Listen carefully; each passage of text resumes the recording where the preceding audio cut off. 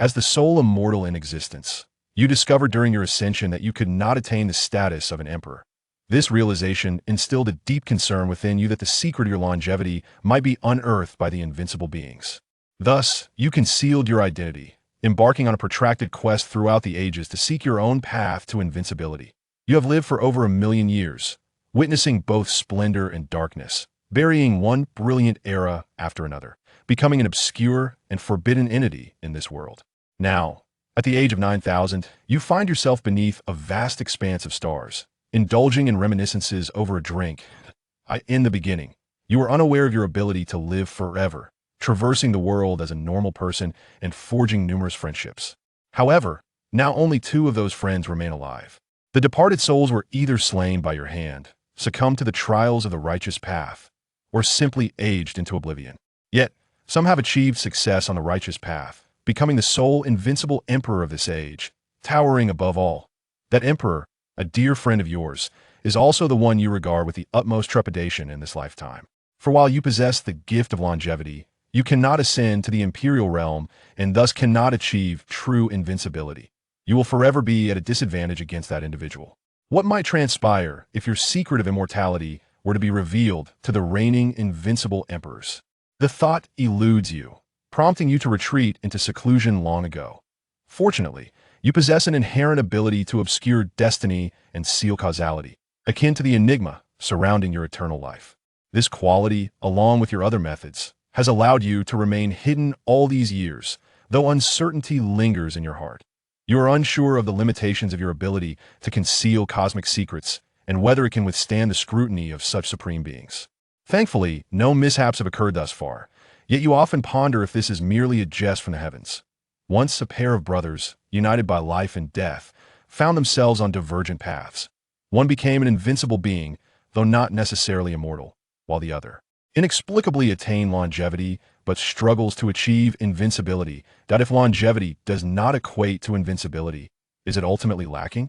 Conversely, if invincibility cannot confer longevity, does that diminish its significance even further?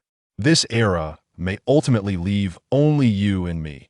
Raising your cup to the starry sky, it feels as though you are conversing with that formidable friend, now a paragon of unparalleled might. Meanwhile, the reigning invincible being, known as Ung, shares a moment of nostalgia with his wife, who is nearing the end of her life in their twilight moments. Individuals often find themselves reflecting on the past, and they cannot help but mention Au. The comrades from their time have either perished or ascended to emperorhood, and those who wish to marry have done so. Regardless of outcomes, they have all arrived at a conclusion. Yet, one individual, who mysteriously vanished long ago, remains an enigma. What became of him? King rests in the embrace of her beloved, cherishing the final moments of warmth and tranquility. She considers herself an exceptionally beautiful person, once the unrivaled beauty beneath the stars. Even now, her allure remains intact, though the strands of silver in her hair reveal the passage of time. A heavy air of decline surrounds him, suggesting that his years may be few. The reason for this realization stems from hearing the words of Jin, naturally indicating who is being referred to. Upon mentioning this name, although his expression remains unchanged, a hint of youthful vigor from days gone by cannot help but surface between his brows. In his youth, he was impetuous, sharing wine with numerous close friends beneath the starry sky, passionately discussing history and making grandiose claims of invincibility and the desire for immortality, aiming to eradicate the world's calamities. Yet, when it comes to your name, a more intricate array of emotions stirs within him. He may be in some sort of internal contest with this individual, or at least it seems so to him, even if he is uncertain whether you have already departed from this world. In the past, every time he mentioned him, you were reluctant to elaborate. Once, he too was among the most promising individuals under this vast sky, yet inexplicably vanished. You remain good brothers, yet you're unclear about whether he is alive or dead. Jin could not refrain from inquiring that, in former times, he did not care much, perceiving that his partner was not inclined to engage with you. Hence he refrained from pressing further. However, now he acutely feels the approach of death and wishes to clarify certain past events. He vanished of his own accord and must have lived for quite a long time, perhaps even still drawing breath. You spoke softly, yet he was not entirely certain of your condition. This was merely a flicker of intuition captured by the overwhelming might of the Supreme Emperor while he pondered your affairs, though it remained exceedingly vague and difficult to ascertain. Nonetheless, he believes that the individual did not perish after his disappearance, at least having survived for a significant duration. Yet why has he never reappeared? Huang Mengjin could not help but ask. If a person is hiding and refuses to emerge, it is only natural that they harbor fears. What could be the reason? Upon hearing this, a smile graced his lips as he replied with a calm demeanor, a hint of disdainful amusement flickering across his face, as if he had triumphed over a rival in some unspoken contest. What could he possibly fear? Huang Mengjin pondered and soon reached a conclusion. In those days, you were undoubtedly a figure of unparalleled prowess, a true paragon of the world. The ultimate leap to the Tao of the Emperor could only be intimidated by those forbidden beings that shun the light or the subsequent emergence of the current Emperor. However, since you have ascended to such heights, these forbidden entities dare not show themselves. Even if they did, you would stand as a formidable barrier. Yet, you have never had the courage to reveal yourself. Who exactly are you afraid of? It becomes evident that he fears you. Why? Huang Mengjin inquired. Curiosity piqued regarding the past events between these two figures. The truth remains shrouded in mystery, but it seems he harbors some secrets he fears I might uncover. Moreover, I sense he views me as a petty person, which is quite unsettling, Yin remarked, his tone growing noticeably colder. The might of the Supreme Earth naturally influences all, suppressing myriad elements, casting a chill of solitude across the surrounding cosmos. What does he mean by petty person? Huang Mengjin, momentarily perplexed, sought clarity. I surmise he is exceedingly fearful that I may covet his secrets, thus he hides away. Is this not treating me as a small-minded individual? Regardless of his secrets, I care not in the slightest. I am sufficient unto myself. Yin Yu exclaimed, his eyes ablaze with divine light, as if piercing through all existence. The aura of the Supreme Earth enveloped him, compressing the stars and shaking the universe, leaving all in awe. With his unwavering conviction of invincibility, he believed that even in the face of time's relentless march, he could effortlessly overcome all. Even the gravest of secrets would not sway him in the least. He has become the pinnacle of existence in this world. Among the vast cosmos and the mundane, no entity can surpass him. If he is incapable of achieving something, what can you, merely in addition, possibly accomplish? He possesses an indomitable belief, an unwavering resolve, rendering his heart tranquil, pure, and unblemished, allowing him to forge ahead without hesitation. He is utterly indifferent to your secrets. This is the absolute confidence of an emperor in his prime. Thus, you have never sought him out. Huang Mengjin couldn't help but inquire. He likely understands the reasons behind your matters, although these are mere conjectures. In truth, there exists no definitive evidence. Perhaps you harbor other reasons for your seclusion, or even perhaps you have long since perished. Yet, this notion, born from the mouth of the earth, even if false, possesses the power to overshadow all and command belief that he has never sought you out. He smiles faintly, acknowledging that he indeed has not pursued you. When he sensed your avoidance, as if fearing him, he completely disregarded that foolish notion. Once again, it must be stated, no matter the treasure or secret that instills such dread in that fool, he remains unfazed. He is the emperor of this age, confidence granting him the ability to transcend all. If he truly is a petty individual, he would have been hiding from you in the void, with a heart of a small man, seeking to usurp the essence of a gentleman. Huang Mengjin said with a radiant smile, perhaps you do possess a remarkable secret, or perhaps you truly have passed away. But what of it? The reasons are of no concern, and Huang Mengjin, naturally, is indifferent as well. This, in fact, is the very essence of the calling of those reasons. He will not attempt to find you, nor will he delve into your secrets. He simply remains true to himself. As for you, it would be best to remain hidden until death. In the distant starry sky, that already immortal figure has sensed the overwhelming might of a certain invincible gentleman, causing a tremor in the cosmos, leaving you, feeling disdainful, coldly remarking, what madness is this? The earth is indeed remarkable, yet it disturbs the populace. In the blink of an eye, nearly a millennium has passed. You are now close to 10,000 years old. Under normal circumstances, the earth can only endure for around 10,000 years. Perhaps with extraordinary opportunities and means, one might extend life by an additional 1,000 or 2,000 years. And if one were to obtain the legendary, immortal elixir said to have fallen from the mythical realm, they could rejuvenate their life essence and live anew. Thus, even the Earth's ancient and invincible figures, at most, can reach around 20,000 years. Very few surpassing 30,000 AS for those who have achieved immortality. The Earth likely has none. Yet you have reached 10,000 years, still vibrant and full of life. Your lifespan seemingly without bounds. You are a being of eternal existence. Time flows without leaving a trace. Yet this immortal life seemingly serves as a tremendous shackle, preventing you from taking that ultimate leap.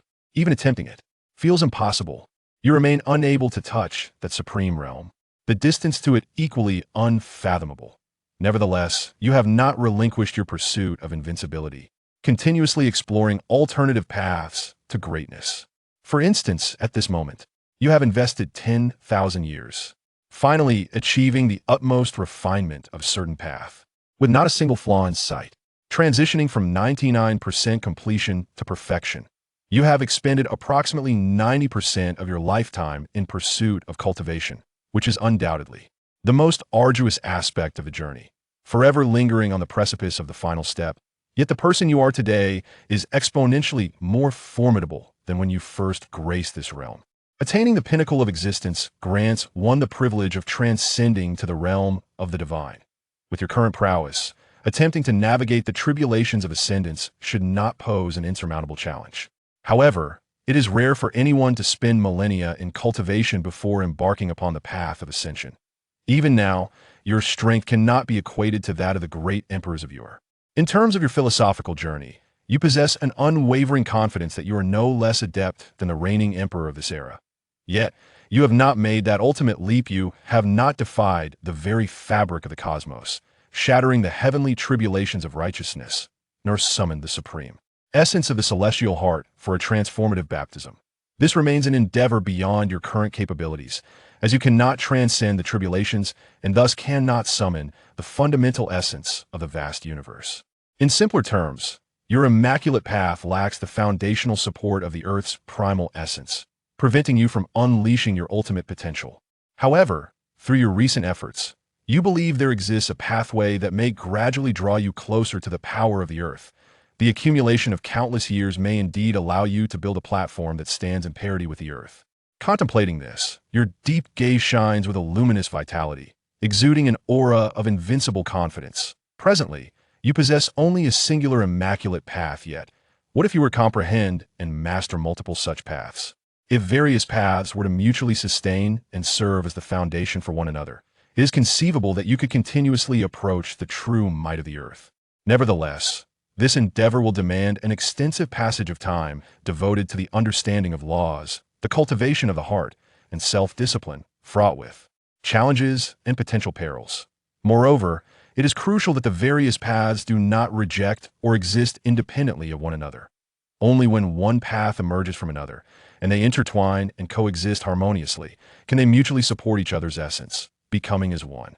In the future, regardless of which path you invoke, the others will resonate in unison, undeterred in their independence and strength, merely providing the most pristine foundational support.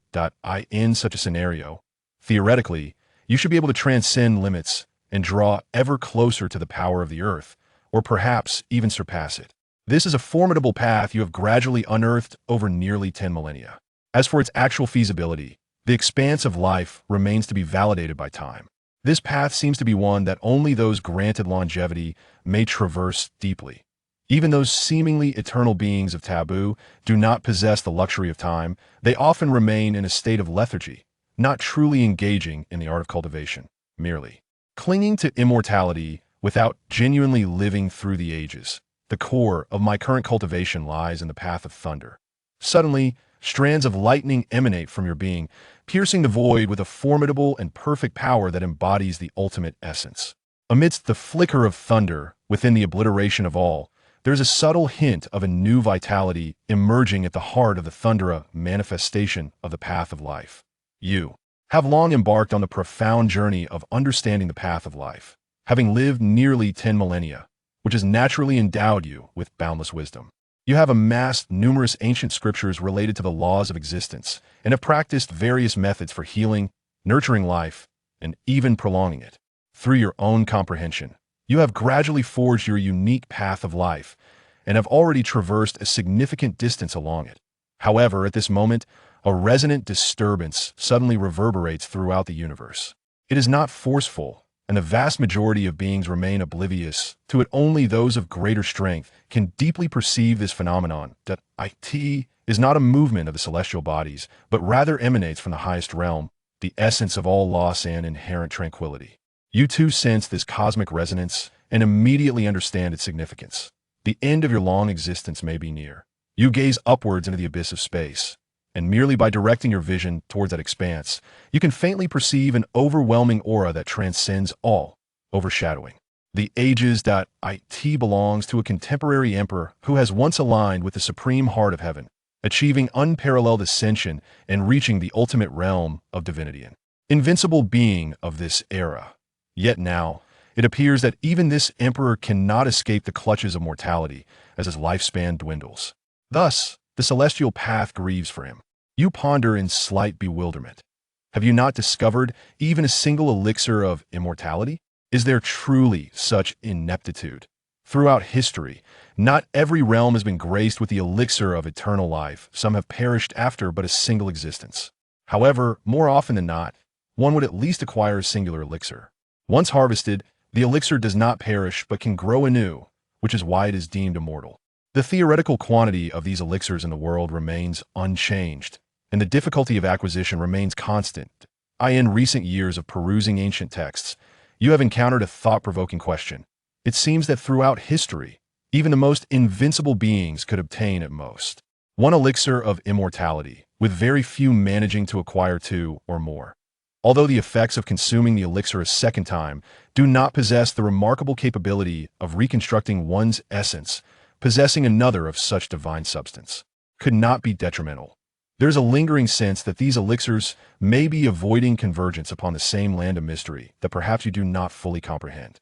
Nevertheless, these elixirs are inherently enigmatic, said to have fallen from realms of myth, and are regarded by the world as evidence of the existence of such legendary places. At the heart of the primordial sacred land, you find yourself standing before a graveyard, gazing upon a dozen grand tombs, which inevitably stirs memories of the past, invoking a sense of nostalgia. Yet, as the earth itself, your heart remains tranquil and unaffected. No emotion can truly sway your supreme state of mind. This is what is referred to as the heartless nature of the earth, not devoid of feelings, but rather impervious to the sway of any emotion. Among those grand tombs lies a new addition, one recently added for your fallen comrade, your beloved Hua Mengqin. In truth, Hua Mengqin could not have lived for such an extended period. It was through your own blood and a portion of the elixir of immortality that you enabled her to extend her life for a considerable time. It is because the yuan you used its own imperial blood along with some undead elixirs for its cleansing that it has lived for quite a while. Chapter 3. The great emperor of the world is dying at this moment. Yuan Yu, with white hair at his temples, could not hide the marks of time on his dignified face, although his supreme body still possessed boundless power, reaching the heavens and the earth. There was a hint of twilight energy about him. He was already quite old, with not many years left, merely a few hundred. However, he had long obtained the elixir of immortality, just not in a hurry to use it. In a corner of this place of transformation, there was a small puddle radiating luminous light and steaming with misty aura, where a delicate purple lotus flower grew. The purple lotus was exquisite and fantastical, with petals as translucent as jade, emanating a purple sheen. Each petal bore mysterious patterns, circulating with extraordinary Tao rhythm, giving a sense of vastness and complexity. All the petals combined into one, resembling the source sea of myriad paths, far from being an earthly object. This purple lotus was the legendary Tao origin lotus, from the mysterious ancient texts, whose authenticity was unknown and from where they originated was also unclear.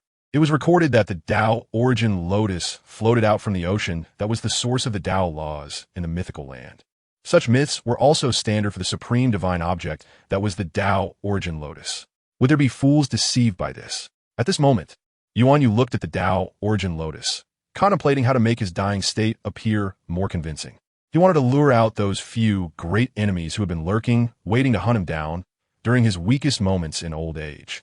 He understood better than anyone that beneath this seemingly clear world, there were ancient supremes lurking in the darkness, alien demons and evil spirits, sources of great calamity, and undead beings. All were taboo beings that deviated from the righteous path. That kind of darkness and filth made even him, the great emperor of the world, feel pressured. In this life, Yuan Yu had tangled with those taboo beings many times. 6,000 years ago, he had tracked down a taboo being that had encountered an accident, resulting in a great battle where he ultimately annihilated it. In the recent 2,000 years, he had suppressed a demon that had emerged from the abyss of demons, attempting to parasitize the heart of the supreme universe. He even directly stepped into the abyss of demons to eliminate some calamities at their inception. Of course, there were areas in the abyss that were difficult for him to push through. If he truly fought recklessly, it could lead to mutual destruction.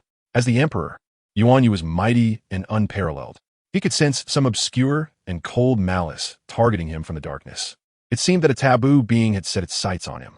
But those taboo beings had been hiding for an unknown number of years, hiding too well. With just some malice, it was difficult for Yuan Yu to trace their hiding place. They feared him so much that they did not dare to show themselves directly. Yet hid so well, those taboo beings were somewhat similar to Qin Feng. Were taboo beings and Qin Feng the same? For some reason, Yuan Yu thought of Qin Feng.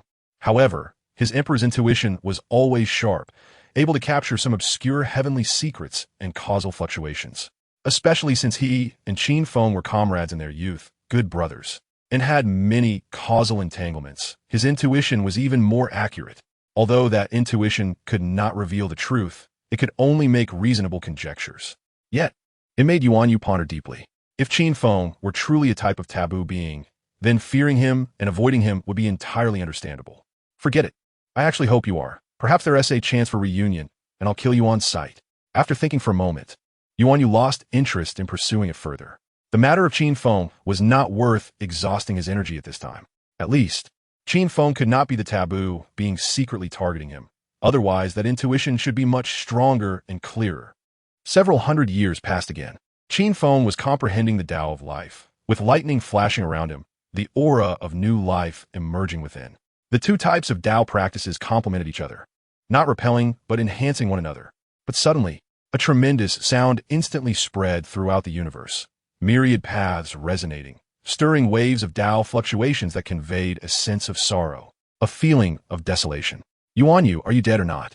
Qin Feng sensed this omen of the heavens and myriad paths mourning together and realized that Yuan Yu, the great emperor of the world, had reached the final stage of his lifespan.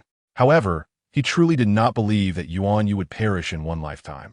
If Yuan Yu had really not found the elixir of immortality, then the commotion he was causing should not be so simple. Was he still trying to lure out his great enemies? With such poor acting skills, would there be fools taking the bait? Qin Feng thought to himself. Even he found it hard to believe that Yuan Yu would just die like this. Would those ancient taboo beings believe it? If even he, a naive newcomer to taboo beings, couldn't lure anyone out, who else could he catch? However, just as Qin Feng thought this, suddenly a shocking wave came from beyond the universe. Boom! It was as if a wave from ancient times crashed into this universe, its might overwhelming, stirring the endless starry sky. What's going on? Wasn't he just lamenting that Emperor Yuan would fall? How could it seem like the emperor was fighting back, directly? The world trembled in shock. This commotion was definitely the power of taboo. Only an existence of that imperial level could possess it. Was it the divine tomb from beyond the world? Was an undead being about to emerge again? Soon, strong individuals deduced that this fluctuation came from the divine tomb beyond the world because it originated from the direction of the tomb and contained that bizarre and unique undead aura. Was the divine tomb trying to harvest imperial corpses during Emperor Yuan's twilight years? Some who knew many secrets said tremulously. There were two sources of great calamity in the world beyond, the abyss of demons and the divine tomb. These two places did not originally exist, but suddenly appeared after a great event in ancient times. However, just as everyone was still in doubt about the commotion from the divine tomb, within the great universe, at the peak of the starry sky, layers of radiant celestial light descended like a ladder, ancient and vast, with a magnificent aura. That ladder seemed endless, reaching directly to the mythical land. The eternal ladder. This mythical forbidden zone has appeared. Was Emperor Yuan really going to perish in one lifetime? So many taboo things were emerging. Many knowledgeable, strong individuals in the world did not really believe that Emperor Yuan would perish in one lifetime. But now, with such a commotion, it seemed quite plausible. Is this era really coming to an end so soon? Is it for real? Even Qin Feng couldn't help but stand up, gazing at the distant starry sky. Curious about Yuan Yu's current situation, was this era going to be left with just him? But just as Qin Feng thought it was real, the astonishing waves raised by the divine tomb, reminiscent of ancient tides, began to recede. The layers of the endless eternal ladder at the peak of the starry sky also gradually faded away. In no time, the entire universe returned to calm. The world had a false alarm. Seeing this situation, Qin Feng naturally understood. Yuan Yu would not die in this life. The taboo beings had seen through the real situation. But it must be said, Yuan Yu had at least deceived part of them, knowing that the divine tomb and the eternal ladder had taboo beings targeting him. Perhaps he could make some early preparations. The divine tomb and the eternal ladder are quite impressive. Should I also make some grand displays in the future? Qin Feng thought to himself. He would not die. Perhaps one day he could also reach the imperial level of power, having lived through long ages. He should at least have some basic infrastructure, otherwise it would seem a bit shabby. Chapter 4. Stepping into forbidden realms in no time. A tremendous commotion swept across the universe. The sorrowful sentiment that resonated throughout heaven and earth was instantly dispelled. At this moment, people once again felt the overwhelming aura of the Emperor, one that transcended the mortal realm, overshadowing eternity, an absolute invincibility. Those with insight could naturally see that the primordial extreme Emperor had not perished. He must have obtained the elixir of immortality, reshaping his life essence to live again. Seeing this, Qin Feng lost interest and prepared to continue comprehending the great Tao. However, it was clear that he had underestimated Yuan Yu and what it meant to be an emperor. After Yuan Yu regained his vitality and returned to his prime as a mighty emperor, he immediately began to reckon with the eternal ladder and the divine tomb. These two sources of calamity and mythical forbidden zones created a massive stir. Yuan Yu would not show mercy. He speculated that the forbidden beings who had harbored malice against him over the years likely originated from those two places. Boom! Yuan Yu stepped onto the pinnacle of the starry sky, his gaze blazing, piercing through the darkness, his overwhelming aura permeating the entire universe, pressing down on everything. He raised his hand and directly flung out the primordial extreme spear, unleashing an unparalleled divine might that seemed ready to tear apart the grand universe. Bang! The primordial extreme spear crushed a portion of the dark starry sky, forcing out the dazzling and resplendent eternal ladder before the astonished eyes of the public. A large section of the ladder was shattered, transforming into fragments of light that dissipated into the deep void. Yuan Yu then stepped onto the ladder, each step causing the universe to tremble violently, turning vast sections of the ladder into powder. In the end, Yuan Yu reached the summit, disappearing into the dark void at the end. The primordial extreme Emperor. Witnessing such a legendary and divine might, everyone was shocked and uplifted beyond words. This absolute invincibility was what everyone in the world yearned for. In this mortal realm, there was no place too dangerous to venture, no enemy too strong to defeat. What did it matter how many forbidden beings lurked in the darkness? They still feared and avoided the Emperor of the age. As expected of an emperor, Qin Feng looked at Yuan Yu's supreme might and couldn't help but marvel slightly, feeling more envy than jealousy. He and Yuan Yu naturally had no enmity. However, as things stood, they were not on the same path. In the realm of the forbidden, those on the same path were great enemies, while those on different paths were mortal foes. Soon after, a terrifying commotion erupted from the dark void of deep space, seemingly threatening to shatter the grand universe. It was evident that the primordial extreme Emperor was engaged in a fierce battle within. Moments later, a roar echoed from the summit of deep space, carrying an anger and unwillingness that seemed to come from the ages, shaking the starry sky as if a colossal beast from ancient times was roaring through the mortal realm. Finally, a humanoid being, exuding an aura of terrifying power, fell from the void, still impaled by the supreme divine weapon, the primordial extreme spear. The primordial extreme Emperor emerged alongside, surrounded by several pieces of hazy divine stones, emanating a shocking forbidden power that sent chills down the spines of forbidden beings, making them acutely aware of the intense danger. So, your preparations over the millennia were to refine that pile of worthless stones into forbidden divine artifacts? Qin Feng couldn't help but glance at the pile of junk behind him, which included a dozen or so worthless stones. These were found years ago by him, Yuan Yu, and another friend at an ancient ruin. The material was unique, seemingly having undergone some special tempering, with strange internal structures capable of autonomously inscribing the principles of heaven and earth, harboring power.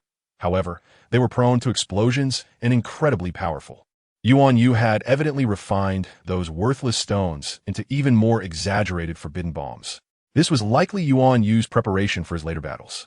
Without such preparation, Yuan Yu probably wouldn't have dared to easily venture into the mythical forbidden zone of the Eternal Adder.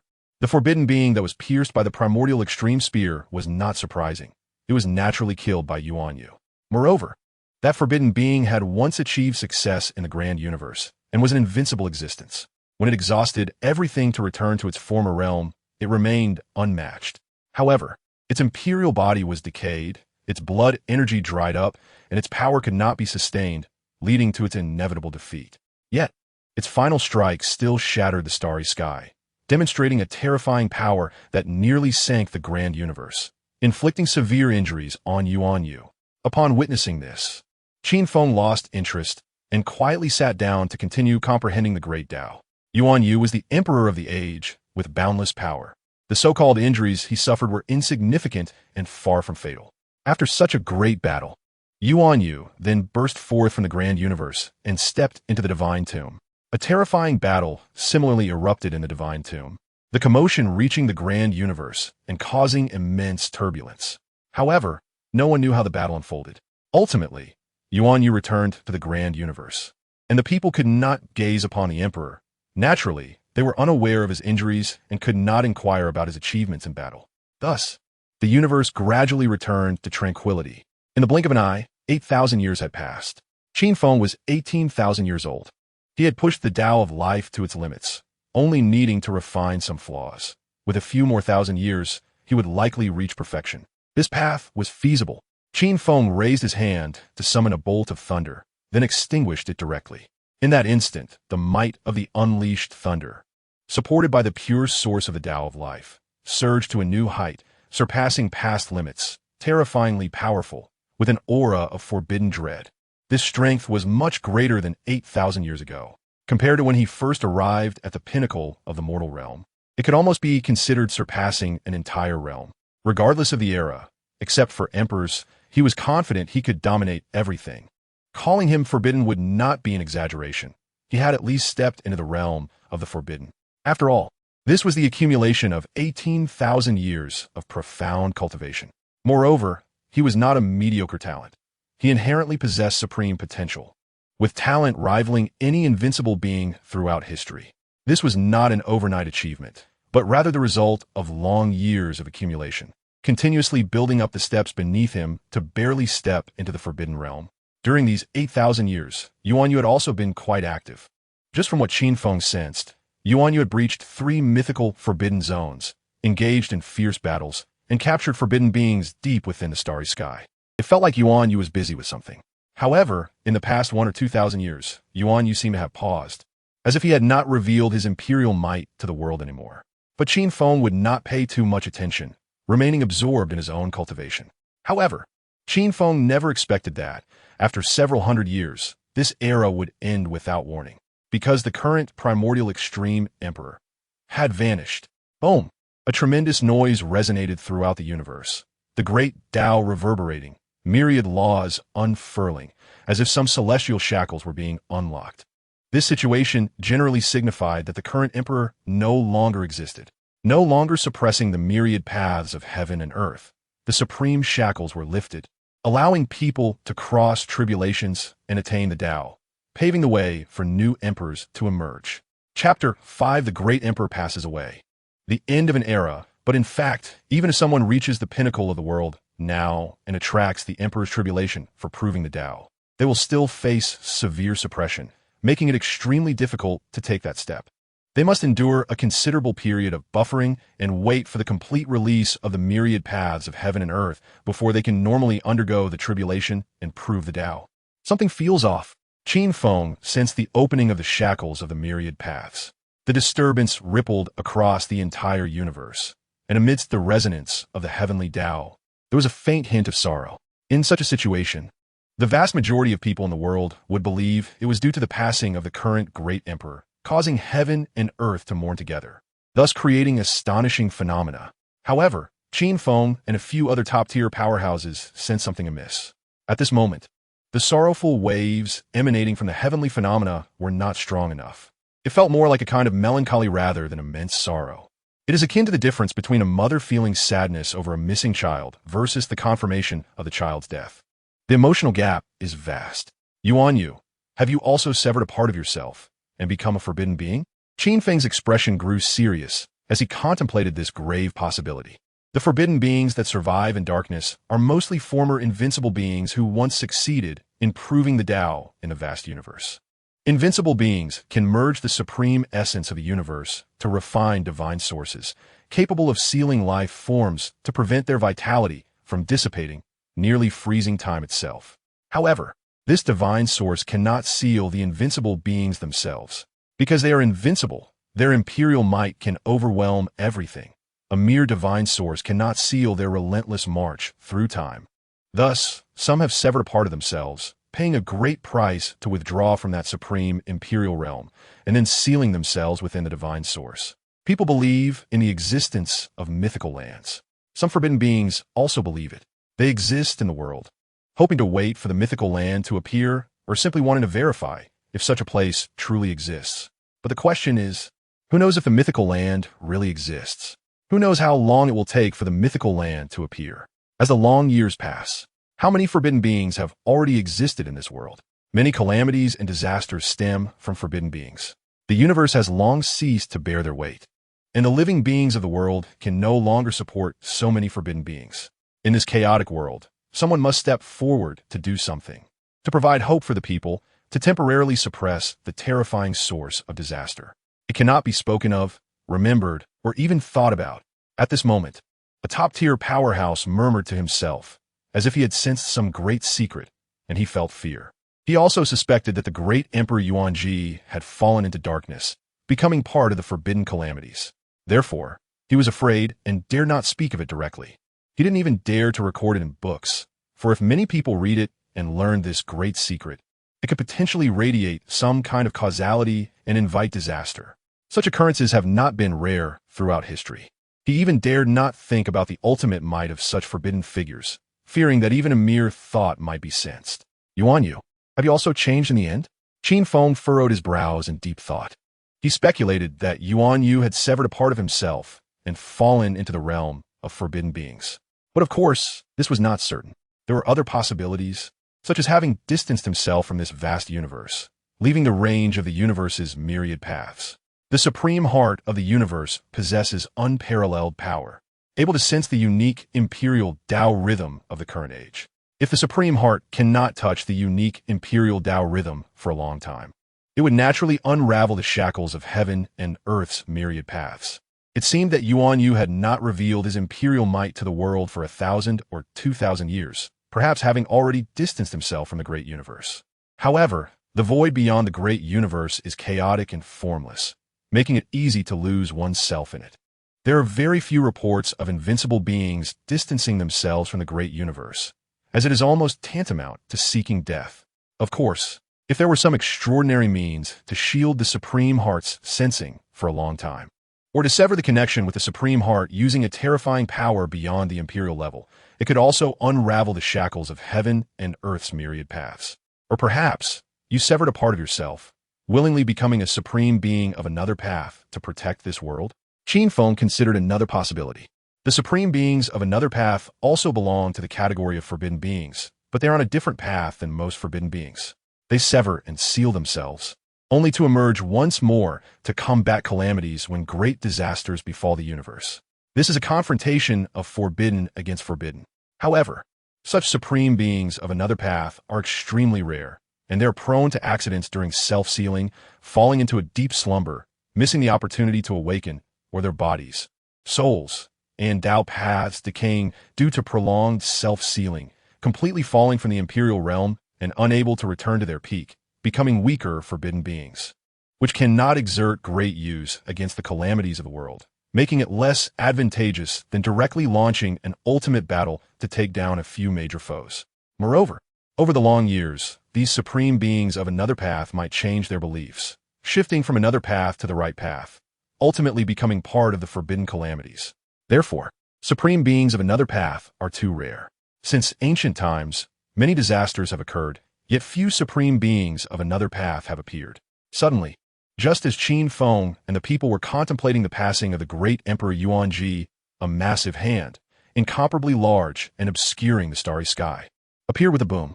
The essence of the starry sky gathered, making the hand even more solid, and a terrifying aura of taboo spread, shaking all realms. That forbidden giant hand directly struck down where the mountain gate of the Yuanji Holy Land was located, the supreme lineage established by the great Emperor Yuanji.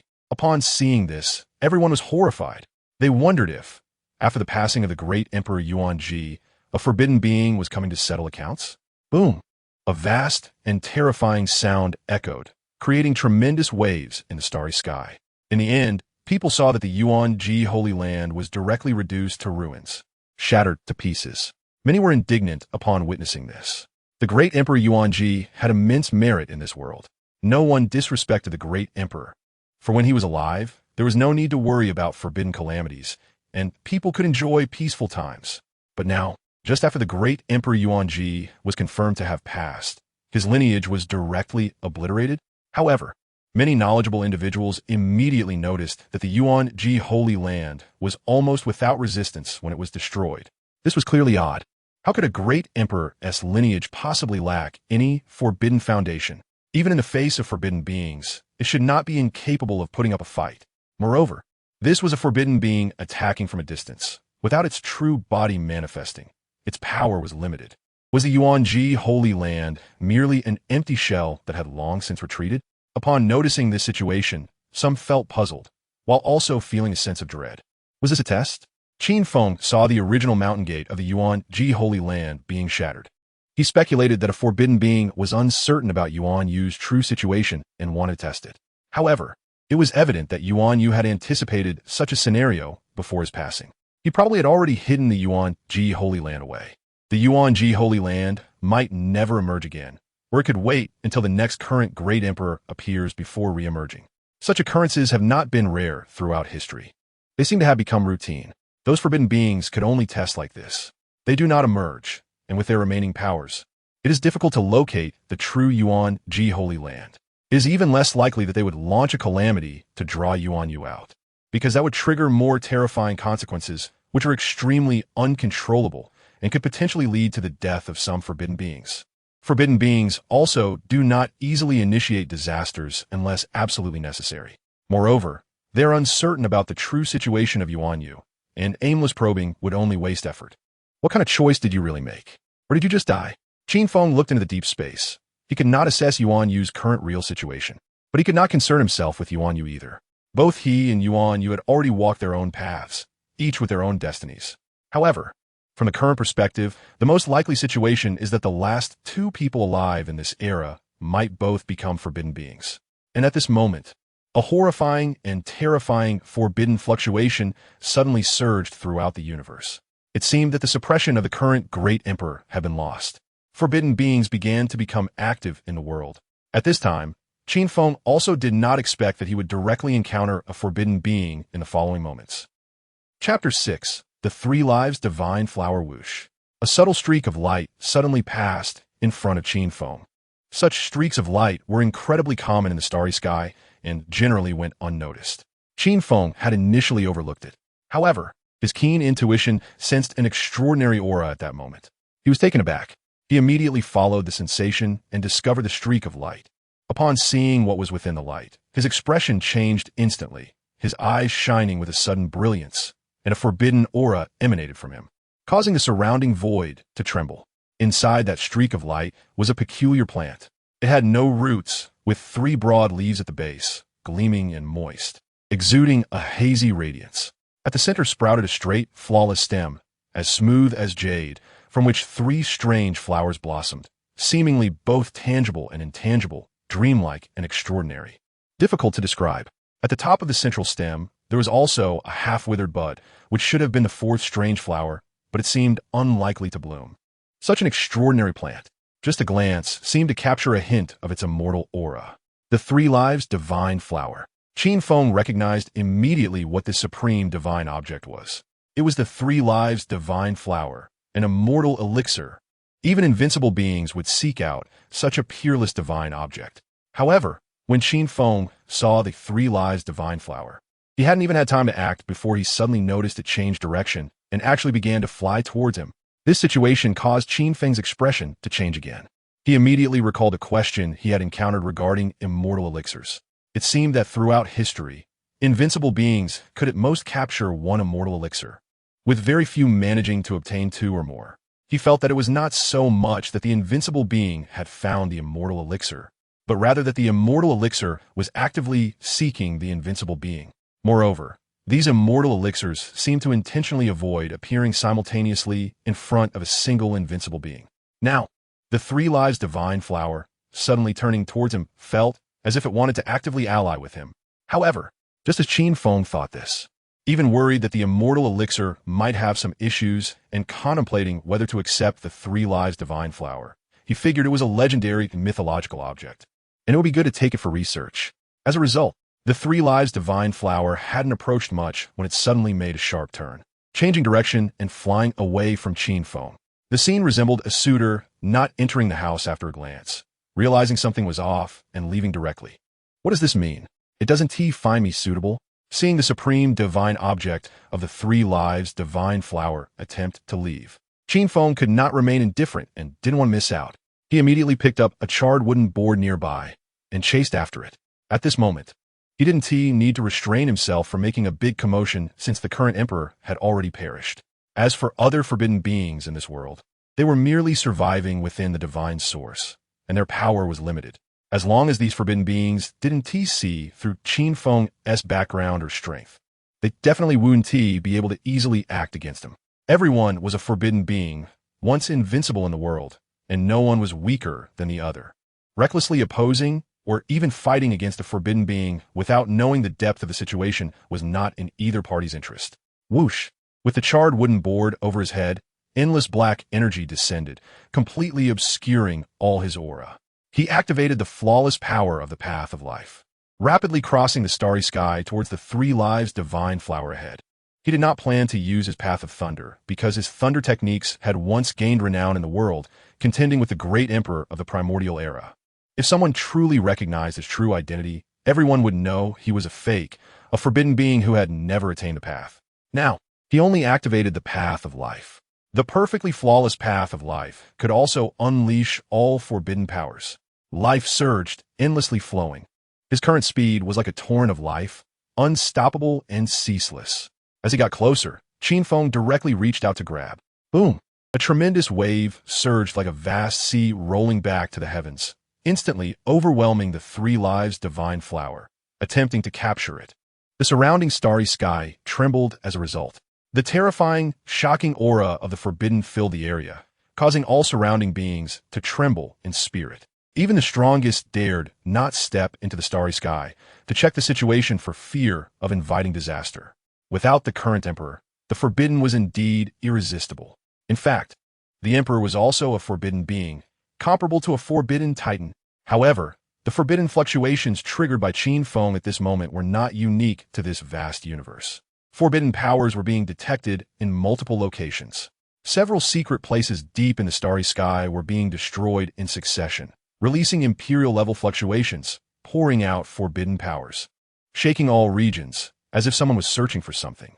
Even in the mythological forbidden zone, 2 indistinct figures seemed to be moving.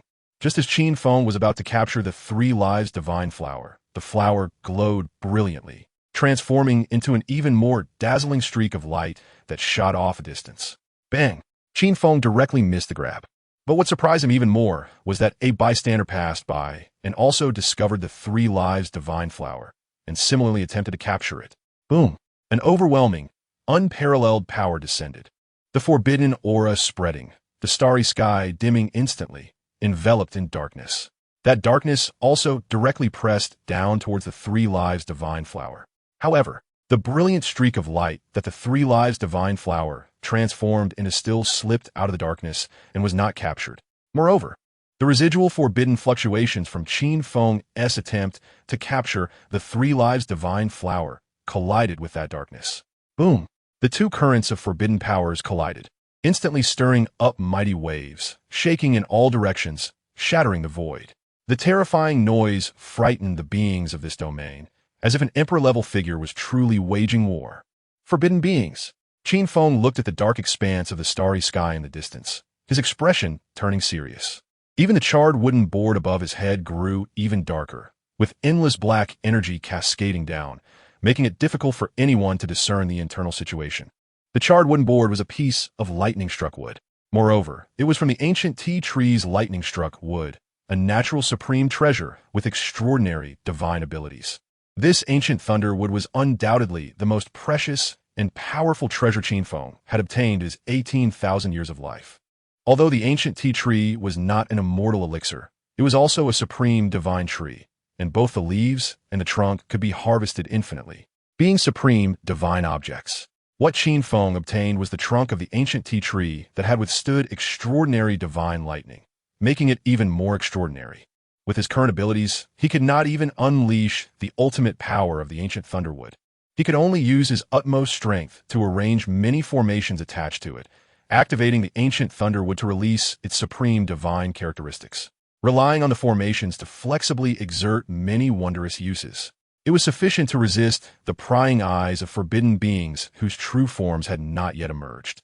And after all, being an ancient divine object was a kind of display that non-invincible beings were not worthy to possess. Chapter 7. 28,000 years just now. Two streams of forbidden power collided. Although the result was that Qin Feng was suppressed and crushed, in fact, it did not show an overly huge disparity. Moreover, what he had was only residual power. However, he had exerted all his strength. On the opposite side, the forbidden being in the darkness might be sealed within a heavy, divine source, casually exerting power in a semi-awakened state. Furthermore, to conserve energy, it might have suppressed its forbidden power. What kind of life path is this? Which one is it? The forbidden being in the darkness was also slightly astonished. Although the recent collision could be considered a victory for him, he did not feel anything significant. Perhaps the other party was trying to conserve energy just like him. After all, they were only after the immortal divine medicine, not fighting, so there was no need to use overly powerful strength. However, beings like them, even with a mere thought, could unleash divine might that would surpass the peak of the world. They were truly forbidden existences, just like the one opposite him. It was just that he could not see through the other party and could not guess their identity. Without knowing the depth of the situation, naturally, he would not act easily next. The three-life divine flower they wanted to capture had also slipped away in the meantime. Unless they revealed their true forms and used true imperial divine might to capture it. Otherwise, it would be difficult to trace the whereabouts of the three-life divine flower. The Xianwang Earth Coffin? Which ancient supreme is this? At this moment, Qin Feng's gaze also pierced through the darkness, seeing the place where the forbidden being resided. It turned out to be a coffin made of Xianwang earth, but the craftsmanship was rough, making it quite unsightly. However, since it was indeed Xianwang earth, it possessed extraordinary divine abilities. Similar to his echoing ancient thunderwood, it was also a supreme divine object with various uses, capable of unleashing unpredictable might.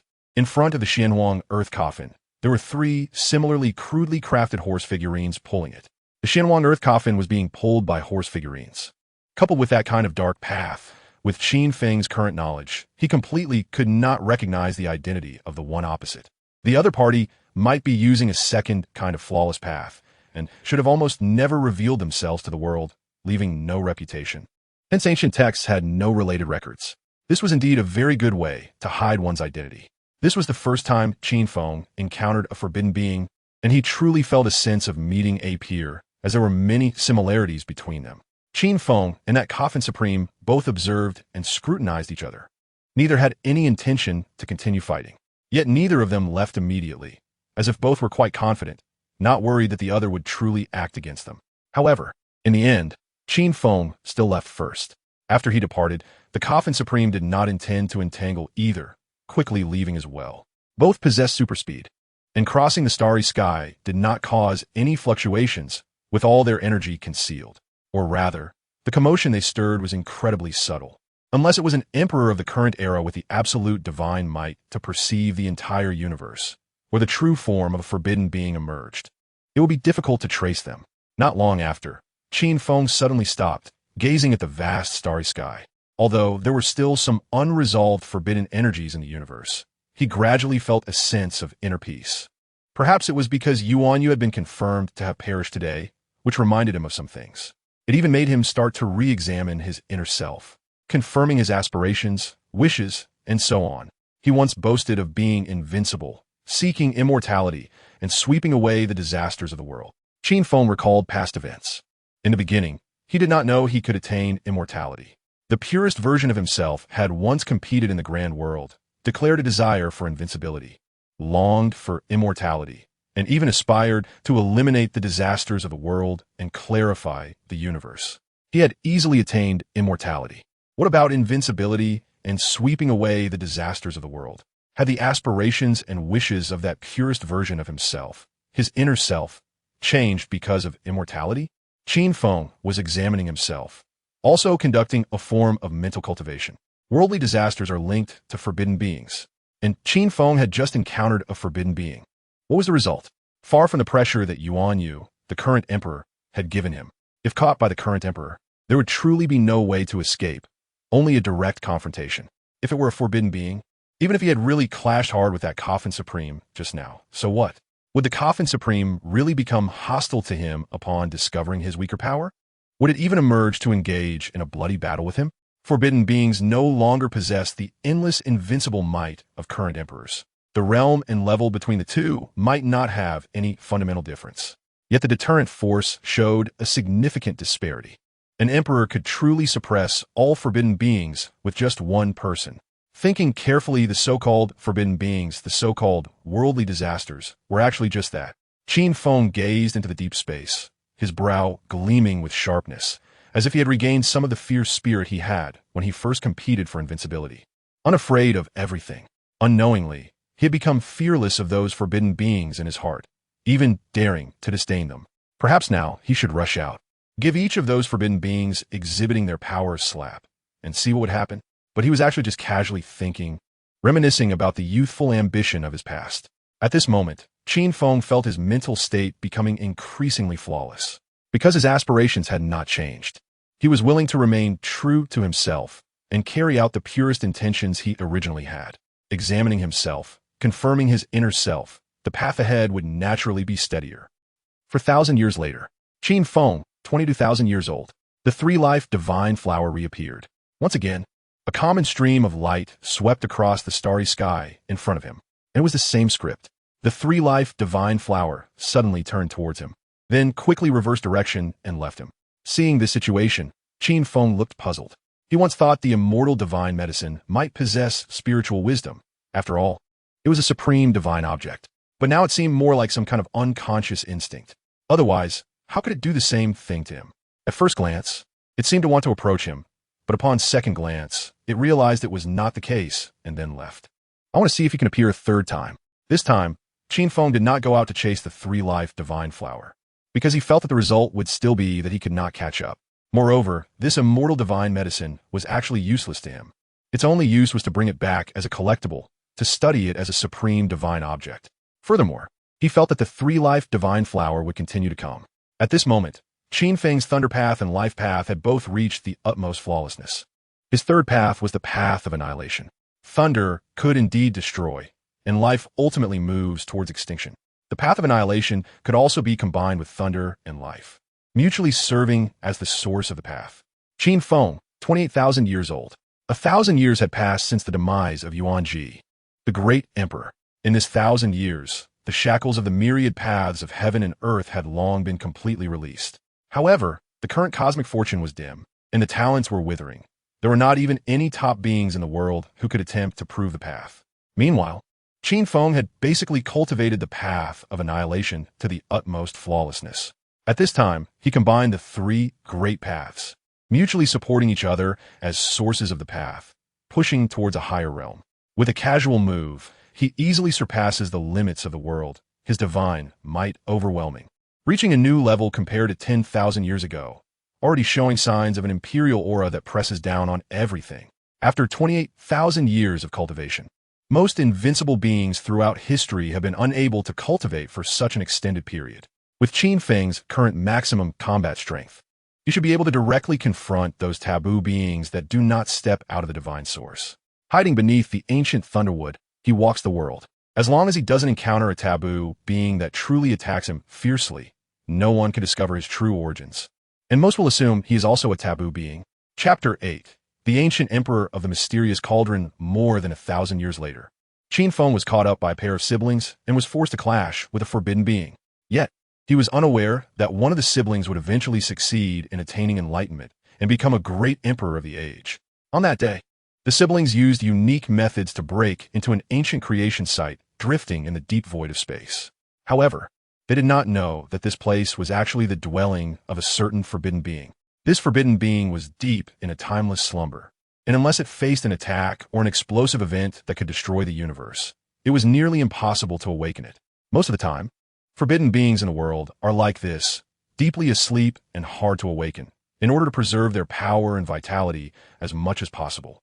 Thus, after the siblings stole a rare divine artifact, they finally awakened the slumbering forbidden being. Subsequently, an earth-shattering forbidden might erupted, and terrifying waves of fury surged forth, causing vast expanses of the starry sky to ripple and tremble. That overwhelming forbidden aura descended upon the world, leaving everyone in shock.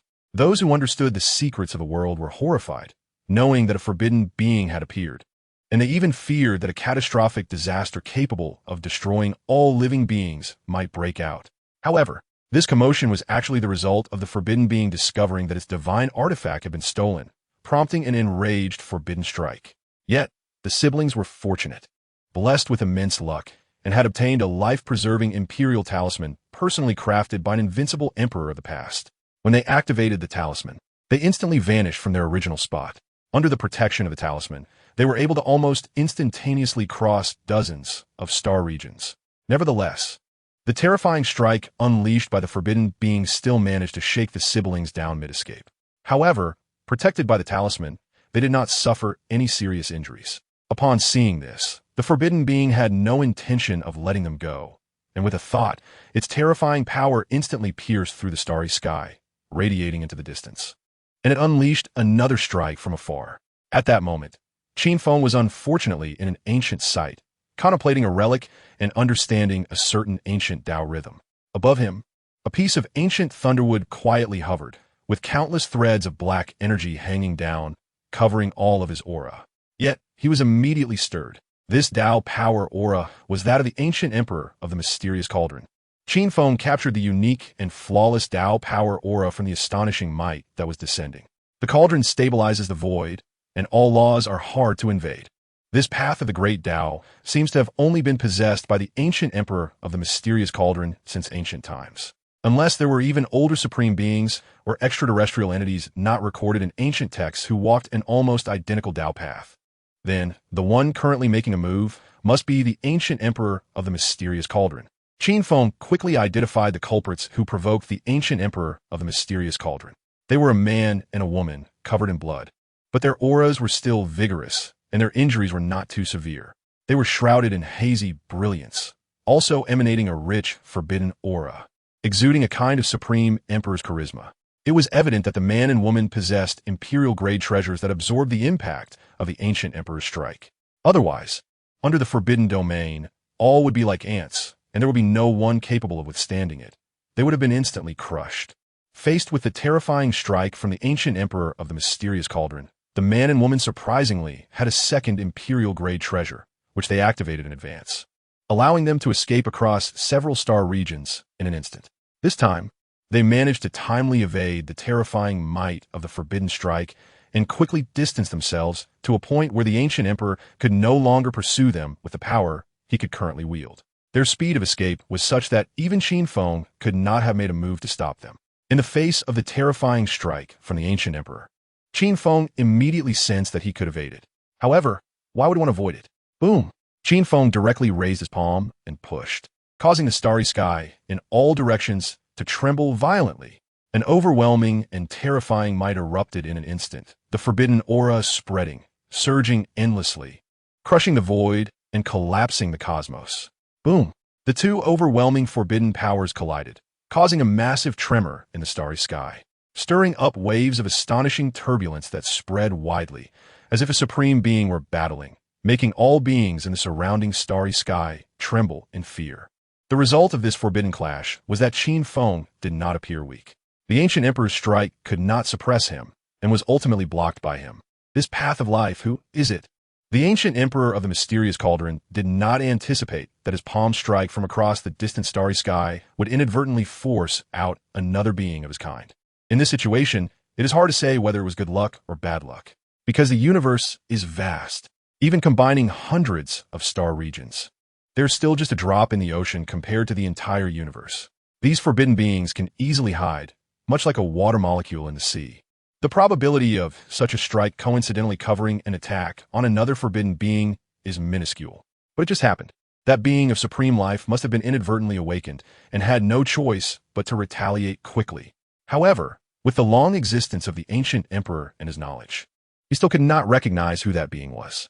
Nevertheless, the ancient emperor was not too surprised. Every forbidden being has its secrets and is a difficult existence to see through. Naturally, he did not intend to entangle himself in anything. He suppressed his anger from having his divine artifacts stolen by two little thieves, guiding his dwelling deeper into the starry sky, continuing to become a water molecule hidden in the sea, quietly concealing himself. He could only temporarily endure this great loss, without revealing himself. He had no good way to track down those two little thieves. He also did not want to waste any more effort. He did not believe that the being of supreme life he had forced out would be related to those two little thieves, as it did not seem like such a thing. He was also not worried that the being of supreme life would angrily pursue him. That would not align with their interests. It was just an accident.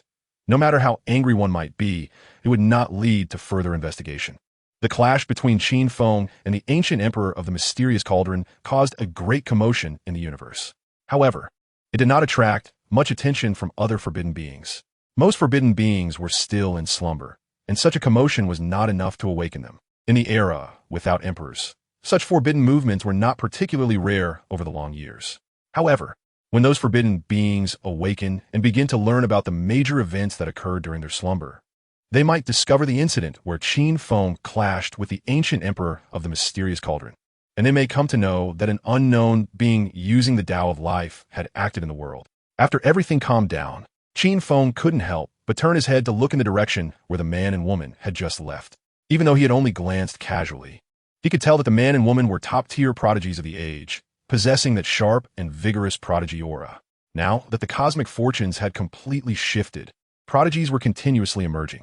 Therefore, Qin Feng estimated that a new great emperor of the age might soon appear.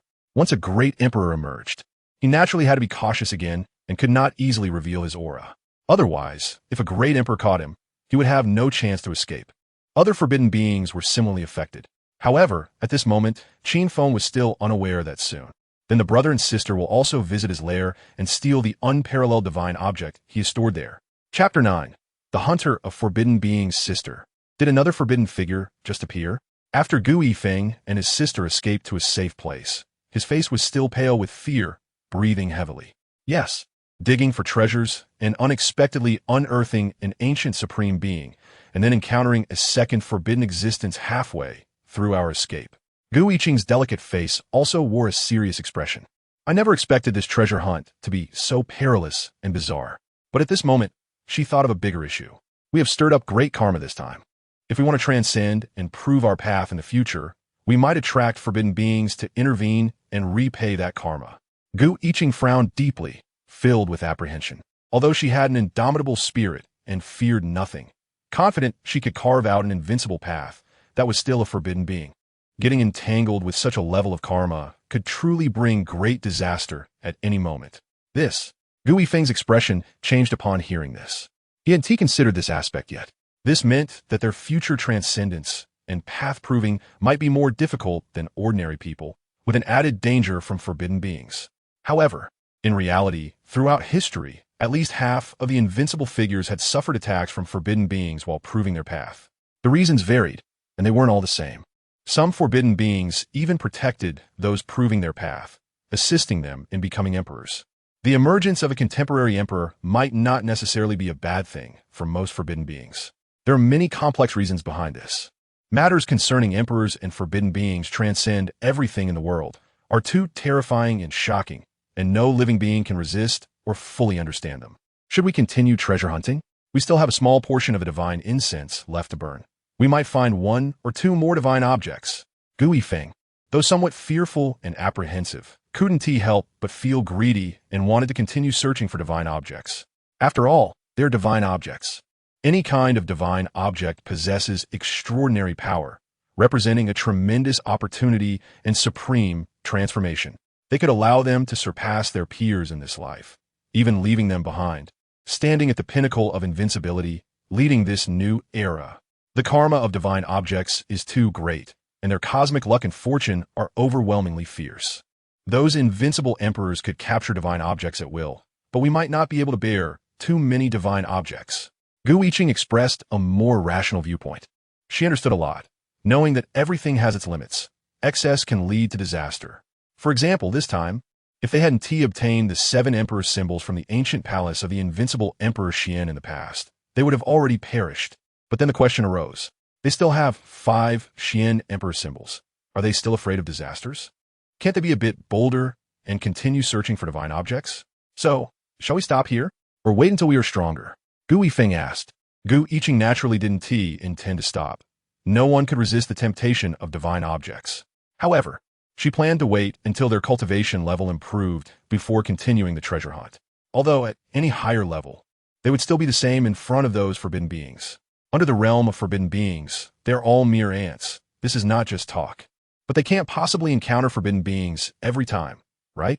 The two siblings then settled down to heal their injuries and digest the opportunities and transformations brought by the divine objects. At the same time, they continued to accumulate various means to deal with unexpected situations. 100 years later, Qin Feng, under the ancient thunderwood, sped through the starry sky, returning to one of his 3 old nests. Over the years, he had gathered various precious materials and treasures, establishing 3 places of creation as his old nests. He stored the numerous ultimate treasures, spiritual objects, and classics he had accumulated over nearly 30,000 years evenly among the 3 nests. However, only one nest, which stored the divine objects, was the most valued by Qin Feng. That nest had planted 9-colored bamboo, a supreme divine material with versatile uses suitable for forging weapons, constructing divine formations, or refining the essence of a divine path.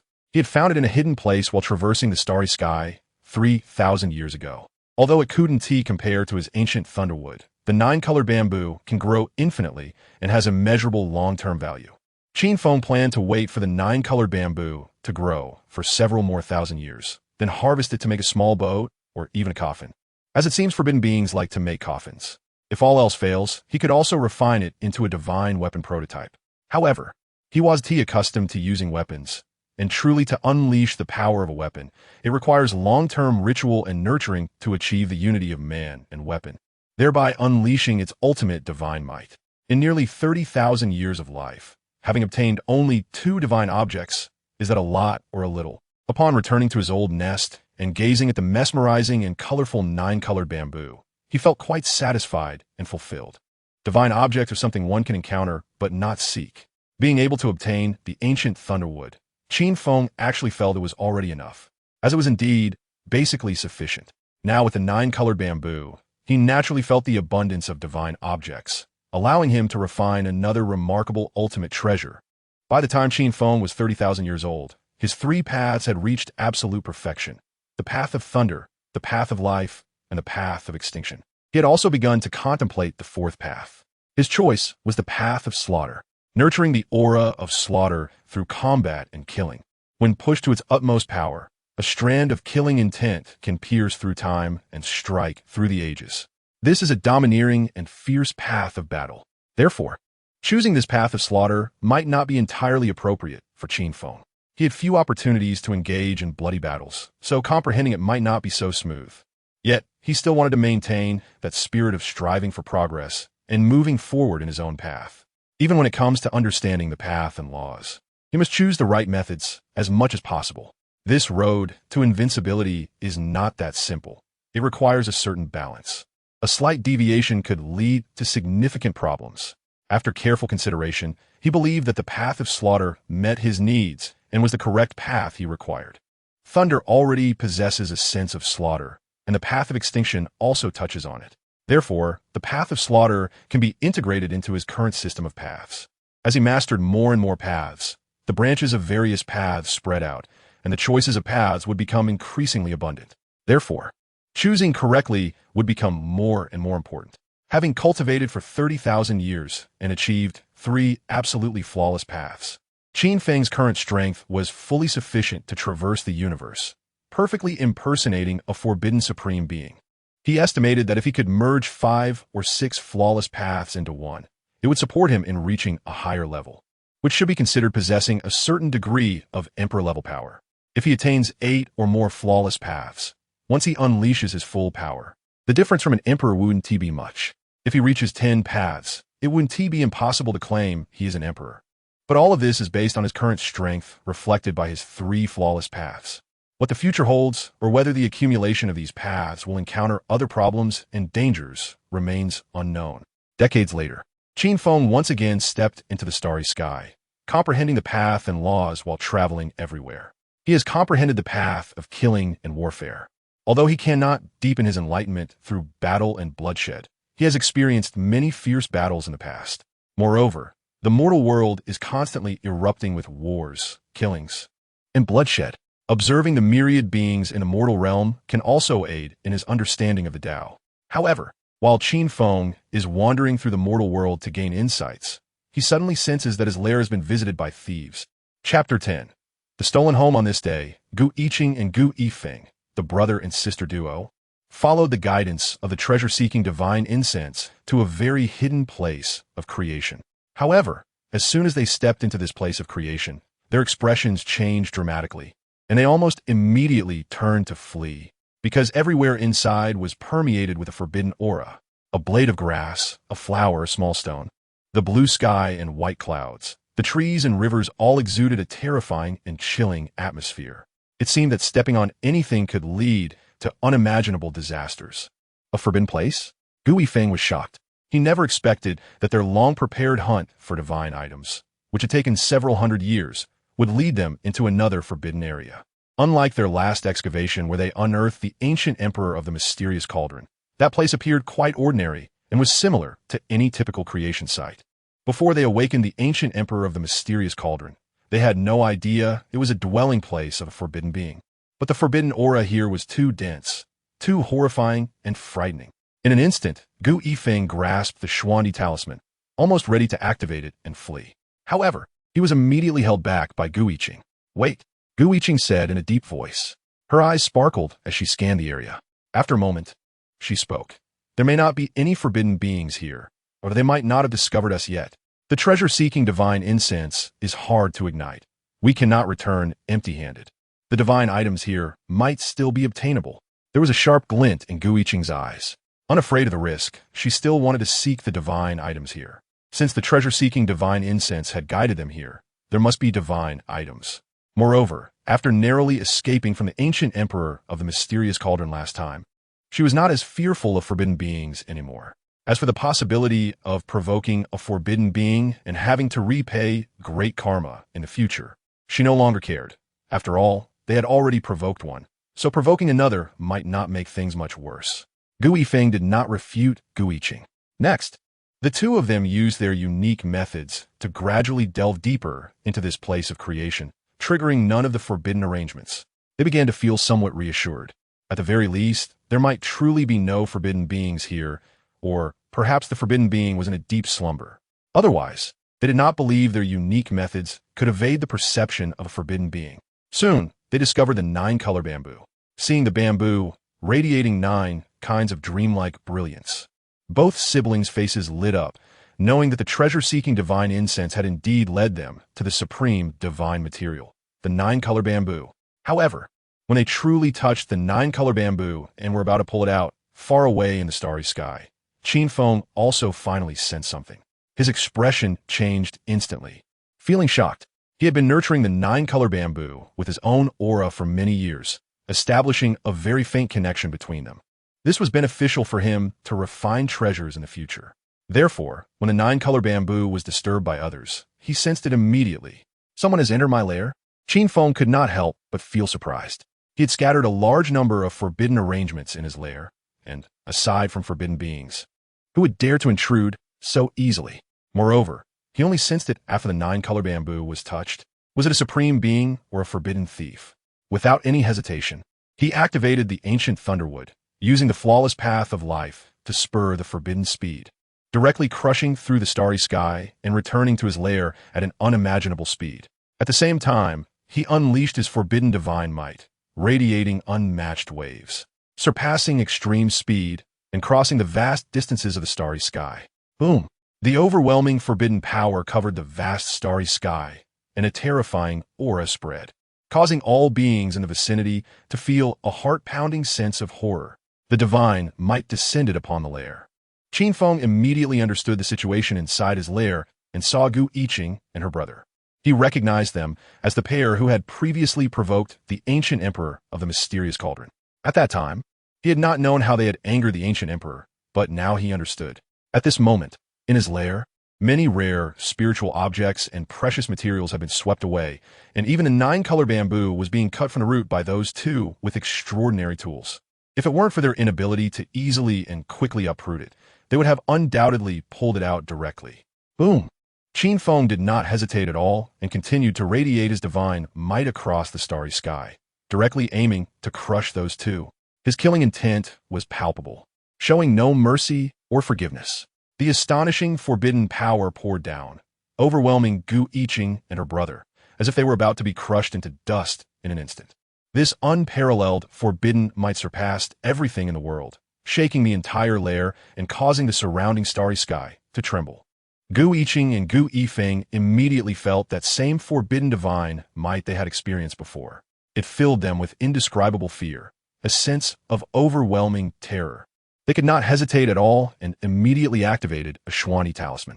A layer of hazy brilliance surged forth, covering the two, exuding an unmatched imperial aura with an indescribable supreme power.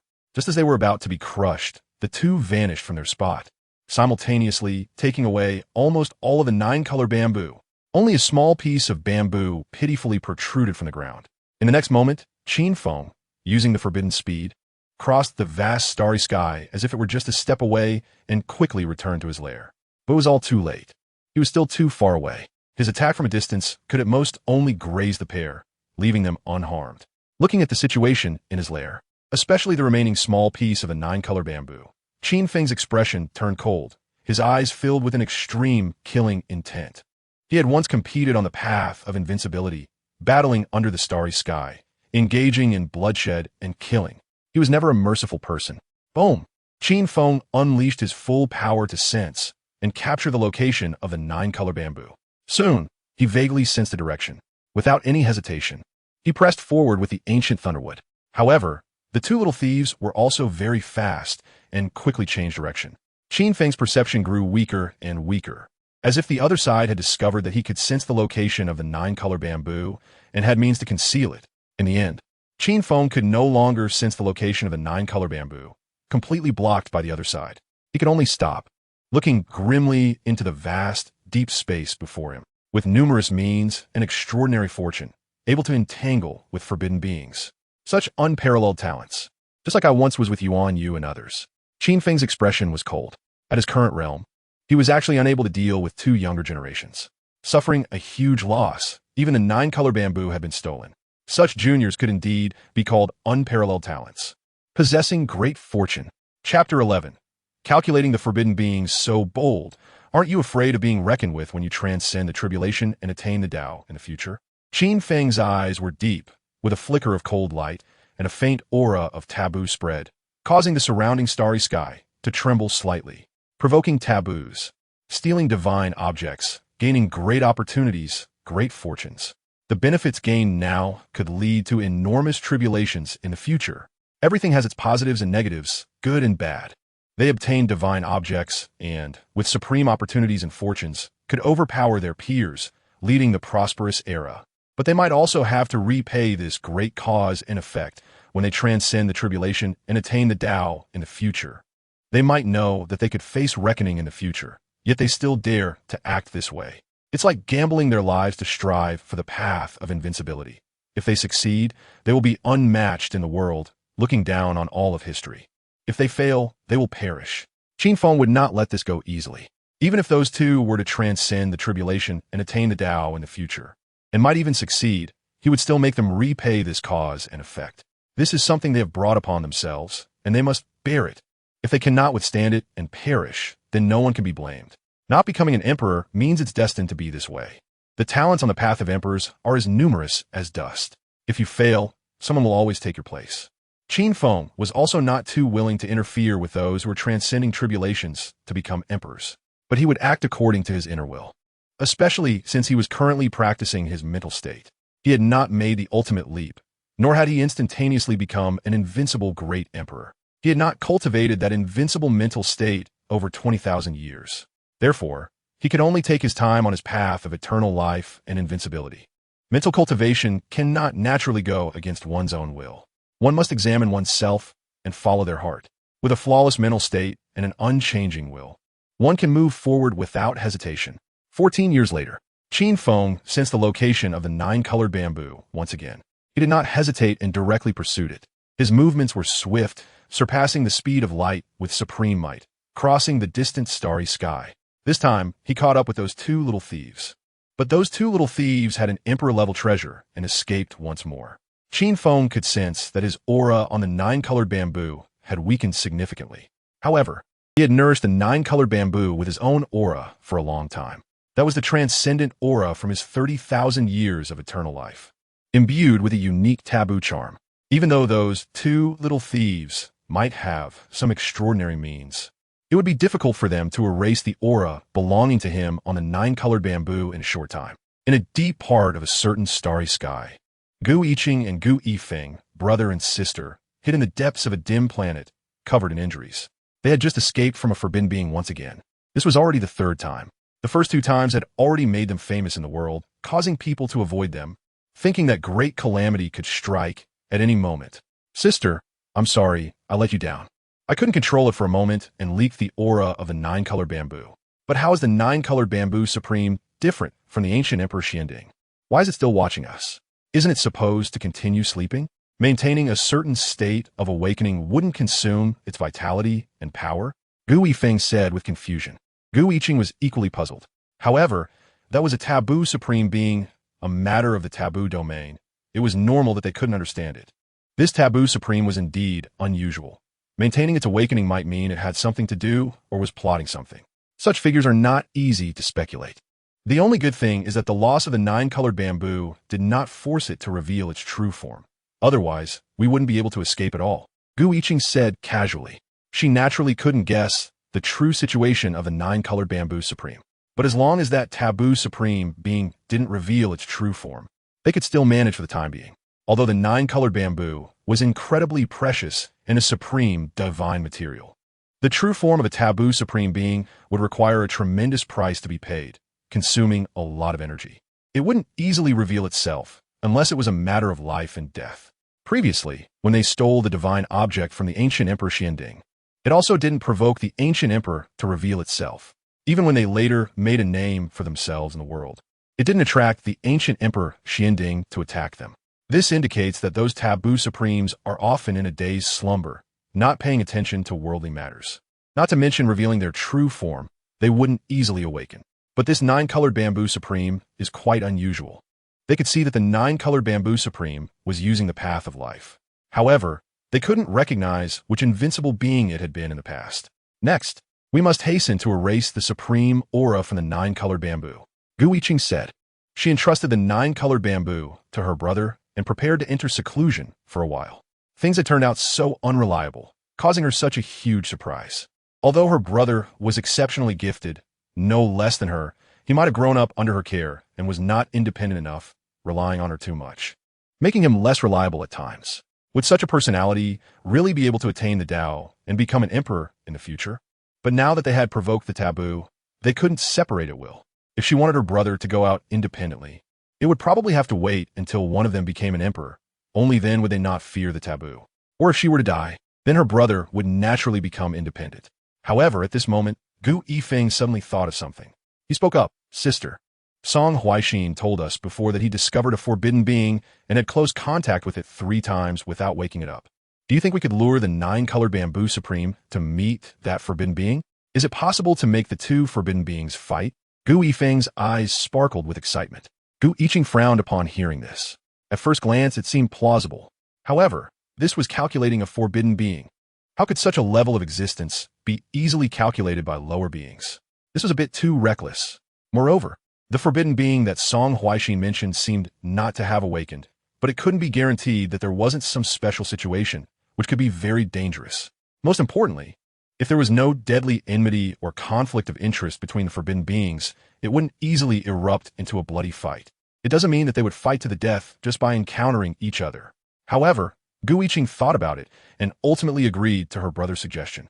They would contact Song Huaixin, ask for his exact location, and lure the 9-colored bamboo supreme over to see what would happen.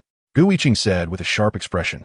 She seemed wise and thoughtful, but inside, she always had an unyielding spirit, always liking to stir up trouble. Calculating forbidden beings is too crazy and dangerous. But the more so, the more it makes one want to try. Life is short. If you don't go a little crazy, wouldn't it be a waste of youth? All right, let's see if Song Huaixin has the guts for it. Gu Yifeng grinned, his eyes gleaming. Although he said so, he believed that someone who dared to have close contact with forbidden beings 3 times should be someone who wouldn't shy away from anything. A few days later, Gu Yiqing and Gu Yifeng met up with 2 others under a certain starry sky. Those 2 were Song Huaixin and Zhong Wang, also bold individuals who had ventured into forbidden grounds and faced forbidden matters. Chapter 12. The half-dead. The 4 of them met, and after some exchange, Gu Yiqing and her brother Gu Yifeng learned that the taboo creature discovered by Song Huaixin was located in a certain unknown ancient battlefield ruin. There was an area filled with blood-colored malevolence, which was terrifying and reached the level of taboo power, making it impossible for ordinary people to approach or delve into. However, Song Huaixin was not an ordinary person. He went in. After going deep enough, he vaguely saw a large piece of divine source and faintly discerned a figure within it. But that was all. He could not truly approach that divine source because the blood-color malevolence that was boundless and thick, difficult to dispel even after eons. It was likely that even the pinnacle of the world would be instantly dissolved if they rashly broke in, facing an overwhelming taboo aura. However, although Song Huaixin could not go deeper, he did not encounter any threats from the taboo creature. He boldly explored and fortunately found 2 quasi-divine objects. He also discovered that near the divine source, there were at least 3 or more quasi-divine objects, their extraordinary aura seeping through the blood-colored malevolence, signifying great fortune. Unfortunately, he was unable to approach them, thus unable to obtain them. He had contacted the Gu siblings, hoping to collaborate to acquire the quasi-divine objects. However, at that time, the Gu siblings had once again provoked a genuine taboo creature, so they temporarily hid and did not dare to take any action. I can manage on my own. You all stay back and wait for my news. After further discussions, Gu Yiqing ultimately decided to act alone, letting her brother and Song Huaixin, along with Zhong Wang, wait aside, ideally without attempting to spy, just waiting for her news. It was better to handle such matters alone. The other 3 agreed with Gu Yiqing's decision and combined their methods to provide more support for her. Since they were going to cooperate, they naturally could not be stingy or insincere. As for what they were going to do, it was to attempt to make the 2 taboo creatures meet and see what would happen. They were not sure if this would yield results, and it could even lead to great disaster. But they still wanted to take the risk and see if there was a possibility of breaking through the blood-color malevolence to obtain the numerous quasi-divine objects in the core area, or at least uncover the secrets of the taboo creature within the blood-colored malevolence, which would also be considered gain. Exploring the ancient secrets of taboo creatures was a great joy in life. Using ordinary methods, they completely could not enter the core area of the blood-color malevolence, so they could only attempt some super-specification taboo methods. After making the decision, Gu Yiqing prepared for 3 more years before finally starting her action. On this day, she arrived at the ancient battlefield ruin discovered by Song Huaixin. Upon seeing the scene here, even with her current knowledge, she could not help but feel a chill. The malevolence here was dense and unyielding over the ages. The remnants of corpses, weapons, and traces of battle were too terrifying, even in decay and antiquity. They still exuded an aura that made one's heart tremble. She could not imagine what kind of horrific bloodbath had erupted here in some ancient era. It was as if a heavenly army that once swept through the universe had come here to wage war. It was likely that some taboo creatures had perished here. Gu Iching quickly found the area filled with blood-color malevolence and directly entered it. However, upon reaching the core area and feeling the terrifying power that could almost dissolve everything, she found it equally difficult to go deeper. Unless there was a more powerful taboo means of protection, such as an imperial weapon or an imperial-grade treasure. Gu Iching did have the Xuanyi talisman, but that was a specific life-saving treasure, not meant for breaking through barriers. The imperial weapons of the world were treasures of the supreme orthodoxies. She had no face to borrow one. However, she now had a supreme divine object, the nine-color bamboo, and it had been nurtured by a taboo creature with its life force, so it might not be much inferior to an imperial weapon. I want to see what the special situation of that taboo creature here is, and I wonder what will happen when a nine-color bamboo supreme is drawn. Gu Iching thought to herself, her eyes flashing with sharp brilliance. She and Song Huaixin could all tell that the taboo creature within the blood-color malevolence was probably not normal. It might have some issues, or it could have long been dead. Of course, it was also possible that there were no issues at all, merely in a state of stupor and slumber. As for the nine-color bamboo supreme, while it did not seem like an ordinary taboo creature, it should be a genuine taboo supreme. However, it was uncertain whether it could discern the secrets here, and whether doing so would trigger some major event. Gu Iching directly took out the nine-color bamboo, temporarily using it like a board to wave and disperse the dense blood-colored malevolence ahead. The nine-color bamboo had the traces of Tao marks inscribed by her and her brother, a way of cultivating the Tao through divine objects. Moreover, it was a joint Tao achievement of the two siblings, allowing them to verify each other and accelerate their progress. Gu Iching activated the Tao marks on the nine-color bamboo, resonating with it to slightly enhance the power of the divine object. Of course, it did not enhance it much. Currently, this nine-color bamboo mainly relied on the power it possessed and the residual aura of the taboo creature on it. With the nine-color bamboo paving the way, Gu Iching quickly delved deeper, as she was worried that the nine-color bamboo supreme would immediately come after her. In fact, Qin Feng did indeed sense the nine-color bamboo very quickly. However, this time it puzzled him a bit. Did they really expose the aura of the nine-color bamboo so carelessly just 3 years later? Was it an accident or a deliberate act? However, despite his doubts, Qin Feng set off immediately, because he was not afraid of anything. The only threats to him were those taboo creatures. How could two insignificant ants possibly summon a taboo creature? There was a huge gap in class and status, making cooperation impossible. Even if they offered tremendous benefits or supreme treasures, they could not summon a taboo creature, only hastening their own demise. If ants tried to induce conflicts or enmities between taboo creatures, that would also be incredibly ignorant and foolish. Qin Feng quickly locked onto the starry position of the nine-color bamboo. Boom! He rapidly traversed the starry sky, radiating supreme power with taboo aura spreading out. And in an instant, he descended with divine might upon that piece of starry sky. Then, the taboo power swept through a section of the starry sky. He quickly discerned some situations. An ancient battlefield, the little thief, a piece of divine source, and half dead. Qin Feng looked at everything there. He could judge that the ancient battlefield ruins had once erupted in a world-shattering war. It was likely that in the past, someone had summoned almost all the top powerhouses of an era to come here to fight, aiming to conquer and eliminate some terrifying creature or a taboo force. Throughout history, such wars initiated by the combined might of an entire era were not uncommon. However, they typically only occurred during those golden eras when prodigies walked everywhere and strong individuals were as numerous as the stars in the sea. Chapter 13, The Outsider. Qin Feng also saw that female thief at the first moment. She was holding his nine-color bamboo as a forbidden means to resist the ancient battlefield's core area filled with eternal malevolence. Boom! Under the unparalleled pressure of the forbidden divine might, the entire ancient battlefield trembled. Numerous remnants and weapons were completely turned to dust under this forbidden pressure. At this moment, Gu Iching was also shaken, able to sense the immense terror that could annihilate her in an instant. She held a Xuanyi talisman in her hand. However, she did not flee immediately. Instead, she firmly held the nine-colored bamboo. In fact, she even dared to raise her head and look towards the source of this forbidden divine might, her gaze sharp, followed by a disdainful smile. It was as if she was provoking him, especially when she noticed that the nine-colored bamboo supreme did not attack her immediately. The sense of provocation became even more pronounced. She was almost contemptuous of someone who might have once been invincible in the world. It must be said that today's young people indeed have boldness, unaware of the heights of heaven and depths of earth. Gu Yiqing was actually waiting for the nine-colored bamboo supreme to strike.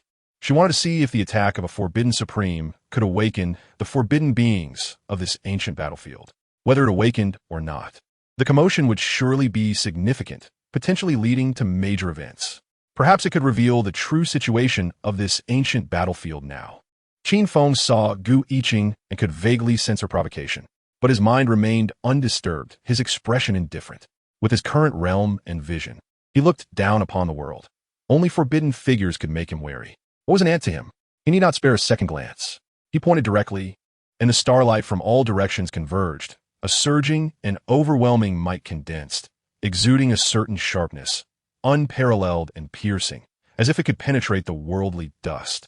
Boom!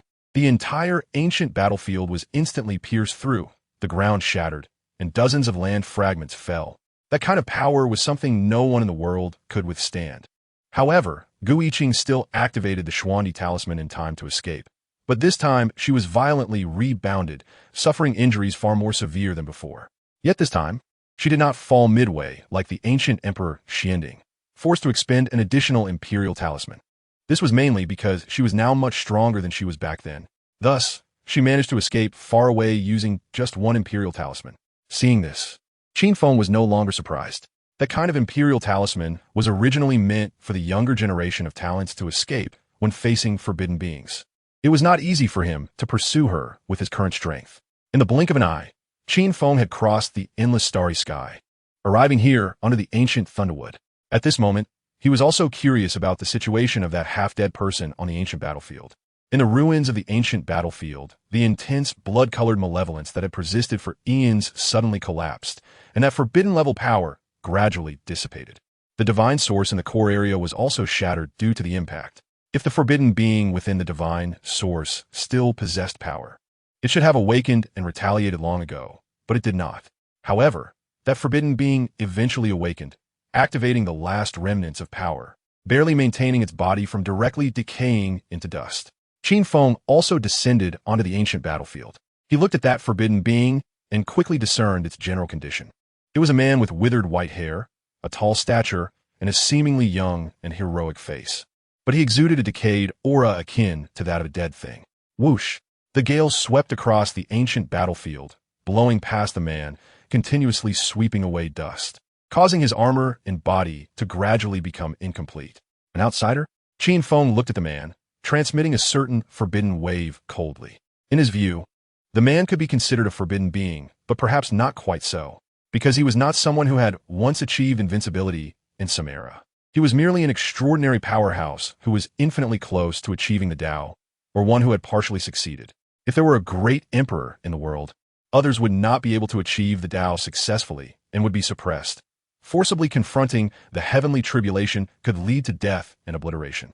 Yet, there are always extraordinary individuals who, even under the suppression of a contemporary great emperor, have survived more terrifying heavenly tribulations, ultimately receiving the recognition of the supreme heavenly heart and undergoing the baptism of a small part of the supreme Tao source. Such individuals are generally referred to as alternative achievers of the Tao. Although still far inferior to great emperors, they possess a portion of imperial might, thus can definitely be considered forbidden beings. For instance, the man before Qin Feng, who was on the verge of completely decaying into dust, should be an alternative achiever of the Tao. Alternative achievers generally coexist with a great emperor in the same era. Therefore, the man should have been sealed by the great emperor of his time using the divine source. Has it already been 900,000 years? The man felt the world, and with the remaining power he had, he quickly calculated how long it had been since he was sealed. It seems I have completely lost my senses, unable to awaken, missing the great calamity and disaster, and have decayed completely, becoming a useless body, the man murmured to himself, realizing his situation. His expression was complex, filled with confusion, nostalgia, and regret. However, when he looked at Qin Feng and saw the piece of ancient thunderwood, he guessed it was a forbidden being. His expression regained its sharpness, and his eyes even revealed a hint of iron-blooded killing intent and battle spirit. Even though he had decayed significantly at this moment, an indomitable and powerful aura began to rise from him, iron-blooded and fierce, not easy to decay even after eons. Are you the emperor of future generations? Or which one from 900,000 years ago? The decayed man looked at Qin Feng, coldly speaking. Qin Feng, upon hearing this, did not respond but quietly watched. He could roughly discern that the man before him should be an outsider, or referred to as an outsider follower, or perhaps an outsider protector. An alternative achiever of the Tao still possessed formidable combat power. When disasters erupted in the world, such individuals were fully qualified and capable of combating calamities. Thus, some alternative achievers would request contemporary great emperors to seal them, conserving their power to re-emerge during times of disaster. Such people are the outsiders. Because they're not fellow travelers with other forbidden beings, they are called outsiders. But it was evident that this man might have had serious issues even before being sealed, which led to his complete loss of senses during the sealing process, rendering him unable to awaken on his own. As the long years passed, the essence of his divine source was exhausted, and his vitality dissipated. Even without today's events, the man would have completely died in his stupor in 100 or 200 years, never to awaken again. Forbidden beings are disasters. I still have one last sword. Seeing that Qin Feng did not respond at all, the man was not angry. His expression remained cold, and the remaining might on him gradually coalesced at his fingertips. A sword intent exuding an ancient decayed aura began to emanate. Though weak, it possessed an unparalleled sharpness, even carrying an indescribable imperial bearing, as if it had once been unmatched in the world. Qin Feng witnessed this, remaining silent, still quietly watching. He held no animosity towards outsiders and was even willing to express respect towards such individuals. The premise was that they would not unwarrantedly provoke him. A forbidden being who had never done anything wrong. There are indeed some forbidden beings who have never committed evil deeds. He could tell that the man before him had likely fought against forbidden beings and even mythic regions alongside the contemporary great emperor in his time. Even if the war ends, one must seal oneself for future generations to withstand disasters and calamities. The other side naturally would not like forbidden beings. However, Qin Feng does not care about that anymore. He can see that the other side has actually run out of strength, long since dried up, only a few remnants of brilliance remaining. Therefore, he simply watches quietly, willing to personally witness the other's final demise as a way to send off such an ancient hero. Chapter 14. The appearance of the Emperor's tribulation in the end. The man did not strike the final sword. Instead, after the last few rays of brilliance leaked out, his body could no longer hold up. Under the howling, fierce winds, the iron-blooded body that once fought across the universe gradually turned to dust. The man looked despondent at the end, shaking his head and sighing, still feeling unwilling and regretful. He was still unwilling to have not achieved the Tao and become an emperor, leaving no brilliant mark in the annals of history. Even if he became a different kind of being, he would ultimately just decay until death without exerting his final strength. But when he shared an era with a great emperor, this outcome might have been destined. Even if he were to be sealed and emerge in a later era, it would still be incredibly difficult to achieve the Tao and become an emperor again, because he had already failed on the path to enlightenment. He would have no more chances, and in the sealed years, he would not shine as he once did, capable of cutting through time and space. He should have been an extraordinary figure from the era of the great emperor of Dust. Perhaps that was Feng Jing. Qin Feng watched as the man completely dissipated. He recalled the ancient times, and this man was most likely from the same era as the great emperor of Dust, Feng Jing. Although Feng Jing never achieved the Tao and became an emperor, he still left a measure of fame in the historical records, because he was indeed too powerful. Even the great emperor of Dust regarded him as a peer. The great emperor of Dust was even more a terrifying ruler, unparalleled throughout history. He had once fought against the world's taboos and sunk a mythical forbidden zone. That mythical forbidden zone was the ancient bronze ship, a long-standing taboo place that even the emperors of that era feared to tread, but it had not appeared in the world since then. However, that was nearly 1,000,000 years of ancient history. Many contents of the ancient texts that have survived to this day have become vague. As for the great emperor of Dust, a rumored figure who might have lived a long life, no one knows how his final fate turned out. But it's likely that he also met his end. Qin Feng briefly recalled that once glorious era, a terrifying time that seemed to sweep away the world's taboos. Then he left, casually collecting a few rare spiritual items and precious materials. Although they were still far inferior to the nine-color bamboo, they were not without use to him. The vast universe had existed for countless epochs. The brilliant eras of ancient times had been buried long ago. Countless extraordinary figures, even the invincible ones, had only left behind a few bland written records of their once glorious and extraordinary lives. Only by excavating some real traces from the past could one possibly see how cruel and terrifying that bygone era had been. But so what? Time moves forward. Some things will ultimately be completely buried, and some ancient histories and secrets will completely dissipate, never to be uncovered again. Qin Feng continued to comprehend his path of killing. As for the two little thieves who had stolen his nine-color bamboo, he would not waste time actively pursuing or constantly monitoring the world for news about them. Such matters were not worth his concern, nor could they disturb his state of mind. However, if he were to sense something or be passively informed of the whereabouts of those two little thieves, he would not mind taking action to resolve this cause and effect. Just like two ants burrowing into the ground, he did not want to waste effort digging to hunt them down. But if the ants came out of the ground for him to see, he would not mind stepping on them indifferently. With his current state of mind and cultivation, trivial matters were of no concern. Even if he lost the supreme divine material, he could still maintain a perfect state of mind and enter a state of cultivation. On the other side, after Gu Yiqing successfully escaped, she hid for several years before cautiously emerging to meet her brother, Song Huaixin, and Zhong Wang in the starry sky. The four sent one person as a vanguard to scout the ancient battlefield ruins. After confirming that there were no active taboo powers remaining there, they carefully stepped onto the ancient battlefield ruins and began searching for various treasures. This ancient battlefield had been shattered, the blood-red evil energy dissipated, and there were no taboo entities threatening them anymore. They all reaped enormous rewards. Although there were no divine objects here, many rare spiritual materials that were hard to come by in the world were of great use to them. They could accelerate their progress and surpass others in the competition on the road to invincibility, gaining the opportunity to be the first to achieve the Tao and transcend tribulations. The only thing they did not understand was the nature of the taboo creature that had originally been on the ancient battlefield. However, they speculated that it was likely not a normal taboo creature and might indeed have already perished. Their cooperation this time could be considered success, although they had once again provoked the supreme nine-color bamboo and used it to break the blood-red evil energy in the ancient battlefield ruins. Their gains were substantial and absolutely worthwhile. In fact, Gu Yiqing, Gu Yifeng, Song Huaixin, and Zhong Wang had indeed already positioned themselves at the forefront of this era, having left a small distance ahead of other extraordinary talents. With their talents, they were not necessarily stronger than other extraordinary figures. If they continued to cultivate steadily, they still had a high chance of being defeated on the road to invincibility and becoming mere accompaniments of the era. But now, their reckless adventures allowed them to surpass others. They could fight for the opportunity to achieve the Tao and become invincible first. In the blink of an eye, over 600 years had passed. Gu Yiqing and Gu Yifeng, along with Song Huaixin and Zhong Wang, had all cultivated to the utmost peak of the world, just a final leap away from achieving the Tao and becoming emperors.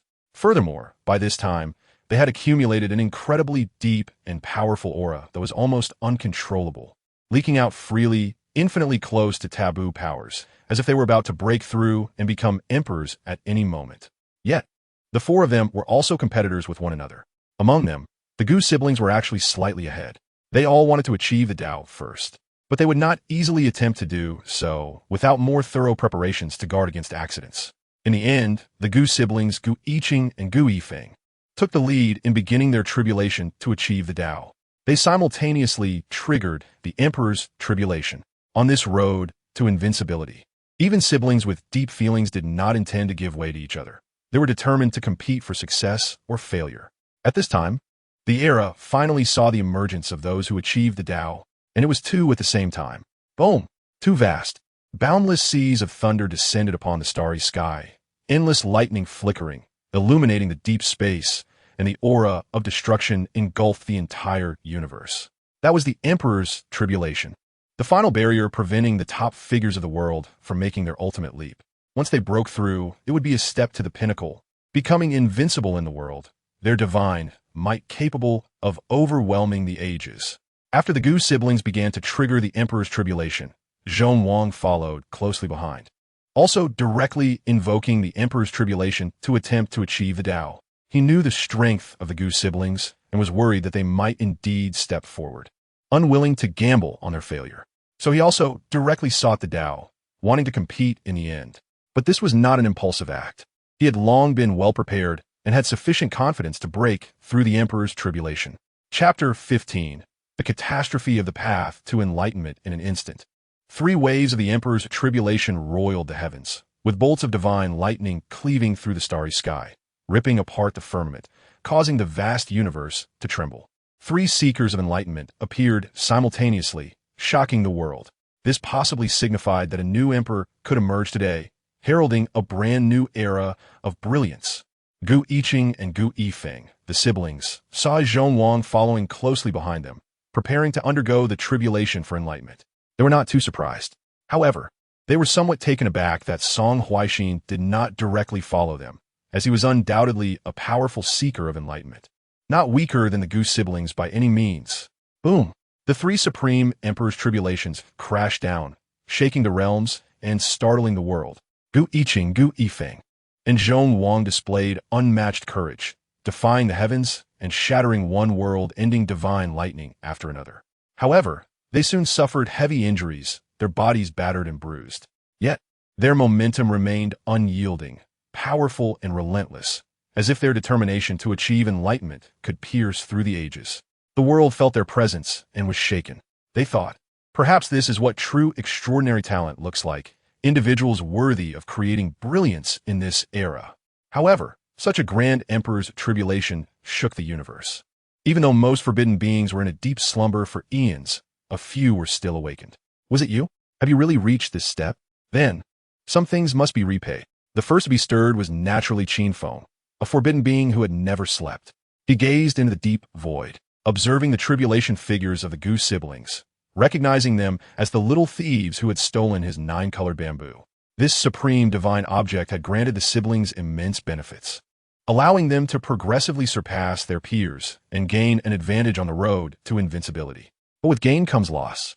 The 9-colored bamboo was Qin Feng's possession. It wasn't easy to take, and some price had to be paid. Boom! Qin Feng directly unleashed 2 palm strikes. In an instant, vast forbidden divine power descended, causing the void to roar, the cosmos to crack, and countless stars to tremble as if they were about to fall. Such terrifying power shocked the world, leading them to think that a forbidden being was intervening, perhaps to stop the current seekers from achieving enlightenment. The thought sent shivers down their spines. Gu Yifeng and Gu Yiqing naturally felt this vast divine power crushing toward them. However, they had long anticipated that they might face retribution from forbidden beings. Moreover, they recognized the unmistakable aura of the 9-colored bamboo supreme. Its overwhelming life essence was too easy to identify, but they were somewhat prepared. Yet, after all, it was a forbidden supreme being. No matter their preparations, they had no confidence in being able to block the forbidden assault during the tribulation. But they would surely give their all, awaiting the final decree of fate. This road of invincibility was filled with cruelty and danger. A divine garment on Gu Yifeng burst forth with brilliant radiance, chaotic energy swirling, its power extraordinary. It was his primordial stone garment, forged from the supreme, divine material. The primordial stone, it was still merely a vessel, but already possessed superstandard divine energy. This primordial stone was what he and his sister had unearthed from the lair of the ancient Emperor Xinding. Gu Yifeng unleashed a punch, and his primordial stone garment surged, amplifying his divine might, sending ripples that stirred the starry sky. But, boom! The Emperor's tribulation divine lightning and the forbidden assault came crashing down upon him. Gu Yifeng could not withstand it all. A bolt of divine lightning pierced through his left shoulder, flesh and blood flying, his form nearly destabilized, almost falling. Following that, the palm strike of the 9-colored bamboo supreme overwhelmed everything, directly forcing him back, his body shaking violently, blood splattering, suffering unimaginable injuries. If it weren't for the Emperor's tribulation, weakening much of the Forbidden Supreme's assault, he might not have been able to hold on any longer. On the other side, Gu Yiqing was also struggling. She wielded a 9-colored bamboo grate, dazzling in brilliance, unleashing extraordinary rays of light, equally powerful enough to sweep through the world. However, she too could not withstand the true might of a forbidden supreme being. There was still a qualitative gap between them. Nevertheless, the siblings had accumulated too much depth. Releasing their inherent strengths, and their injuries immediately healed significantly. Their momentum remained unstoppable, as if they were about to break through the road of invincibility. But soon, two more forbidden beings made their move. They too sought to prevent the Gu siblings from achieving enlightenment, but they were indeed reaping what they had sown. Boom! Boom! Two waves of forbidden divine power erupted from deep within the starry sky, crossing vast distances, bringing with them the terrifying force to annihilate everything towards Qin Feng and Gu Yiqing. Ancient Emperor Xianding, Wan Tianzuan, Gu Yiqing recognized which two forbidden beings were attacking them at this moment. They had indeed provoked these two forbidden beings, now that they were undergoing tribulation for enlightenment. These two once invincible forbidden figures would not spare them, making them pay the price for their reckless audacity, repaying that great karma. Puff! Gu Yifeng was drenched in blood, his whole body nearly falling apart. As the bolts of Emperor's Tribulation Divine lightning crashed down, he found it difficult to take another step forward, his body trembling, as if he were about to fall at any moment, facing failure in his pursuit of enlightenment. Gu Yiqing's situation was similarly dire, but they still squeezed out their last bit of strength, leaping forward once more. At this moment, Gu Yiqing leaped to an even greater height, finally feeling that she had touched that supreme barrier in the void. Sensing an unparalleled aura, without any hesitation, she charged forward, fierce and unstoppable, as if all paths of heaven and earth could not obstruct her, causing the entire universe to tremble. And at that moment, all living beings in the universe felt a tremor from their souls. Even the heavens and earth rumbled, purple chi rising, rays of light spreading across the sky, with many extraordinary phenomena emerging, as if signaling something. The world was even more shocked. Could it be that someone was truly about to take that step? People were excited. Would they witness the birth of a new emperor and the arrival of an entirely new era? However, just as Gu Yiqing was on the verge of complete success, her brother Gu Yifeng utterly failed. He had exhausted everything to take one more step, but in the end, he could not continue. Finally, Gu Yifeng fell from the peak of the starry sky. A series of terrifying divine lightning engulfed him, completely piercing through him. Even his primordial stone garment was shattered, turning into dozens of fragments that scattered through the stars. Gu Yifeng was dead. Thus, he died amidst the tribulation of enlightenment. The world sighed in regret upon witnessing this scene. This could be considered the first catastrophe of enlightenment in this age. Gu Yifeng was indeed remarkable, one of the top figures in the world, yet he faced the assault of three forbidden beings. Although he had reached the edge of that supreme barrier, he ultimately could not step into it. In the end, he perished, his path extinguished. Chapter 16, 47,000 Years and the Great Enemy of Taboo Brother. Gu Yiqing saw her brother dead, her eyes bursting with blazing brilliance, anger like fire, and killing intent boiling. She had actually considered all the tragic outcomes of today's path to immortality long ago. But when it really happened, no one could truly accept it. Moreover, even she, despite having taken the most crucial step, felt on the verge of collapse, nearing her limits. Waves of terrifying imperial tribulation thunder roared, seemingly preventing her from easily stepping up, wanted to make her fall and turn to ash. At this moment, boom, in the depths of the starry sky, the power of taboo erupted again, sweeping through the endless cosmos, instantly striking towards Gu Yiqing. It aimed to completely knock her down, not allowing her to take the final step. Gu Yiqing sensed this taboo power and felt a faint sense of despair. It was almost impossible for her to withstand another taboo assassination. That taboo being was very precise in timing, not wasting power. Just this one strike was enough to knock her down. However, an unexpected event occurred. Song Huaixin stepped forward at the last moment. He also seized the opportunity, timely standing in front of Gu Yiqing. His expression was still conflicted, not firm enough. On this road of invincibility, he shouldn't have done this, because he was also on the path. He should have his own invincible heart. But he couldn't help but step forward.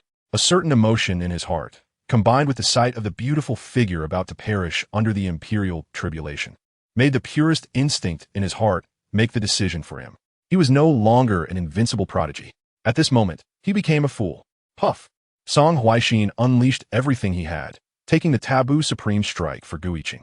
He was almost shattered, flesh and blood splattering everywhere. But even so, a small portion of the taboo power still struck into the sea of imperial tribulation. However, after being further weakened by the sea of tribulation, she finally withstood it. not directly failing and falling. Song Huaixin, you. Gu Yiqing was immensely shocked upon seeing this scene, never expecting that her competitor, Song Huaixin, would actually be willing to sacrifice his life to protect her path. Boom! Another wave of taboo power erupted at this moment, still aiming to kill Gu Yiqing. And this time, the foolish Song Huaixin didn't mind continuing to be foolish. He strained his body again, blocking the taboo strike. In the end, he was knocked into the deep void, turning into a blurred figure of blood, not knowing his fate. But Gu Yiqing took this opportunity to gather her final strength, finally stepping forward just a bit. And it was this bit that made her feel an unprecedented surge of power rushing towards her, instantly elevating her momentum greatly. And her injuries rapidly healed. Song Huaixin's appearance acted as a protector. This was something that the taboo beings hadn't anticipated. Thus, it gave Gu Yiqing a chance to breathe and advance further. This was karma that belonged to Gu Yiqing, which she should have borne.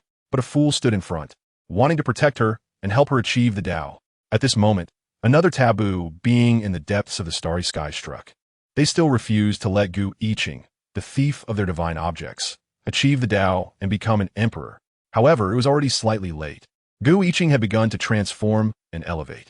She had now stepped into the realm of taboo, her momentum continuously rising, her gaze blazing, piercing through the starry sky. Unmatched energy descending, as if to suppress the mortal world. Boom! Gu Yiqing swung the already broken 9-colored bamboo ruler, unleashing a ripple of 9 colors, directly confronting the incoming taboo power. She even intended to expand her divine might, trying to track the taboo being that had just acted. In the end, Gu Yiqing completely took that step, drawing in the supreme source of the heavenly heart, her momentum instantly reaching its peak. Her physical body, soul, and Tao quickly transformed and elevated, merging into one, achieving the ultimate leap. Rumble. The universe trembled. Waves of order divine radiance split the heavens and earth. Myriad auspicious colors descended, as if ancient divine beasts roamed the stars. Countless phenomena emerged. The heavenly Tao roared, and myriad laws shone together. A supreme cosmic chain rapidly formed, suppressing all paths of the universe, reigning supreme. The world was immensely shocked. At this moment, in the cosmic starry sky, a person stood alone at the pinnacle, hair flowing in the wind, a pair of exquisitely beautiful eyes bursting with invincible divine light, the aura of an emperor pervading, as if to pierce through the mundane world. Gu Yiqing succeeded in achieving the Tao, becoming the ultimate victor of this era, standing proudly above all, surpassing everything. She merely stood in the starry sky, her magnificent imperial body shining, releasing unparalleled imperial might, able to overwhelm the entire universe in an instant, truly standing alone in the world, dominating all eternity. The taboos of the world had to fear, tremble, and no one dared to act recklessly in the world again. But even so, Gu Yiqing could not save her brother. Song Huaixin, however, did not die. He was extremely tenacious. Without the imperial tribulation, to weaken the taboo power. He withstood 2 taboo supreme attacks, but still did not die. He was saved in time by Gu Yiqing, but he was crippled. His cultivation foundation, lifespan, and life essence were almost completely lost. Even with Gu Yiqing's current imperial might, it was impossible to restore everything for Song Huaixin. In the end, Song Huaixin would have a short life, unable to live for long or recover to his peak state. As for Zhong Wang, he achieved the Tao at the same time as the Gu siblings. In the end, he also died, perishing in the imperial tribulation sea, unable to break through. Mainly, he had been too reckless. If he had known the difficulty and retreated before realizing he wouldn't make it through, perhaps he wouldn't have died. Thus, among their original 4-member group, only Gu Yiqing and Song Huaixin remained. The ancient emperor of the mysterious cauldron, the heavenly sovereign of the phoenix, and 2 others whose true identities were unknown. Gu Yiqing gazed into the deep space, her imperial might spreading, unparalleled, causing the universe to tremble. The beings of this era felt for the first time that kind of overwhelming power. They realized that the descriptions of emperors in historical texts were indeed not exaggerated. Truly incomparable, one person could dominate everything in the world, looking down upon all eternity. At this moment, Gu Yiqing had started to pursue the taboo, supreme beings that had acted during her path to the Tao. She could confirm that the only taboo supremes who had struck were the ancient emperor of the mysterious cauldron and the heavenly sovereign of the phoenix. There were also 2 whose identities she couldn't determine. One was a supreme being from whom she had stolen the 9-colored bamboo, using the path of life. The other seemed to be a taboo being she had never encountered, wielding some ancient weapon technique, also difficult to identify. However, those taboo beings had hidden in the world for too long, and hiding was what they were best at. Even though Gu Yiqing used her imperial might to trace their tracks, capturing the heavenly mechanisms and causal fluctuations, she still didn't gain much, as key traces had been destroyed and erased. But she could not easily let go of those taboo beings. Even though the initial entanglement of grievances between them was caused by her and her brother, there is no right or wrong on the road to invincibility. Gu Yiqing did not believe she was in the wrong. The path to invincibility, the path to longevity, was still too narrow. Once one stepped onto it, even if they did not know each other, there would be no grievances, yet they could hardly coexist. Moreover, the bond between her and her brother was deep, relying on each other for life. How could it be possible for Gu Yiqing not to seek revenge? Qin Feng never expected that the little thief would ultimately succeed in achieving enlightenment. He had underestimated his opponent to some extent and did not anticipate the presence of a protector. However, now that things had come to this point, he could only choose to remain silent for the time being and refrain from going out to cultivate. Even without this little thief becoming an emperor, there would always be others who would rise to power. Qin Feng would still have to remain silent then, unable to casually reveal his aura. He continued to cultivate and seek enlightenment, walking his own path of invincibility and longevity. Gu Yiqing became an emperor, adopting the title Guju, and was known as the Emperor Guju by the world. In the years that followed, she worked on perfecting her imperial cultivation while pursuing her forbidden enemies. Her personality had always been somewhat crazy, acting without regard for consequences and unafraid of risks. Yet, she was also resolute in her ambitions, decisive in her actions. And once she set a goal, she pursued it relentlessly. After 3,000 years of being an emperor, she sensed that Song Huaixin was nearing death. So she helped to extend her life, even leaving her offspring through borrowed seeds, showing her overwhelming dominance that left no room for Song Huaixin to refuse. After 7,500 years as an emperor, Gu Yiqing, after a long period of exploration and calculation, finally captured the whereabouts of the ancient Emperor Xianding in a hidden area of deep space. She suddenly unleashed her immense power and violently attacked. In an instant, she crushed the dwelling place of the ancient Emperor Xianding, forcing his true form to emerge. A supreme battle thus erupted. The ancient Emperor Xianding was not too decayed yet. He could still return to his former invincible state and fight fiercely against the current emperors. If the forbidden supreme life force was about to dissipate, they would need to initiate a great catastrophe to replenish that life force.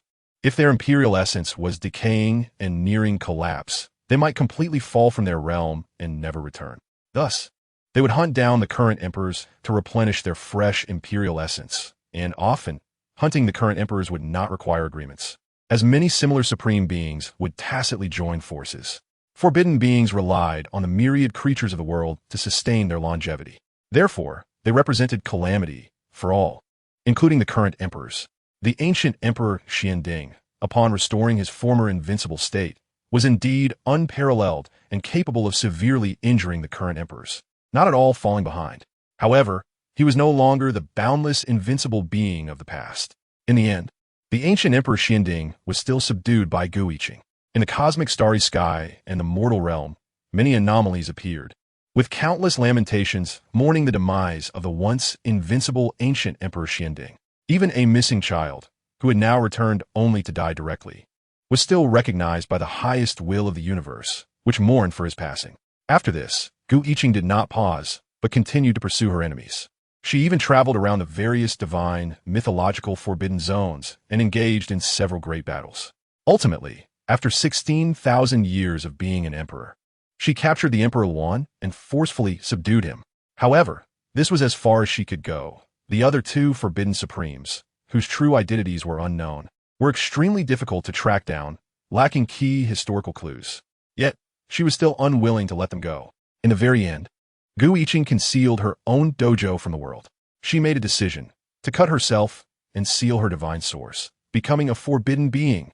However, she did not do this to achieve longevity, for future ascension to myth, or to step into a different path to protect the world from calamity. She simply wanted to wait for the appearance of her enemies in the years to come, and then subdue them. That was her character. Since ancient times, many invincible beings, while eternally unmatched, always had some relatively unconventional existences. Gu Yiqing's willingness to become a forbidden being just to wait for her enemies could be considered quite normal among many peculiar invincible beings. When Qin Feng reached 47,000 years of age, the Emperor Gu Ju disappeared, and the universe erupted with great commotion, with heaven and earth mourning together, and myriad paths lamenting. This era was thus declared over. Had the former little thief really become a forbidden being? Qin Feng could sense the unusual, sorrowful anomalies in the world. This was not a phenomenon of an invincible being's death, but rather of an invincible being's disappearance, where the unique imperial Tao rhythm ceased to exist, causing the shackles of heaven and earth to loosen, and the supreme heart of the heavens naturally radiated a sense of sorrow. Yet, ordinary people could not perceive this, and would generally believe it to be a sign of an emperor's death. Qin Feng speculated that the Emperor Gu Ju had also become a forbidden being. However, he could not confirm this with absolute certainty and would have to wait for the Emperor Gu Ju to appear later as a forbidden being. Yet, this was not good news for Qin Feng, as he still had grievances with the Emperor Gu Ju. Although it was the Emperor Gu Ju who had provoked him first, it was now meaningless to argue about right and wrong. No wonder the longer one lived, the more grievances accumulated, and the heavier the karma became. Was I already considered to have a formidable enemy in the form of a forbidden being? Qin Feng couldn't help but sigh. However, he was not like ordinary forbidden beings. He could switch identities more flexibly because he mastered multiple flawless Tao paths. The Qin Feng who had enmity with the Emperor Gu Ju was the one who utilized the Tao of Life. If he worried about being targeted by the Emperor Gu Ju after using the Tao of Life in the future, he could simply avoid using it. Or if there were any special opportunities later, he could actively expose his Tao of Life, leading the Emperor Gu Ju into some grand scheme to trap and eliminate the threat. It seemed that my state as a forbidden being was increasingly coming into focus, as I was already thinking of plotting and burying my enemies. Thinking of this, Qin Feng couldn't help but sigh again. He had lived to 47,000 years and could already be considered a true forbidden being. His current perspective and outlook had long aligned with those of the forbidden beings throughout history. Many forbidden beings had their own formidable enemies. Over the long years, they had engaged in numerous games, schemes, and even direct battles. Very few forbidden beings could truly remain untainted. When Qin Feng reached 50,000 years of age, he had already mastered 5 flawless Tao paths: the Tao of Thunder, the Tao of Life, the Tao of Annihilation, the Tao of Slaughter, and the Tao of Purple Qi. After attaining perfection in the Tao of Slaughter, he chose to cultivate the Tao of Purple Qi. This was a path of bodily cultivation, grand and vast, capable of drawing the essence of time and space from heaven and earth, possessing extraordinary might. His choice of the Tao of Purple Qi was similar to his earlier choice of the Tao of Slaughter. It was aimed at balancing his increasingly complex and profound Tao paths. Now, with the 5 flawless Tao paths intertwined and supporting each other, he was suddenly propelled to an unimaginably high level. He could feel an unparalleled strength, akin to the might of an emperor, capable of standing proud against the ages. Such a realm should be unprecedented since ancient times. Although he was still not as strong as a true emperor, he was significantly more powerful than forbidden supremes who had sealed their divine sources and those alternative enlightened beings. If he were to live for another 20,000 years and possess 7 flawless Tao paths, what would prevent him from challenging an emperor? Chapter 17. Finding the mythical forbidden zone. Qin Feng had already begun to comprehend the 6th path. He was preparing to cultivate a martial path focused on sharpness, such as swords and spears. In the end, he chose the sword. This choice was influenced by the fact that he had used a sword during his early cultivation of thunder techniques, which, like the thunder techniques, followed a domineering and fierce approach. To this end, he forged a forbidden-level sword mold using the supreme divine material known as Starfall Gold. His Starfall Gold was mined from within a certain superstar while he was traversing the starry sky over 2,000 years ago, after the disappearance of the solitary emperor. This supreme divine material may have initially been a core remnant left after the destruction of an ordinary star, but this core would gradually gather cosmic dust to form a new star, which would then perish and be reborn, eventually maturing into Starfall Gold after a long period of evolution. The maturation cycle of Starfall Gold is many times longer than that of 9-color bamboo. However, considering the vastness of the universe, there might still be a few Starfall Golds currently in the process of formation. Therefore, in terms of rarity, Starfall gold and nine-color bamboo are not much different. Both are unparalleled divine objects. Holding the Starfall sword, Qin Feng integrated his various insights into the sword, using this extraordinary sword mold to refine his sword path. This could accelerate his comprehension while also tempering the sword mold with his own path, potentially enhancing it to become an imperial weapon one day. Just then, a streak of light suddenly flew across the starry sky in front of him. Qin Feng sensed it, looked up, and saw the transcendent divine object within that streak of light. However, he remained calm, not wishing to make any moves even upon seeing such a divine object, as it could be considered an old friend of his. Oh, it's here, the three-life divine flower. Qin Feng even greeted it, his tone cheerful and familiar. After being in seclusion for tens of thousands of years, this was one of the few times he was willing to engage in small talk. Surprisingly, upon hearing his greeting, the three-life divine flower actually made a slight turn and flew directly toward Qin Feng. However, Qin Feng was not surprised by this. Since their first encounter, this was already the 15th time. Each time, the three-life divine flower would pretend to pass by and then turn its head to fly toward him, only to change direction and fly away after a short distance.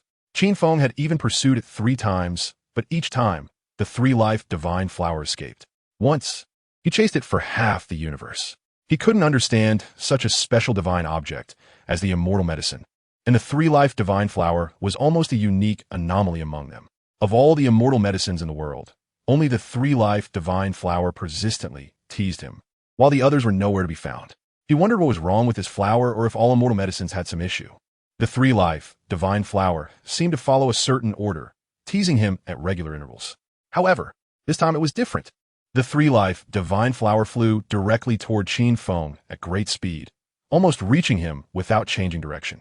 Qin Feng was suddenly surprised. Previously, it would fly a bit and then leave, but now it was almost right in front of him. Did it mean that since he had achieved perfection in 5 paths, the three-life divine flower finally recognized him? With a casual gesture, Qin Feng reached out to grab it, not unleashing all his power, but exuding a faint, overwhelming aura that trembled the ground and tore the void, possessing an indescribable imperial might. However, his grab still failed to catch the approaching three-life divine flower. The flower gleamed and dodged his hand. Yet, the three-life divine flower did not fly away. Instead, it traced an arc and began to circle around Qin Feng. What does this mean?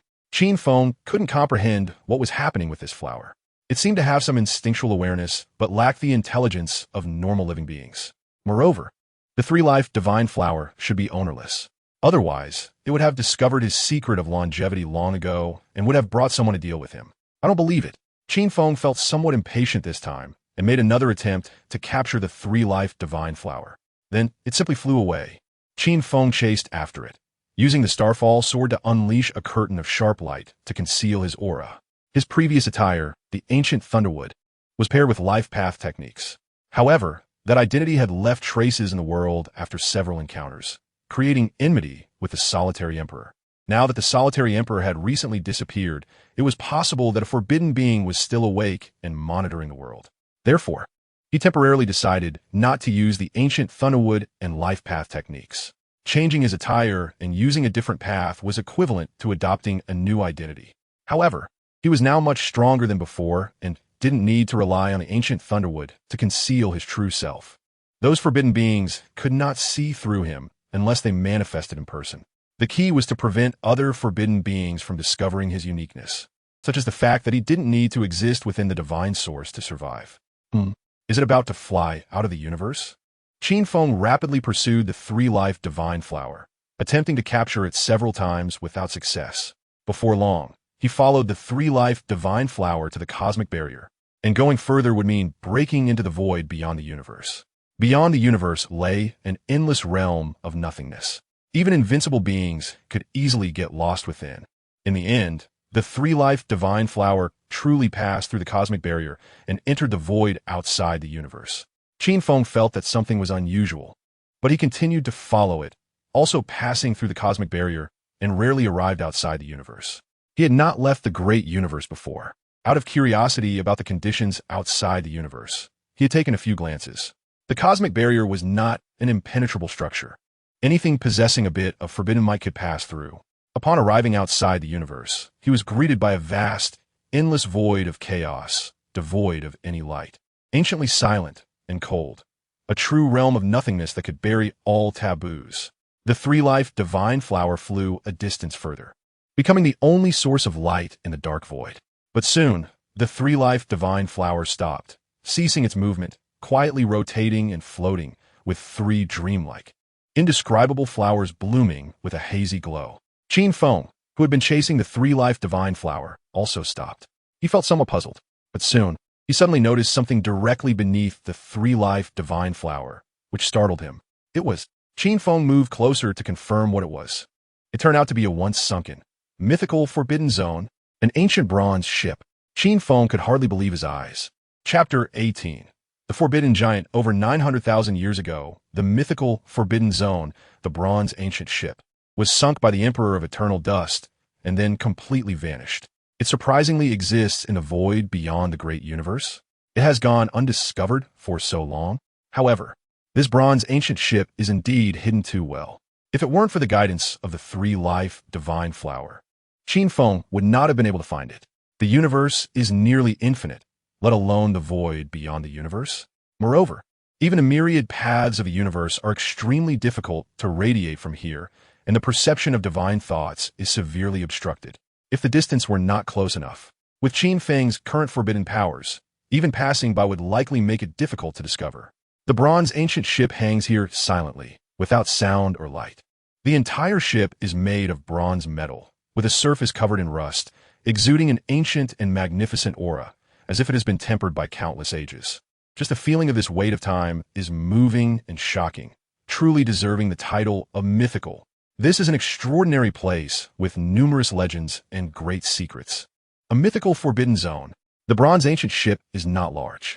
It is far from being as vast and immense as some mythical forbidden zones that span star domains and overshadow the heavens.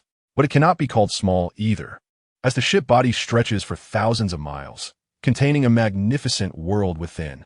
However, this once unparalleled and terrifying mythical forbidden zone, capable of burying the emperors of its time, now has many damages, with numerous breaches in the ship body, missing many parts and bearing many terrifying battle scars, with even several holes nearly penetrating through the hull. One can only imagine what kind of terrifying battles the bronze ancient ship experienced. Just how powerful was the Emperor of Eternal Dust back then, to have been able to sink a mythical forbidden zone like the bronze ancient ship? Even on this damaged bronze ancient ship, Qin Feng can still sense that eternal and indestructible aura, the immortality of myth. Yet the former Emperor of Eternal Dust managed to reduce this mythical forbidden zone to such a state, directly bringing it down from the realm of myth. Such a feat, throughout history, seems to have only been accomplished by a handful of individuals. But according to current reliable historical records, only the Emperor of Eternal Dust is confirmed to have truly sunk a mythical forbidden zone. The other few individuals are not so clearly documented. At least, it is rumored that the mythical forbidden zones they overturned have now reappeared in the world. Of course, perhaps the bronze ancient ship will also reappear in the world, because it has been discovered by Qin Feng. However, with Qin Feng's current abilities, can he truly control a mythical forbidden zone? And what exactly is a mythical forbidden zone? Has the bronze ancient ship, which has been missing for so long, still retained any forbidden beings? Should he go up and take a look? Qin Feng thought for a moment. In the end, he decided to go up and check the situation. After nearly 1,000,000 years of disappearance, even if there were forbidden beings, they would only be decayed existences surviving within the divine source. Moreover, the one who sunk the bronze ancient ship was the Emperor of Eternal Dust, an emperor who had conquered the world's taboos. Could he possibly allow forbidden beings to continue existing on the ship? Perhaps he should be more concerned about the possibility of the Emperor of Eternal Dust himself becoming a forbidden being residing on it. Finally, Qin Feng directly stepped into the inner world of the bronze ancient ship, passing through a thin layer of gas barrier, similar to a cosmic barrier. Once inside, he saw a very dilapidated world, lacking vitality, and did not detect any presence of forbidden beings.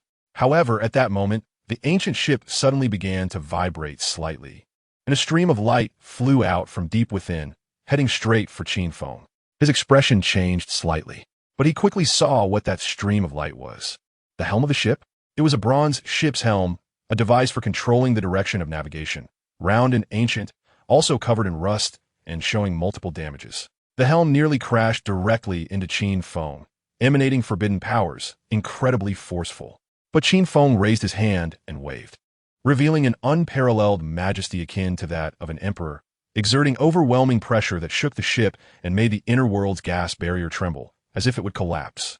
The helm was directly knocked down by Qin Feng before he finally caught it. But the moment he grasped the helm, he suddenly felt a wealth of information from it. The entire bronze ancient ship then began to tremble violently. Many areas within the inner world gradually revived, radiating brilliant divine light, and the gas barrier grew denser and heavier. In an instant, the bronze ancient ship seemed to fully revive, stirring up layers of unparalleled mythical waves. However, it was precisely because of the vast commotion stirred by the bronze ancient ship that a certain magical creature nearby sensed it. This magical creature, having just recently taken shape in the abyss of magic, was about to explore the great universe. Previously, the solitary emperor had only targeted forbidden enemies, but he had also casually fulfilled some responsibilities, sweeping through the abyss of magic twice and eliminating numerous magical creatures. The environment of the abyss of magic is unique, existing outside the great universe. Its rich and distinct magical energy periodically gives rise to some magical creatures, possessing extremely strong forbidden powers, and is a calamity of the world. Was this aura? The magical creature felt a bit surprised, and then approached to take a look at the commotion. Then it was shocked. The bronze ancient ship? And it has revived? The magical creature's incomplete face showed surprise, which quickly turned into fear. Although it had just been birthed, it had naturally read much of the ancient history of the great universe in preparation for its exploration, understanding many ancient secrets and significant events without any effort. Therefore, it was well aware that the bronze ancient ship had once been sunk by a terrifying emperor, the Emperor of Eternal Dust. That Emperor of Eternal Dust had even directly blown apart the head of a forbidden giant from the abyss of magic, causing it to shrink back and not dare to emerge, fierce enough to frighten even the supreme beings. At one point, there were even concerns that the Emperor of Eternal Dust would truly eradicate all the world's taboos. Various mythical forbidden zones and many forbidden beings had plans to unite to eliminate the Emperor of Eternal Dust. However, the Emperor of Eternal Dust ultimately vanished without a trace, allowing the world of taboos to breathe a sigh of relief. Could it be the Emperor of Eternal Dust? Seeing the revived bronze ancient ship, the first thought that came to the magical creature was of the Emperor of Eternal Dust. Meanwhile, Qin Feng, holding the bronze helm, immediately felt everything about the bronze ancient ship. He directly grasped all the authority over the bronze ancient ship. He simply became the new master of the bronze ship. Suddenly, he sensed the presence of the magical creature. The unique aura of that magical creature allowed him to easily recognize it. Qin Feng abruptly raised his head, and his deep eyes suddenly shot out two beams of blazing light, piercing into the void, illuminating the surrounding darkness. An unparalleled imperial aura descended, capable of overwhelming all in the world. The magical creature, not far away, felt this and immediately changed its expression. Qin Feng had already struck out with the palm. Boom! A vast and extraordinary purple aura surged forth, overwhelming all directions, with a grand and transcendent energy, exuding an irresistible supreme majesty. The power of a half-emperor, a forbidden giant. Could it truly be the Emperor of Eternal Dust? The magical creature, feeling the might of that purple aura, was already terrified. It didn't even consider resisting, immediately using magical techniques to escape. In its view, the forbidden being inside the bronze ancient ship had not truly manifested, as there was no overwhelming force that could reach the pinnacle in an instant.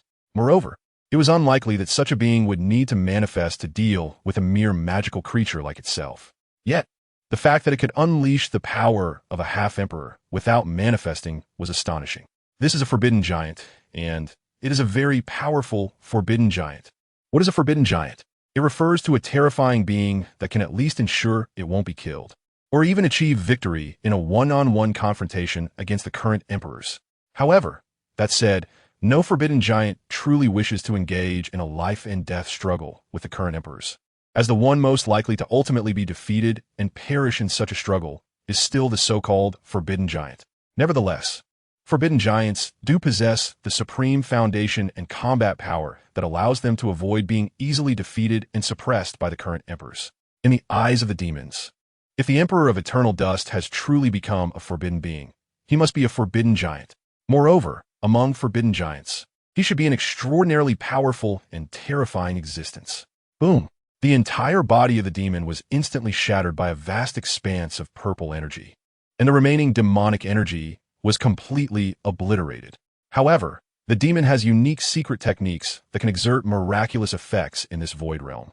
Therefore, before being completely defeated, a strand of true spirit escaped, merging into the void realm, rapidly heading back towards the demon abyss. It prepared to report back to the forbidden giants of the demon abyss, informing them that the ancient bronze ship had reawakened and that a forbidden giant had already taken control of it.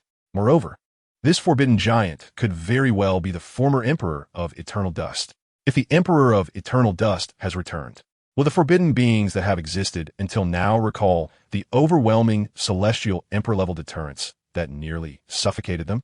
For example, a forbidden giant in the demon abyss had its head exploded by the Emperor of Eternal Dust and had to hide away for hundreds of thousands of years before daring to come out and be active again. Escaped? Although Qin Feng had shattered that demon with a palm, he also faintly sensed that something had escaped. However, in this void realm, his perception was greatly affected, and he couldn't pursue or capture it in time. This ancient bronze ship has great secrets. It's better to hide and explore slowly. Qin Feng didn't want to think too much. The ancient bronze ship, as a mythical forbidden zone, possesses extraordinary mythical power, even in its damaged state. At the very least, hiding it shouldn't be a problem. Qin Feng took control of the bronze ship's helm, steering the ancient ship to the other side of the void realm, extinguishing all light to conceal it.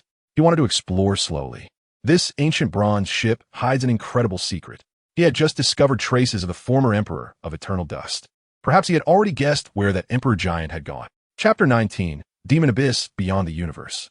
In the realm of nothingness, there exists a vast and boundless vortex of demonic energy, slowly spinning and dragging out countless rivers of demonic energy from its edges, extending billions of miles away. Its might overwhelming and terrifying. The vortex of demonic energy sinks extremely deep, resembling an endless funnel that could directly penetrate the great universe. Such a terrifying sight must only exist in myths. This is the Demon Abyss, a place more horrifying than the mythical Forbidden Zones. It has buried many emperors of the age more than once. At this moment, the demon creature that was defeated by Qin Feng had only one true spirit remaining to escape back to the Demon Abyss. As soon as it entered the abyss, it frantically devoured the pure demonic energy from all directions, allowing its nearly collapsing true spirit to quickly stabilize and begin to cocoon itself, preparing to regrow its body. The Demon Abyss is a special place, or one might say a special universe. The demonic energy here is endless, and it possesses unique laws of heaven and earth. The beings here are birthed from numerous sources of demonic energy. Those with flaws, those whose lives have defects, are called demon creatures. Those without flaws, who are extremely powerful, are known as demon spirits. Demon creatures are not considered strong, but even the weakest demon creature possesses the most basic forbidden powers. As for demon spirits, they are nurtured in the supreme source of the demon abyss and belong to the innate supreme, with some being powerful enough to rival the emperors of the age. However, it generally takes hundreds of thousands of years for the demon abyss to nurture a single demon spirit. Even from ancient times to the present, the number of demon spirits is not many. However, those demon creatures can also reach the realm of demon spirits through postnatal cultivation. Therefore, the number of forbidden supremes within the demon abyss will definitely not be small, and the power contained within is terrifyingly boundless, perhaps capable of conquering the great universe. Nevertheless, whether they are demon creatures or demon spirits, they also have a lifespan limit, and once the time is up, they must die. Thus, many demon spirits, like the forbidden supremes of the great universe, have mostly severed their realms and survived within the essence of their spirits. However, some demon spirits are unwilling to stay in the demon abyss and instead go to the great universe as forbidden supremes. Therefore, a small portion of forbidden supremes in the great universe are actually demon spirits. I have important news to report. That demon creature returned to the demon abyss, quickly stabilized its true spirit, and immediately reported its recent discovery. The information it reported quickly passed through its superior to a demon spirit. Upon learning this information, that demon spirit was also greatly shocked and rapidly conveyed it to other demon spirits, including the 3 forbidden giants currently in the demon abyss. One of the forbidden giants immediately awakened slightly. Boom! In the deepest part of the demon abyss, a certain shadowy being suddenly opened one of its eyes, and an unparalleled, overwhelming divine might surged forth. Just a glimpse of that, I seemed to cover the entire universe of the demon abyss, looking down on eternity, with a terrifying aura diffusing as if it were about to empty the demonic energy of the abyss. Such unparalleled, terrifying divine might could only come from a forbidden giant. The ancient bronze ship, the emperor of eternal dust, he hasn't died? The voice of the demon god emperor, filled with ancient coldness, echoed in the depths of the demon abyss. His tone was indifferent, but there was a hint of surprise and a trace of lingering fear from the past. He is a forbidden giant of the demon abyss, who once teamed up with several other terrifying figures to set up a myth-level killing trap to ambush the emperor of eternal dust. And what was the result? The emperor of eternal dust still shattered everything, suppressing many formidable enemies. The demon god emperor's head was smashed, and he couldn't recover for a while, dragging his headless body back to the demon abyss in a disheveled manner. Fortunately, at that time, the emperor of eternal dust had too many enemies and didn't pay attention to him, the demon god emperor. Otherwise, if the emperor of eternal dust truly entered the demon abyss and targeted him alone, he would most likely die. No one could save him. It can't be him. At that moment, another voice echoed in the depths of the demon abyss, equally indifferent and desolate, as if it came from ancient times, carrying a grand and heavy aura of time. The emperor of eternal dust cannot possibly sever his realm. The voice, imbued with the weight of time, spoke lightly, carrying an undeniable ancient majesty. This voice came from the Abyss Master, also a forbidden giant of the demon abyss, and the oldest and most powerful one.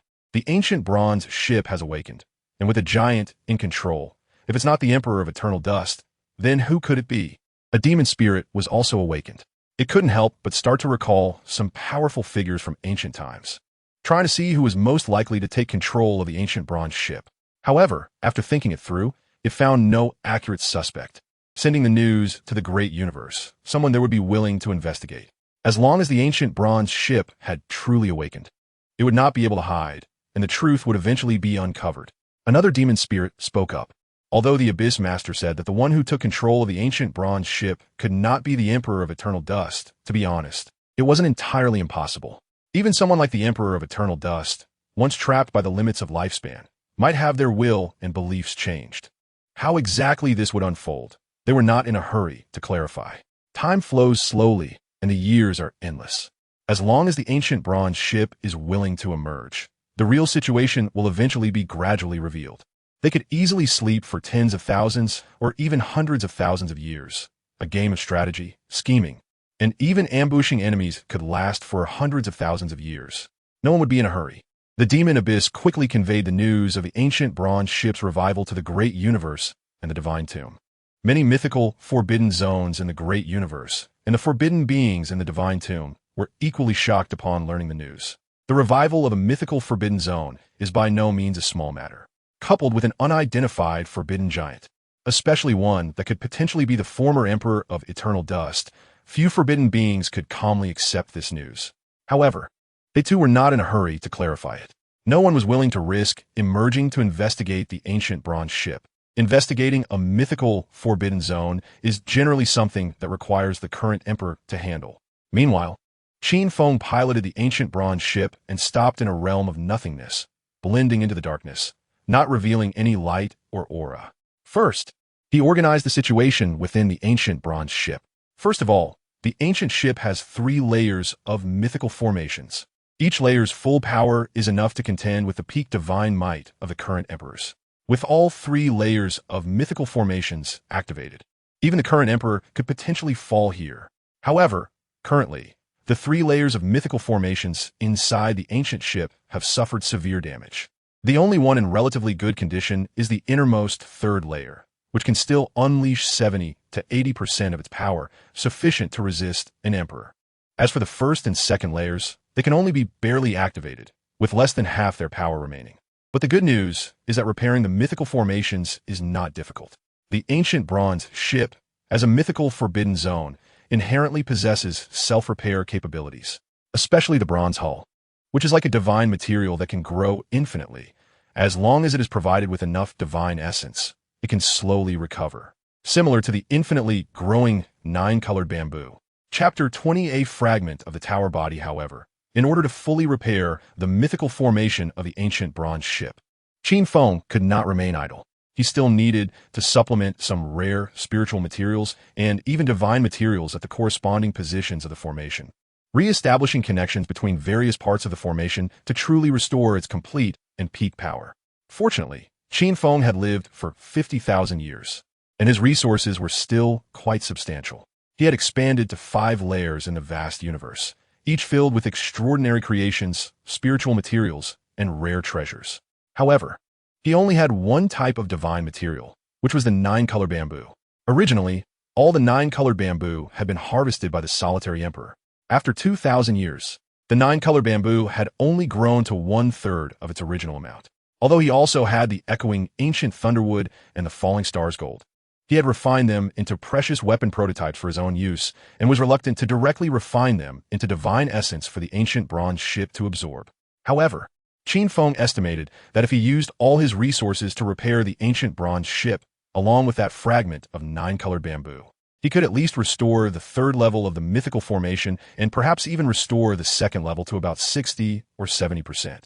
As long as one level of the mythical formation could unleash its full power, then this mythical forbidden zone could be considered barely qualified, possessing at least some capability to bury the current emperors of the world. This also demonstrates how high the difficulty is in constructing a mythical formation.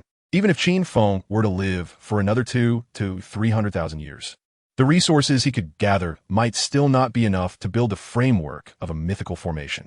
This is why mythical forbidden zones are so precious and powerful, as they already contain ready-made mythical formations.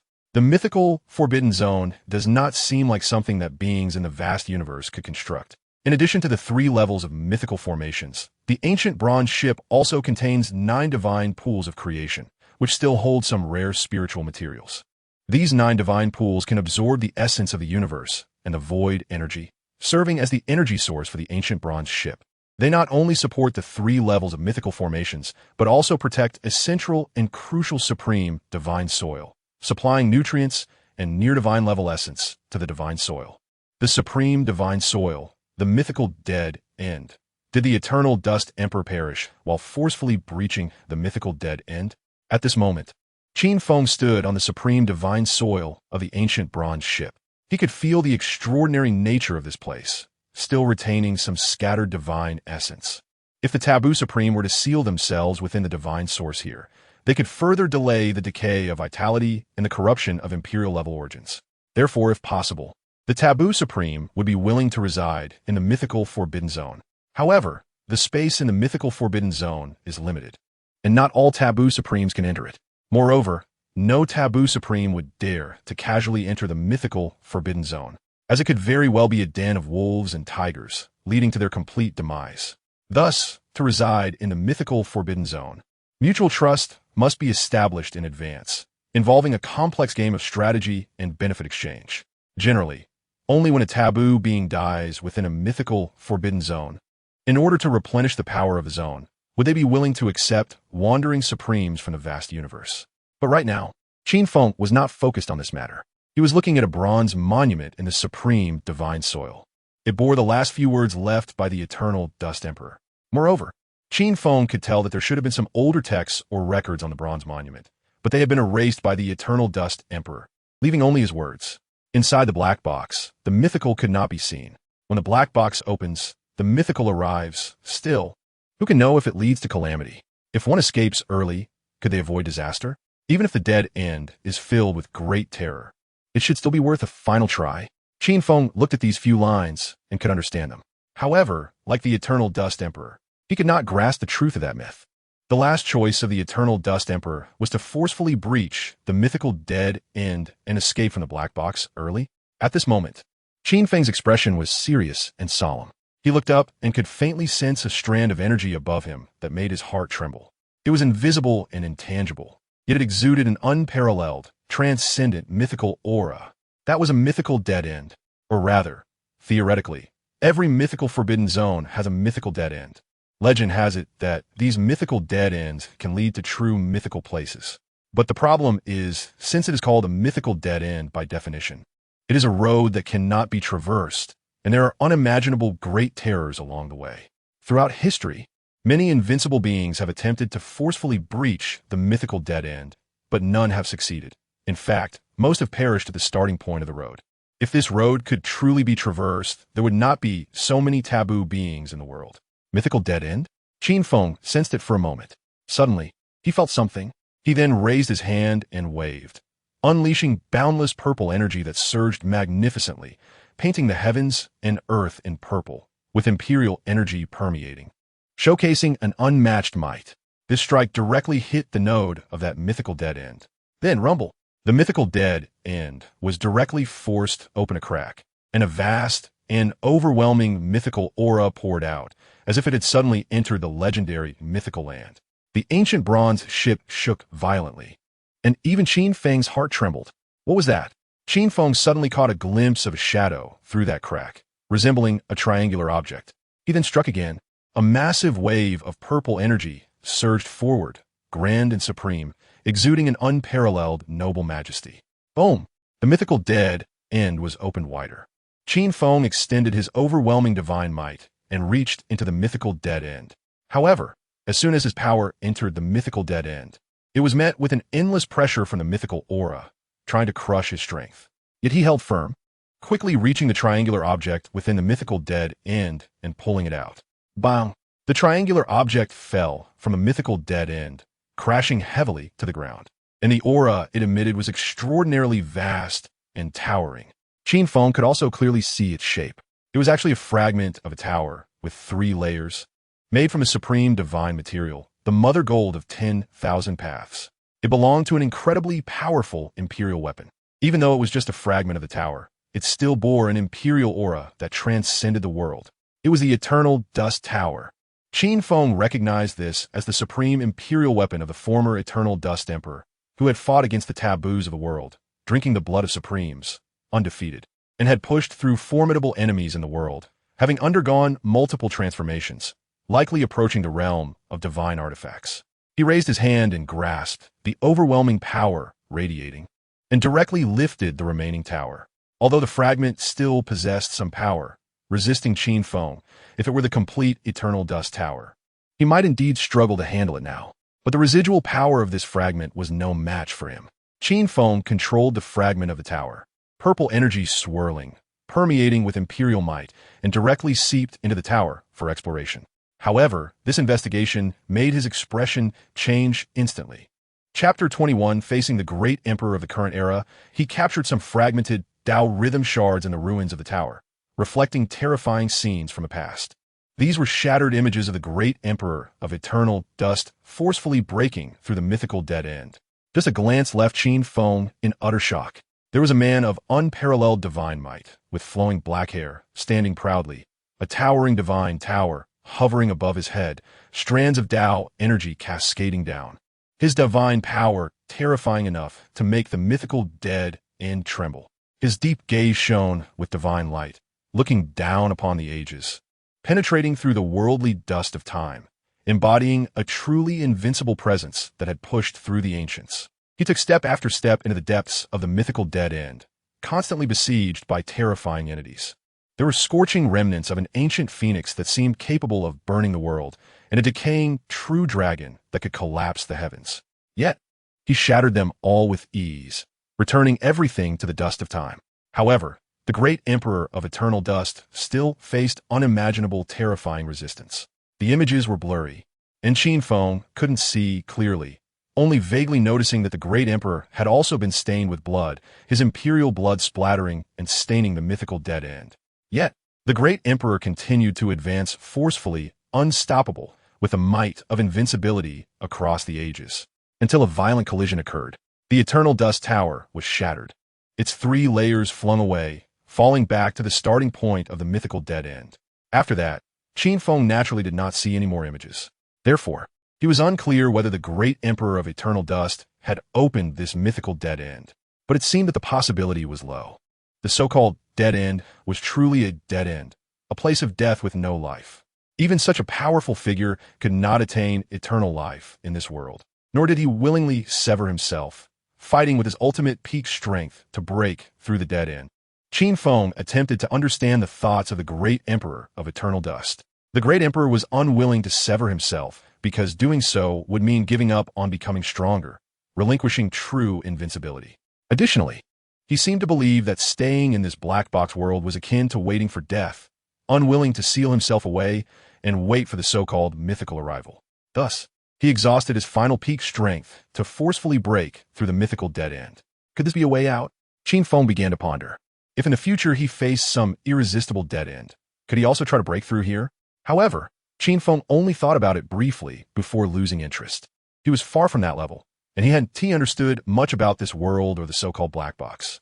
He would explore more relevant information and secrets later on. In the blink of an eye, 3,000 years passed. Qin Feng had filled all the spiritual materials and treasures of his lair into the bronze ancient ship. The 9-color bamboo was also transplanted in, but it was harvested once again to repair the mythical formation. The bronze ancient ship had become his only lair, with all his assets contained within. The 3rd-level mythical formation was fully repaired and could unleash power comparable to that of the current emperors. Additionally, he now had a silent neighbor, a good friend, or perhaps a pet. That was the 3-life divine flower. The 3-life divine flower had also settled in the bronze ancient ship, but the old issue remained. The 3-life divine flower wouldn't let Qin Feng touch it. Every time Qin Feng tried to grab the 3-life divine flower, it would dodge away. However, Qin Feng was entirely patient and tolerant of the 3-life divine flower. After all, this mythical forbidden zone of the bronze ancient ship was only found with the guidance of the 3-life divine flower. Little 3 brother, San, 3 brother? What should I call you? Qin Feng tried to communicate with the 3-life divine flower, but the results were not ideal. Unless he touched the 3-life divine flower, it would hardly react at all. Qin Feng had not encountered the 2nd type of immortal medicine and did not know if other immortal medicines were as special as the 3-life divine flower, or if this flower was particularly unique. Recalling the many times the 3-life divine flower had teased him, the last time it led him to find and revive the bronze ancient ship, the 3-life divine flower also took root here. It felt like the 3-life divine flower had been searching for someone to revive the bronze ancient ship so that it could settle down in this mythical forbidden zone. But if that were the case, there were still some questions. Why'd it have to be Qin Feng? Couldn't someone else revive the bronze ancient ship? Wouldn't those current emperors, who suppressed the universe and were absolutely invincible, be more suitable? Besides the current emperors, could many taboo beings in the world, even those taboo giants, not do it? Or perhaps it wasn't that complicated. There was a simpler possibility. Qin Feng had pursued the 3-life divine flower 4 times. And during the 4th time, he had a bit more patience and chased it out of the universe, eventually finding the bronze ancient ship. Perhaps the 3-life divine flower was not looking for the right person, but simply waiting for someone who could chase it beyond the universe to where the bronze ancient ship was located. Previously, the 3-life divine flower might have either been directly caught by the current emperors or some taboo beings didn't intend to pursue it to the end. Of course, Qin Feng might just be the person the 3-life divine flower considered the right one. He was still somewhat special. A San, as a type of immortal medicine. How do you know the location of the bronze ancient ship? Or do you have a special ability to sense the locations of various mythical forbidden zones? Qin Feng looked at the 3-life divine flower, transmitting words with supreme Tao sound, radiating circles of Tao rhythm ripples, containing the purest meanings. He was still trying to communicate with the 3-life divine flower, not necessarily wanting it to speak, but hoping for some response. However, the 3-life divine flower still did not respond, until Qin Feng asked again, "Are there any unclaimed mythical forbidden zones in this world?" He asked, his words still transmitted with supreme Tao sound. Initially, he was just casually asking, but unexpectedly, this time the 3-life divine flower responded. The 3 indescribable, dreamlike flowers suddenly shone with even more brilliant light. Then the 3-life divine flower directly left its pit in the highest sacred soil of the bronze ancient ship, transforming into a stream of light and flying up. No way. Qin Feng was taken aback. Could it be that there really were unclaimed mythical forbidden zones? Did the 3-life divine flower know the location and want to lead him there? However, he quickly felt foolishly optimistic, because the 3-life divine flower hadn't even flown out of the bronze ancient ship before it turned around and returned. Resuming its place in the pit, it had chosen to take root again. What does this mean? Qin Feng felt bewildered once more. He had been toyed with by the three-life divine flower again. Was there truly no unclaimed mythical forbidden zone? Or was there indeed one? But the three-life divine flower no longer knew its location. Qin Feng couldn't figure it out. He then tried to communicate with the three-life divine flower again, wanting to understand its secrets. But he gained little. He soon stopped fiddling with useless matters and continued to comprehend his own Tao. Qin Feng was 55,000 years old. He could feel that the myriad shackles of the great universe had been completely released and the cosmic fortunes had turned. With the world as prodigies gradually emerging and unparalleled talents beginning to stand out, Qin Feng felt that perhaps a new emperor of the current era was about to arrive. He had once lived alongside the great emperor of origin, witnessing the ascension of the lonely great emperor, each with their own characteristics. He hoped that the new emperor could bring Qin Feng, who was about to witness endless years in the future, something uniquely wonderful. Qin Feng thought this way, yet he was still not fully aware. The next great emperor of this era will be the first one he has to face directly. Chapter 22. The Tao named Su Zhen. Certifying the Tao today, there was a young man named Li Su, a scion of a great family, kind and loving. However, he caused his family to be exterminated. He was the only one who escaped under the cover of his relatives. In his final moments of despair, he even killed and ate his beloved pet that helped him escape. Faced with such a drastic change, people in the world have various choices. For example, to strive for revenge, to give up on life, or even to choose to forget the pain and live in seclusion. But Li Su was not an ordinary person. He was heartbroken, mentally collapsed, and unable to bear the overwhelming guilt that threatened to crush him. In the end, he twisted himself, distorted himself. He began to brainwash himself, convincing himself that he was a ruthless and cruel person. The extermination of his family was intentional, merely to seek excitement, to find a madness that would make his boring life obsessively enjoyable. By the end of this brainwashing, Li Su came to believe it, even completely transforming, his mental state stabilizing instantly. He no longer felt sorrow or guilt because everything was his own intention, and he had nothing to feel guilty about. He was just that kind of person. After this successful and complete transformation of personality, Li Su began to switch personalities constantly to achieve his goals. And it was incredibly real. The transformations were thorough, as if he had always been that kind of person. For example, to marry into a noble family, he became charming, friendly, talented, and righteous. He successfully married in, loving his wife and children dearly, honoring his in-laws, and dedicating himself to his wife's family, his feelings completely sincere, without a hint of pretense. But when it came time to reap the rewards, he raised a butcher's knife, tears streaming down his face, full of sorrow, personally killing his wife and children, slaughtering his wife's family. When his tears ran dry, his personality completely reverted back. The once false personality became incredibly real, and the real personality could completely turn into an illusion. Li Su seemed to possess an ability that ordinary people did not have. He was not confused. His mind was clear, and the distinction between truth and illusion held no meaning for him.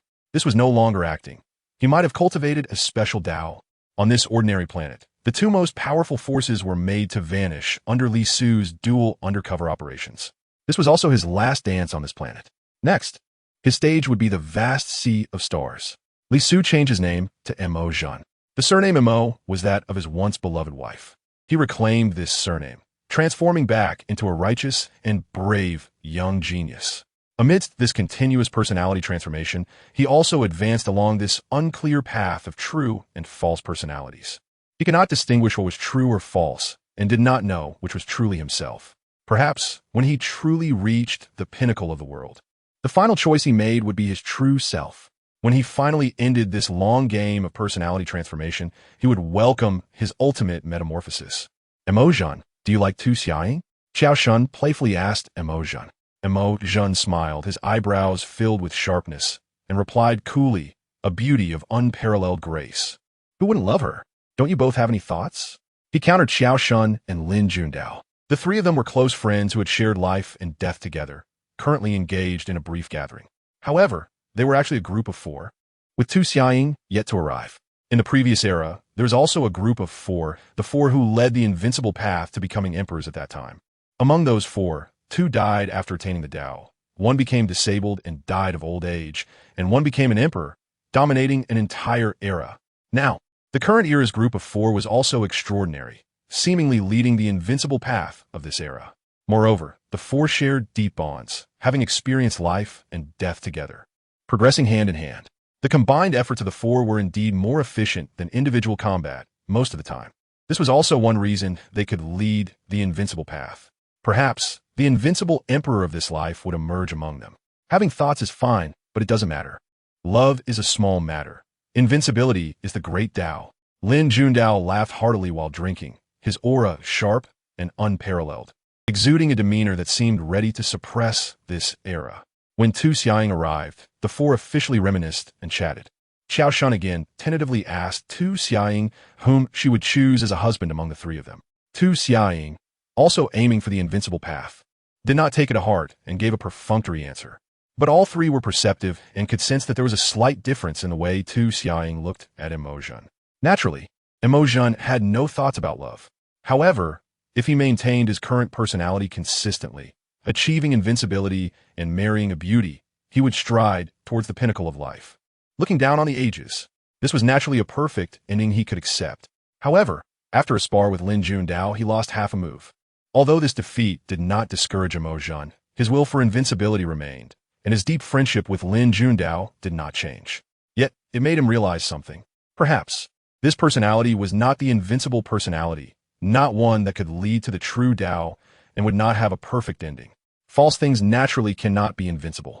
The day he transformed into the real would perhaps be the correct path to invincibility. So this time, Emojun changed again, reverting back to Li Su. But he felt a heavy sadness once more, his heart filled with extreme sorrow. Would a close confidant and two brothers of life and death also die at his hands?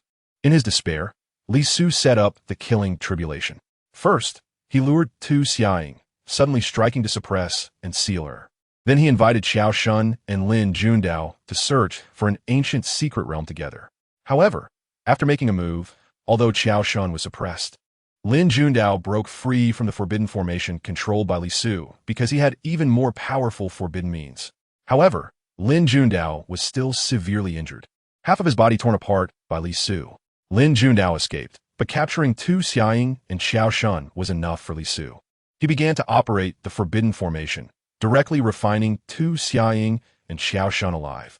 Through the transformation of the forbidden formation, a pure and untainted essence continuously poured into Li Su's body, while everything of Tu Xiang and Xiao Shun gradually depleted until it completely perished. In the end, the sorrow in Li Su's heart dissipated, his mind once again became clear, and his personality completely transformed back, becoming what he believed to be his most real and correct self. With a singular personality, that hidden false Tao also transformed into reality, achieving a certain metamorphosis. Coupled with the essence provided by the two supreme beings of the world, he broke the shackles even before certifying the Tao. Boom! Li Su opened his eyes, brilliance shining forth, penetrating the void in myriad paths, strands of forbidden energy pervading, shocking and terrifying. He had unexpectedly stepped into the forbidden realm. All is illusory. I alone am real. My Tao name is Su Jun, and today, I certify the Tao. Li Su stepped into the starry sky, ready to directly transcend tribulations and certify the Tao. At this moment, he had completely perfected his Tao. He chose his final true self, reaping the fruits of personality that spanned the realms of truth and illusion. He had reached the pinnacle state with body, spirit, Tao, and personality all becoming one, unshakable and unchangeable at the same time. Qin Feng was cultivating in a certain deep space when he was suddenly stirred by the unusual, forbidden aura emanating from Li Su. Other forbidden beings in the world might not be disturbed, but Qin Feng had always been in a state of awareness, so he naturally sensed it. He couldn't help but glance a few times. With his current semi-emperor might, he could easily pierce through the cosmic starry sky without causing any disturbance. Then, he saw Li Su and caught the forbidden aura on him, which surprised him slightly. Had he ventured into the forbidden realm before attaining enlightenment? Qin Feng was astonished. Although such things had been done before, accomplishing them did not necessarily mean that one's talent surpassed those who could not. However, having achieved this indicated that he truly possessed extraordinary talent, exceptional perseverance, and remarkable genius. Chapter 23. The Emperor's secret. Li Su stepped into the starry sky, spreading his own Tao, with a faint aura of taboo permeating, stirring layers of ripples in the void, showcasing extraordinary power. The supreme heart of the universe was immediately touched, and a terrifying aura, akin to a world-ending catastrophe, erupted violently, sweeping across the vast starry sky. Boom! The first bolt of lightning appeared, dazzling and brilliant, tearing through the universe and illuminating the pitch-black deep space. Subsequently, endless thunderbolts fell from the starry sky, converging into a boundless sea. Striking divine thunder fell into the sea of thunder, carrying a terrifying aura capable of destroying worlds, shaking the universe, making people tremble. Boom! Several world-ending divine thunders suddenly struck towards Li Su, tearing apart the void, the terror indescribable, as if they wanted to obliterate everything in the world. However, Li Su stood proudly, his expression indifferent, his gaze cold. He looked towards the few divine thunders, an aura of taboo radiating from him, and an unparalleled aura of the Tao emanating forth. At this moment, in his eyes, those divine thunders were also illusory, and the false could not shake the real him. The physical body, spirit, Tao, and persona of Li Su merged into one. He began to emanate layers of indescribable supreme Tao aura, sweeping in all directions, starting to influence everything. Suddenly, the few divine thunders were swept away by a vast aura, rapidly becoming illusory and unreal. When the divine thunders finally crashed down on Li Su, it was as if they were brushed by some astonishing hurricane, the physical damage not particularly high. Reversing the real? What unique method of the Tao? Qin Feng was also observing from afar as Li Su underwent his tribulation to attain the Tao, feeling a sense of amazement at the mysterious method displayed by this Tao seeker. Such methods were not ordinary, not something that could be comprehended through normal cultivation experiences. There must be some kind of opportunity or a special chance. Montactsin. At this time, Lin Jundao was also hiding in a corner of the starry sky, nursing his injuries while watching Li Su, who was undergoing tribulation to attain the Tao, with resentment and sorrow. He truly never expected Mo Zhen to plot against and harm them.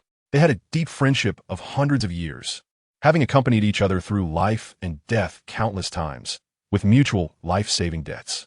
Perhaps they no longer needed to consider any life-saving debts. That bond should have been unshakable. Yet the reality was so cruel. For Li Su, the persona that accompanied Lin Jundao for hundreds of years was false. It was a form of his cultivation. When he abandoned this persona and reclaimed his true self, the hundreds of years of cultivation would bear fruit, allowing him to discover his most authentic self and achieve transformation. Previously, Li Su could not match Lin Jundao, but having reclaimed the true Tao fruit from the hundreds of years of falsehood, he completely surpassed Lin Jundao. The plotting against Xiao Shun, Tu Xiaoying, and Lin Jundao was a ritual for persona transformation and the harvest of Tao fruit. Or it could be said to be a special severing of the Tao, cutting off the past, welcoming the new true self. Rumble. The boundless sea of thunder boiled. The emperor's tribulation thunder crashed down. The terrifying aura of destruction fell, aiming to obliterate the oblivious Tao seeker. At this moment, the attention of all beings in the universe was focused on Li Su. He was the first Tao seeker of this era. Little did they know, would he become the first Tao catastrophe, or would he directly resolve the suspense of this era and achieve complete success in attaining the Tao? Puff! The terrifying divine thunder crashed down, engulfing Li Su. In an instant, it exploded his flesh and blood, exposing multiple bones and causing severe injuries. Even with his unique method of transforming truth into falsehood, there were limits. It was impossible to truly reach perfection. However, Li Su operated his secret method, squeezing his own foundation, rapidly recovering from his injuries. He stepped onto the divine thunder, striking out with both fists, all methods becoming true, capable of breaking through all falsehoods. Even as time flowed through countless ages, he remained immortal and unfalse. Boom! Li Su broke through the sea of thunder, forcefully reaching the peak, and could already feel that layer of supreme barrier. His eyes sparkled with divine light, sharp and unmatched, his momentum soaring to the extreme, divine might unparalleled, ready to overwhelm everything in the world. Soon, the grand universe shook with a loud rumble. An extraordinary sound echoed, as if the cosmic ceiling had been struck hard. Then came another astonishing tremor, the noise even more grand. All beings and spirits were shaken. The vibration seemed to penetrate their hearts and souls, causing fear.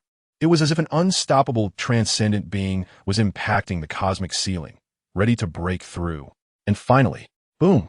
A surge of overwhelming imperial might erupted at the pinnacle of the starry sky, instantly sweeping across the universe, the aura unique to the emperor permeating, pressing down on everything in the world.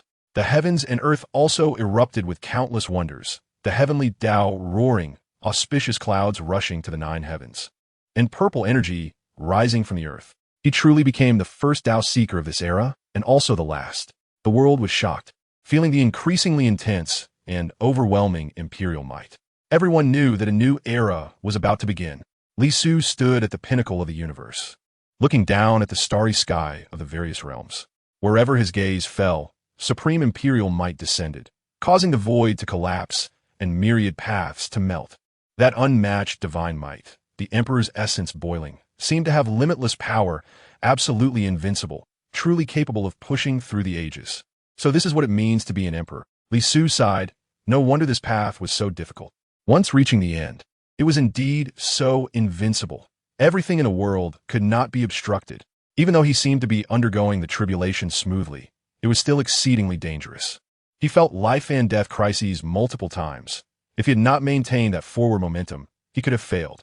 Moreover, this time he was not facing the same situation as the previous solitary emperor, who was obstructed by taboo beings. This was also a significant reason for his successful and smooth progress. Those taboo beings in the world mostly tolerated the emergence of the current emperor. This was not necessarily a bad thing for them. Not every contemporary emperor would be incompatible with the taboo beings, even those traditional righteous emperors. If they truly targeted taboo beings, could only focus on a limited few, the others could simply sit back and watch the battle. And perhaps the current emperor could even help them eliminate great enemies. Throughout history, every emperor has been different, each with their own pursuits and aspirations. Li Su also had his own pursuits and unique understanding of this world. He did not intend to actively target any taboo being, allowing them to exist as long as they did not provoke him. He preferred to use his current invincible power to attempt to do something more valuable. He could also explore places he could not or dared not go before, to witness the true nature of this world. Li Su successfully attained the Tao.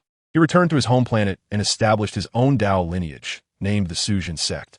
He confirmed his Tao title, and the world naturally began to honor him as the Suzhen Emperor. However, at this moment, the Suzhen Emperor's former life and death friend, Lin Jundao, revealed a shocking secret. Chapter 24. The bronze ancient ship split in two. This secret was revealed by Lin Jundao himself, accusing the great emperor of his crimes. And the uproar spread across dozens of star domains. He disclosed how Li Su had deceived and killed the three of them before achieving his Tao. However, while the world was shocked, no one dared to continue spreading the news, nor did they want to believe it, or even dared to. It was impossible for it to be recorded in the annals of history. After all, that was the great emperor of the time. If one were to speak of the most terrifying taboo beings in this world, the great emperor of the time would definitely be among them. He was a ruthless person. Qin Feng was also curious about the situation of the new emperor and made a brief comment after learning of his true nature. However, he would not judge the matter as right or wrong or act as a righteous agent to judge the great emperor of the time. There are countless types of people in the world. At the end of the imperial path and on the road to immortality, it is hard to judge right or wrong. Everyone has their own beliefs about what is right. Only those who can reach the end have the right to judge right and wrong. If Qin Feng could walk the path of immortality and invincibility, surpassing the limits of the imperial level, perhaps he could transform the world into what he deemed correct. With his current strength, there was still a long way to go to change the world. Wasn't that great Emperor Chongqing of the past just a matter of flipping over a bronze ancient ship? Are there mythic taboo zones in this world that have never sunk, truly existing forever? What kind of terrifying and extraordinary beings are hidden within them? And who can know? Generations of emperors come and go, and each has its own uniqueness. Qin Feng had lived for 56,421 years, and the Xuanzhen Great Emperor had emerged. After establishing the Xuanzhen sect, Li Su also found the remaining relatives from his Li clan side branch. His true identity had already been guessed by a small number of people on his home planet, revealing him to be a truly ultimate ruthless person. Yet, no one dared to speak of it. Li Su actually didn't care about these things anymore. His gaze had transcended the mundane affairs of the world. In the days that followed, Lin Jundao challenged Li Su once, but was casually knocked away by Li Su, who still did not kill him and spared his life. Lin Jundao, filled with rage and murderous intent, charged at Li Su again, only to be knocked away once more. Eventually, Lin Jundao completely went mad and exploded to death. Once 3 close friends, they all ended up dying at Li Su's hands. Yet he remained indifferent to it all. What he thought about now was how to achieve longevity in the mundane world. Every generation of emperors would consider this question, and indeed, there have been those who walked a stronger path, breaking free from shackles and gaining new life. Li Su also had a concept in his heart and was trying to explore it. 4,000 years after the Xuanzhen Great Emperor achieved Tao, he pursued the location of the mythic taboo zone known as the Immortal Realm, and with unstoppable and unparalleled divine might, he directly ascended within, causing a great shock to the universe, leaving the world trembling. However, although there were terrifying sounds emanating from the Immortal Realm, suggesting a great battle had erupted, it quickly came to an end. After that, the Xuanzhen Great Emperor successively pursued the Eternal Ladder, the Guardian Mountain, and the Ziwei Divine Court, 3 mythic taboo zones, forcefully ascending and causing immense waves. Among them, the Ziwei Divine Court had not appeared in the world for over 100,000 years, but it was also discovered by the Xuanzhen Great Emperor. This was an ultimate mythic taboo zone that had never been sunk, remaining supreme from ancient times to the present, capable of burying emperors. Although the Xuanzhen Great Emperor forcefully ascended to various mythic taboo zones and caused terrifying disturbances, they all abruptly ceased. It seemed that the Xuanzhen Great Emperor did not intend to start a war in the mythic taboo zones. Instead, it felt more like he was exploring the remnants of mythic matters in the world. In the blink of an eye, the lifespan of the Xuanzhen Great Emperor was coming to an end. In this state of imminent decay and death, he endured for hundreds of years, comprehending some things before refining the immortal elixir to live a second life. He had his own pursuits and ambitions. He did not target taboo beings. Yet from the very beginning, he had no intention of becoming a taboo being. He wanted to live out his third life on his own. In his heart, he had already severed all avenues of retreat. If he did not succeed, he would accept death.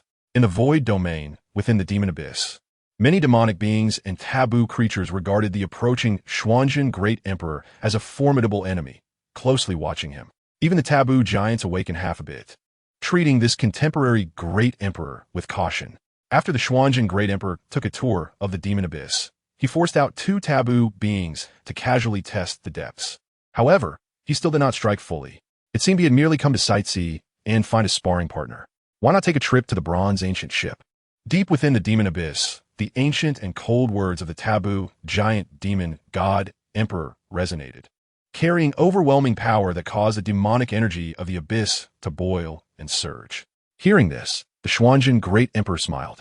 He now saw through the structure of the universe and understood many ancient and modern secrets. He knew what the demon god emperor was wary of and what he wanted to clarify. Earlier, when he went to the immortal realm, someone also wanted him to explore the bronze ancient ship. He would go. The Xuanzhen Great Emperor left a simple message and then departed, also making a trip to the divine tomb. In this way, he traveled through the mythic matters of the present world while advancing his own path of understanding. Finally, on one particular day, the Xuanzhen Great Emperor tracked down the location of the bronze ancient ship. Although the bronze ancient ship had mythic causality, it should not be too difficult to trace. However, this mythic taboo zone had disappeared for far too long, leaving few traces in the present world, making it naturally hard to find. Moreover, the bronze ancient ship could not simply erupt with power and reveal itself to the world. The beings within were still mostly in slumber. At that moment, as the Xuanzhen Great Emperor captured the position of the bronze ancient ship, he did not hesitate for a moment, summoned the imperial weapon Xuanzhen Blade, and struck with a single slash. Boom! A terrifying divine might that shook the past and present erupted violently, vast waves instantly sweeping across the universe, even reaching the void domain, where both the demon abyss and the divine tomb could feel it. The Xuanzhen Blade shone with cold light, like a silver river, illuminating all ancient eras. The sharpness that erupted in that instant radiated an overwhelming aura, where everything else was rendered void, and only the blade's edge was real, capable of annihilating all of history. At the same time, Qin Feng felt this extreme sharpness that could cut the void with reality, truly unmatched throughout the ages, capable of instilling fear in taboo beings. He turned his head to look, his gaze sharp and cold, penetrating the vast starry sky, and at first glance he saw the Xuanzhen Great Emperor. As expected of the contemporary Great Emperor, he indeed managed to track down this mythic taboo zone. Qin Feng's expression was calm as he stated indifferently, Mythic taboo zones, unless they are completely silent and submerged, are very hard to conceal. Those decayed taboo beings might still be unable to find it. However, with the overwhelming power of the contemporary great emperor, it was still possible to capture the mythic fluctuations in the dark. However, Qin Feng had long anticipated that there would come a day when the contemporary great emperor would track him down. This day was not much different from what he had expected, and it was even a few thousand years later than he had predicted. With the backing of a mythic taboo zone and being no weakling himself, he was no longer afraid to face the contemporary great emperor directly. In this era, the Xuanzang great emperor had attained Tao for 18,000 years, almost at his most powerful moment. Meanwhile, Qin Feng, at 74,000 years old, had also entered a higher level. With that single slash, the Xuanzang great emperor directly split the bronze ancient ship, startling all the various mythic taboo zones and attracting the attention of the entire universe, including the demon abyss and the divine tomb. Many taboo beings wanted to know which ancient existence was the taboo giant that revived the bronze ancient ship. Chapter 25. 3 Flawless Pathways. Boom. A surge of overwhelming, world-shattering waves erupted from the ancient bronze ship, rushing into the vast starry sky towards the venerable emperor of true void. As if to confront the invincible beings of the current era, the terrifying power shattered the void, disrupted myriad laws, and in an instant, a turbulent flow of chaotic void burst forth, spanning the starry sky, with supreme imperial energy cascading down, shaking the mortal realm. The unparalleled sharpness of the venerable emperor's blade collided with this chaotic void, immediately facing strong resistance, as shocking power fell upon the blade, attempting to crush it. Boom! The clash of two imperial powers caused turbulence in the starry sky, and the vast universe trembled lightly. However, the sharpness of the venerable emperor was still more formidable and unmatched, possessing an absolute invincibility that could push through the current era's most powerful emperors. That blade's world-shattering sharpness seemed unstoppable, pushing through the vast chaotic void like a mighty river, steadily advancing and piercing straight through. The starry sky rumbled, and terrifying waves of energy spread throughout the universe, leaving the world in awe of the venerable emperor's might. In the end, that blade's divine might descended upon the ancient bronze ship, carrying unmatched sharpness, as if to sink this recently awakened mythical forbidden zone once again. However, the ancient bronze ship suddenly erupted with brilliant mythic light, illuminating the depths of the universe, as an overwhelming and unparalleled ancient formation soared, radiating splendor, exuding an immortal and transcendent aura of myth. Boom! A hand formed from boundless purple energy emerged with the mythic formation, vast and limitless, shading the starry sky, exuding unmatched majesty, and directly grasping towards the advancing imperial sharpness. Bang! The starry sky shook violently, and a terrifying sound accompanied by a wave of shocking energy swept across the universe. In the end, the purple energy hand extinguished everything. The ancient bronze ship remained unscathed. The last vestige of the venerable emperor's blade was blocked by this mythical forbidden zone. Especially that purple energy hand reaching out from the ancient ship was incredibly terrifying, leaving the world in shock and trembling, sensing an immense majesty that transcended the mundane world, enduring forever. The ancient bronze ship, this mythical forbidden zone, actually reappeared. At this moment, the world also discovered the location of the ancient bronze ship, peering into the starry sky with a supreme formation, witnessing the true form of this mythical forbidden zone that had vanished for nearly 1,000,000 years. An ancient bronze ship hung at the pinnacle of the starry sky, moving slowly, its energy vast and magnificent. The numerous ancient scars on the ship's body revealed the terrifying years it had traversed, enduring taboo calamities, remaining immortal, and hanging at the pinnacle of worldly myths. Is this the mythical forbidden zone? Even the great emperors of the current era can do nothing about it? More people were still shocked by the power of the mythical forbidden zone, which contained hidden myths and great terrors capable of burying the great emperors of the current era. Even the venerable emperor of true void could not shake it in the slightest. The reappearance of the ancient bronze ship was a significant historical event, likely hiding unfathomable secrets and terrifying matters behind it. Many were deeply astonished to witness the re-emergence of a mythical forbidden zone, marking an important milestone in future ancient history. From then on, the world would count the mythical forbidden zones, adding the ancient bronze ship to the list. Onlookers marveled at the spectacle. The beings of the world were shocked only by the reappearance of the ancient bronze ship and the continued terrifying strength of this mythical forbidden zone. But for the venerable emperor of true void and the taboo beings who were peering into this commotion, they discerned much more: the path of void shattering, the path of purple energy, and the subtly revealed path of slaughter. Three absolutely flawless ultimate pathways. The venerable emperor of true void stood above the starry sky, his divine might vast, overwhelming all domains of the universe, eclipsing everything in the world. His deep-set eyes gazed directly at the ancient bronze ship, with imperial might cascading down, causing the starry sky to shake violently, as if to pierce through a mythical forbidden zone with his gaze. Yet, the ancient bronze ship was shrouded in a faint purple energy, its majesty surpassing eternity, with mythic light illuminating the depths of the universe. It resembled an eternal pillar in the river of time, enduring through the flow of time, remaining immortal and unshakable. At this moment, the expression on the venerable emperor's face also turned serious and solemn. Possessing three absolutely flawless pathways may signify a rather astonishing fact. The one within the ancient bronze ship could potentially be a supreme emperor who had lived through a third or even fourth life in the past. This realization was not only grasped by the venerable emperor.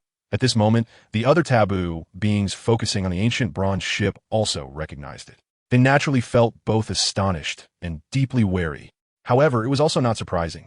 Hadn't the abyss of demons already explored and awakened the ancient bronze ship, which belonged to a taboo giant?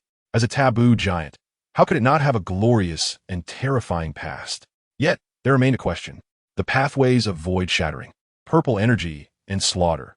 No matter how they thought, they seemed unable to come up with an ancient invincible being that matched. Or was it that this invincible being had been too low-key, not revealing too much, leaving no excessive reputation in the world? Such individuals were not unheard of. Even emperors varied widely. Throughout history, there had always been some invincible beings who immersed themselves in hard cultivation, ignoring worldly matters. Or perhaps that was an ultimate ancient being, far surpassing people's imagination. Therefore, it was even harder to determine their true identity in the past, having lived through a third or even fourth life. The venerable emperor of true void's gaze deepened as he thought of his own path to immortality. He too walked a path of no return, aiming to break through to the third life. To live another life without relying on immortal elixirs, he needed to carve out a path stronger and more intense than before. To break the shackles and reverse his life anew. In the past, some invincible beings started from their physical bodies, breaking limits to live another life. Others began with their souls, refining immortal energy, breaking shackles, and reshaping their destinies. Even more sought to comprehend a superlative great path through their cultivation, further elevating their realms and living anew. The venerable emperor's path to the third life was through his cultivation. He aimed to thoroughly comprehend the four characters void, true, and false, carving out an unprecedented, magnificent path to live out his third life. He could sense that although the ruler of the ancient bronze ship possessed three ultimate flawless pathways, they had not surpassed the imperial standard. They were conventional pathways. This indicated that the other party's achievement of the third or even fourth life did not rely on pathways, but perhaps on the physical body or soul. Of course, it did not mean that achieving the third or even fourth life would make one significantly stronger than other emperors who had only lived two lives. Emperors were already at the pinnacle, even breaking through the ceiling of the world. It was incredibly difficult to surpass or outpace beings of the same level. However, achieving the third or even fourth life would naturally endow one with a depth of foundation and a certain degree of terrifying combat power that ordinary emperors did not possess. Such terrifying emperors, even if they self-inflicted a wound, would still have the ability to clash with the current emperors without defeat and might even win and counterattack. Hence, they were called taboo giants. Chapter 26. The End of the Dharma. Mythical transformation at this moment in the realm of nihility within the abyss of demons. The taboo beings in this unique universe simultaneously caught wind of the news regarding the ancient bronze ship. This allowed them to confirm certain situations. It was indeed not the emperor of eternal dust, but rather an ancient existence that was difficult to fathom. A taboo being spoke indifferently. The techniques of splitting the void and the configuration of purple energy and slaughter were completely unworthy of the former emperor of eternal dust. If only one technique was displayed, perhaps it might not have confirmed anything. After all, the former emperor of eternal dust had extraordinary depth. Who could say if he had mastered one or two unknown ultimate techniques? However, the fact that three techniques could not correspond to the former emperor of eternal dust was enough to prove that this was not the supreme deity of the past. Completely unable to confirm the identity, could it be an ancient being that survived from a blank era? At this moment, another supreme demon spirit thought of something and couldn't help but raise a question. However, just voicing it felt extremely absurd and ridiculous. It should be impossible. Impossible. The taboo giant, demon god emperor, spoke, his words cold and eternally desolate. To say it was an ancient being from the gray years after the blank era might still be acceptable, because even the oldest taboo beings in the world knew little about the events of those gray years. But to say it was someone who survived from before the blank era, no one would dare to believe it. It was absolutely impossible for a taboo being to have lived from the blank era to the present. Speaking of the blank era, another taboo giant and more taboo beings in the abyss of demons were awakened slightly. Yet their thoughts were the same as the demon god emperors. The blank era was mysterious and sacred. There existed all possibilities there. Any speculation placed in the blank era might be valid. But the only confirmed fact was that after the blank era, the world was left with only the mundane and no extraordinary beings remained. Everything started over. The abyss of demons and the divine tomb only appeared after the blank era, as supreme beings in the abyss of demons. They understood some of its origins and could confirm the real situation after the blank era. The starry sky rumbled, and an astonishing phenomenon occurred. It was the emperor of true void crossing the universe, the supreme deity crushing through the myriad paths of the void, and in the blink of an eye, he stood outside the ancient bronze ship. He raised his hand and slashed. The might of the flourishing emperor erupted, overwhelming everything, directly breaking through the mythical formation of the ancient bronze ship, and took the final step inside. The world witnessed such an extraordinary scene, naturally shocked beyond measure. Indeed, no matter how long the mythical forbidden zone existed, intimidating the world through endless ages, the current emperors remained invincible, unafraid of anything. There was no place they could not go. The emperor of true void stepped in the ancient bronze ship and, for a moment, did not suffer any attacks. In fact, he did not come with hostility. The earlier clash and collision were merely a way for imperial figures to greet one another. It was indeed smaller than most mythical forbidden zones, but the creation contained within was not weak at all. The emperor of true void surveyed the ancient bronze ship and commented lightly. However, there were places within that he could not comprehend. At the very center, the supreme divine soil had a mythological dead end node at the top, which was forcibly opened with a small crack, and a fragment of a broken tower was wedged inside, propping up that small fissure. This caused a magnificent and transcendent mythological aura to continuously leak from the dead end, merging into the supreme divine soil, making this place radiant with divine light, resembling a true realm of myth. The emperor of true void recognized that the fragment of the tower was part of the former tower of eternal dust. This surprised him slightly, and he had some speculation about the final whereabouts of the former emperor of eternal dust. However, that was ancient history that was difficult to explore. What he was more concerned about now was not the former emperor of eternal dust. I am really curious. Who exactly are you? Ancient One.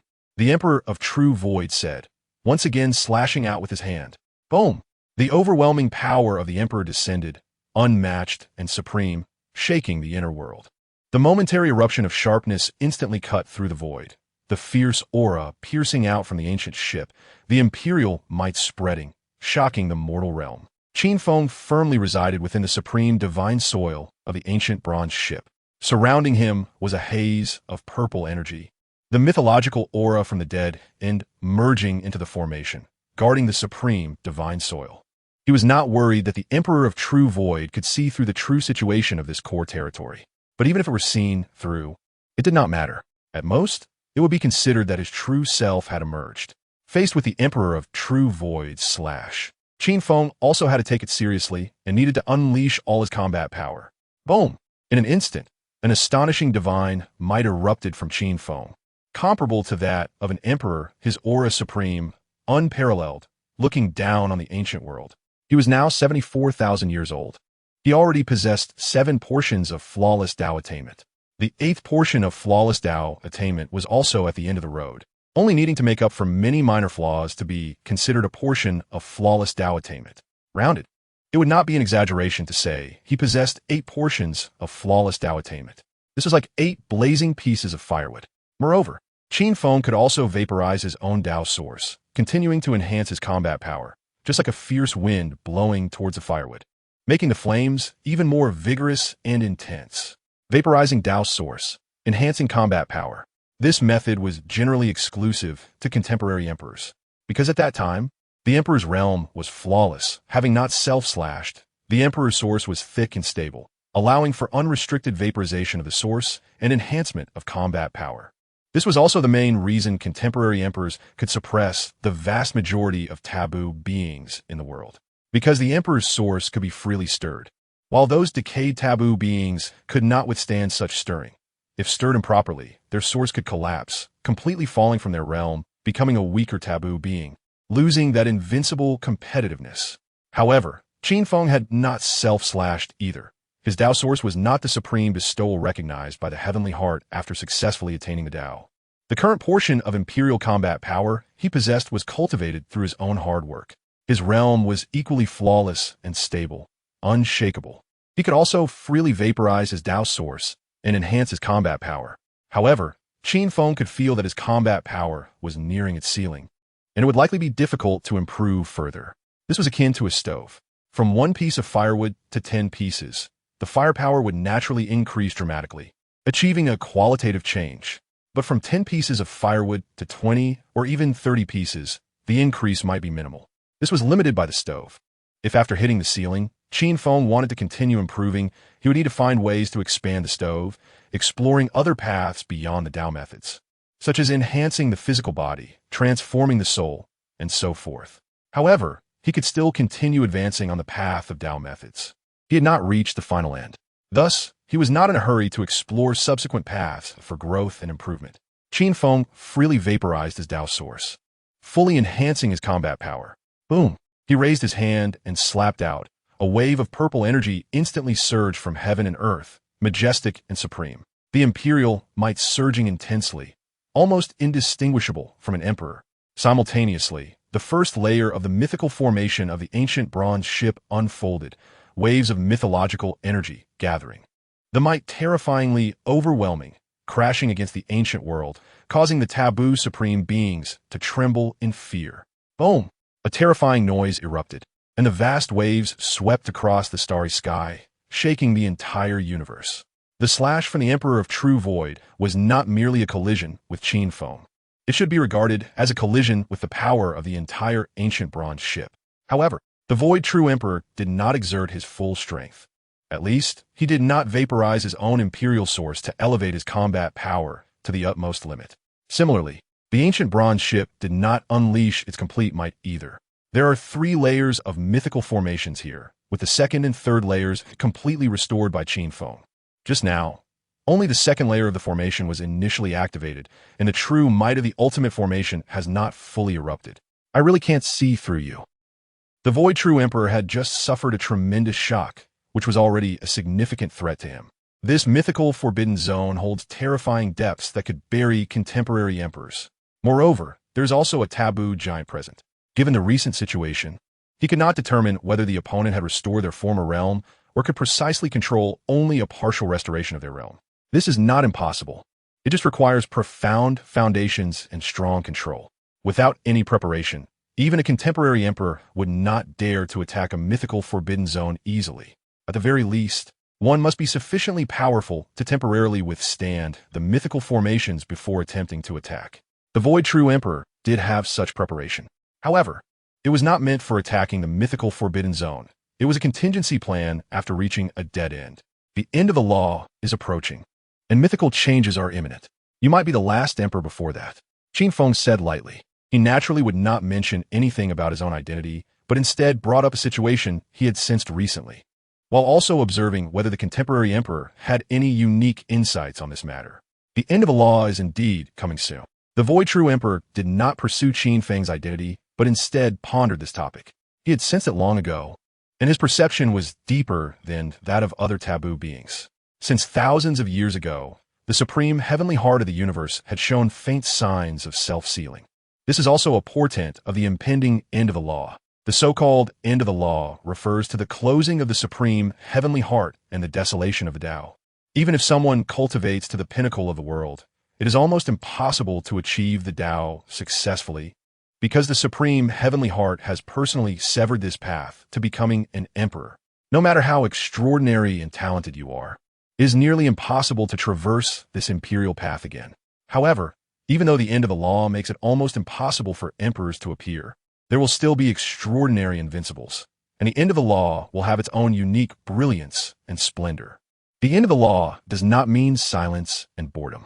I may not be the last emperor. There may still be a final brilliance before the end of the law, and perhaps another emperor will emerge. The void true emperor expressed this judgment, which he, as an emperor resonating with the supreme heavenly heart, derived as the closest truth about the future. However, he actually did not need to say it.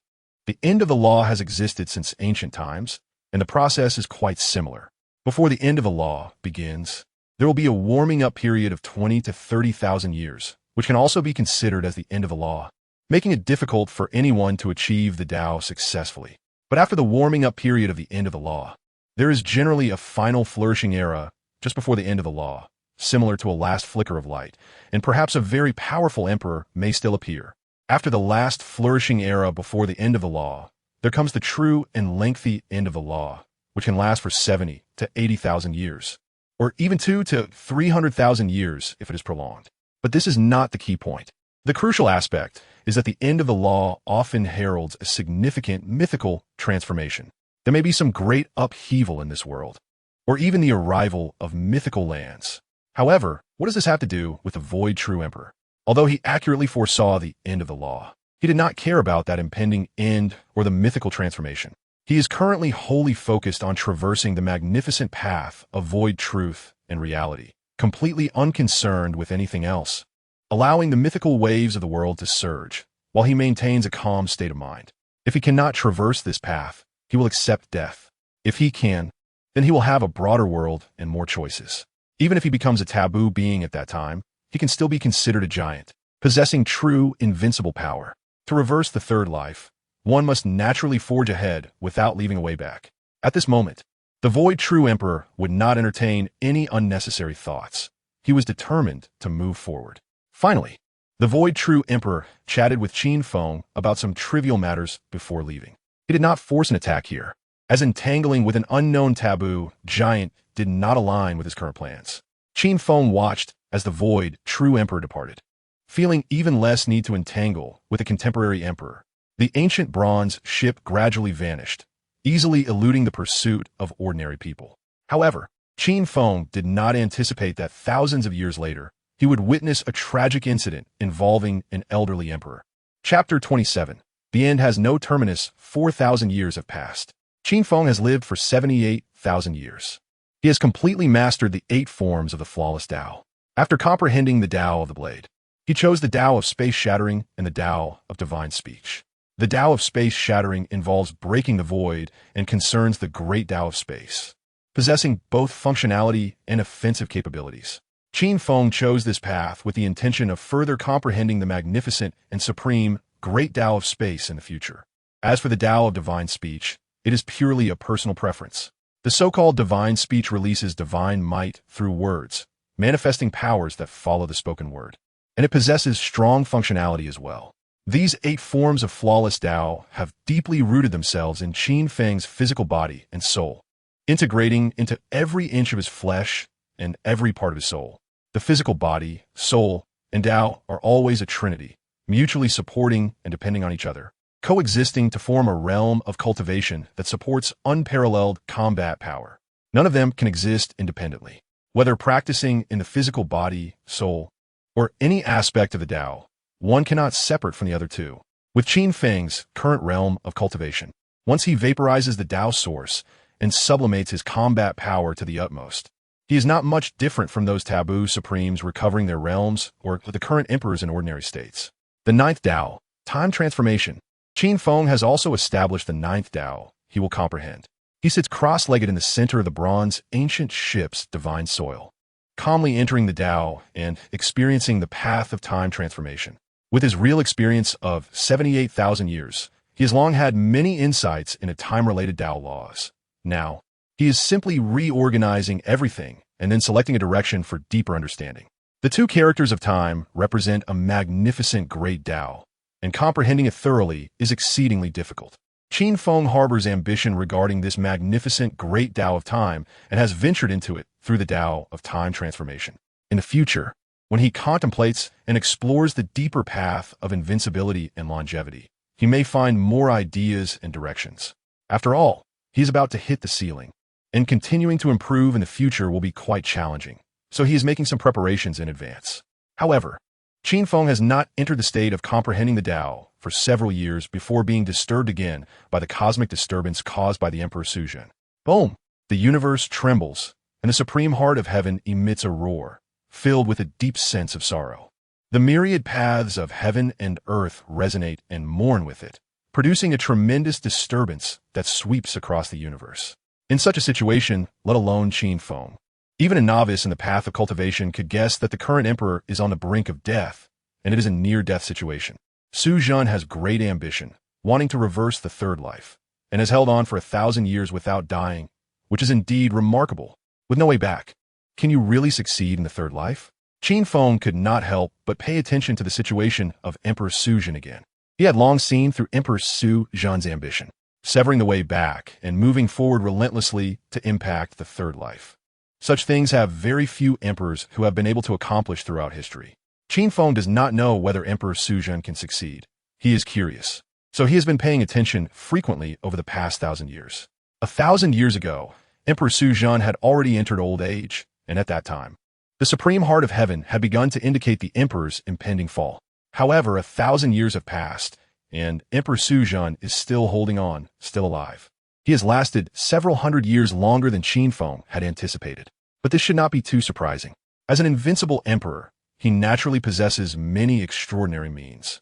It is not difficult to find ways to hold on for a few hundred more years.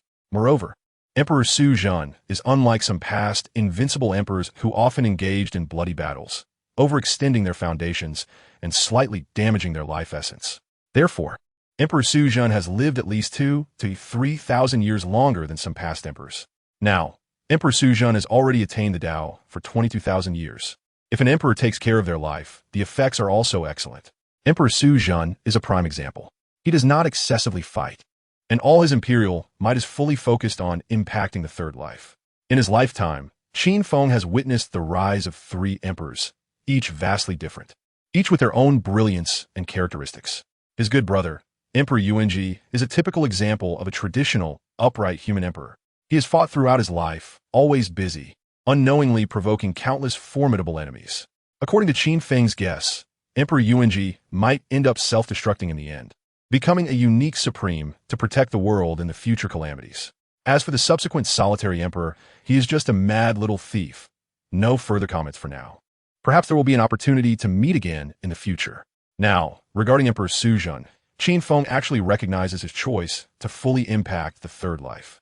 Regardless of the outcome, it cannot be said to be a wrong path. If Qin Feng were to live on like this, he would likely witness every type of typical emperor at least once. There's also the impending age of decline. Even without emperors, there will still be unique invincibles emerging, with their own brilliance and splendor belonging to this era. As for the mythological changes accompanying the age of decline, Qin Feng cannot predict what they will be. At a minimum, it may just be a brand new immortal divine medicine falling into the world, or a new mythological forbidden zone descending.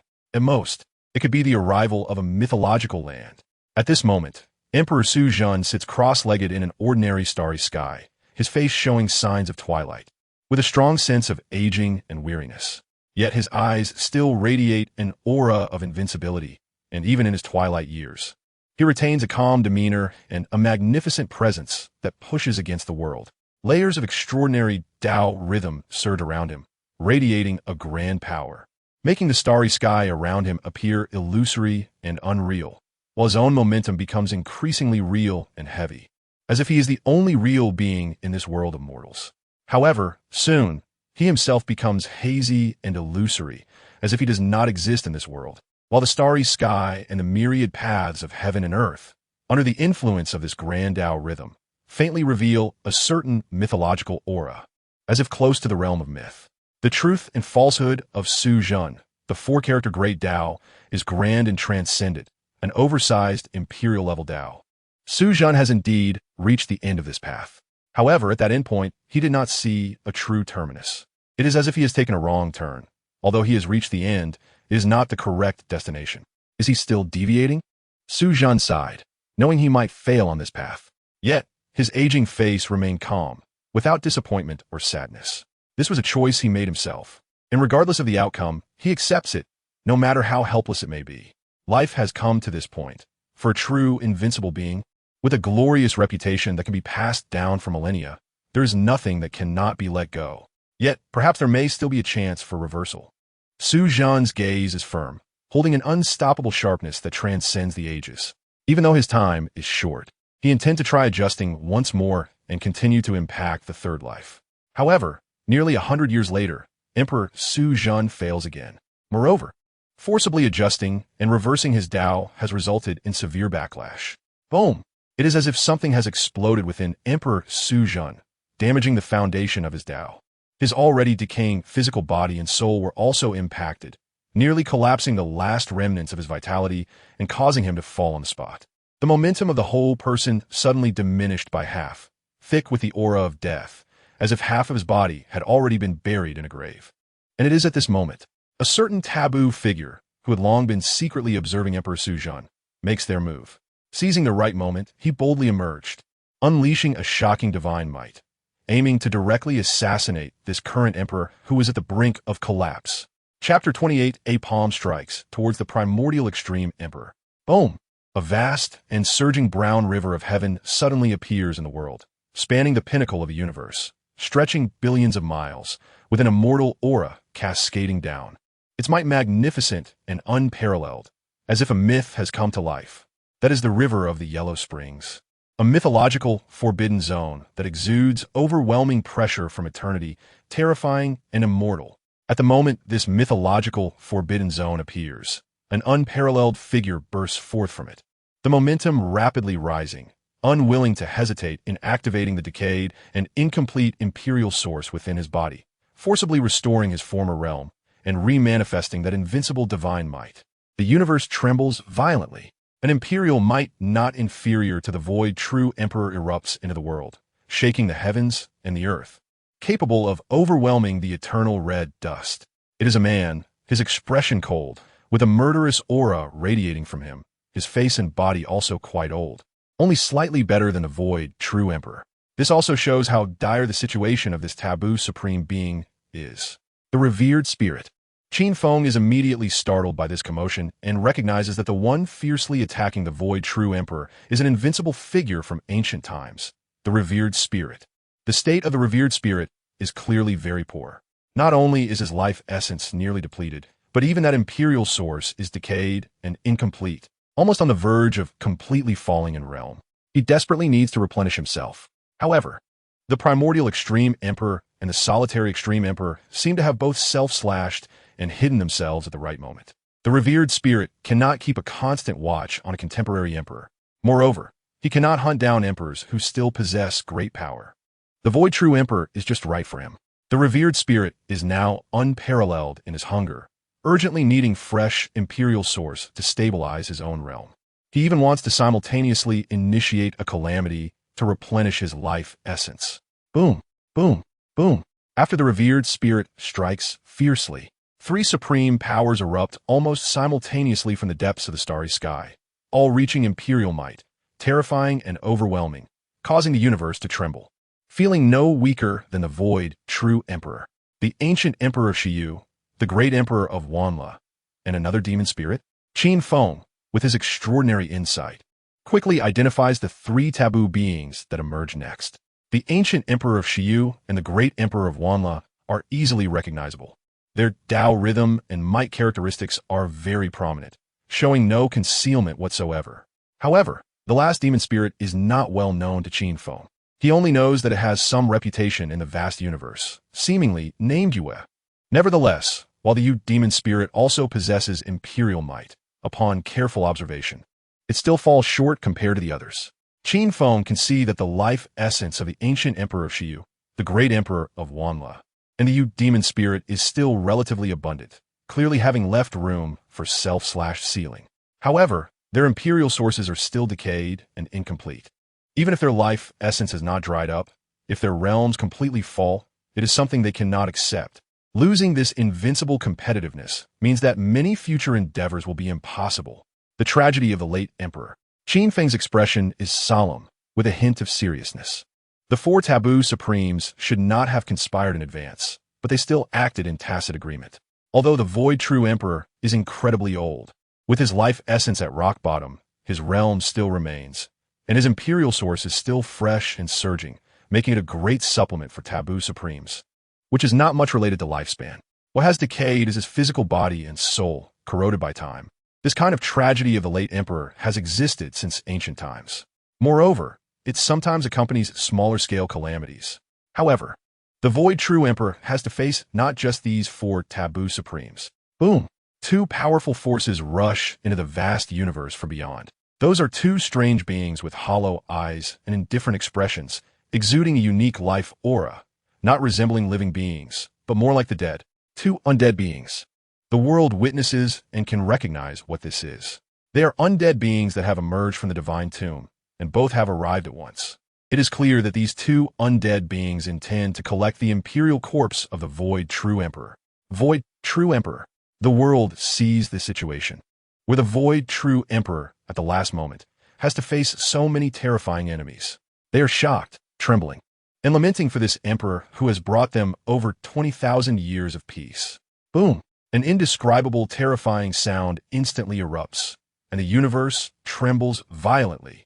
The center of battle explodes into a blaze of intense light that covers the endless starry sky, transmitting a terrifying and unparalleled wave. The starry sky shakes, and the earth quakes. The commotion seems capable of destroying the world and sinking the vast universe.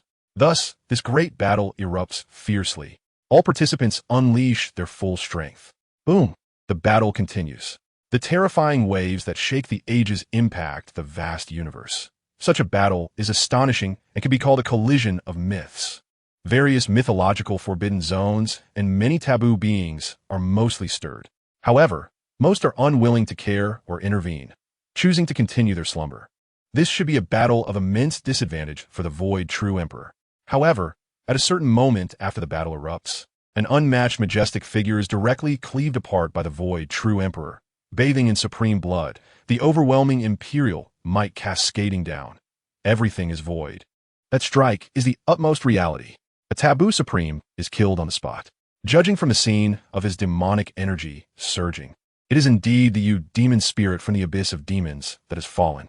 Qin Feng watches this great battle from the ancient bronze ship. His expression is indifferent, revealing a certain coldness and ruthlessness. But his indifference is not directed at the contemporary emperor, but at the world. This tragedy of the late emperor. He could find reasons to intervene, such as preventing these completely fallen evil supremes from obtaining fresh sources to continue disrupting the world in the future. But at this moment, he still prefers to watch everything unfold with indifference. The tragedy of the late emperor has existed since ancient times. It is an inherent problem of the current world. With Qin Feng's current realm, he cannot change anything. If he intervenes in the battle of the late emperor, he fears he will immediately be targeted by many taboo supremes whose imperial sources are decayed, viewed as a significant threat to their alternative path to longevity. And it is hard to predict what kind of targeting and schemes he would face. His space for growth is limitless, and he is far from needing to expose himself to fight desperately against this cruel world. Furthermore, the current situation must have been anticipated by the void true emperor long ago, and he indeed had prepared for it. This is something the contemporary emperor must face, and he is fully capable of facing it. He has always been invincible, so why should others unrelated interfere in his battle? At the moment the great battle erupts, a brilliant chessboard shines beneath the void true emperor's feet, with the starry sky as the board and the stars as the pieces, magnificent in momentum, divine might overwhelming, capable of erupting in power comparable to a mythical formation in a short time. Even though his life essence has fallen to the bottom, and his physical body and soul are aging and weak, severely affecting his combat power. He can still continuously vaporize Imperial Source, sublimating his combat power, not losing to any supreme. After the void, true Emperor slays the demon spirit.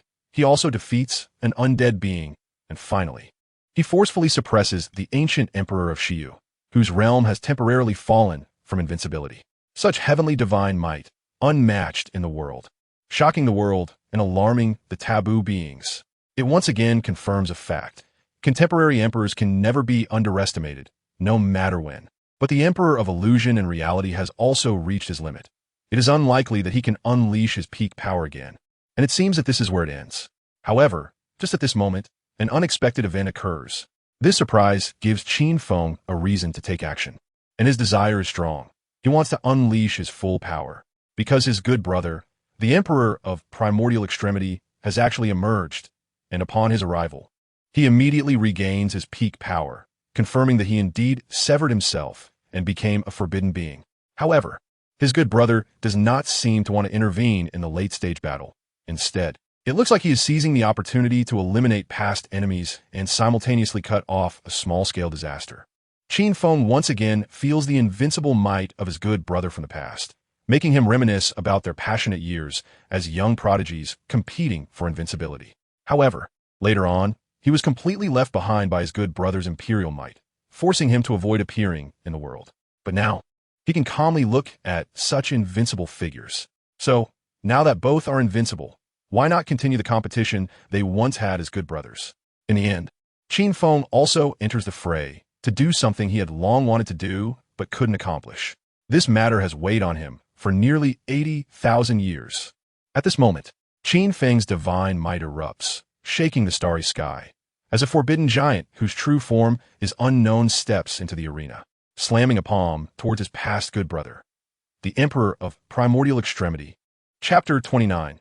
The State of the World. As the venerable Su Jun was on the verge of falling, the venerable Fu Ling felt an overwhelming pressure and began to entertain other thoughts. His gaze suddenly shifted to the vast starry sky, his eyes filled with ancient indifference. Boom!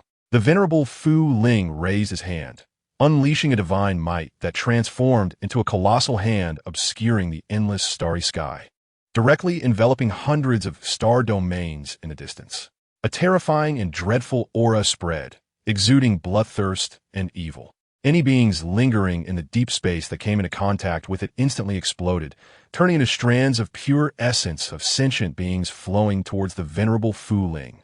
A calamity was upon them.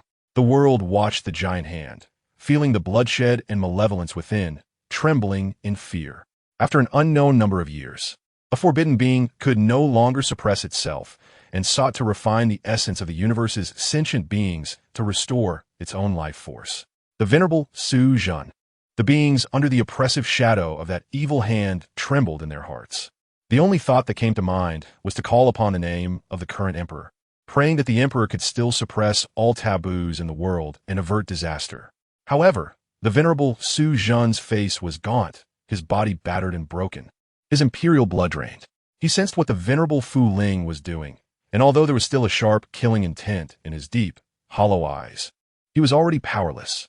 At the same time, the great Emperor Wan Lu punched into the body of the venerable Su Jun, unleashing a tremendous power that shook the stars and directly crushed a significant portion of the venerable Su Jun's body. The momentum of the venerable Su Jun immediately diminished significantly, entering the brink of death. He had already seen his own demise. He was initially willing to accept death calmly, but now he felt intense unwillingness and anger. That undead being, which had originally been defeated by the venerable Su Jun, unexpectedly pieced itself back together temporarily, rampaging through the starry sky and quickly capturing the small fragment of the venerable Su Jun's fallen body. The starry chessboard, which had the potential to unleash mythic power in a short time, was now over half damaged, its might negligible. At this moment, the venerable Su Jun was close to death, having no strength left to resist. The venerable Fu Ling dared to take this opportunity to collect the essence of sentient beings to replenish himself. Otherwise, who would dare to be distracted in the face of the current emperor? However, no one expected that at this very moment, a majestic and towering mountain peak appeared at the pinnacle of the starry sky. The mountain radiated an ancient and grand mythic light. Endless pure energy surged into the sky. Auspicious colors fell, and dreamlike shadows danced atop the mountain, resembling mythical beings reflecting in the human realm. This mountain was the Guardian Mountain, a unique and transcendent mythic forbidden zone. Before the Guardian Mountain had fully manifested, an unparalleled fist had already burst forth from the mountain, carrying an overwhelming imperial might that shook the starry sky and disturbed the mortal realm. Boom! That fist possessed an unparalleled might, exuding an indescribable sharpness of martial arts, piercing through the evil hand of the venerable Fu Ling. The people who were almost refined away saw the venerable Fu Ling's hand shattered, and the suffocating fear instantly dissipated by more than half. They knew they were temporarily saved. A forbidden figure could no longer stand by and timely intervened. But it seemed, was this intervention too timely? It was as if they had anticipated that the venerable Fu Ling would make this move, so they had long been prepared. Almost simultaneously, the one who struck was the great Emperor Yuanji. The people discerned from the overwhelming might of that fist that it carried the martial intent unique to the former great Emperor Yuanji. They were utterly shocked, and in an instant, many unspeakable emotions surged within them. The appearance of the great Emperor Yuanji at this moment indicated that he had indeed severed a part of himself and had become a forbidden being. Yet, he appeared to thwart the venerable Fu Ling and immediately averted a disaster. This once revered and beloved human emperor had not strayed from the moral path he once upheld. Even while hiding in the darkness of the world, he was still willing to protect the people. The term otherworldly sovereign was mentioned. This referred to a special forbidden being, a taboo figure on a different path from the correct path. However, the appearance of the great Emperor Yuanji at this moment also quickly attracted the attention of many forbidden beings. In the eyes filled with terrifying aura, there was indifference, apprehension, hostility, and murderous intent. In this world, there were indeed forbidden beings that never wreaked havoc on humanity. Yet, they also generally would not continue to protect the people in the darkness. They merely existed silently, and even if they decayed to death, they would not unleash calamities. Only the otherworldly sovereigns, who dwell in darkness, actively oppose it. Such beings are considered public enemies in the world of taboos and do not live long. The only surprising aspect was that the great Emperor Yuanji had emerged from the Guardian Mountain, this mythic forbidden zone. This posed a significant question, prompting deep thought. The great Emperor Yuanji could not possibly be the master of the Guardian Mountain.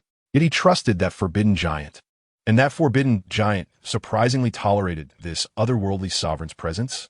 Within this, there must be unknown transactions and negotiations that made the forbidden beings feel astonished and wary. Of course, it does not necessarily mean that the great Emperor Yuanji was entirely willing to become the otherworldly sovereign. Perhaps he simply harbored a grudge against the venerable Fu Ling. To definitively determine whether he was an otherworldly sovereign, one would have to observe his actions in the subsequent years. A single act of otherworldliness would not incite such strong collective hostility and murderous intent from many forbidden beings. The great Emperor Yuanji stepped out of the Guardian Mountain, having restored his former realm, his imperial power blazing fiercely, overshadowing the universe and the starry sky. His gaze was fierce, directly confronting the venerable Fu Ling, with a terrifying killing intent that bore the might to defy the ages. He did not wish to intervene in the war of the late emperors. Each sovereign had their own fate, and there was no need for others to intervene. His current strike was solely aimed at the venerable Fu Ling.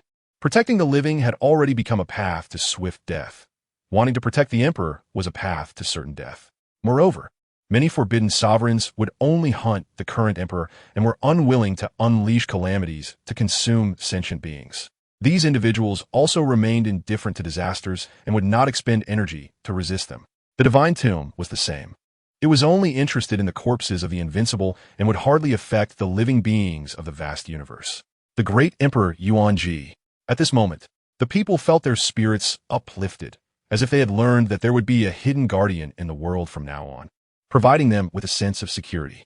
This was also a significant historical event.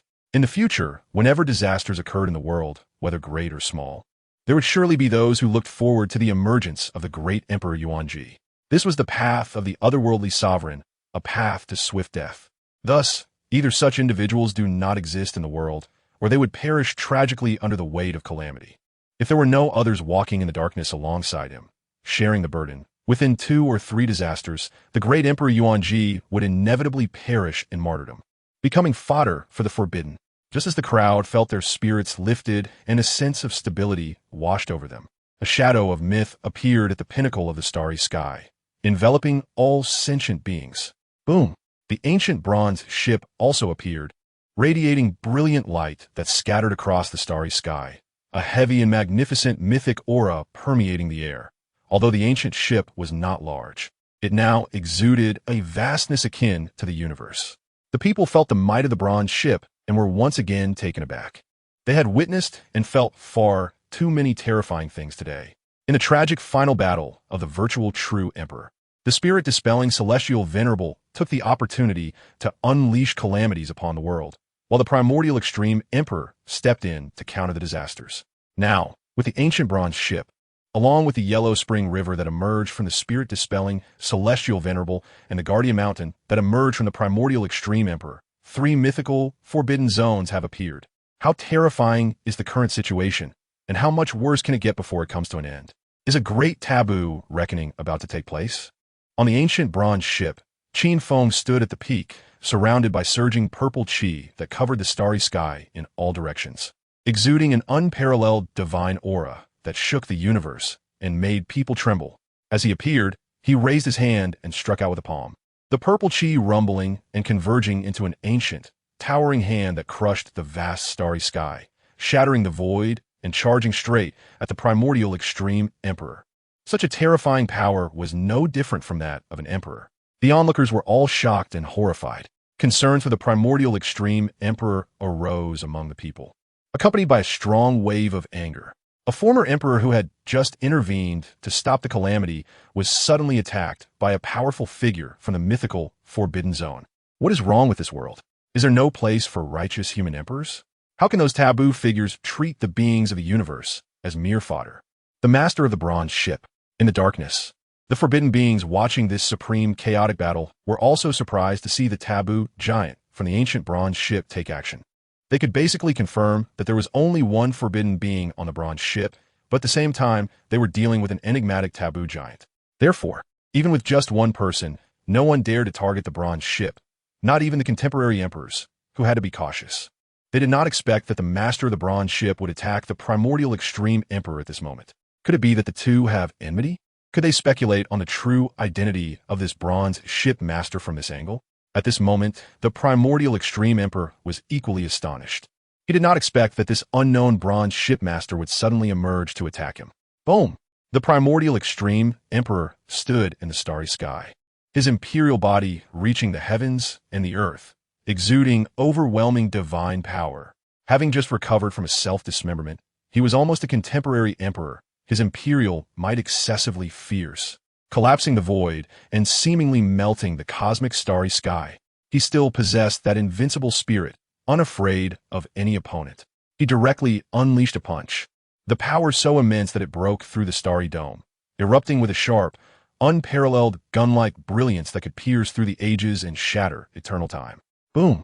The collision of supreme powers erupted, causing a great shockwave across the universe, with monstrous waves sweeping in all directions, and the terrifying aura trembling the mortal realm. At the same time, the spirit-dispelling celestial venerable also took the opportunity to unleash his full divine might against the primordial extreme emperor. Initially, seeing the primordial extreme emperor targeting him made him feel apprehensive, sensing that something was amiss. But unexpectedly, the bronze ship master attacked the primordial extreme emperor, immediately giving him hope, and he even began to consider summoning other like-minded beings to hunt the primordial extreme emperor. After all, the primordial extreme emperor had not self-dismembered for long. Although his imperial essence was certainly far from his former peak, it was still a significant boost. But soon, he could no longer feel happy, because right after that, the bronze shipmaster also launched an attack against the spirit-dispelling celestial venerable. Chapter 30. The preheating of the end times, the unique invincible one boom. Qin Feng stood atop the absolute peak, surrounded by overwhelming purple aura, exuding an unmatched majesty that radiated an unsettling supreme aura. Suddenly, A large expanse of purple energy violently contracted, instantly merging into a dazzling purple spear, brilliant and eye-catching, piercing through the depths of the universe. Qin Feng flicked his hand, and the purple spear shot through the void, emanating an astonishing killing intent that obliterated everything. Capable of vanquishing the ancients. In that moment, the purple spear traversed the starry sky, breaking through all barriers, directly striking at the respectful heaven of the spirit. Its divine power surging like a tidal wave, seemingly unstoppable. Such a scene left the forbidden beings and the onlookers in utter shock. What did the bronze ship master mean? Did he strike a good person and stab a bad one? One person stood proudly at the pinnacle of mythology, simultaneously striking down two great taboo supremes. The purple aura overwhelming the starry sky, a majestic and unparalleled presence, truly resembling an immortal, invincible powerhouse of myth. Even for a taboo giant, facing two adversaries of the same level would not be easy. Boom! The great battle erupted. The bronze ship master forcefully joined the fray, engaging in a three-way melee with Emperor Yuanji and the respectful heaven of the spirit. Meanwhile, during this period, the Emperor of Void Truth could no longer hold on. Ultimately, he was jointly subdued and killed by Emperor Wanla and an immortal being along with a damaged immortal being, completely severing his last thread of life. The Emperor of Void Truth met a tragic demise, ending his life that was hard to discern between good and evil. Boom! The universe erupted with myriad anomalies. The heavenly Tao lamenting, countless paths grieving, a rhythm of illusion and reality sweeping through the world, filled with deep sorrow, causing a vast amount of order's blood to fall. Vividly tragic, numerous anomalies surged powerfully, affecting the cosmos. The world could feel that sense of sorrow. A great emperor of the time had died. Emperor Wanla bathed in the emperor's blood, devouring the emperor's essence, replenishing his own realm, washing away the aura of decay, allowing his momentum to rapidly stabilize and rise, as if reborn as an emperor. During this time, several forbidden beings attempted to seize part of the emperor's essence midway. However, without their true bodies manifesting and recovering their previous realms, it was impossible to snatch the emperor's essence from Emperor Wanla. Emperor Wanla did not target those two immortal beings that had dragged away the remnants of the Emperor of Void Truth and the ancient Emperor Shiyu. Nor did he intervene in the melee between the bronze shipmaster, Emperor Yuanji, and the respectful heaven of the spirit. As a winner, he swiftly retreated into the deep void, completely concealing his aura. After confirming his concealment and erasing all traces, he once again severed his realm, returning to the divine source, continuing his sealed slumber. As for the melee involving the bronze shipmaster, Emperor Yuanji, and the respectful heaven of the spirit, the world worried for Emperor Yuanji. Those forbidden beings watched in confusion. The respectful heaven of the spirit and Emperor Yuanji also fought with some bewilderment. Only Qin Feng acted according to his own heart. As this melee continued, the respectful heaven of the spirit soon perished. His imperial essence decayed and collapsed. His life essence also dried up. The fact that he could hold on until now already demonstrated his ancient strength and invincibility. Boom! Another grand anomaly emerged between heaven and earth. An ancient and vast aura permeated the world, carrying a plain yet real sorrow. This was the falling anomaly belonging to the respectful heaven of the spirit.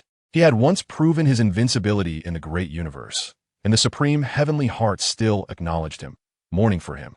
Adding to the earlier occurrences of the demon of the axe, the ancient emperor of Shiyu, and the emperor of Void Truth. For taboo supremes had suddenly died in the world. Yet even so, the world remained dark and murky. No one could accurately count how many forbidden beings existed. It was only known that unless a deity manifested in the mundane world, it would be nearly impossible to clear away that ancient and stubborn darkness. Who are you? After colliding with the bronze shipmaster, Emperor Yuanji asked sternly. He remained suspicious, gazing at the unfamiliar, cold face of the bronze shipmaster and the unique methods of the other. He truly could not comprehend why the other would engage him in battle, especially since he did not even sense an overwhelming killing intent from the other. Yet, he still faintly felt a special sensation, though he could not clarify it. This melee even gave him a somewhat co-belligerent feeling. Although they were clashing against each other, they had indeed joined forces to eliminate the respectful heaven of the spirit. However, shortly after, the bronze shipmaster withdrew from the battle, directly returning to the bronze ancient ship. It was as if he had casually intervened and could now just as easily withdraw. Everything seemed to be at his whim, making it hard for others to grasp his thoughts.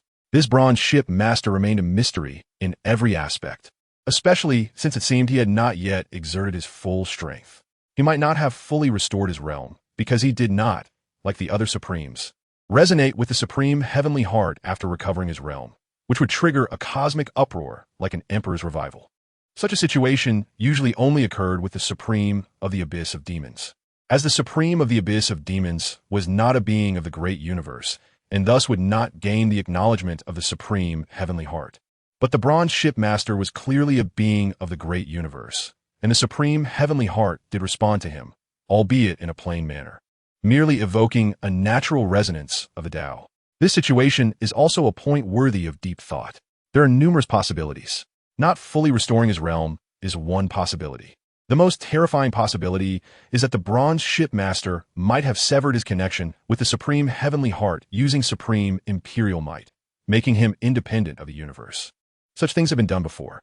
However, the implications of such a situation are too terrifying, causing even supremes to hesitate to think deeply about it. But there could also be other possibilities.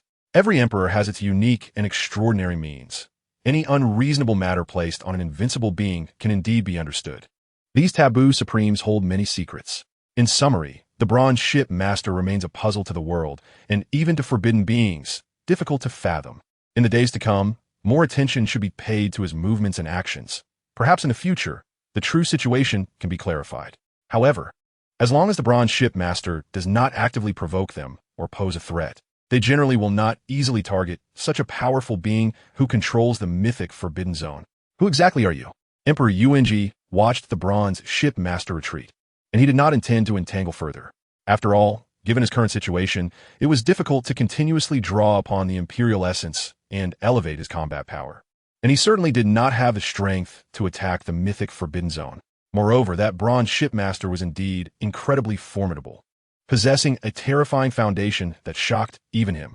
The battle power he displayed was not exaggerated, but maintained within a certain limit. Yet, the power was endless and magnificent, seemingly unbreakable, putting immense pressure on him. Furthermore, he could not understand why the other would strike at him. The identity of the other was also a mystery. Although he vaguely felt a special sensation, he could not clearly determine what it was, as if he indeed had some causal entanglement with the bronze shipmaster. However, it was very difficult to clarify when that causal connection was established. It might not even be direct causation, but rather indirect causation, making it even harder to trace back. In the end, Emperor Yung did not dwell on it much. There were many mysteries in this world that he could not comprehend. Those forbidden beings each had their secrets, and no one could truly understand anyone else. Ordinary forbidden beings would never willingly board the bronze ancient ship to investigate. They sought to understand the situation of the bronze shipmaster. Let the contemporary emperors and invincible beings of the end times exert their strength and explore. As long as they are invincible in this era, they cannot be uninterested in the mythological forbidden zones. If possible, they would all take a tour. The Emperor of Yung returned to Shoudao Mountain and continued to lie low. His imperial origin could still withstand the turmoil, and even if he fell in realm again, he could still endure it. However, after 2 or 3 more times, he would likely be destroyed. There is always a limit. If he were to act again after a long period, his imperial origin might decay, and perhaps after 1 more strike it would be gone. But he is clear about his own situation. He has no regrets about his choices. He is also waiting for the day of his death, which may be a form of liberation for him. The universe gradually returned to calm. However, the aftermath of such a great upheaval still shocked the world. Qin Feng returned to the ancient bronze ship and found that after fighting alongside Yuan Yu to defeat the Fuling Tianzuan, he did not feel particularly elated. He could not reveal his identity in front of Yuan Yu. That would pose a great problem, and he could not express trust in his former good brother regarding longevity. Then he realized that in this world, he actually had no one he could trust. This is similar to most taboo beings. They all walk alone. They tread a dark and alternative path of longevity. Qin Feng, on the other hand, walks a path of longevity that belongs solely to him, one that cannot reveal his true self. He will maintain a pristine state of mind and continue forward unwaveringly. But he also cannot guarantee that he will always make the right choices along the way, that nothing unexpected will happen, or what the future holds for him. Whether he will encounter crises that he cannot handle. The future is equally unknown to him. Perhaps only by becoming as powerful as a deity can one act freely, manipulate the myriad affairs of the world, and steer everything back on the right path. But can Qin Feng continue to live in this way, possibly approaching the realm of deities? In this mundane world, can he find a path that brings him closer to the power of a deity? Qin Feng pondered for a while, various thoughts surfacing, but they did not affect his state of mind. Soon, he returned to his state and continued his cultivation and enlightenment. If he can see the path ahead, he will keep walking. If he cannot see it, he will explore a feasible path and then continue onward. If he cannot find a feasible path, it indicates that his fate is such that he has reached his limits, and he must accept it calmly. In the blink of an eye, over 10,000 years passed. Qin Feng is 90,000 years old. The supreme heaven of the great universe has already closed, and the world has entered the age of the end of the Dharma. However, Qin Feng knows that this is merely a preheating of the end of the Dharma, lasting about 20 to 30,000 years. After that, the great universe will still have a brief moment of brilliance before the end of the Dharma, and perhaps an emperor will emerge. After that comes a long age of the end of the Dharma. During this preheating of the end of the Dharma, it is indeed possible for unique, invincible beings to appear, though they may not. In fact, one has already emerged. A unique young man has come into the world. He is a figure unique to the age of the end of the Dharma, and if he can grow smoothly, he will become an invincible being unique to this age. This young man is also aware of his situation and longs for invincibility, bringing excitement and brilliance to the end of the Dharma. He is simultaneously beginning to cultivate his grand ambitions. If he is the first invincible being of the end of the Dharma, perhaps he can pave the way for others and initiate a long, protracted war, attempting to conquer a mythological forbidden zone. On the other side, Qin Feng's path has advanced further, allowing him to look at the emperors on the same level. However, this also means he has hit the ceiling of this world. It will not be easy to enhance his combat power from now on. At least in terms of his path, the improvements will become smaller and smaller. He must consider other paths now. Qin Feng began to contemplate his next step in cultivation. At the same time, he casually entertained the three-life divine flower that had accompanied him for tens of thousands of years. "Ah-san, when will I become a deity?" The sound of the supreme Tao stirred up waves as it blew past the three-life divine flower. Then, the dreamlike radiance of the three-life divine flower suddenly flickered, dimming slightly as if it had a spirit expressing some sort of disdain. Qin Feng naturally did not understand what the three-life divine flower meant. But the fact that it reacted indicates that this immortal divine medicine indeed has something special about it. However, any immortal divine medicine must have great secrets behind it. After all, it is said to be a treasure that fell from a mythological land. But perhaps this three-life divine flower has something extra special. Are there still unclaimed mythological forbidden zones in this world? Qin Feng once again sent a message to the three-life divine flower. This time, the three-life divine flower immediately took action, soaring into the air and rushing out of the ancient bronze ship, heading straight for the universe beyond. Chapter 31. The Northern Dipper Celestial Court. Qin Feng was able to find a mythological, forbidden zone of the bronze ancient ship, because he chased the three lives divine flower all the way to the void domain and eventually discovered the bronze ancient ship, easily taking control of it.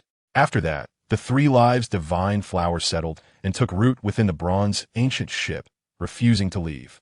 This made Qin Feng suspect whether the three lives divine flower was using him to resurrect the bronze ancient ship, allowing it to also reside within this mythological forbidden zone. Because of this, he speculated whether the three lives divine flower possessed some ability to locate mythological forbidden zones. Therefore, during his idle time, he would occasionally ask the three lives divine flower if there were any unowned mythological forbidden zones. Before this, every time he asked this question, the three lives divine flower would react by flying up, but before it could leave the bronze ancient ship, it would return. He couldn't understand what this reaction meant, and each time it was the same, as if there was some kind of unconscious instinct continuously looping in judgment. Qin Feng would occasionally tease the three lives divine flower, watching it fly up and then come back, just as the three lives divine flower had teased him many times in the past. However, Qin Feng did not expect that this time, when he inquired about unowned mythological forbidden zones, the reaction would be different. Instead of flying up and returning, it flew directly out of the bronze ancient ship, as if it had finally confirmed a certain target. What did this mean? Were there really unowned mythological forbidden zones? Qin Feng showed a look of confusion because, through his own exploration over the past tens of thousands of years, He had confirmed that there should no longer be any unowned mythological forbidden zones in this world. Even the mythological forbidden zones that had been sunk in the past, including his current bronze ancient ship, had all revealed themselves in modern times. All mythological forbidden zones had fully revived and had masters. However, doubts aside, since the 3 lives divine flower flew out like this, it might indeed have some special sensing or discovery. Qin Feng also flew out of the bronze ancient ship, following the 3 lives divine flower at a leisurely pace. Along with him flew a gleaming broadknife and galaxy. The broadknife was forged from starfall gold and had recently been refined to the level of an imperial weapon. He named it the Time Easy Knife, a kind of aura of the knife path, imbued with the essence of time's ease, radiated from the blade, exuding an unmatched sharpness. Even a simple trajectory of flight easily tore through the void, cutting down various paths and sparks. There was also a sense of temporal disarray, as if the timing of its strikes was indeterminate, making it difficult to accurately counter. After much refinement, Qin Feng had merged the path of time's ease and the knife path into the blade, giving birth to an extreme source and spirit, ultimately making it a qualified imperial weapon. He wielded this starry time easy knife while standing on a vast, majestic silver Milky Way. He concealed any aura, not attracting any extraordinary attention, as he pursued the 3 lives divine flower at a normal speed. The silver Milky Way he rode on was actually a special supreme divine object called the Milky Way Spring Eye. This divine object could be refined into an imperial weapon and could also be used as a spirit field to cultivate divine plants and spiritual beings. However, using it as a foundation for formations was the best option. Thus, Qin Feng also planned to gradually turn his Milky Way Spring Eye into a mobile formation. He speculated that the mythological forbidden zone known as the Yellow Spring Milky Way was likely a mythological level ultra-high configuration version of the Milky Way Spring Eye. With the Time Easy Knife and the Milky Way Spring Eye, this was another forbidden supreme identity configuration customized by Qin Feng for himself, using the path of time's ease and the knife path. Prior to this, he had another forbidden supreme identity configuration based on the reflecting ancient thunderwood combined with the path of life. However, neither of these identities could currently serve as the main combat force in the present world.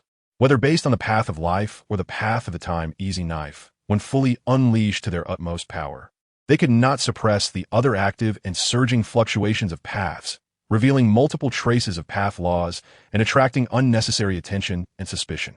Only the identity of the bronze shipmaster, primarily based on the path of purple chi, supplemented by the paths of rupture and slaughter, could completely suppress other paths without revealing any traces. That was currently a perfect identity that could serve as a main combat force.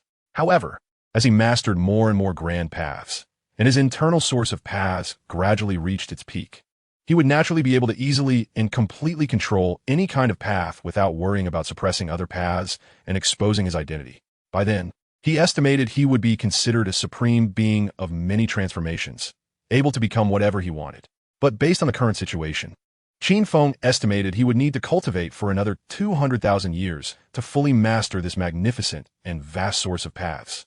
With the starry time easy knife, resembling a brilliant shooting star, along with a silver shining, dreamlike Milky Way, Qin Feng emerged in this guise, like the Lord of the Stars, navigating through a starry sky. Even if he encountered any awakened taboo beings, they would be unable to determine his identity and would not easily provoke him. Qin Feng chased the 3 lives divine flower, once again pursuing it to outside the great universe, entering the void domain.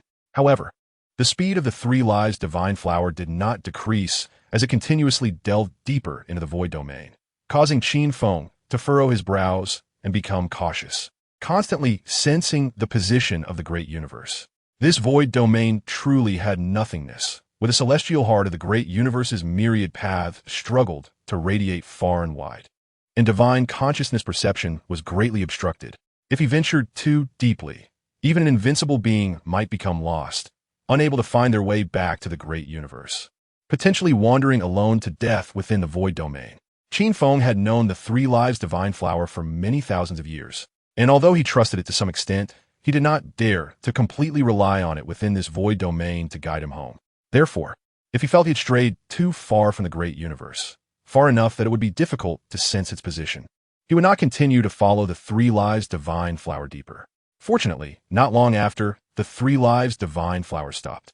At this position, Qin Feng could still clearly sense the direction of the great universe, not worrying about getting lost in the void domain. Then, he indeed saw a mythological forbidden zone where the 3 lives divine flower was located. Moreover, it was entirely new and had never appeared in the great universe. Looking at the appearance of this mythological forbidden zone, even with his 90,000 years of knowledge and experience, he couldn't help but feel astonished. Its grandeur and magnificence were almost beyond description. Compared to this entirely new mythological forbidden zone, the bronze ancient ship seemed to fall short by a level. Furthermore, this new mythological forbidden zone was not completely dormant. It could act autonomously. When it sensed Qin Feng approaching, it surprisingly moved directly towards the deeper void domain, seemingly resisting or rejecting Qin Feng's proximity. This left Qin Feng once again astonished. He knew that mythological forbidden zones actually had spirits and possessed basic operational abilities, allowing them to choose their masters. For instance, the bronze ancient ship had not been picky at all, directly recognizing Qin Feng as its master. Yet this entirely new mythological forbidden zone seemed to look down on Qin Feng, who was now capable of standing on equal footing with an emperor. Are there other unique aspects to this mythical forbidden zone? Boom! Qin Feng hesitated little and immediately unleashed the speed of the emperor, instantly breaking through the barriers and crashing directly into this mythical forbidden zone, forcing it to a halt. Then, on an ancient and grand gate that reached the sky, he saw 4 characters with profound meaning that amazed the ages. Beidou Tianting. Chapter 32, The Curse from the Divine Tomb, Beidou Heavenly Court. Perhaps this is the name of this brand new mythical forbidden zone. Qin Feng forcibly entered this mythical forbidden zone and was completely shocked by the magnificent and unparalleled mythological atmosphere of this place. The vastness and grandeur here are almost comparable to an independent world. At the very bottom, there are boundless and magnificent mountains and rivers, with great rivers crisscrossing, surging and roaring, exuding an incredible momentum, filled with the essence of endless time. Majestic mountains stand tall on the earth, imposing and awe-inspiring, like the backbone of heaven and earth, with purple mist rising, exuding a powerful divine charm, as if many true dragons are lurking within. Looking out, Qin Feng has already seen numerous extraordinary spiritual materials, even a few divine objects. Just this ground world is already filled with auspicious colors, with ancient Taoist rhythms flowing, resembling true divine soil, sacred and peaceful. However, above this, there is an even more transcendent and magnificent world. There are magnificent palaces glowing with divine light. Suspended above the clouds, the divine colors bursting forth, with rays of brilliance that are indescribably stunning and grand. Especially the central palace, even more imposing, unparalleled since ancient times. Standing at the pinnacle of mythology, looking down upon the eternal ages, it seems to be the true ruler of mythology. With Qin Feng's current cultivation level, he was also moved by the vast aura emanating from it, faintly sensing an indescribable supreme majesty. Beta Heavenly Court? Is it related to the Ziwei Divine Court? Qin Feng was shocked by the sight of this mythical forbidden zone. But the name Beidou Heavenly Court also reminded him of another mythical forbidden zone that has existed for a very long time, the Ziwei Divine Court. He had seen some ancient texts of questionable authenticity, which mentioned the names Ziwei and Beidou separately. One theory is that these 2 names represent 2 supreme mythological realms, inhabited by 2 unimaginably terrifying deities, ruling over the eternal mythological era. The second theory suggests that Ziwei and Beidou are the names of 2 supreme deities, representing the utmost supremacy, standing above eternity, looking down upon the mythological ages, immortal through countless tribulations. But regardless of which theory, both Ziwei and Beidou carry some kind of supreme mythological significance. If Ziwei and Beidou represent corresponding levels, and Beidou Heavenly Court is so extraordinarily magnificent, then Ziwei Divine Court is probably not far behind. At this moment, Qin Feng developed a considerable interest in the Ziwei Divine Court for the first time. It also made him begin to understand why the Ziwei Divine Court had never been sunk. There must be unimaginably terrifying things within. If there's a chance in the future, he should also take a tour of various mythical forbidden zones. These mythical forbidden zones exist in the world, likely holding incredible secrets and extraordinary significance. However, just as Qin Feng was thinking about many things, even wanting to try to find the authority object of this mythical forbidden zone to take control of it, a rumble. The Beidou heavenly court erupted with 7 overwhelming powers, coming from 7 layers of supreme and terrifying mythical formations. Qin Feng's expression changed. This mythical forbidden zone actually has 7 layers of mythical formations. That's 4 more than the 3 layers of mythical formations of the bronze ancient ship. The Beidou heavenly court autonomously activated the 7 layers of formations, overwhelming Qin Feng with its might. That arrangement clearly intended to expel him. Even emperors are not qualified to take control. Qin Feng's eyes showed a hint of surprise and seriousness. This Beidou heavenly court truly exceeded his expectations in every way. A person like him, under the instinctive judgment of the Beidou heavenly court's will, was actually not qualified to take control. Then, what kind of powerful figure would be qualified to command it? Perhaps only someone with the combat power of an emperor-level being, like the Eternal Dust Emperor, would be qualified. Qin Feng thought this, and suddenly understood why this mythical forbidden zone has always been unoccupied, drifting deep within the void. Its standards are too high, right? Rumble. The 7 layers of mythical formations pressed down towards Qin Feng, one after another. Each layer of formation had its unique Tao rhythm, allowing Qin Feng to read 7 names from that rhythm. Tian Shu, Tian Xian, Tian Ji, Tian Quan, Tian Heng, Kaiyang Yaoguang. These 7 names seemed to represent some kind of supreme great Tao, imbued with an indescribable mythological aura. Qin Feng's expression also turned stern at this moment, his eyes radiating a sharp light. Boom! He unleashed his utmost divine might, the source of Tao within him boiling, and an overwhelming emperor-like aura surged forth, forcefully suppressing the entire mythical forbidden zone, causing the many magnificent palaces to tremble. He stepped onto the galaxy, ascended to the 9 heavens, and struck out with a dazzling blade of starlight, unleashing an ancient and sharp brilliance that struck at those 7 mythical formations. Bang! A terrifying and indescribable collision erupted, sending shockwaves of astonishment. The entire heavenly court trembled incessantly, yet it still emanated a grand and vast mythological aura, towering and immortal, as if it could not be shaken. Qin Feng forcefully broke through the barriers of the 7 layers of formations, heading straight for the most central and supreme majestic palace in the sky. Although the 7 layers of formations of the Beidou heavenly court were astonishing, they were ultimately just the instinctive activation of this place's will and did not reveal their ultimate power. However, when Qin Feng truly approached that supreme palace, it also compelled the will of this mythical forbidden zone to further awaken and activate those 7 layers of mythical formations. Moreover, the Beidou heavenly court began to navigate again, heading deeper into the void. That arrangement seemed to want to drag Qin Feng into the depths of the void for burial. Boom! Another terrifying collision. This time, Qin Feng was shocked back by the 7 layers of mythical formations, sustaining injuries with a few splashes of blood. Although he possesses endless lifespan and theoretically cannot die of old age, he can still be injured and, in theory, can be killed. However, he has lived for 90,000 years, and every inch of his body has already accumulated a deep and terrifying life foundation. Not to mention a minor injury. Even suffering successive heavy blows, he can quickly recover and continuously unleash his utmost combat power. But the current mythical forbidden zone clearly started to get serious. It aimed to drag him into the depths of the void. This made Qin Feng start to seriously consider whether to continue to clash with this mythical forbidden zone. What if he ultimately failed to take this forbidden zone and ended up lost in the void? Although he would not die, being trapped in the dark void, wandering alone, is evidently not a good situation. Even if he could entangle the Beidou heavenly court, he could not guarantee he would not be thrown off. After considering for a while, Qin Feng ultimately decided to temporarily withdraw from this mythical forbidden zone. After all, the 3 lives divine flower seems to be able to locate its position. He may not have another chance to ascend again. Moreover, seeing the resolute instinct of the Beidou heavenly court, it seems difficult to forcibly take control by clashing to the end. Finally, Qin Feng exited the Beidou heavenly court. However, when he forcefully charged into that supreme heavenly palace earlier, he still vaguely saw the shadow of an extraordinary object, seemingly a jade seal with unparalleled aura, which might be the authority object of this mythical forbidden zone, the embodiment of its instinctive will.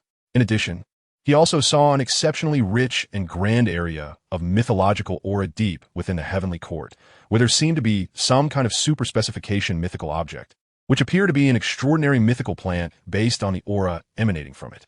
Qin Feng retreated and did not continue to entangle with the Beidou heavenly court. The Three Lives divine flower, like him, was also expelled and not allowed to remain within.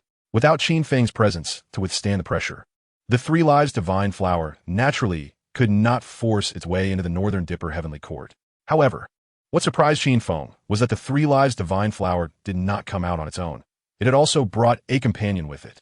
Qin Feng looked at the Three Lives divine flower and the little sapling that had come out with it, feeling that the Three Lives divine flower was becoming increasingly mysterious.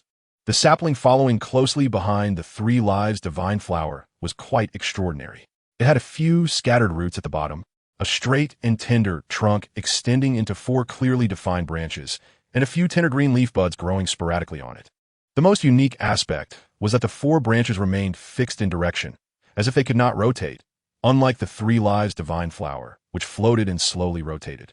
Was this an immortal divine medicine that had never been recorded in the world? Qin Feng looked at the little sapling and could determine that it was indeed an immortal divine medicine, possessing that kind of mythical immortal aura. Moreover, as he delved deeper into his perception, he ultimately confirmed the name of this immortal divine medicine, a rather strange name, the Eastern Peach Tree. Qin Feng felt that one of the branches of this sapling pointed towards its core guiding direction, which was east, and since it was a peach tree, together it became the Eastern Peach Tree. According to this layer of meaning, did it imply that there were other peach trees that pointed in the other 3 directions? The Northern Dipper heavenly court was already far away.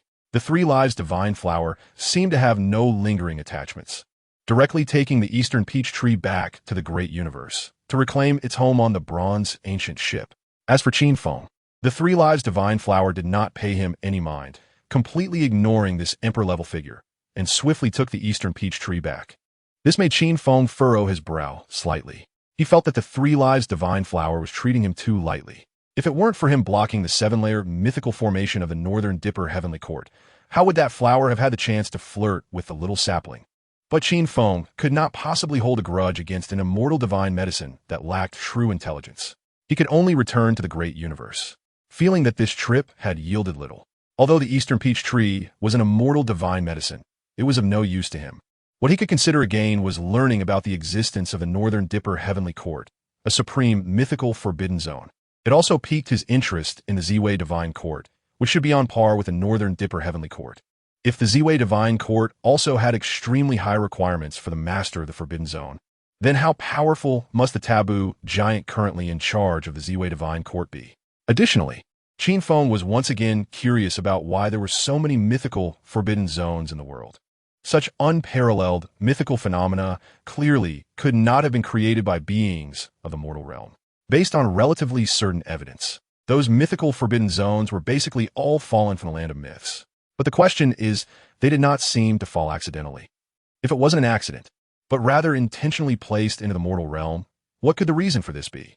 Surely, it couldn't be without meaning? The great emperor of the end had left a message on the bronze ancient ship, referring to the current mortal realm as a black box. What specific meaning did this black box represent? Qin Feng pondered for a moment, but naturally, he could not comprehend it, as there were too many unclear things.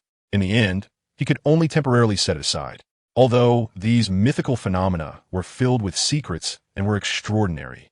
If one were to say that the greatest secret was likely his own longevity, he had also studied himself for a long time and could not understand why he could remain uncorrupted with a lifespan that seemed endless. But such an extraordinary longevity could not be unrelated to the land of myths. At least for now, it seemed that Qin Feng was living peacefully, steadily growing stronger, and already possessed an invincible might. He could only set aside his own secrets and see how far he could grow based on his own conditions. Qin Feng returned to the great universe, and the Three Lives divine flower and Eastern Peach Tree had already vanished without a trace. In his perception, those two had already returned to the bronze ancient ship. He found it somewhat incomprehensible. Why did the Eastern Peach Tree, which had a clearly superior Northern Dipper heavenly court, instead come to his bronze ancient ship? What were the considerations behind this? Or was it simply deceived by the Three Lives divine flower? Qin Feng pondered these trivial matters. Suddenly, he sensed a certain aura. Although extremely faint, it carried a certain sharpness, vaguely possessing an indistinguishable essence of truth and falsehood. With such a feeling, Qin Feng immediately thought of something. He followed this aura to trace its source. Sure enough, he eventually found two broken blades on a shattered planet. The virtual true blade. Qin Feng immediately recognized that this was the supreme weapon of the former virtual true emperor. As its master comprehended the grand path, it ultimately ascended to a very high level, belonging to a very formidable imperial weapon. However, the late battle of the virtual true emperor was indeed terrifying. This virtual true blade had ultimately broken into two large sections, with dozens of fragments scattered throughout the deep space, making them hard to trace. Now, the two sections of the virtual true blade Qin Feng saw, while possessing a sharp aura, still had that overwhelming imperial weapon demeanor that could swallow the universe and look down upon all. But its actual power had already greatly diminished, and the spirit within had fallen silent, leaving only faint spiritual fluctuations. Even if the lineage of the virtual true emperor wanted to summon the virtual true blade, it would probably be unable to receive a response. Qin Feng looked at these two sections of the virtual true blade, contemplated for a moment, and in the end, he still took action to piece them together, using his own sword path to give it a simple arrangement. Although this would inevitably leave some traces of his own techniques, it was actually of little consequence. His current identity was bound to be revealed to the world in the future. Boom! He drew upon the power of the stars from all directions, using his emperor might to effortlessly create a vast and powerful starry formation, gathering the true fire of the stars to refine the virtual true blade. After making such arrangements, he departed. In 1,000 or 2,000 years, the virtual true blade would likely be able to restore its basic imperial weapon power. But that would be all. Returning to its former peak would be quite difficult. Qin Feng was also too lazy to put in too much thought. Doing this was merely a casual act without much significance. Perhaps he felt that it would be a pity to bury such an imperial weapon without hope. 2,000 years later, the virtual true blade naturally returned to the virtual true sect, astonishing and delighting this former lineage of the virtual true emperor. With the return of the imperial weapon and such a taboo foundation, they could truly be considered the unparalleled immortal lineage in the world. Additionally, the invincible beings unique to the end of the Dharma era ultimately grew stronger. However, this type of unique invincible being had been deeply tormented by the curse from the divine tomb since ancient times. Qin Feng also felt curious about this curse, and was surprised to discover in subsequent encounters that this curse seemed to have some indescribable connection with him. Chapter 33. Divine Body and Holy Body. Li Yin possesses the unique physique of the primordial divine body, a rare constitution that only emerges in the end times. Hundreds of years ago, he had already transcended the final heavenly tribulation, achieving a complete divine body, with immense power surging like a tidal wave. An overwhelming, terrifying aura pressing down on the universe, shaking the stars and realms. The might of a fully realized divine body can rival that of an emperor. This is the terrifying aspect of the primordial divine body. It innately possesses a supreme physical essence. As long as one steadily cultivates and sublimates this supreme divine body essence to its peak, one can gain an unparalleled power unique to the end times. In this era, although no one can successfully attain enlightenment, there are those who can enter the ranks of the invincible without enlightenment. The final tribulation that Li Yin faced was not a hindrance or test from the supreme heavenly will, but rather a form of assistance. The tribulation helped him unlock the remaining shackles, allowing him to fully release and elevate his divine body essence. Furthermore, the tribulation itself is formed by the gathering of the universe's supreme creative energy. When the tribulation concludes, the residual supreme creative energy can also aid a fully realized divine body in recovering from injuries and rapidly ascending to its peak. The final tribulation of the primordial divine body is not particularly dangerous. This is very different from the nature of the tribulation faced by those seeking enlightenment. Moreover, the primordial divine body must have long entered the forbidden realm before facing the final tribulation, and the power of the tribulation poses no threat to its life. Even if forbidden beings attempt to stop its divine body from fully realizing, it would not be easy. In addition to the primordial divine body, there is another unique, invincible physique belonging to the end times, similar to the primordial divine body, possessing a unique physical essence, which also allows one to achieve invincibility without enlightenment. This physique is known as the end times holy body, or the human race holy body, as it only appears within the human race. The primordial divine body can appear in any race. Unfortunately, both the primordial divine body and the end times holy body are cursed, exiled by the Orthodox era, looked down upon as invincible beings. At this moment, Li Yin stood in the starry sky, his divine body towering, exuding a naturally vast and awe-inspiring aura, possessing an unparalleled, terrifying, invincible power that shook the surrounding stars and split the void. His expression was cold, and his deep eyes gazed into a certain direction, revealing a breathtakingly murderous intent. He felt hatred. He felt unwillingness. Reflecting on the tragic fates of the fully realized divine bodies and holy bodies throughout history filled him with an overwhelming rage accumulated over countless ages.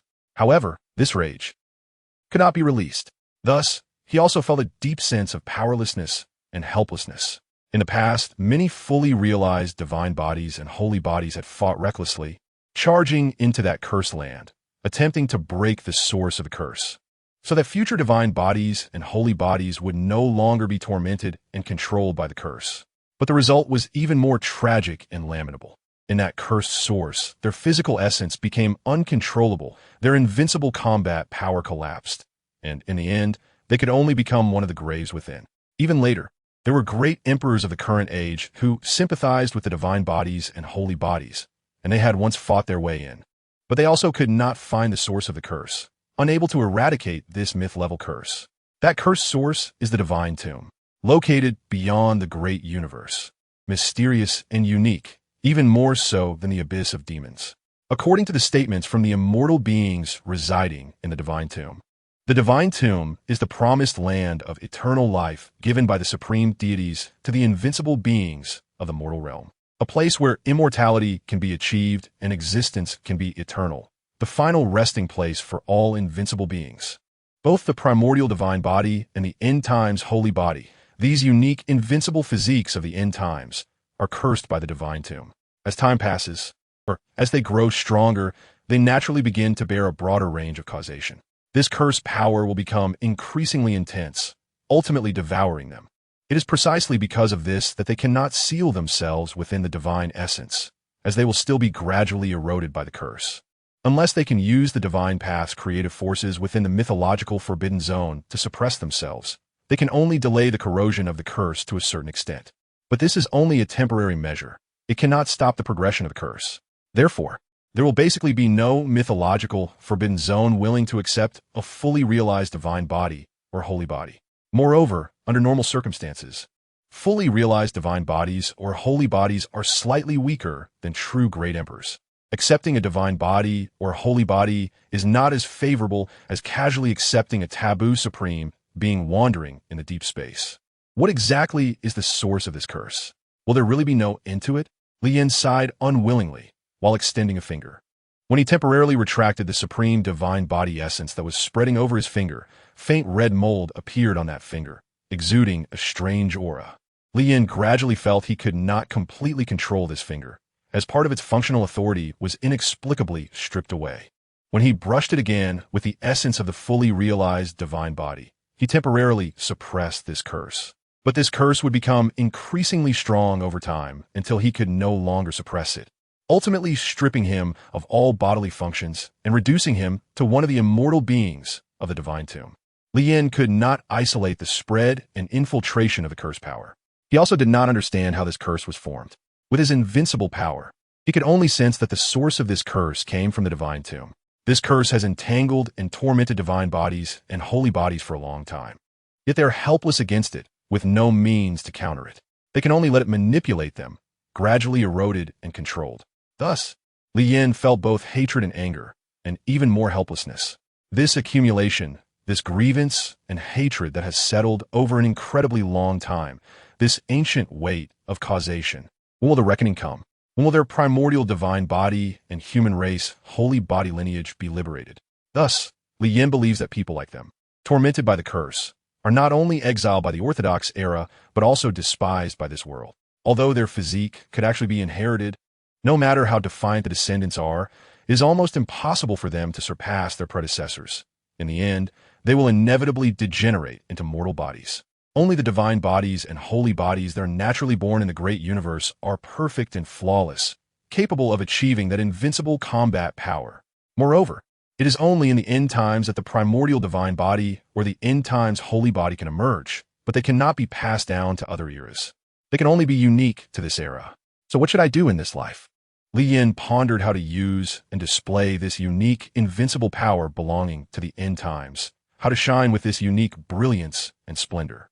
The past fully realized divine bodies or holy bodies either simply guarded the mortal realm for 10,000 years, preventing taboos from emerging and causing chaos, or they charged into the mythological forbidden zone with their utmost peak power, attempting to eliminate one of the taboo beings or find and suppress the taboo supreme being hidden in the depths of the universe.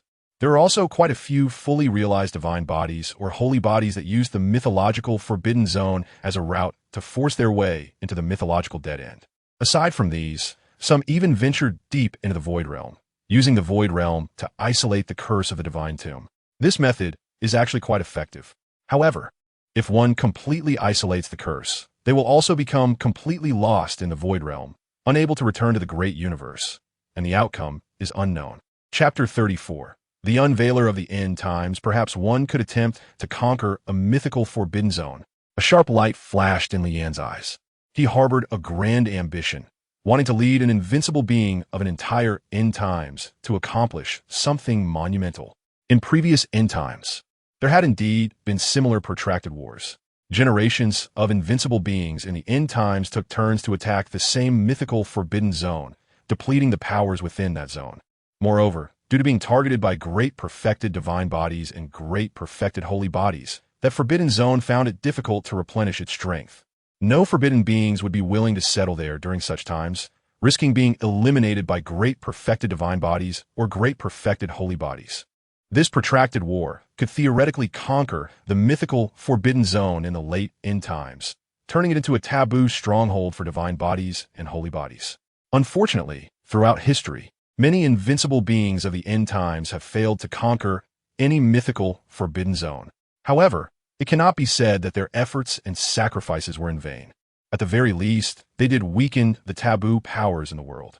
Not all great perfected divine bodies or great perfected holy bodies were willing to take over the attack on the forbidden zone. They had their own thoughts and decisions, and their own things they wanted to do. The eternal heavenly ladder, the Yellow Springs River, and the bronze ancient ship should be the three weakest mythical forbidden zones at present. Li Yin was contemplating and making a crucial decision. As the first invincible being of this end times, the mythical forbidden zone he chose as the target of attack could influence the entire end times. The subsequent invincible beings would likely follow in his footsteps and attack the same forbidden zone. In his mind, the one he most wanted to attack was the Yellow Springs River. This mythical forbidden zone had also been sunk before, and it only revived over 400,000 years ago. At that time, the controller of the Yellow Springs River united a group of taboo supreme beings wandering in the vast universe to launch a catastrophic disaster. The beings of the universe underwent a massive cleansing. Although some outsiders broke free from the divine source to resist the calamity, without a contemporary emperor suppressing the world, no one could withstand such a disaster. Many former imperial lineages were destroyed in this calamity.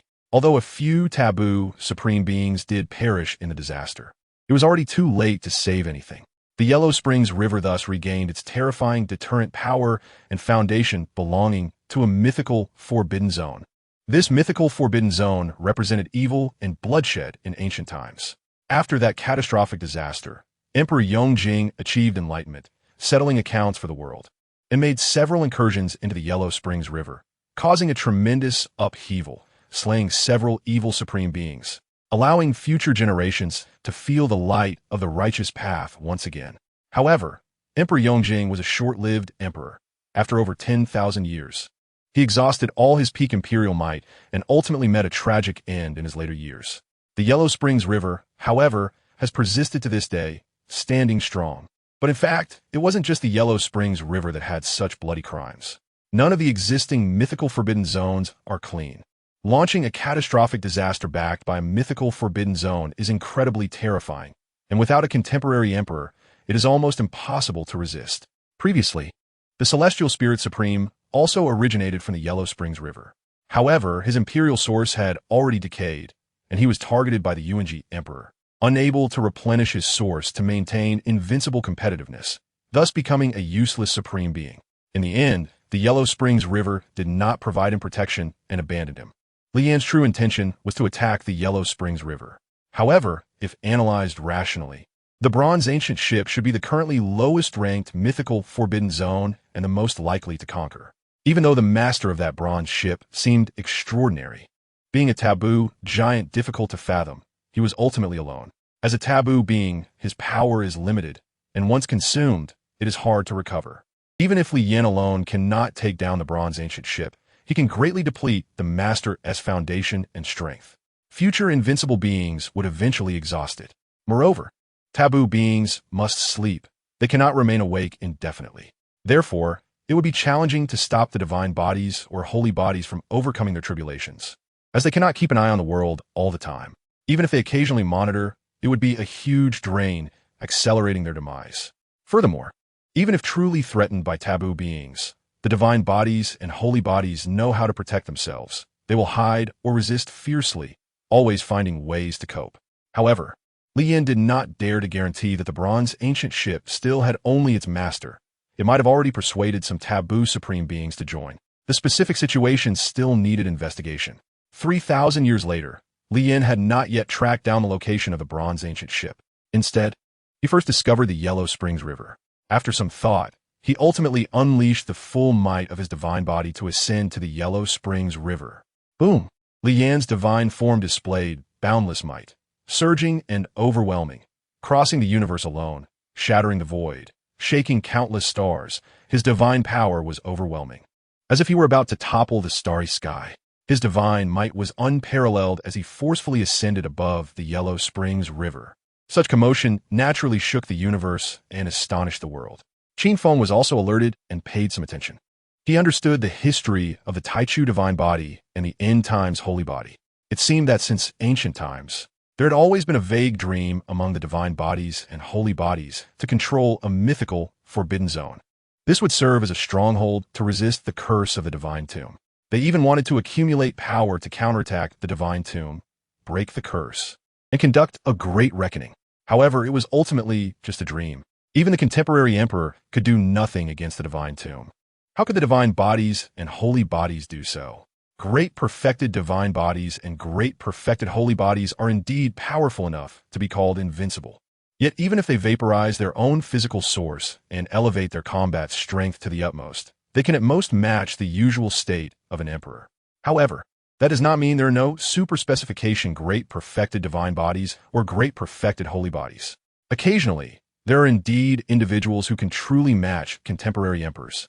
Why does it always feel inexplicably different when looking at that great perfected divine body? Qin Feng looked at Li Yan, this great perfected divine body. He always felt a peculiar, unfathomable sensation, as if there existed some causal connection he could not untangle. Moreover, it was one-sided. The other party probably wouldn't feel anything similar. This left him very perplexed, given that he, with his current imperial power, could not untangle such matters. It was likely on the level of myth. He truly could not understand. Why would he, in good health, have some kind of myth-level causal connection with a great perfected divine body? He did not understand, and could only wait for the years to come to see if he could figure it out. Li Yan had already unleashed a terrifying divine might at the Yellow Springs River, equivalent to the might of an emperor, seemingly truly intending to attack this mythical forbidden zone. To attack the Yellow Springs River? Isn't the Bronze Ancient Ship the easier target? Qin Feng thought calmly. In fact, he had already conducted a detailed analysis and planning of the current situation of the Bronze Ancient Ship as a mythical forbidden zone. First, he did not want to extinguish the light of myth surrounding the Bronze Ancient Ship, allowing it to fall into silence, because this forbidden zone would greatly aid his subsequent cultivation. However, if that were the case, the Bronze Ancient Ship would inevitably be unable to remain hidden, suspended at the pinnacle of myth, becoming a target for conquest. But Qin Feng believed, currently, there shouldn't be any other mythological forbidden zones or taboo beings willing to become enemies with him. These are all decayed and surviving taboo beings, and without any grudges among themselves, they wouldn't risk being counterattacked to attack his Bronze Ancient Ship, at least as long as he doesn't show any signs of weakness. Those taboo beings won't easily target him. The ones most likely to have direct intentions towards the bronze ancient ship are the invincible beings of the current era. However, Qin Feng is not afraid of the invincible beings of the current era. The so-called mythological forbidden zones are one of the burial grounds for the invincible beings of the current era. He wouldn't mind burying a few invincible beings here.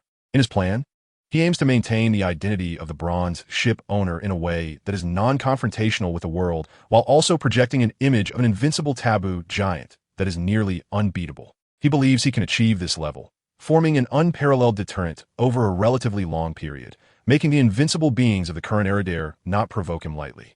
Moreover, he will not unleash disasters upon the world, maintaining neutrality for a long time.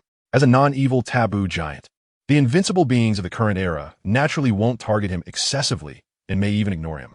This way, the bronze ancient ship can avoid causal grievances to the greatest extent, transcend the world, and remain immortal. He can also use the bronze ancient ship to cultivate steadily. However, this does not mean that Qin Feng won't stir up trouble.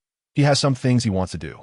In about 100,000 years, after he completely masters his supreme Tao source, he will be able to change his identity and traverse the starry skies at will. By then, even if he does something, the causal entanglements won't implicate the bronze ancient ship. Boom! The Yellow Springs River erupted with a vast and terrifying violent wave, sweeping across the starry skies, shaking the universe. Within this mythological forbidden zone, Li Yin has already forced the 3 layers of mythological formations of the Yellow Springs River to unleash their absolute might. Each layer of the mythological formations poses a strong threat to him, suffocatingly powerful enough to bury the great emperors of the current era. However, if Li Yin were to withstand everything and forcefully attack at any cost, he should be able to force a taboo being's true body to emerge and recover its realm to fight him. But if he truly engages in such a decisive battle, his identity as a hunter could very well turn into that of prey. Withstanding the 3 layers of mythological formations would put him in a perilous situation, and he could easily be encircled and killed. In that case, even escaping would be difficult, should a decisive battle erupt. The best outcome would be that he successfully takes down a taboo supreme being, only to bury himself here and become nourishment for other taboo supremes. The worst outcome would be that he fails to eliminate his opponent and instead becomes nourishment for the Forbidden Zone.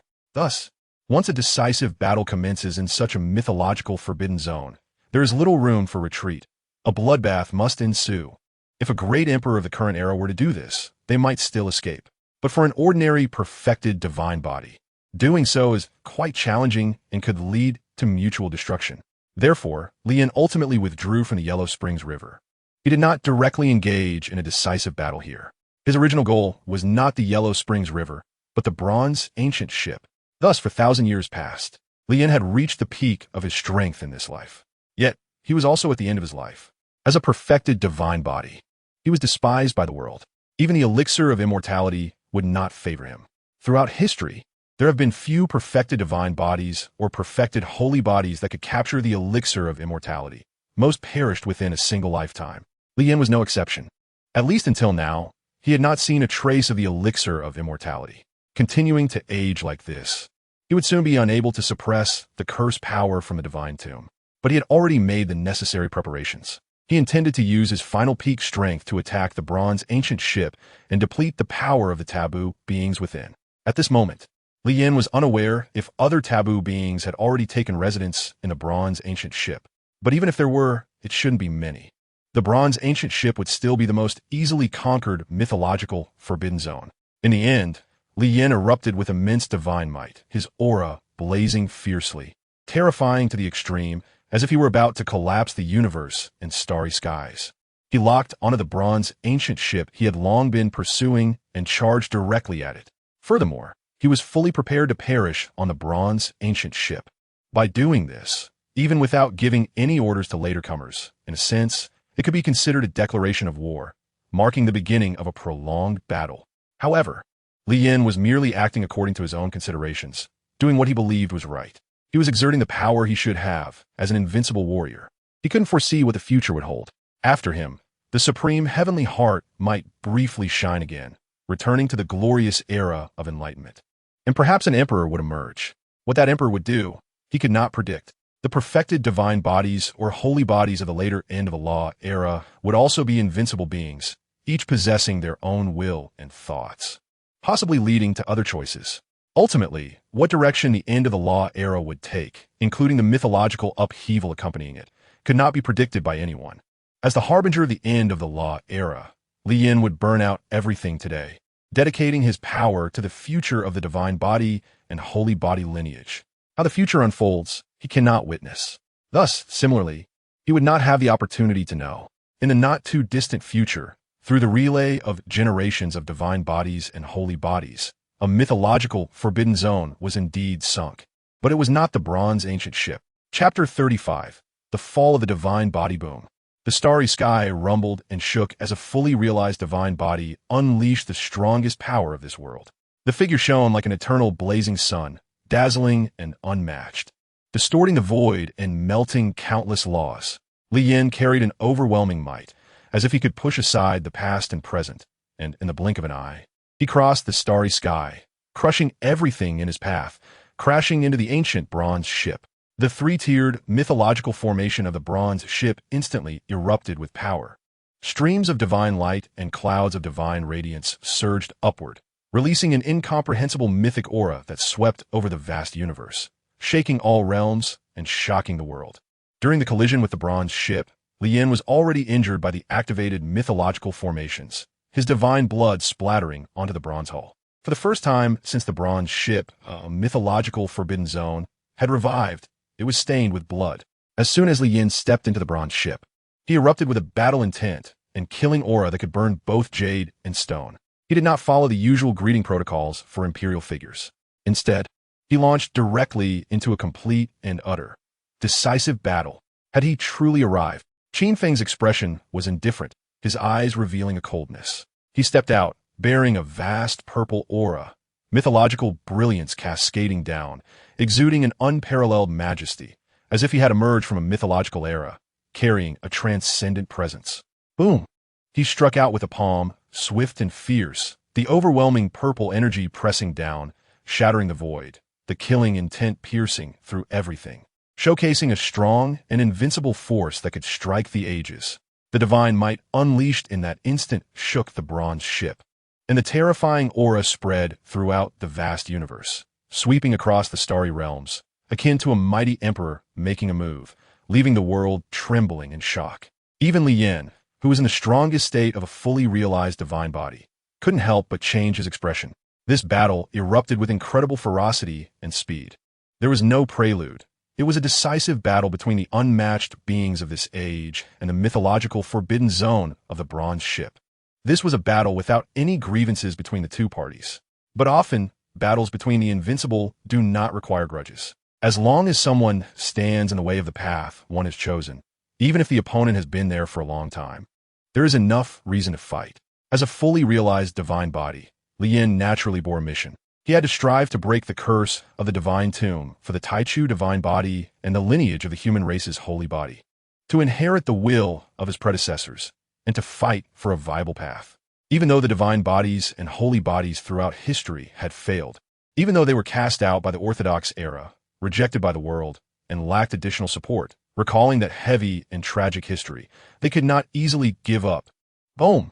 An incredibly terrifying collision wave from the Emperor erupted from the bronze ship, stirring up waves in the vast starry sky, accompanied by a trembling mythological aura. The world finally reacted. This was a decisive battle launched by the fully realized divine body against the mythological forbidden zone. People were astonished and horrified, shocked by the might of the fully realized divine body. Not every great emperor from ancient times dared to challenge the mythological forbidden zone. Any mythological forbidden zone had terrifying records of burying contemporary emperors. Conquering a forbidden zone was not something that could be done casually. On the bronze ship, a thunderous roar erupted.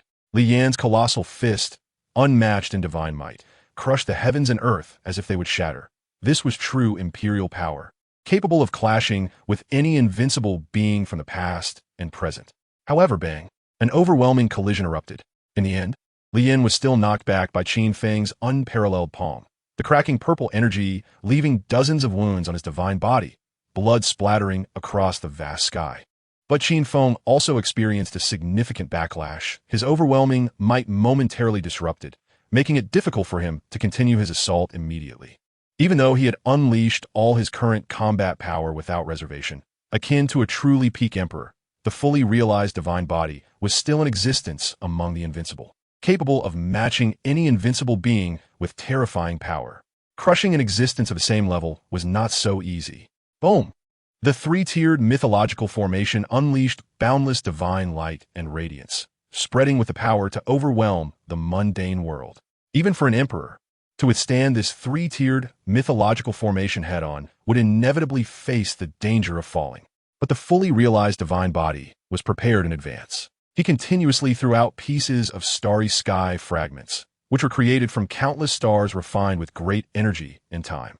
Each piece contained no less than 100 stars, capable of unleashing overwhelming forbidden power in one go. This was his preparation for today's great battle. These starry sky fragments could greatly assist Li Yin in resisting the mythological formation of the bronze ship, allowing him to continue engaging in a bloody fight with the master of the bronze ship. The battle continued. Waves of astonishing supreme battle fluctuations erupted, a terrifying aura permeating that made the universe tremble repeatedly, leaving people in fear. Would the fully realized divine body win? Some, feeling the terrifying fluctuations of battle, trembled and asked. Naturally, people prefer to stand with the fully realized divine body, even though the mythological forbidden zone was incredibly terrifying and difficult to conquer. They still hoped in their hearts that the fully realized divine body could succeed. But just as this question was asked, the fluctuations emanating from the bronze ship suddenly diminished significantly, as if the battle had reached its conclusion, already yielding results. But soon after, two more terrifying collision sounds erupted from above, shaking the starry sky, though still not as fierce as before.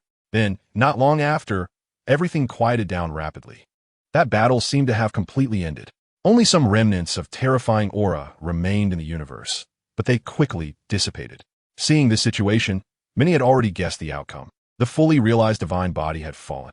The divine light of the bronze ship remained, its brilliance shining brightly, illuminating the depths of the universe, not quickly retreating. It was evident that such an invincible being, comparable to an emperor, had perished within the bronze ship. This was also the first time since the revival of the bronze ship that it had been attacked by an invincible being of this age, and the first time it had buried an invincible being of this age. For the vast beings of the world, they did not know the true situation of the bronze ship, could not recognize the taboo figure who had clashed with the fully realized divine body. Nor did they know how many taboo figures were within this forbidden zone. They only felt that the bronze ship was indeed a mythological forbidden zone, possessing a terrifying foundation that did not fear contemporary invincible beings. Moreover, the fully realized divine body was indeed rejected by the world. Their downfall was not like that of the emperors who had attained enlightenment, which would have many heavenly signs, myriad lamentations, universal sorrow, and everything mourning for them. They died, and that was it. It seemed that no one cared. At this moment, on the bronze ship, Qin Feng looked at the fallen, lifeless remains of the fully realized divine body that he had just subdued. He felt little turmoil within. He understood the tragic situation of the fully realized divine body and the lineage of the holy body, and could empathize with their struggles and ideals. But that was not something he concerned himself with. There is a saying in the secular world, in poverty, one can only cultivate oneself. In wealth, one can help the world. But in the face of a world steeped in ancient darkness, even the great emperors of this age could not be considered wealthy. And no one cared about the issues of the divine body and holy body. If Qin Feng could occasionally benefit the beings of the universe like most emperors, that would be quite good. Who else could help invincible beings of the same level? Unless he has become so powerful that he can turn the world upside down, sinking mythological forbidden zones in one blow and able to settle all calamities throughout history. Only then could he be considered richer than mythology and do as he pleases. Chapter 36. The unfinished emperor's desire for longevity. A great battle has come to an end. The ancient bronze ship quickly returned to calm, sailing through the deep space, silently deterring the world, its myths immortal, standing firm and unyielding. This battle naturally alarmed some forbidden beings. They could sense the power of the bronze ship's master, akin to that of an emperor, showcasing his profound background from the past. However, in this end of the Dharma age, the supreme heaven's heart is sealed. they still cannot determine the true state of the bronze ship's master from the supreme heaven's heart's response, leaving a degree of uncertainty. From this battle alone, they do not dare to fully ascertain the depth of the bronze ship's master, only saying that he is indeed a very formidable, forbidden giant. But they merely glanced at it casually. All are forbidden beings surviving in the world, and none would truly care about matters unrelated to their enemies. At this moment, within the ancient bronze ship, the remnants of the great achievement divine body suddenly began to sprout crimson mold spots, quickly covering its entire body. Even more astonishingly, as the mold spread deepened, it gradually formed a seamless layer of bright red moldy skin, and the remnants began to tremble slightly, even faintly exhibiting a unique life aura. Is the curse of the great achievement divine body about to transform into an undead being? At this time, Qin Feng watched the changes in the remnants of the great achievement divine body with indifference, carefully sensing the transformations. The curses of the primordial divine body and the end of Dharma holy body can be simply described as both will ultimately evolve into undead beings unique to the divine tomb. This process cannot be stopped or resisted. It is bound to happen. The only way to prevent it is to self-destruct the body in advance. However, this battle persisted until the end. Under Qin Feng's intentional control, the great achievement divine body ultimately failed to self-destruct. It seems that it is not the great achievement divine body that has anything to do with me, but rather this curse has an unknown connection with me. Qin Feng felt a slight confusion, sensing a peculiar response from the evolution of the curse of the great achievement divine body. But he could not precisely articulate what it was.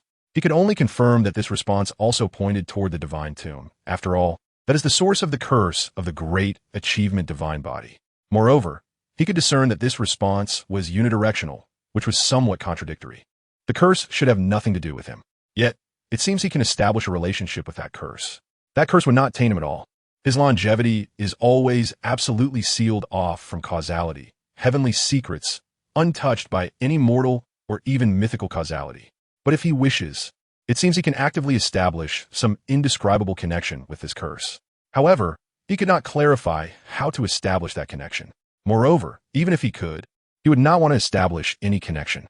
Regarding the curse of the great achievement divine body, Qin Feng currently only sorted out these aspects. If he wants to further understand the specifics, it is likely that he would need to find an opportunity to visit the divine tomb for answers. Bang!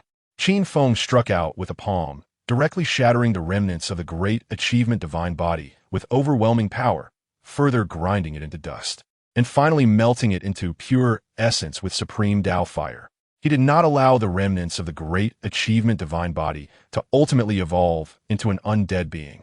Dust returns to dust, earth returns to earth. If it is dead, then bury it thoroughly, leaving behind a measure of dignity and respect for the invincible. At the same time, on the other side, beyond the vast universe, inside the divine tomb, some beings sense the process of the great achievement divine body evolving into an undead being. The new longevity being has been destroyed. A plain voice echoed within the divine tomb, sensing that the remnants of the great achievement divine body had indeed been destroyed and did not completely become an undead being.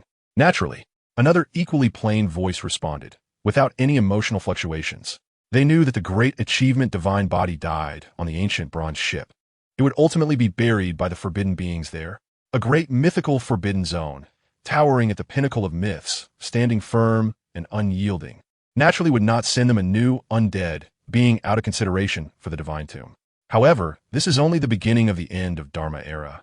They still have plenty of opportunities to capture the great achievement divine body and the great achievement holy body.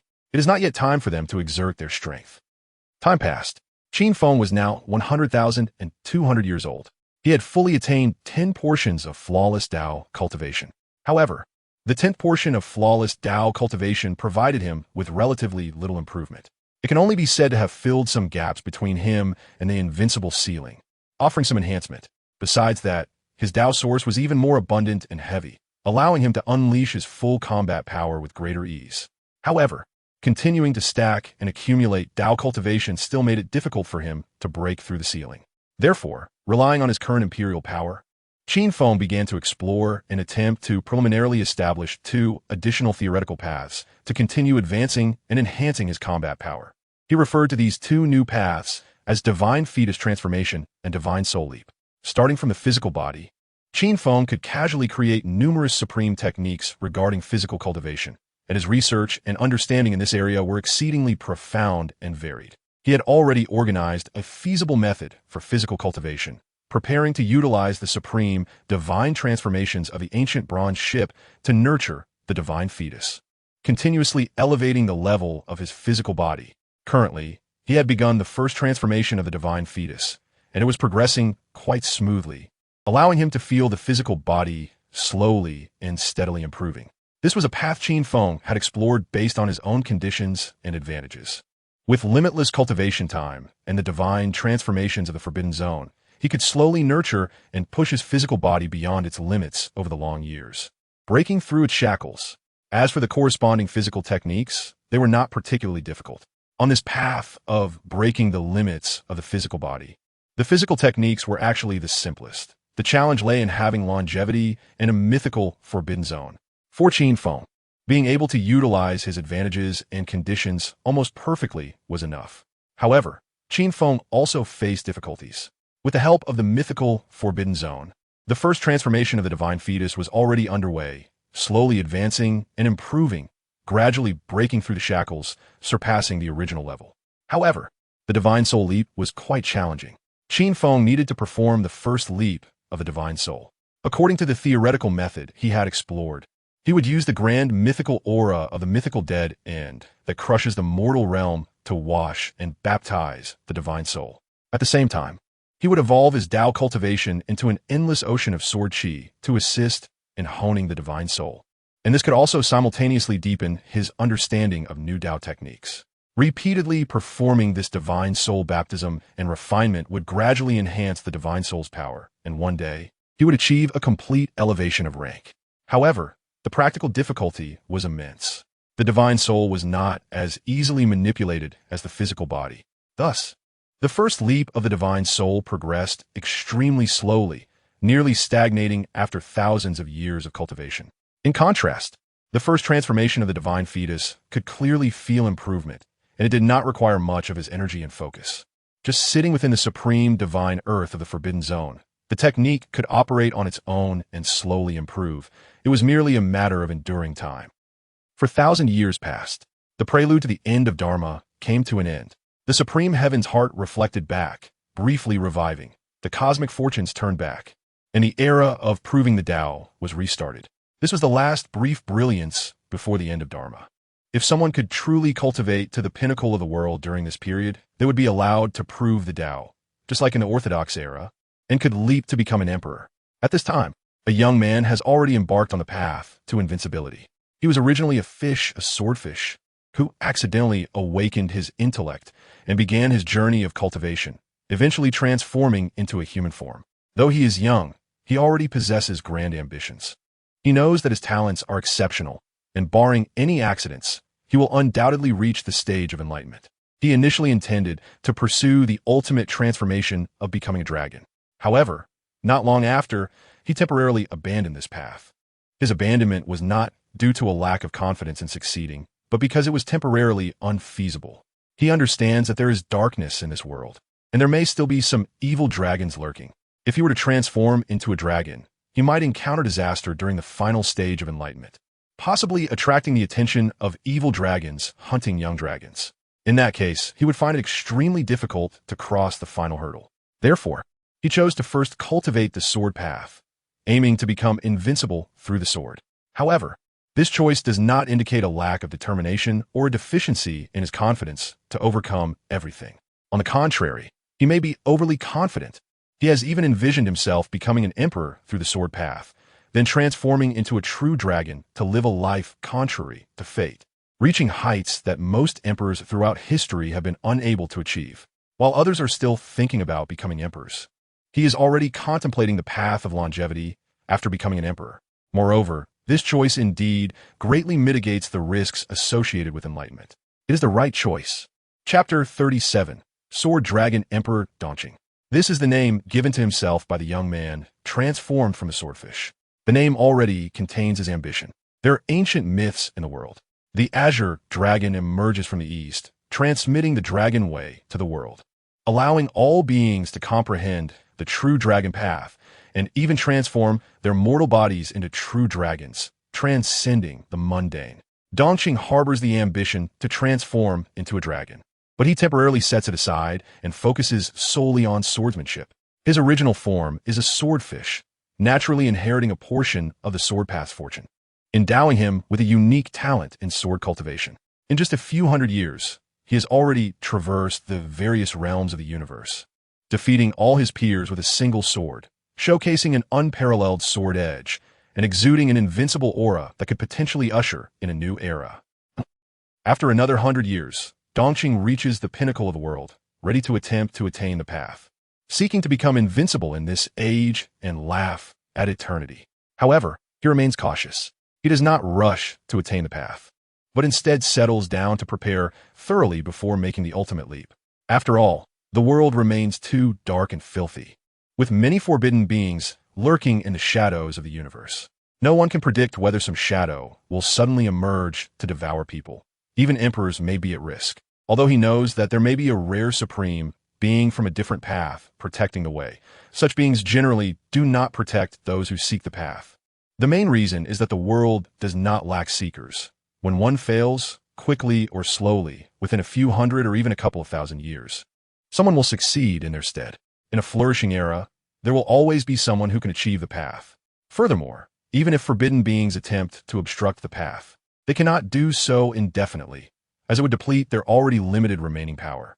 Thus, under normal circumstances, there will not be too many forbidden beings attempting to obstruct the path. Similarly, protecting those who seek the path holds little practical significance. When Dongqing is just over 1,000 years old, having settled enough and prepared thoroughly, he formally begins to transcend the tribulation and attain the path.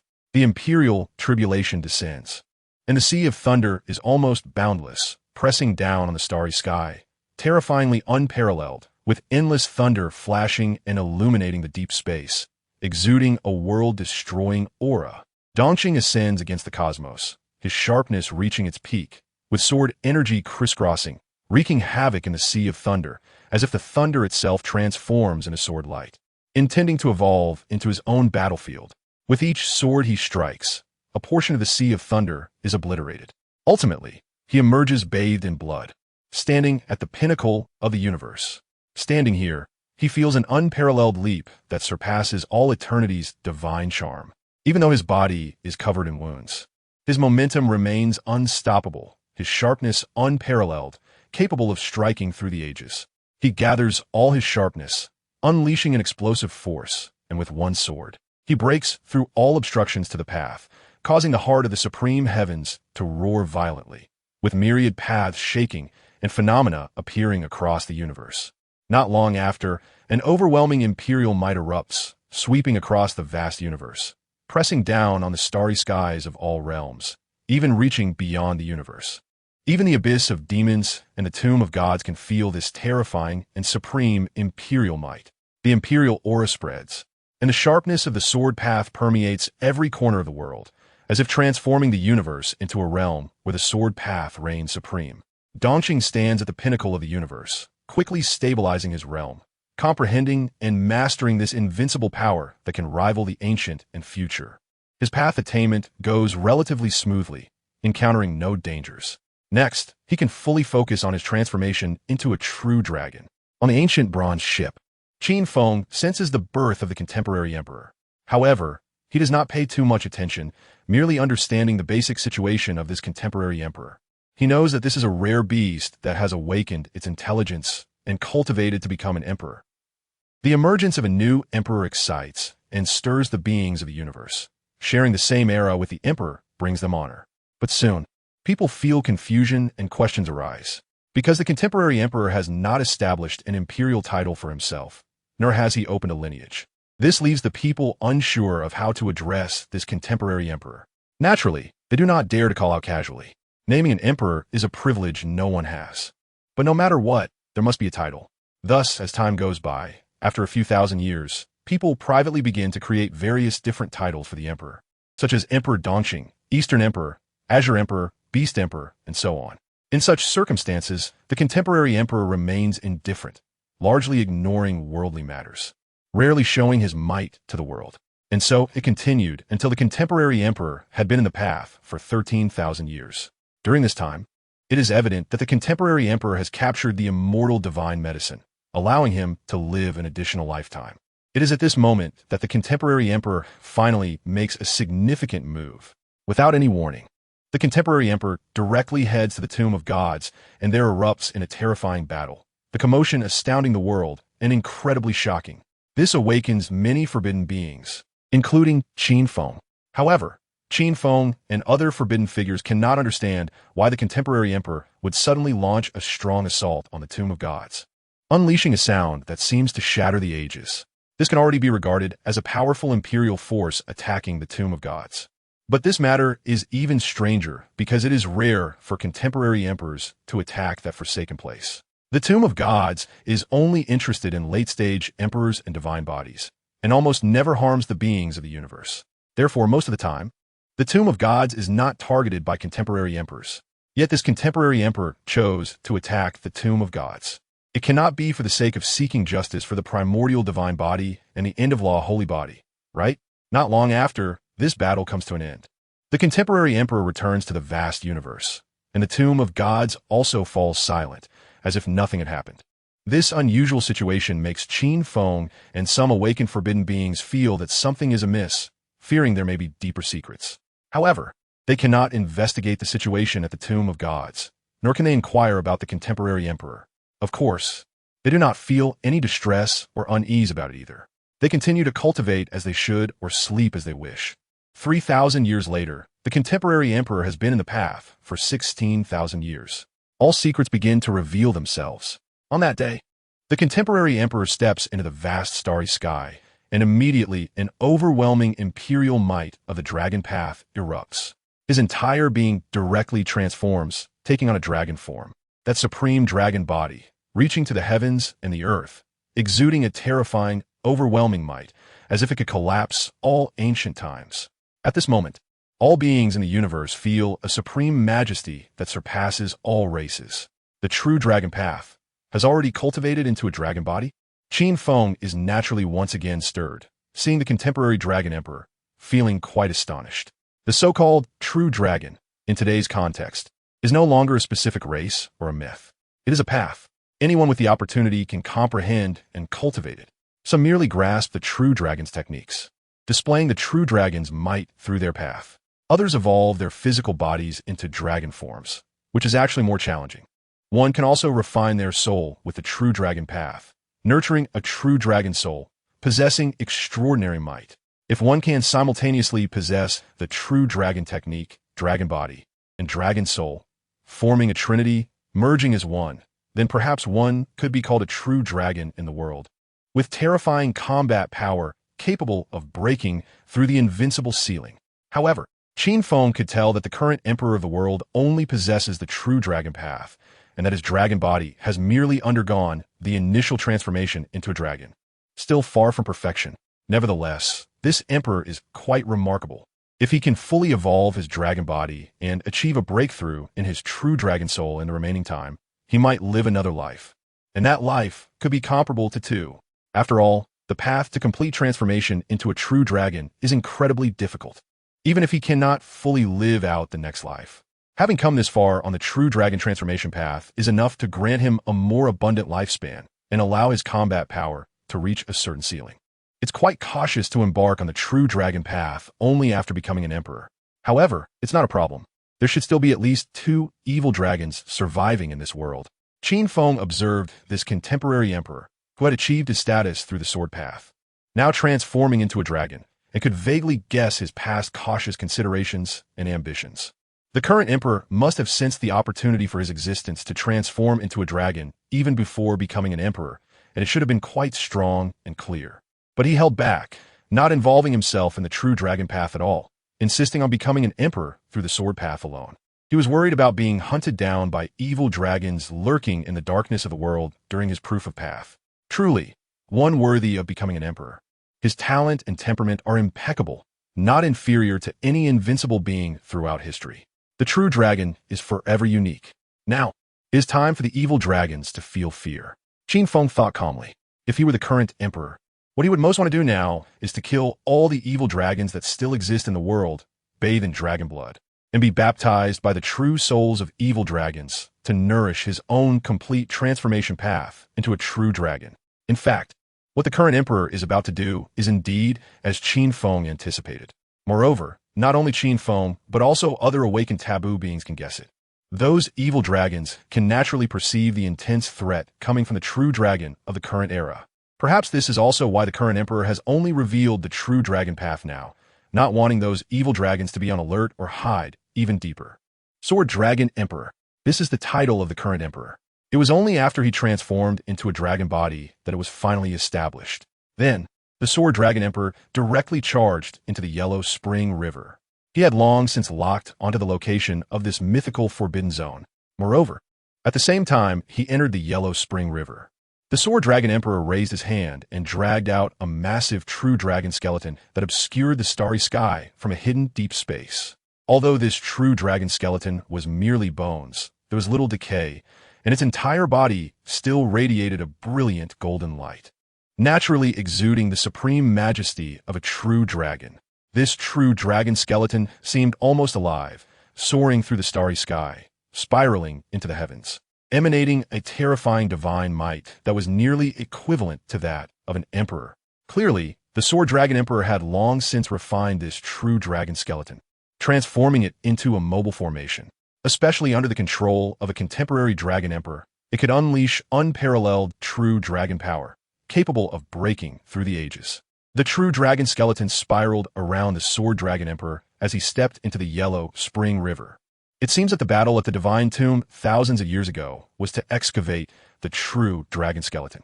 Upon seeing the Sword Dragon Emperor summon that true dragon skeleton, Qin Feng immediately deduced the reason for the Sword Dragon Emperor's strong assault on the Divine Tomb back then. This true dragon skeleton must have belonged to a world-renowned dragon emperor from ancient times, one whose dragon body had undergone an extremely deep level of evolution, perhaps even capable of living another life solely based on the dragon body.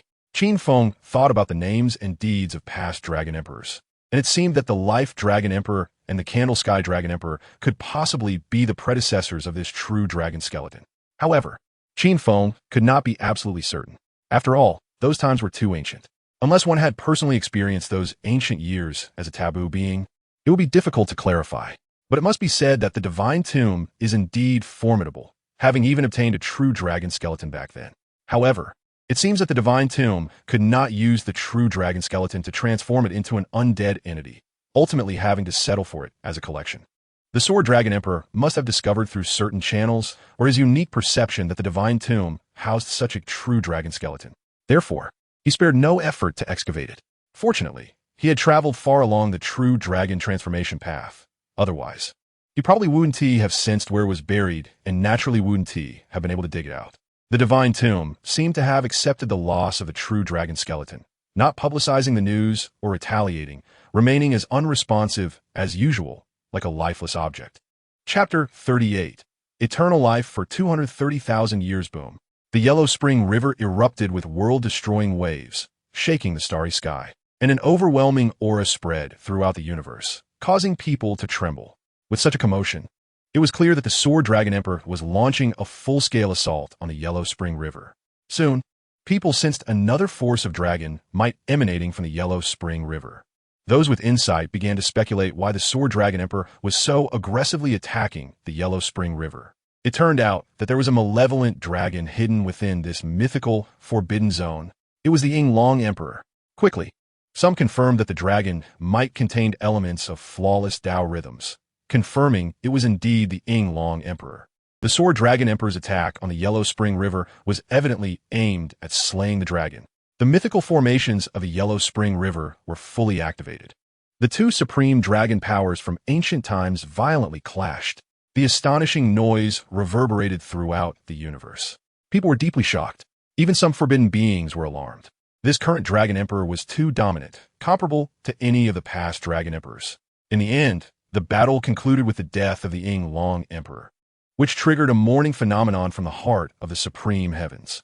After slaying the dragon, the Sword Dragon Emperor temporarily withdrew from the Yellow Spring River, heavily injured. The true dragon skeleton he possessed had lost about 40% of its mass, its golden light significantly dimmed. Even for him now, conquering the Forbidden Zone was extremely difficult. Afterward, the Sword Dragon Emperor began to establish his own immortal Tao lineage. His exclusive imperial title truly began to circulate, shaking the past, present, and future. However, he did not rest. For the next several thousand years, he continued to battle. First, he located the hidden Chu Han Dragon Emperor in the depths of the universe and forcefully killed him. He then re-entered the Yellow Spring River and killed the Feng Ling Emperor as well, who had previously hunted the aging Dragon Emperor and possessed a trace of true dragon essence. In his final act, he invaded the Immortal Realm, a mythical forbidden zone, and killed a demon dragon emperor from the demon abyss. However, the true dragon skeleton he controlled was completely destroyed in the Immortal Realm. After a series of battles, the Sword Dragon Emperor successfully slayed dragons multiple times, and his path of true dragon transformation became increasingly distant. Yet, when he reached 24,000 years of Tao attainment, he still could not fully transform into a true dragon. Achieving a complete transformation of dragon body, dragon soul, and true dragon Tao was still too difficult, allowing no room for error. Once successful, his existence could rival the second generation of dragon emperors, possibly becoming the strongest dragon emperor in history. When the Sword Dragon Emperor reached 25,000 years of Tao attainment, he realized he had reached the end of his path. He could not fully transform into a true dragon and was still lacking in certain aspects. Even though his lifespan and life essence were still sufficient, it was already very difficult for him to correct his misguided path. In the end, he chose to self-dismember and became a forbidden being. However, even though he could not fully transform into a true dragon, his foundation was still sufficient to be regarded as a forbidden giant. Moreover, he had long established trust with a mythical forbidden zone and obtained some authority over it. In the end, he settled in the ancient God Palace, a mythical forbidden zone that had never been sunk. He did not attempt to attack the bronze ancient ship. Perhaps he could succeed, but it was not guaranteed. In his consideration, expending all his effort to attack the bronze ancient ship, even if he occupied it, might not be better than residing in the ancient God Palace. Controlling a mythical forbidden zone was not that simple, especially one that had just revived and did not possess strong forbidden power. Furthermore, he could not see through the master of the bronze ship. He had boarded the bronze ancient ship to greet and could sense the terror and power of the bronze ship's master, a true forbidden giant. Moreover, the master of the bronze ship had a transcendent aura, standing alone at the pinnacle of mythology. Even if he might have already been targeted by invincible beings of the end of the law, he had no intention to seek refuge, seemingly unafraid of anything, capable of resisting all threats from invincible beings of the end of the law. Therefore, the Sword Dragon Emperor ultimately did not want to attack the bronze ancient ship. One reason was insufficient benefits. It was unnecessary. The second reason was considerable difficulty. He might fail, leading to excessive self-consumption or even perishing within. The ancient God Palace offered him a position, and he agreed to go. This mythical forbidden zone stood alongside the Ziwei Divine Court, the Taichu Ruins, and the chaotic Star Sea, never having been sunk. Its mythical heritage was terrifying, timeless, and even the most powerful emperors of the present age found it extremely difficult to conquer. Establishing a position in the ancient God Palace and controlling part of the Forbidden Zone's authority was not necessarily worse than monopolizing the bronze ancient ship, and he basically did not have to worry about being attacked by the emperors of the present age. The Sword Dragon Emperor had self-dismembered and settled in the ancient God Palace. In the future, on a certain day, when the supreme heavens could not perceive the unique imperial Tao rhythm for a long time, they ultimately unshackled the 10,000 Tao restraints. Numerous phenomena emerged in heaven and earth, confirming that the Sword Dragon Emperor, the unparalleled Dragon Emperor of all ages, had also vanished. This era came to an end. The last brilliance before the end of the law was completely consumed. The end of the law era soon arrived, set to last at least 70 to 80,000 years, possibly even 200 to 300,000 years or more. Strictly speaking, the Sword Dragon Emperor did not belong to the invincible beings of the end of the law. However, his appearance still had a profoundly significant impact on the era. The greatest impact was that he had forcefully attacked the Yellow Spring River twice, slaying the Ying Long Emperor and the Feng Ling Emperor, driving out numerous forbidden beings and significantly depleting the forbidden power of this mythical forbidden zone. This also led the later invincible beings of the end of the law, after failing to invade the bronze ancient ship, to gradually consider changing their target of attack to the Yellow Spring River. After the disappearance of the Sword Dragon Emperor, 90,000 years passed in the end of the Law era. During these 90,000 years, 3 great perfected divine bodies and 3 great perfected holy bodies emerged. All unique, invincible beings of the end of the Law, their divine might unmatched, capable of rivaling the emperors of past and present. They all sought to occupy a mythical forbidden zone to counter the curse from the god tomb. Their first target was the bronze ancient ship. However, in these 90,000 years, 2 great perfected divine bodies and 2 great perfected holy bodies successively perished within the bronze ancient ship. Yet, the bronze ancient ship remained standing tall, intimidating the mundane world from the pinnacle of mythology. The master of the bronze ship also remained transcendent, indifferent to everything. Even if he had already been targeted by invincible beings of the end of the Law, he did not seek refuge in advance. He did not extinguish the mythical light of the bronze ancient ship, nor did he directly abandon it to retreat. In such circumstances, later invincible beings of the end of the Law could not help but feel alarmed and in awe. They, along with other forbidden beings who had paid attention to the situation of the end of the Law era, gradually realized that this master of the bronze ship was likely extraordinarily formidable. He could possibly be an unfathomable supreme forbidden giant. Upon reflection, even the initially dominant sword dragon emperor had not made a significant move against the bronze ancient ship. He merely greeted within the bounds of convention. It was precisely for this reason that in recent thousands of years, a great perfected divine body and a great perfected holy body began to change their target of attack. They started assaulting the Yellow Spring River and truly managed to slay a forbidden being. This was a solid achievement. Unlike the reckless attempt to fight to the death against the bronze ancient ship, yielding no substantial results. The great perfected holy body that slew the forbidden being was the only invincible being in the end of the Law era to date that had achieved a clear merit. It's somewhat amusing to think about. In the blink of an eye, Qin Feng has lived for 233,000 years. The end of the Dharma age has completely begun for about 100,000 years. On this day, he has fully completed the first transformation of the divine embryo. After a long period of nurturing, adjusting, and advancing, the chaos and instability of his physical body have been thoroughly sorted out and transformed, becoming perfect and flawless once again, reaching a brand new state of powerful perfection. This situation indicates that he has completed the first transformation of the divine embryo. He can feel the unparalleled strength of his imperial body. The pure power of his physical form is not much different from that of the sword dragon emperor, who once possessed a peak dragon body.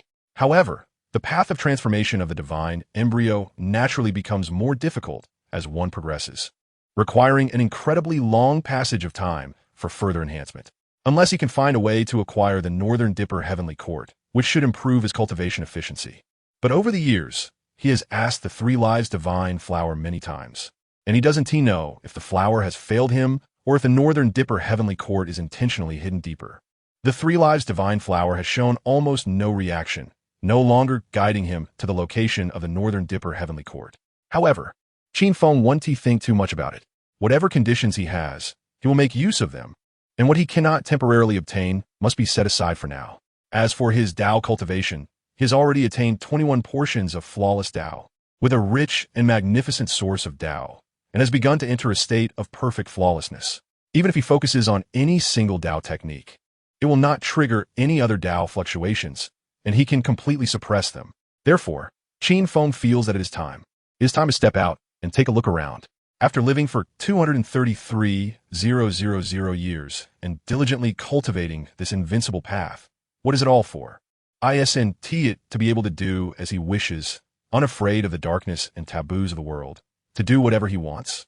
For example, right now, he wants to let his identity of mastering the time-changing blade path show itself a bit.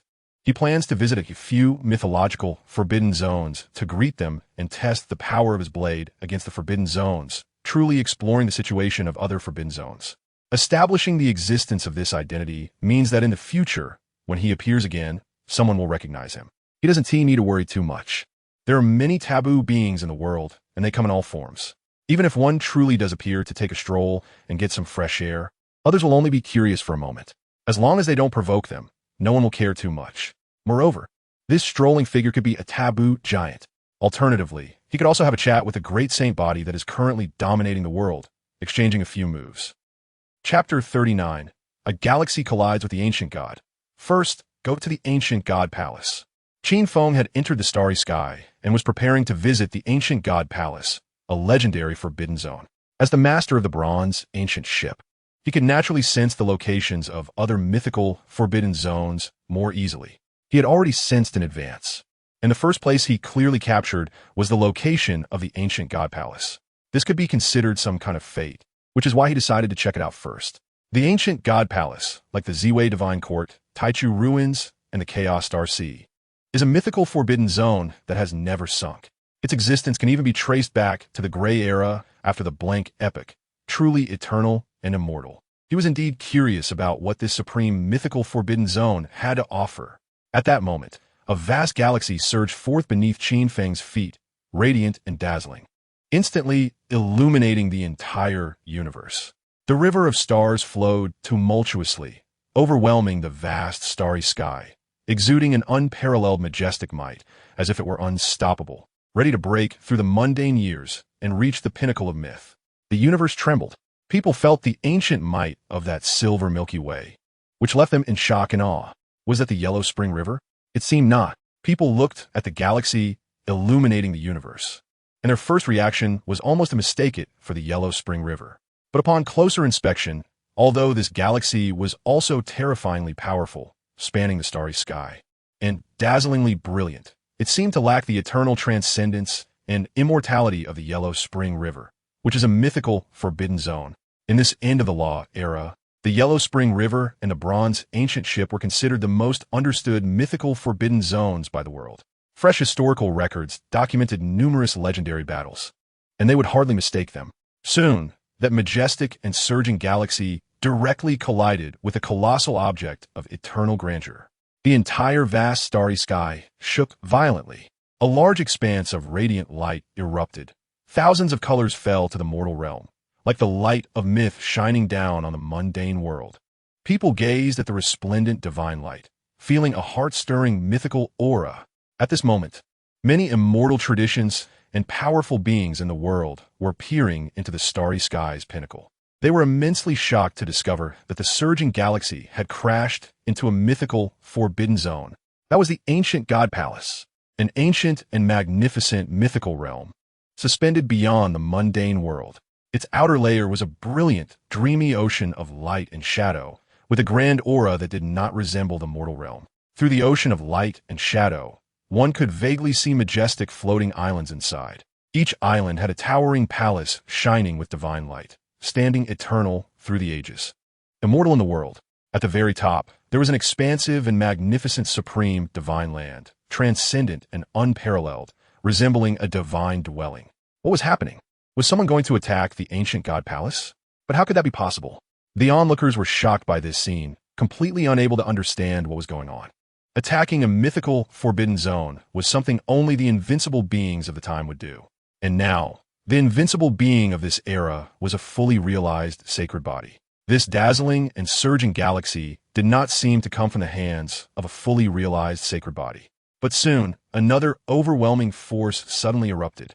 In the eyes of those peering into the pinnacle of the starry sky, Qin Feng stepped onto the galaxy, his figure towering and extraordinary, radiating a hazy, transcendent light, as if he had transcended the mundane, exuding supreme nobility and majesty.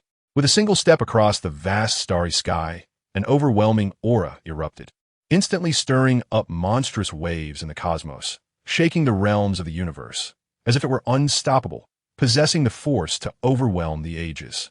His eyes shone with divine light, looking down on the past, present, and future, piercing through the vast starry sky, directly into the ancient god palace. The imperial might crashing down, provoking layers of vast ripples in the Forbidden Zone's formation, as if it were about to break through a gap. Above his head, a dazzling blade of starlight floated, its cold light revealing the illusory shadows of time, radiating a dominance that could sever the eternal ages. Such terrifying power could conquer the ancient world, and the target was clear: to ascend to the ancient god palace, this mythical, forbidden zone. People's minds trembled, horrified by this sudden eruption of terrifying taboo supreme power. At this moment, how could they not understand? A powerful taboo being had emerged, intending to forcefully invade the ancient god palace. They were shocked, fearful, and confused. Such things were rarely seen in ancient times. However, not understanding a taboo being was actually normal, because that belonged to the realm of taboos, something ordinary people could not touch or comprehend. Qin Feng used the galaxy to crash into the ancient god palace, directly revealing overwhelming celestial might to forcefully ascend to the ancient god palace. He moved fiercely, crushing everything, completely disinterested in other matters. For example, the fully realized sacred body of the time also stepped into the starry sky, erupting with unmatched might, dominating the starry sky, shaking the universe. This sacred body's invincible power was also earth-shattering, surpassing everything in the world, causing all beings to tremble. And it would not make anyone feel weaker than that galaxy supreme's might. But Qin Feng merely glanced at this fully realized sacred body and chose not to engage. The fully realized sacred body stared at Qin Feng with a gaze that was extraordinarily sharp, the sacred might blazing, clashing with the supreme power of the other, creating waves of astonishment in the vast, starry sky. He was wary and alert, but seeing the other party heading straight for the ancient god palace. Although he did not understand the reason, he would not directly intervene or provoke a conflict. He knew that this must be a once invincible taboo supreme being, possessing a supreme imperial power. However, he could not temporarily think of which ancient emperor this supreme being resembled. There was one that seemed to correspond, but didn't he feel particularly similar? If the other party's emergence was to bring disaster to the world, then the fully realized sacred body would inevitably intervene and would not fear to battle. But if it was just to contend with other taboo realm beings, such as forcefully invading a mythical forbidden zone or seeking revenge against other taboo beings, then he need not intervene, just guard the world and remain vigilant. Just then, a dazzling blade, light suddenly erupted from somewhere in the starry sky, reflecting an illusory and unreal Tao rhythm, sharp and unparalleled, exuding an indescribable supreme might. Moreover, after the appearance of this blade light, it triggered Qin Feng's time-changing blade to activate autonomously, unleashing beams of blade light that spanned the starry sky, dazzling and magnificent, like cascading rivers of stars. The sharpness emanating from it was even more domineering and unmatched, so sharp that it seemed destined to cut down the starry sky to the mortal realm. The two types of blade auras seemed to be in fierce opposition, refusing to yield to each other. This situation also shocked the onlookers. People shifted their perspectives and were astonished to discover that it was the Su Jian blade.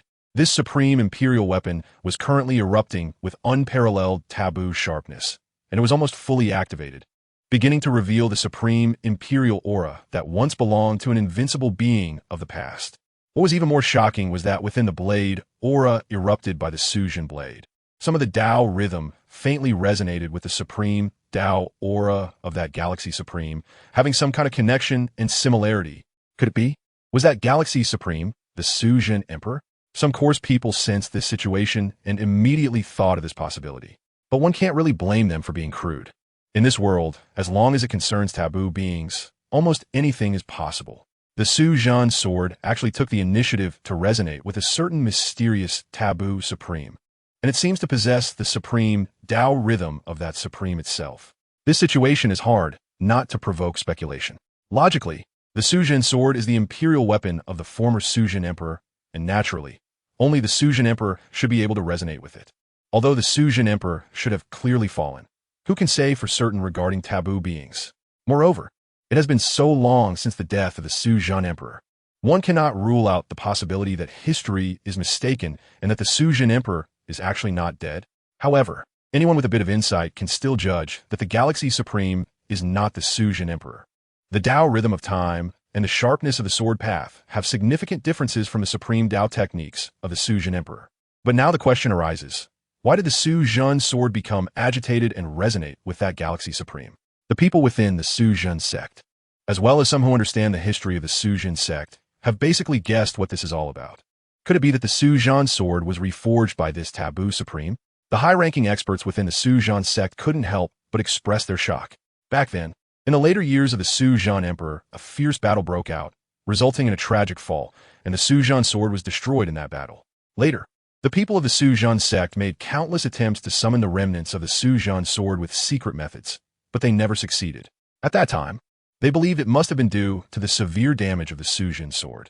and the weapon's spirit might have fallen silent or even perished, making it naturally impossible to respond. But unexpectedly, after about 10,000 years, the Suzhun sword returned on its own. The people of the Suzhun sect were incredibly excited and delighted. However, upon reflection, they still felt it was quite puzzling and mysterious, with some unclear aspects. Nevertheless, the return of the Suzhun sword was undoubtedly a great thing, and they couldn't discern any problems with it. It completely possessed the might of a supreme imperial weapon. Then until today, when the people of the Suzhun sect saw the unusual movements of the Suzhun sword and felt the sharpness of the sword path possessed by that galaxy supreme, they quickly guessed a certain fact. They could even basically confirm that this is the truth. A mysterious and powerful taboo supreme helped them repair the damaged Suzhun sword. Chapter 40. Extracting 2 words at this moment, a strong figure from the Void Truth sect couldn't help but look serious, even somewhat frightened, because this truth might involve a great horror. The Void Truth sword had an inseparable connection with a forbidden supreme being. Moreover, their sect had to rely on the Void Truth sword as their strongest foundation to exist in the world. Did this not mean that the Void Truth sect also indirectly had a causal relationship with this forbidden supreme being? Having a causal connection with a forbidden supreme being is not necessarily a good thing. It could very well bring catastrophe to the Void Truth sect in the future. However, no matter what, they could not abandon the Void Truth sword. For now, it seemed they could only maintain the status quo and hope that nothing would go wrong because of it. Repairing the Void Truth sword? Which great figure the Tao of Time and sword could it possibly be? At this moment, some forbidden beings were also stirred and couldn't help but pay a little attention. With the perspective and insight of forbidden beings, they could determine at a glance that the original Void Truth sword must have been repaired by this Galaxy Supreme. But such matters were hardly worth mentioning. What they cared more about was who this Galaxy Supreme was, an ancient figure indeed. Furthermore, this Galaxy Supreme had been active shortly after the fall of the Void Truth Emperor, and now it had been over 100,000 years.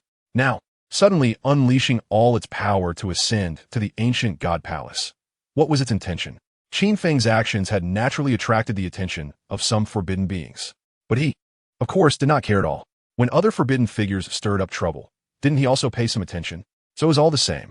There would always be someone causing a commotion for some reason, and everyone would just watch each other.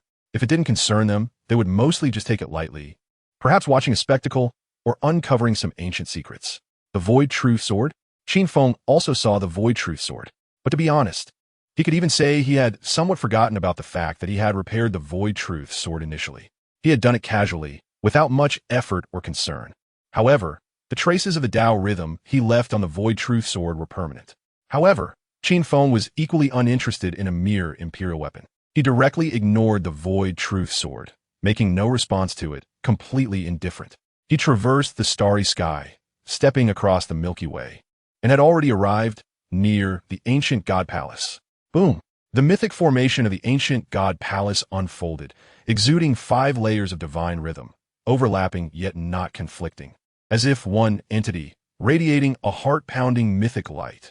Qin Feng could feel a sense of ancient grandeur from it, as if it were eternally unshakable mythic momentum. But with a slash of his sword, an overwhelming edge erupted, violently surging, shaking the universe, as if to cleave the ancient God Palace in two. Bang!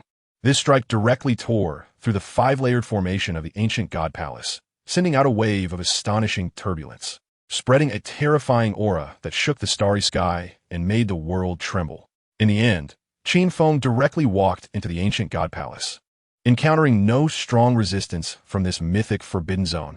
This allowed him to feel a sense of transcendence from this forbidden zone, existing forever, mythic and immortal, unafraid of anything in the world, able to face all challenges with composure. And this sense of transcendence was precisely what Qin Feng wanted to express on the bronze ancient ship.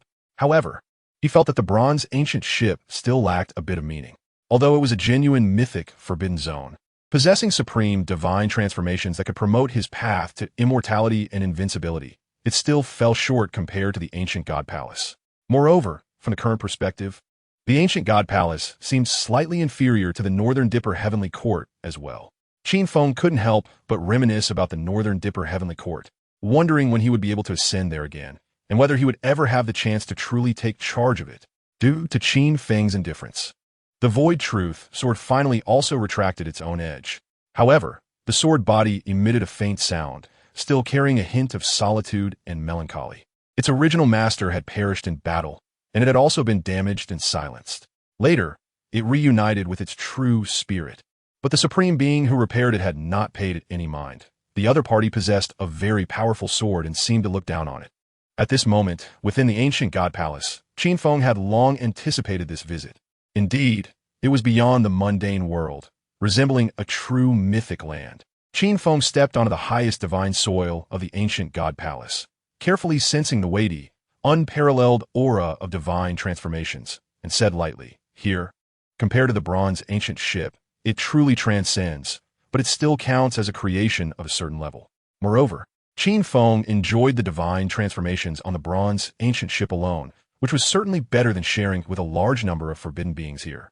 At first glance, he had already discovered two supreme divine objects, and both were divine trees.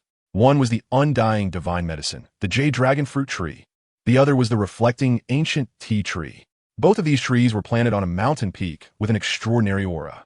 There, spiritual springs steamed and misted. Wondrous flowers bloomed, divine rhythms flowed around, and myriad Tao principles manifested, transforming into many astonishing mythic auspicious beast phantoms, roaming the void, dropping countless mysterious divine principles. That mountaintop, a small platform, resembled a unique spatial realm, imparting a sense of unreality. It left Qin Feng unable to fully see through it for a moment. He could only feel that it possessed the characteristics of an independent realm, belonging to some kind of other space. The jade dragon fruit tree was extinct in the mortal world because it eternally resided in the ancient god palace, similar to his peculiar three lives divine flower. As for the reflecting ancient tea tree, it might not have originally belonged to the ancient god palace. Qin Feng had once obtained a piece of reflecting ancient thunderwood from an ancient relic, which clearly stemmed from some extraordinary event in the past. That was an unowned object, with no connection to the ancient god palace. As for why the reflecting ancient tea tree was here now, he could not know. Even with his current realm, it was impossible for him to know all the forbidden events from ancient times to the present. Qin Feng's arrival awakened many forbidden beings residing in the ancient god palace. Numerous cold, indifferent, and terrifying gazes swept over Qin Feng. They were also examining him. In their view, Qin Feng was naturally a self-slashed forbidden supreme and could not possibly be a contemporary emperor. Yet, a self-slashed forbidden supreme inexplicably ascending to the ancient god palace was indeed somewhat strange. Could it really be that he had come purely for sightseeing? Though still odd, this reasoning wasn't entirely unreasonable. After all, when they had once ascended to the pinnacle, invincible in their era, they too had been curious to explore various mythic forbidden zones. However, was it really necessary? In this Tao of time and sword, who could it be? What are the current strength and vitality of this being? After a thorough examination by numerous forbidden beings, soon, a certain figure transmitted two words. Emperor May? This voice was very plain, but stirred layers of Tao rhythm, carrying an astonishing supreme aura, clearly belonging to some ancient invincible being. Upon hearing the name Emperor May, the other forbidden beings also showed slight surprise. They knew this name. Emperor May was once a very weak presence among the emperors. After achieving enlightenment, he disappeared in less than 3,000 years. The reason was unknown.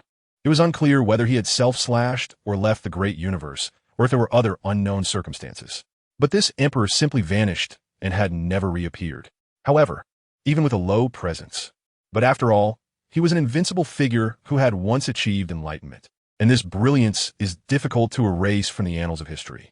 What the Emperor May once mastered was a kind of Taoist method related to time.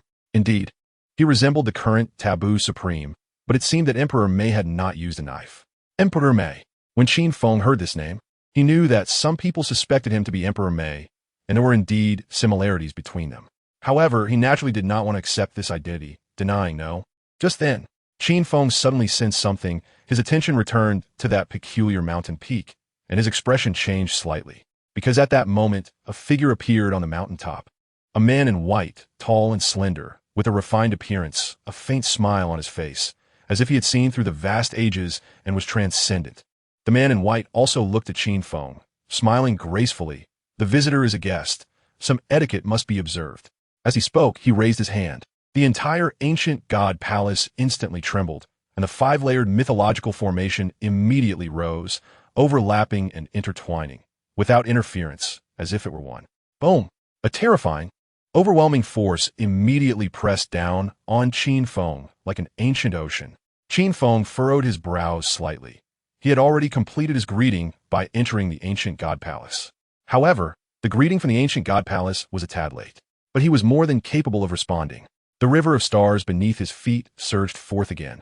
The waves crashing into the sky, reversing the universe, divine might overwhelming, terrifying beyond measure, with a momentum that could break through epochs. He raised his hand and slashed out with a knife, and the brilliant blade light immediately pierced through the void, reflecting the profound and extraordinary shadows of time.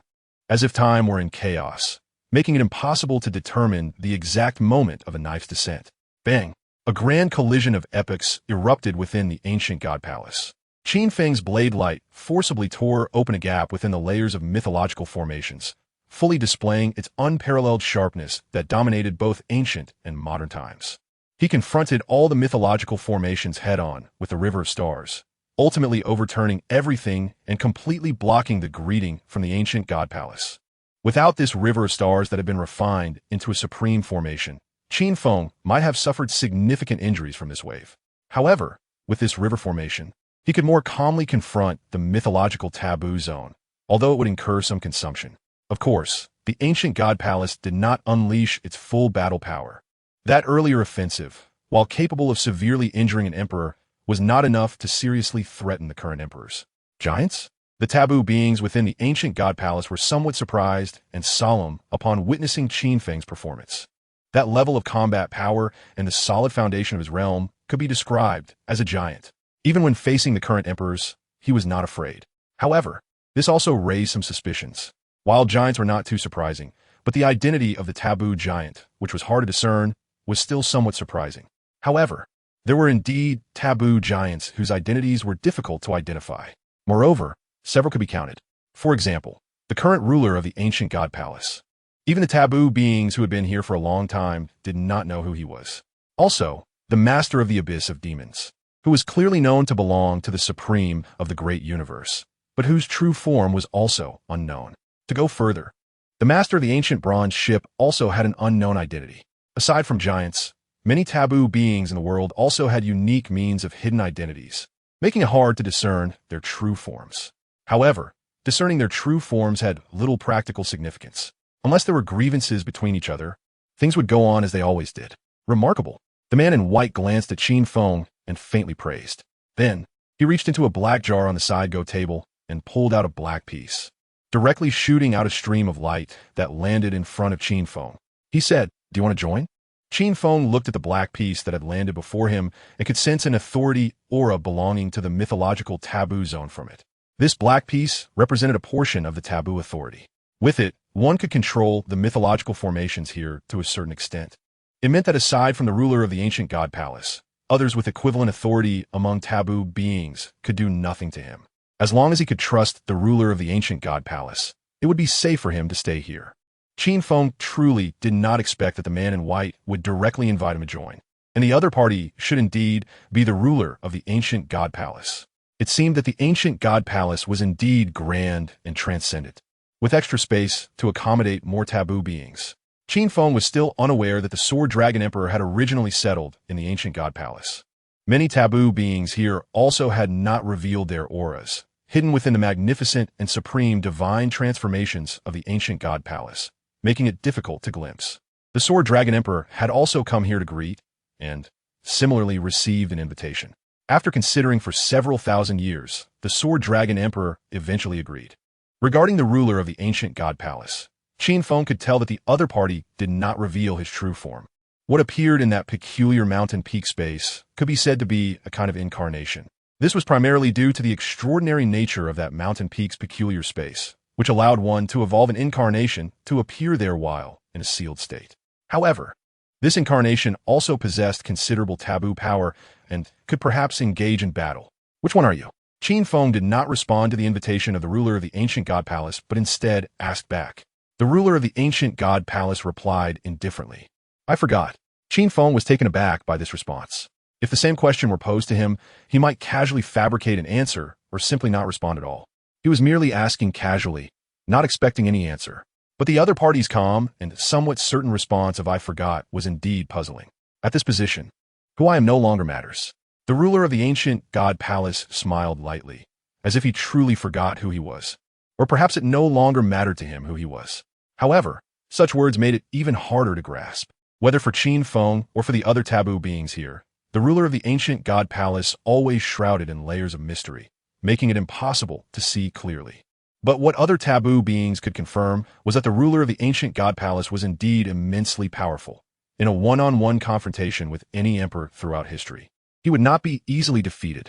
Qin Feng and the ruler of the ancient god palace continued to chat about meaningless topics, gaining no useful information. Finally, he asked, "What is the meaning of the existence of the mythological taboo zone?" To this question, the ruler of the ancient god palace answered without fail, giving Qin Feng 2 words. In the end, Qin Feng left the ancient god palace with these 2 ambiguous words. In the starry sky, he encountered the great perfected holy body and casually exchanged a move with him.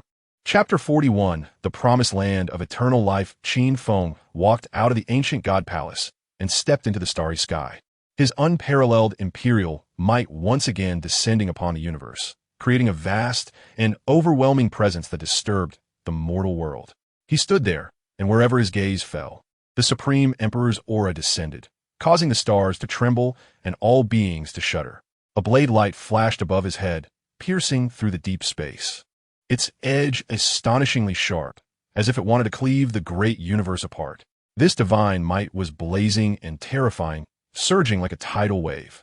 It was as if he were a contemporary emperor, pressing down upon the mortal realm, looking down upon the past, present, and future. Perhaps this is what it feels like to be an emperor.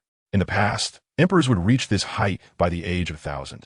While I am 230,000 years old, Qin Feng looked down at the vast starry sky and couldn't help but feel a bit of regret.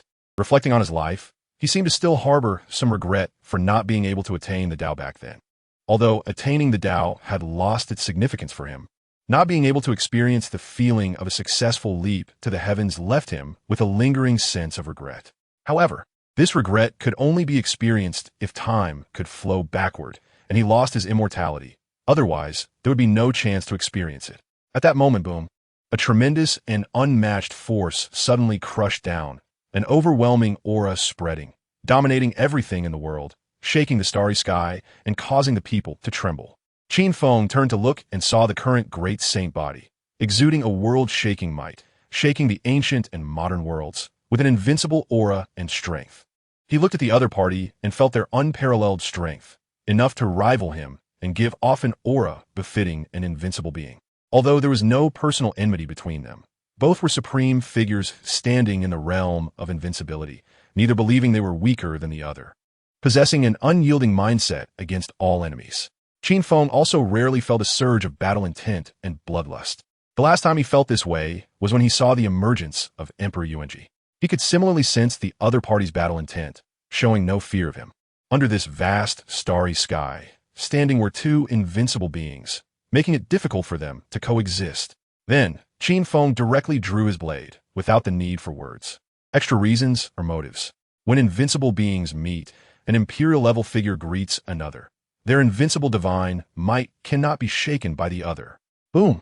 Qin Feng slashed out with his blade, and in an instant, the blade light tore through the vast starry sky, dazzling and cold, illuminating the deep cosmos, reflecting the shadows of time's chaos. Its divine might profound and unfathomable. Although it seemed Qin Feng struck first, the energies of invincible beings intertwined, and the battle intent leaked. Facing each other, there was no notion of who struck first or who ambushed whom. The great saint body also struck simultaneously, sensing the enemy's battle intent and the timing of their attack. His aura erupted explosively, with blood energy surging throughout his body, the might fierce and overwhelming, as if he wanted to collapse the ancient heavens. Boom! A radiant and powerful fist directly smashed out, the fist intent grand, crushing the void, countless paths shattering, as if nothing could withstand its invincible punch. The 2 invincible beings unleashed their world-shaking powers simultaneously. In an instant, they stirred up a tremendous wave in the universe, disturbing the mortal world and shaking ancient and modern times. The people were also horrified, trembling all over. However, after the strike, The battle seemed to have come to an end. The galaxy's sovereign no longer made a move, and a brilliant galaxy surged forth, its waters endlessly rushing, terrifying waves crashing, reversing the heavens and reaching beyond the universe. Naturally, the people could not discern who won or lost in this clash. For both the galaxy's sovereign and the great saint body maintained their unyielding aura, radiant and extraordinary, their divine might capable of overshadowing eternity. However, there were immortal traditions in the world, using supreme, forbidden formations to spy on the starry battlefield, and someone vaguely saw a trace of blood shimmering with golden light. Suspected to be the blood of the saint body, this shocked people, leaving them terrified, not daring to look closely or speculate recklessly. And spreading such information was even more impossible. But in fact, even if this was the blood of the saint body, it didn't necessarily indicate anything significant. In the end, Qin Feng rode the starlight of the galaxy and left the great universe. He was heading to the demon abyss. Earlier, he had exchanged a strike with the great saint body. This was a collision of invincible powers, testing each other and appreciating one another. But to determine victory and defeat from just this one strike would be too mundane, lacking the dignity and majesty of invincible beings. Qin Feng could only say that this great saint body of the current age was indeed extremely powerful, surpassing those he had previously encountered. Before long, Qin Feng saw the demon abyss. It was a vortex of demonic energy so vast that words could not describe it. With its edges dragging out endless rivers of demonic energy, more magnificent and exaggerated than the galaxy beneath his feet. Its scale could be compared to the great universe, and it could be viewed as a unique universe in itself. Because in the demon abyss, there were also natural beings, and, most importantly, the soil for becoming an emperor. Besides the naturally born demon spirit sovereigns, those twisted demonic creatures could also reshape their flawless lives through their own cultivation to become sovereigns. The demon abyss had its unique, extraordinary qualities, possessing a mythic foundation not inferior to any mythological forbidden zone. Some sovereigns in the demon abyss chose to sleep and endure in the great universe. Meanwhile, it seemed that there were also invincible beings willing to sit in the demon abyss for eternal ages. There were many unknowns and secrets here. Qin Feng paved his way with the galaxy, directly entering the demon abyss, his overwhelming divine might wantonly descending, shaking every inch of space in the demon abyss, stirring up demonic energy into towering waves. His arrival also awakened some forbidden beings. He could sense certain exceptionally powerful, cold gazes that made him feel pressure. But his surging and brilliant galaxy forcefully crashed into the deepest part of the demon abyss, splashing up monstrous demonic energy, accompanied by shattered light and shadow, creating a terrifying sight. After exchanging greetings, they stirred up immense waves of demonic energy again, causing the demon abyss to shake violently, and numerous demonic creatures trembled. In the end, Qin Feng faced a forbidden giant of the demon abyss and discovered that this forbidden giant was also an invincible being from the great universe, the Lord of the Underworld. And according to what he knew, it was rumored that the giant master of the demon abyss, the Abyss Master, was also a supreme emperor of the great universe. Along with this Lord of the Underworld, there were actually two forbidden giants from the great universe in the demon abyss. How could one endure in such a place filled with surging demonic energy, darkness, and filth? Of course, this was a thought from the crude perspective of the people. In fact, here, the extreme gives rise to the opposite, and the endless accumulation of demonic energy gave birth to a divine transformation not inferior to any mythological forbidden zone. Why does the demon abyss exist? Qin Feng chatted with the Lord of the Underworld. He did not come for a fight.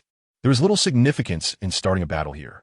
The aura emitted by the Lord of the Underworld carried a sense of ancient vicissitudes and cold indifference.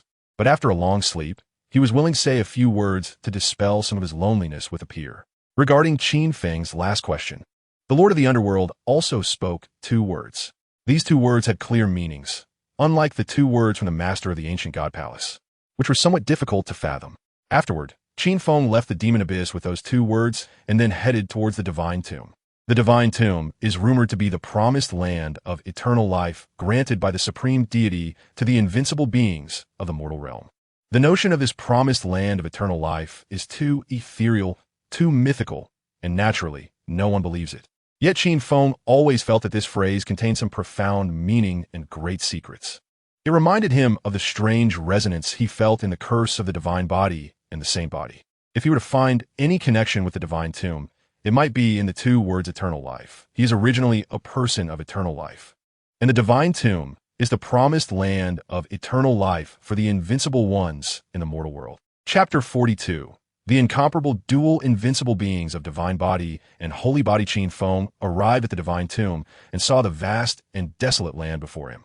Even with his current level, he felt a heart-wrenching eternal chill and an ancient dead silence. This place felt like it was not meant for the living. Perhaps it was prepared for the dead. When the dead come back to life, they no longer have the concept of death, and naturally, they will not die again. Is this what is called immortality? Qin Feng speculated naively. As he stepped onto the ground of the divine tomb, he felt that strange causal fluctuation again. The causal connection seemed to sweep over him from above. He could touch that causal force, but even the slightest deviation would never taint him. To put it accurately, it should be related to his unknown connection with immortality. Qin Feng had studied his own immortality for many years, and this characteristic of immortality also possessed a supreme independence. It was extraordinarily transcendent, detached from the mundane world, and even beyond mythology.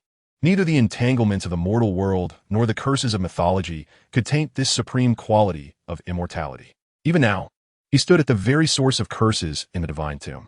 The terrifying curse of eternity, the dark tide stirring the entanglements of the mortal world, tainting the peak of mythology, surged over Qin Feng's head, yet it did not splash a single thread of causality onto his immortality.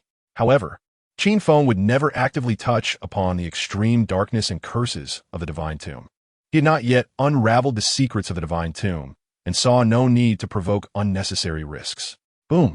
Qin Feng rode the celestial river, charging deep into the divine tomb, his unmatched divine might pervading and overwhelming everything, shaking the desolate land violently. The immortal beings were awakened, erupting with an overwhelming force that reached the heavens and the earth.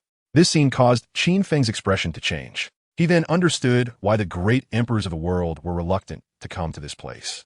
He couldn't help but admire the sword dragon emperor, who had once unearthed a true dragon skeleton here. Bang!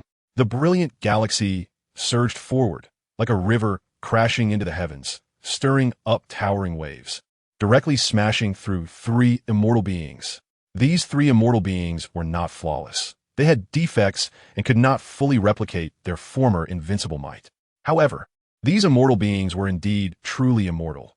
Even if torn apart or destroyed, they could still slowly recover, even with repeated forceful destruction or extreme injuries. They could only have their powers diminished, but could never be killed, because immortal beings truly would not die again. Qin Feng wielded the time change blade, striking down an immortal being with unmatched sharpness and divine might, ultimately forcing his way to the deepest part of the divine tomb. Here, a giant immortal being came out to greet him. However, this giant immortal being was very taciturn, not paying much attention to Qin Feng's questions about the divine tomb. Yet, for Qin Feng's final question about why the divine tomb existed, this taciturn giant immortal being gave a two-word answer. Moreover, these two words were the same as the two words given by the Supreme Lord of the Abyss. In the end, Qin Feng left the divine tomb and returned to the great universe. He had already retracted his imperial might. As for the faint supreme aura that naturally radiated from him, only the contemporary great holy body could sense it. However, that great holy body merely glanced at Qin Feng and did not pay him any further attention, temporarily acknowledging his existence. Of course, this was under the premise that Qin Feng would not cause any trouble. Several years later, Qin Feng stepped into the Yellow Springs River. The collision of the galaxy and the river also triggered a terrifying spectacle that shocked the ages. Inside the Yellow Springs River, he discovered a situation. The supreme divine soil here was shrouded in extreme divine transformation, guarded by a triple formation at all times, with the surging Yellow Springs water suppressing it, making it almost impossible to investigate the situation within. However, the more it was like this, the more Qin Feng suspected that there might not be many taboo beings left in the Yellow Springs River, which was why it was so desperately concealed. Nevertheless, the remaining taboo beings within the Yellow Springs River might also be engaged in a competition of survival of the fittest. Although they faced the attacks of the ultimate beings of the End Era, the ultimate beings of the End Era were not as powerful as the great emperors of the world and would generally perish along with everything in the Forbidden Zones. In this way, the surviving taboo beings could devour the dead taboo supreme beings and the ultimate beings of the End Era, thus replenishing some of their strength. Even though taboo supreme beings continued to perish within the Yellow Springs River, this could last until the end. The remaining taboo supreme beings might end up having even more life essence and a more stable foundation than at the beginning. At this moment, the taboo beings remaining in the Yellow Springs River might all be betting that the next to perish would not be them. Although they were all within the same mythological forbidden zone, there was absolutely no cooperative relationship. It was merely that their interests did not conflict for the time being. Finally, Qin Feng left the Yellow Springs River. He did not uncover anything here, and no taboo figures were willing to converse with him. There were no super-specification taboo giants here like in the ancient Divine Palace, the Abyss, and the Divine Tomb. The Yellow Springs River, at present, was indeed of relatively ordinary power in this mythological forbidden zone. Years passed again. Qin Feng entered the Pathkeeping Mountain and sensed the aura of his old brother, Emperor.Ing. But there was no possibility for any recognition or nostalgic exchanges. He also asked 2 words here, which were different from the 2 words given by the ancient Divine Palace: the Abyss and the Divine Tomb. Later, he visited the Chaos Star Sea, which had a transcendence level that was no less than that of the ancient Divine Palace. Although the Chaos Star Master here was also particularly cold, he similarly returned Qin Feng 2 words, 2 completely different words. Thus, Qin Feng successively visited the ancient Divine Palace, the Abyss, the Divine Tomb, the Yellow Springs River, the Pathkeeping Mountain, and the Chaos Star Sea. This journey had already been shocking enough to the world, causing numerous grand waves and alarming many taboo beings. All living beings in the world basically knew about a mysterious taboo supreme being who came out to travel. Qin Feng felt that this was enough for the time being and decided to stop here. Finally, he returned to the bronze ancient ship, organized what he had gained, and began to enter a state of cultivation. One should act according to one's identity. In his plan, the bronze shipmaster was responsible for being high above, transcending the mundane, while the Galaxy Supreme would participate in grand scenes that the bronze shipmaster could not conveniently interfere with. As for his initial identity as the life supreme of the ancient Thunderwood, perhaps it would serve well as an alternate supreme, maintaining a reasonable low profile and stepping in at critical moments, guarding immortality, protecting the path, avoiding calamities. Qin Feng thought about the 2-word phrases he gathered from various mythological forbidden zones and contemplated them together. The phrase guarding was given to him by the master of the ancient Divine Palace. Was the meaning of the existence of the mythological forbidden zone to guard. No matter how he thought about it, it was hard to understand what exactly needed guarding. Qin Feng pondered several possibilities, but none made sense.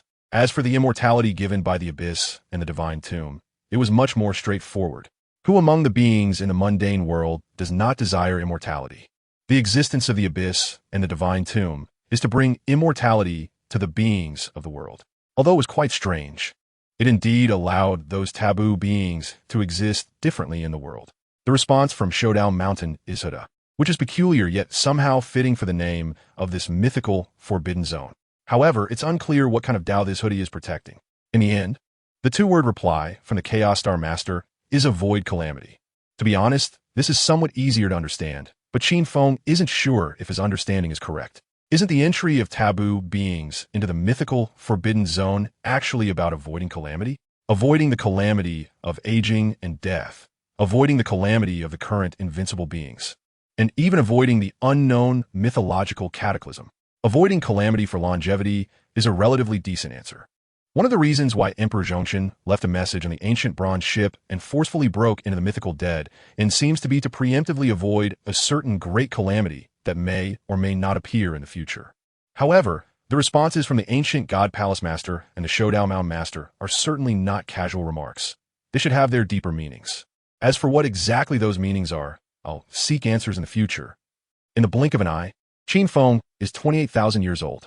In this lifetime, a brand new and astonishing wave has emerged in this degenerate era, making even the taboo beings of the world and the mythical forbidden zone feel a threat greater than that posed by the current emperors. That is, 2 invincible beings have appeared in the world. The Taichu divine body and the human race saint body were born 1,000 years apart, yet coexist in the same era. In such a situation, the degenerate era that has existed since ancient times seems to have only seen this happen once or twice. Moreover, this time is even more special, because this time, the divine body and the saint body that have appeared simultaneously happen to be one male and one female. Chapter 43. The only response to their plea for help comes from the cursed land in this world. There exists a powerful divine body, Yao Fu. She has just ascended to the realm of invincibility, dominating both ancient and modern times, looking down upon a universe. However, not long after, she discovers that another human saint body has emerged. This human saint body, even in the presence of invincible beings overwhelming the world, still practices in low-key, not revealing itself, maintaining a sense of caution and vigilance towards the taboo beings in the darkness, fearing premature extermination.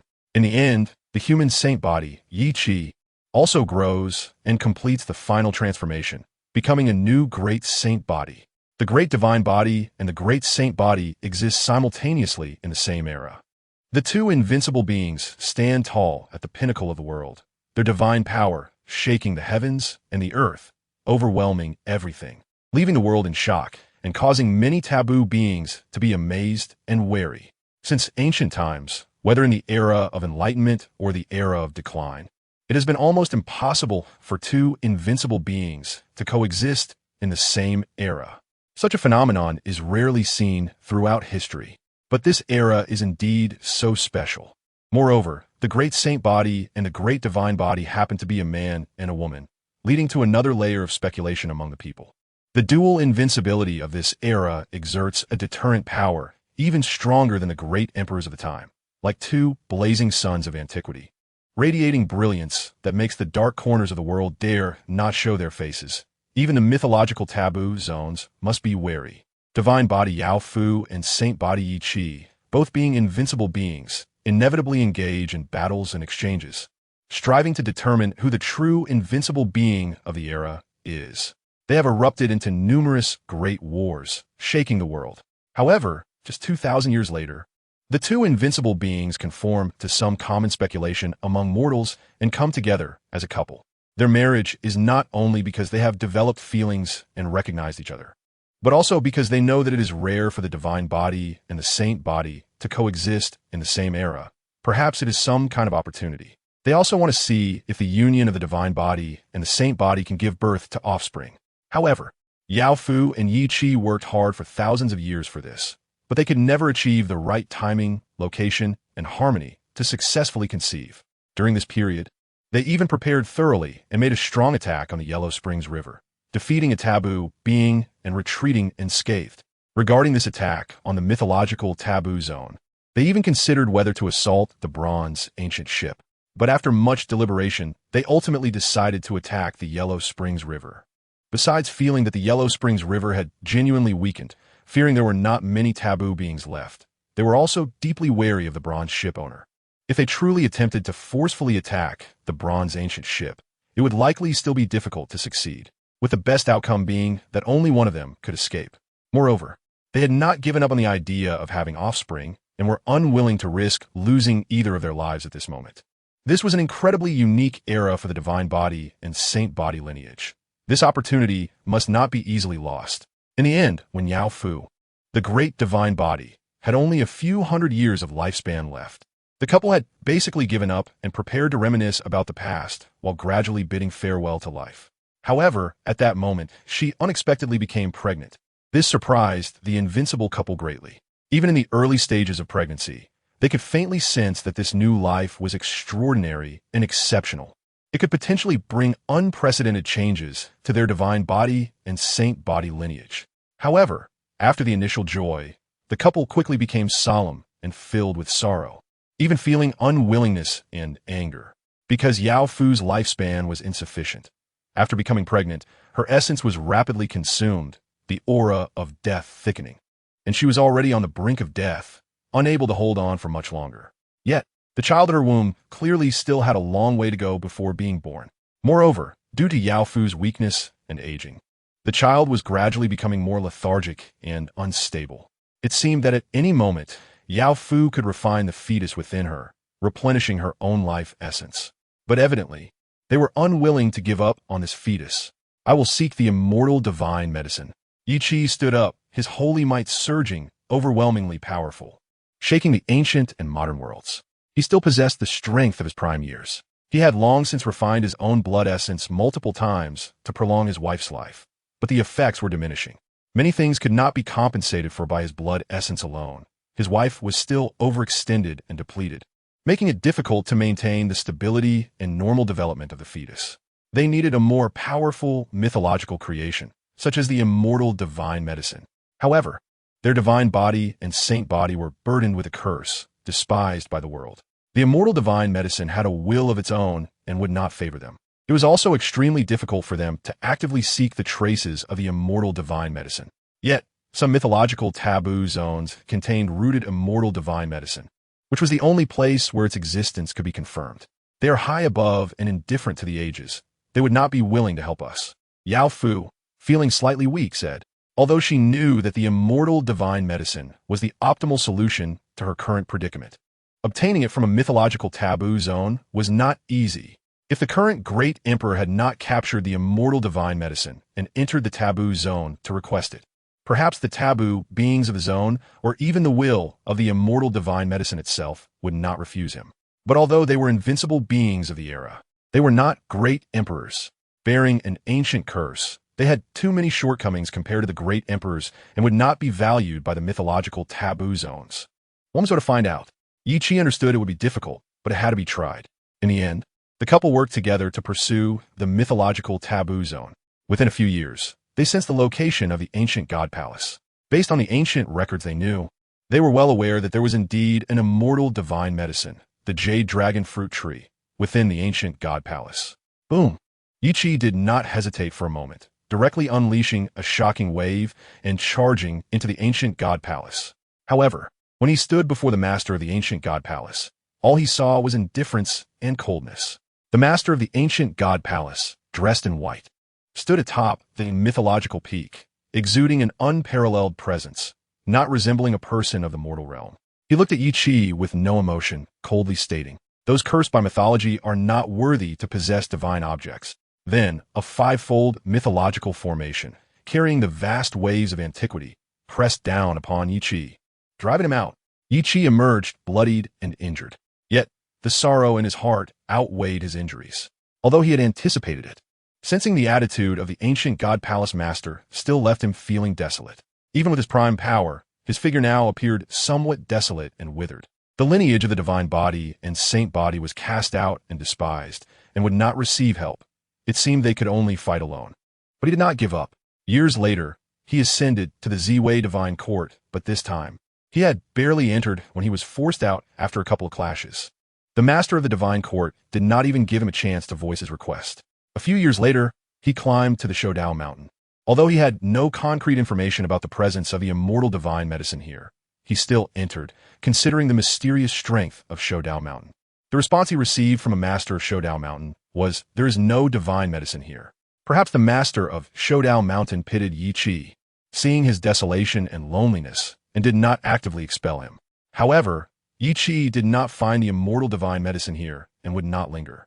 He bid farewell to the master of Shodao mountain, offering him a gesture of respect, because this is currently the only taboo giant willing to communicate with him amicably.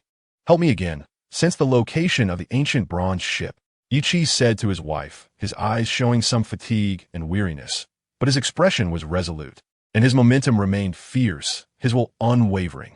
Yao Fu understood her husband's intention upon hearing this. Before them, there had been many powerful divine bodies and holy bodies attacking the ancient bronze ship.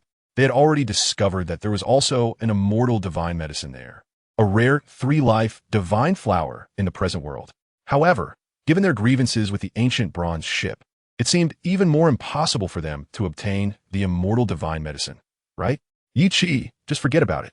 Yao Fu looked at her husband's tired yet determined expression, feeling a bit heartbroken. She feared that this trip would not only fail to yield the immortal divine medicine, but could instead lead to their deaths at the hands of the bronze ship's master.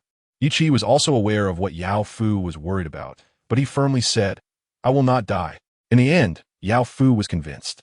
The two invincible beings quickly sensed the location of the ancient bronze ship. Yi Qi immediately unleashed his celestial might, forcefully ascending to the ancient bronze ship. Human race holy body Yi Qi, seeking the immortal divine medicine. "I am willing to exchange anything, even my life." Yi Qi arrived here and directly stated his request. He lowered his posture to an extreme degree, practically bowing his head to the enemy, disregarding his own dignity and authority as an invincible being. Now, he was merely a husband and father crushed by the harsh realities of the world. After saying this, Yi Qi fell to gaze, equally cold and devoid of any emotional fluctuation. Qin Feng glanced indifferently at Yi Qi. He had paid some attention to this unprecedented era of dual invincible beings. But he wasn't too concerned. He did not fear these two. By now, if one counted the days, that powerful divine body should be nearing death. So Yi Qi's quest for the immortal divine medicine was to extend his wife's life? Was it really necessary? Or was there another situation? Qin Feng thought casually. But regardless of the reason, wanting to obtain the immortal divine medicine from him was futile. Not to mention that the three-life divine flower had never submitted to him. Even if he could forcibly extract the immortal medicine from the three-life divine flower, it would be problematic if it caused the flower to abandon him. He was still waiting for the three-life divine flower to locate the northern dipper heaven. Moreover, whether extracting the immortal medicine from the three-life divine flower would affect its ability to track the mythic forbidden zone was also unknown. The will of the three-life divine flower certainly would not assist Yi Qi, this powerful holy body. So, it was best to maintain the status quo. Boom! The ancient bronze ship's formation rose randomly. A torrent of divine might surged forth, terrifying and shaking the universe. In the end, Yi Qi was forced to retreat. Even though he was willing to give everything, he could not obtain the immortal divine medicine. It seemed that everything he had was worthless in the eyes of the taboo giant. There was another place. Yi Qi stood deep in the starry sky, his expression sorrowful, and couldn't help but look in a certain direction. That direction, beyond the vast universe, held the source of fear, anger, and tragedy for their divine bodies and holy bodies. But in the end, he still decided to go. Perhaps, in this world, the only place that truly valued the worth of divine bodies and holy bodies was there. Furthermore, he knew his wife was on the verge of collapse. If she couldn't obtain the immortal divine medicine, the fetus in her womb would have to be passively refined back into her body, beyond the universe, on the eternally cold and desolate land of the divine tomb. Yi Qi arrived here, and as he stepped onto this ground, the source of his holy body began to go out of control. Even though he unleashed his divine might to its fullest, shaking the divine tomb, he still could not stop the spreading of the bright red mold. Meanwhile, the immortal beings within the divine tomb awakened one after another, displaying their overwhelming powers. Yet, they looked at him as if he were one of their own, not launching any attacks. In the end, Yi Qi maintained a degree of clarity and, covered in mold, reached the deepest part of the divine tomb. I am willing to give everything for the immortal divine medicine. He spoke solemnly, his face already mostly covered in mold. One eye completely hollowed out and glowing red, only the other eye remaining clear and rational. This time, he finally received a response. Yes, a voice dry and monotone, echoed from within the divine tomb. Then a radiant pearl of divine light flew out, exuding an unparalleled immortal aura, making one feel a sense of extraordinary creation. This was an immortal medicine that had been harvested and refined in advance. But immediately after, an overwhelming curse power surged toward him, threatening to completely engulf him. Yi Qi could only accept it. Otherwise, he would not be able to obtain this immortal medicine. But in the end, he still requested, "Please give me the last 15 minutes. This time, there was no response from deep within the divine tomb. However, just as the curse power was about to fill him completely, a sliver of space was left open. Yi Qi knew that the other party had agreed.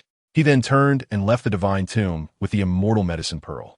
When he returned to the vast universe, the mold on his body had completely transformed into new skin, almost indistinguishable from the ordinary. He also temporarily suppressed the aura of the immortal beings. However, when Yi Qi brought the immortal medicine back to his wife, Yao Fu looked at him and could not help but notice something. Her expression filled with sorrow and pain, as if she had already lost her husband. She looked at the now unfamiliar Yi Qi and asked, "Is it still you?" "Yes." Yi Qi gave a definite answer. But after putting down the immortal medicine, he turned and walked away without looking back. Even though he still had things to say, he could no longer express them. The time the divine tomb had granted him seemed to have come to an end. Yao Fu did not stop her husband from leaving. Looking at the immortal medicine before her, she felt endless sarcasm and sorrow, coming from the vast universe, sheltered in the world of the end of the Dharma age. In this place where they sought help, all they received were cold responses. The creatures of the world could not help them, and the taboo beings looked down on them. In the end, The one who truly responded to their plea was the divine tomb, which granted them endless curses for their divine bodies and holy bodies. Yao Fu knew what her husband had sacrificed to obtain this immortal medicine.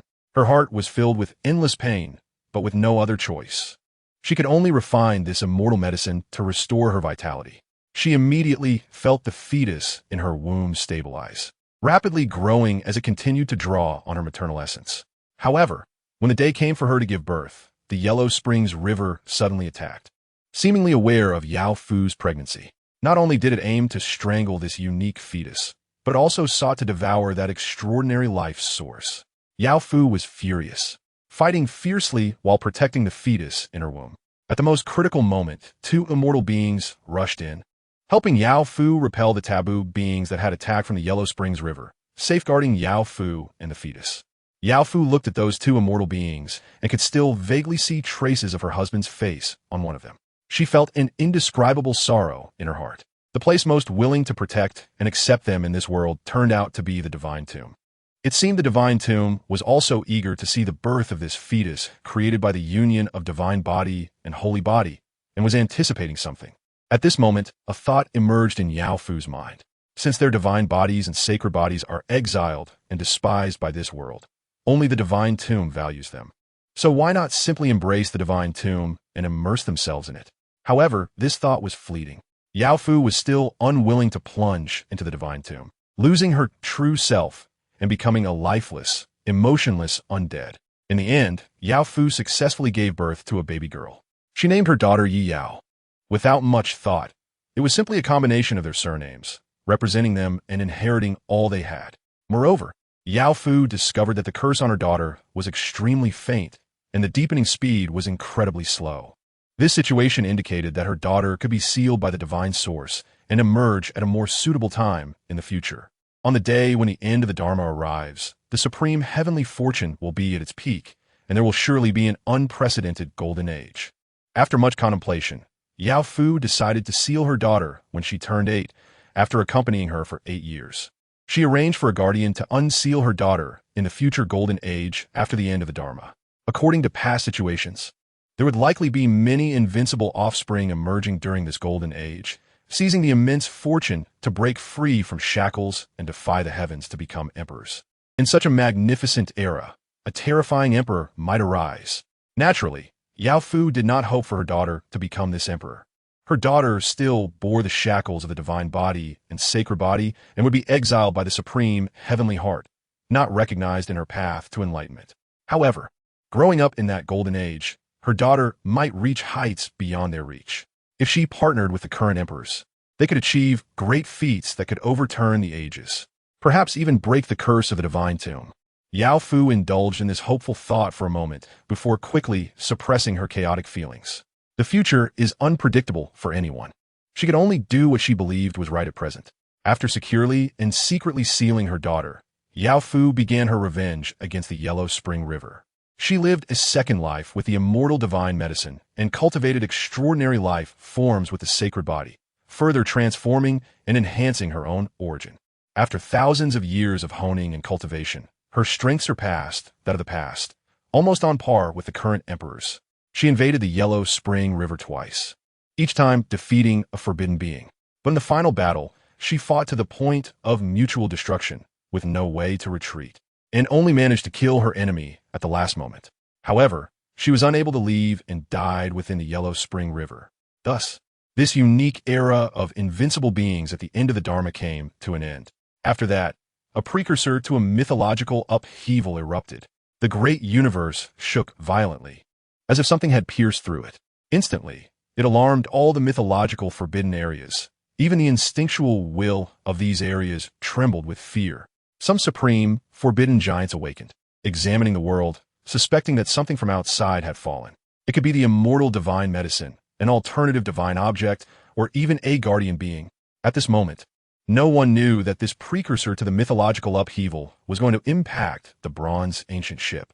Chapter 44. The absolute darkness of the black box, a terrifying and colossal sound, difficult to describe, instantly swept through the entire world of mortals. Whether it was the vast universe, the abyss of demons, the tomb of gods, or even the boundless void, all were impacted by this grand commotion. Furthermore, this impact was multifaceted, covering the endless time and space of the past and future, affecting countless causes and effects. Many mythological taboo zones trembled slightly under this force, their instinctual wills faintly transmitting vibrations of fear and trepidation. Even the vast universe felt the reaction, as the supreme heaven's heart became further sealed off. This was an instinctual response, seemingly trying to lower its presence, thus passively accepting a lesser impact. Just like a thunderstorm approaching, the lower one crouches. The less likely one is to be struck by lightning. Although it held little real significance, it was still a form of instinctual self-preservation. Amidst this infinite and terrifying uproar, an unusual and distinct violent tremor emerged from the vast universe, as if something had pierced through this supreme space. This abnormal vibration directly awakened some truly unparalleled taboo giants who stood at the pinnacle, transcending the ages. Several transcendent mythological taboo zones voluntarily revealed themselves. The ancient god palace was enveloped in a vast and brilliant ocean of mythological light and shadow, suddenly appearing at the peak of the starry sky, its aura transcendent, the scene astonishing, as though myth had materialized. Following that, an unparalleled giant's power surged forth, sweeping through the ancient world, its energy terrifyingly transcendent, accompanied by a chilling indifference towards all living beings, causing all spirits to tremble. Aside from the ancient god palace, an even more mysterious and transcendent Ziwei divine court also manifested, transforming into a dreamlike realm, cascading millions of divine lights and colorful clouds. The magnificent and supreme mythological energy spread out, seemingly set to evolve the vast universe into a mythological realm, leaving people in awe. Among this, the aura fluctuations of a certain taboo giant also resonated, overwhelming the cosmic domains, exuding majesty and nobility, devouring the ancient time and space, containing all mortal causes and effects, leaving some taboo beings in the world frightened. The Guardian Mountain, the primordial ruins, and the chaotic star sea, among other mythological taboo zones, were also stirred into manifestation. A taboo existence emanated its power, sweeping across the universe, seemingly inspecting the mortal realm. However, after observing for a while, they found nothing. In the ancient god palace, as long as it wasn't that day arriving, everything else was inconsequential. The master of the ancient god palace stood atop the divine soil, expressionless, muttering softly. He speculated that it must be the disturbance from that mythological realm, transcending eternity and immortality, affecting everything across the epochs of past and present. Even the absolute black box, positioned beyond mythological causality, had been impacted. As for the abnormal tremors within the vast universe, there were more possibilities. But regardless of which possibility it was, as long as it did not disrupt the order and absolute darkness of the black box, everything would be fine. As a guardian, the master of the ancient god palace needed to pay attention to these matters. However, he was not originally a guardian. Rather, he willingly became one after learning some great secrets from the source. The meaning of this guardianship cannot be deemed righteous. It had nothing to do with the beings of the world or the stability of the vast universe, nor did it involve any external enemies. This guardianship was purely for the master of the ancient god palace to avoid calamity, flattering those terrifying beings outside the black box who were completely unaware of his existence. He was actively helping those terrifying beings maintain the order of the black box. He only hoped that when that day arrived, he could avoid becoming blank. Meanwhile, within the Ziwei divine court, the master of the court sat high in a grand and magnificent palace, his gaze deep, as if surveying the epochs of past and present. His aura was supremely dignified, akin to a ruler of the world. He was also a guardian, with thoughts similar to those of the master of the ancient god palace. He was not overly concerned that this mythological disturbance would bring uncontrollable entities from beyond. However, the master of the court had been subtly worried about another matter for a long time. That day might not be far off. Why had the northern dipper heaven not yet appeared? A hint of confusion and worry flickered in the master's eyes. Logically, the northern dipper heaven was the least likely and should not have any problems. Only with both the northern dipper and the Ziwei present could it absolutely guarantee that no accidents would arise within the black box. But now, the northern dipper was absent, only the Ziwei remained. Although up to this point, it had perfectly ensured that no accidents occurred within the black box. The prolonged absence of the northern dipper left the master of the court feeling uneasy. The black box was of absolute darkness. Even the terrifying beings outside could not see inside the black box, or dare not look, as there was a supreme rule to follow. Therefore, no accidents would enter from outside. Those who could enter would not become accidents. What guardians needed to do was ensure that no accidents occurred within the black box. While it was nearly impossible for accidents to happen under normal circumstances, the very term accident implied something abnormal. For instance, hundreds of thousands of years ago, there was an emperor of the Dragon Abyss who was close to becoming an accident, but fortunately, this emperor ultimately self-slashed and entered the taboo zone, unable to continue growing. However, before the Dragon Abyss Emperor, there was a sovereign of the end who could indeed be considered an accident. If the sovereign of the end had continued to thrive and reached a much stronger level, it might have truly punctured the causality within the black box and into the outside world. Once such a thing occurred, the black box would lose its meaning. The black box was meant to be absolutely closed, absolutely dark, and absolutely impervious to scrutiny, with no causality leaking out. For those terrifying beings outside, before the black box opened, who knew what lay within, maintaining darkness and the unknown to the outside world was the essence of the black box, which would play an unparalleled role on that future day, overwhelming eternity and even reversing everything. The master of the divine court almost initiated a guardian war to suppress the sovereign of the end. But that sovereign seemed to have foreseen something, casually sinking the bronze ancient ship and escaping. However, escaping from the mythological dead end was merely exchanging for another form of death. Yet sometimes the master of the divine court couldn't help but admire that sovereign of the end. Perhaps that individual indeed chose a path that might hold a glimmer of hope. Hopefully, the northern dipper heaven would still appear, and answers would come in due time. As for the new bronze ship's master, they should not be a guardian, but it was of little consequence. The golden age after the end of the law might give rise to accidents. In a moment, the master of the divine court awoke and contemplated some matters. He quickly suppressed half a hint of worry in his heart and returned to deep slumber.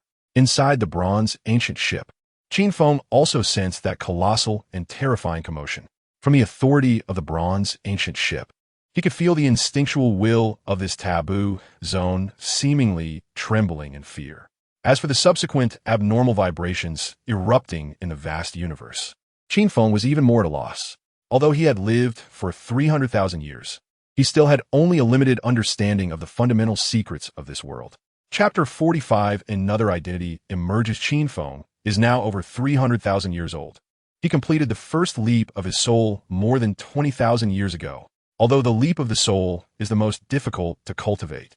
With the continuous enhancement of his own Tao cultivation and foundation, the ocean of sword qi evolved from the source of his Tao has naturally become more profound and powerful, and the efficiency of tempering his soul has gradually improved as well. The enhancement of the first leap of the soul is quite significant, as it is equivalent to retempering and refining the soul, eliminating many past chaotic traces, impurities, and the grime of time.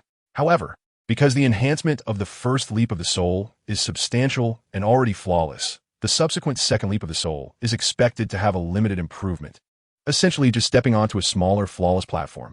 But with continuous progress, there will eventually be a qualitative change. The same applies to the transformation of the divine fetus. Qin Feng is nearing the completion of the second transformation of the divine fetus, which may still take about 40 to 50,000 years. But he can also sense that the enhancement of the second transformation of the divine fetus will not be great. It will merely be a slight advancement onto a higher small platform.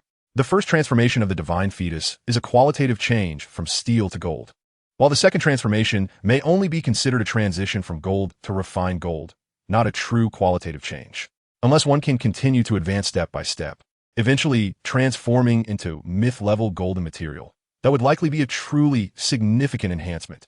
However, Qin Feng estimates that reaching that point will take a long time, and there's no need to rush. In terms of Tao cultivation, he has naturally glimpsed a magnificent great Tao, but for his already profound and vast Tao source, the improvement is also limited.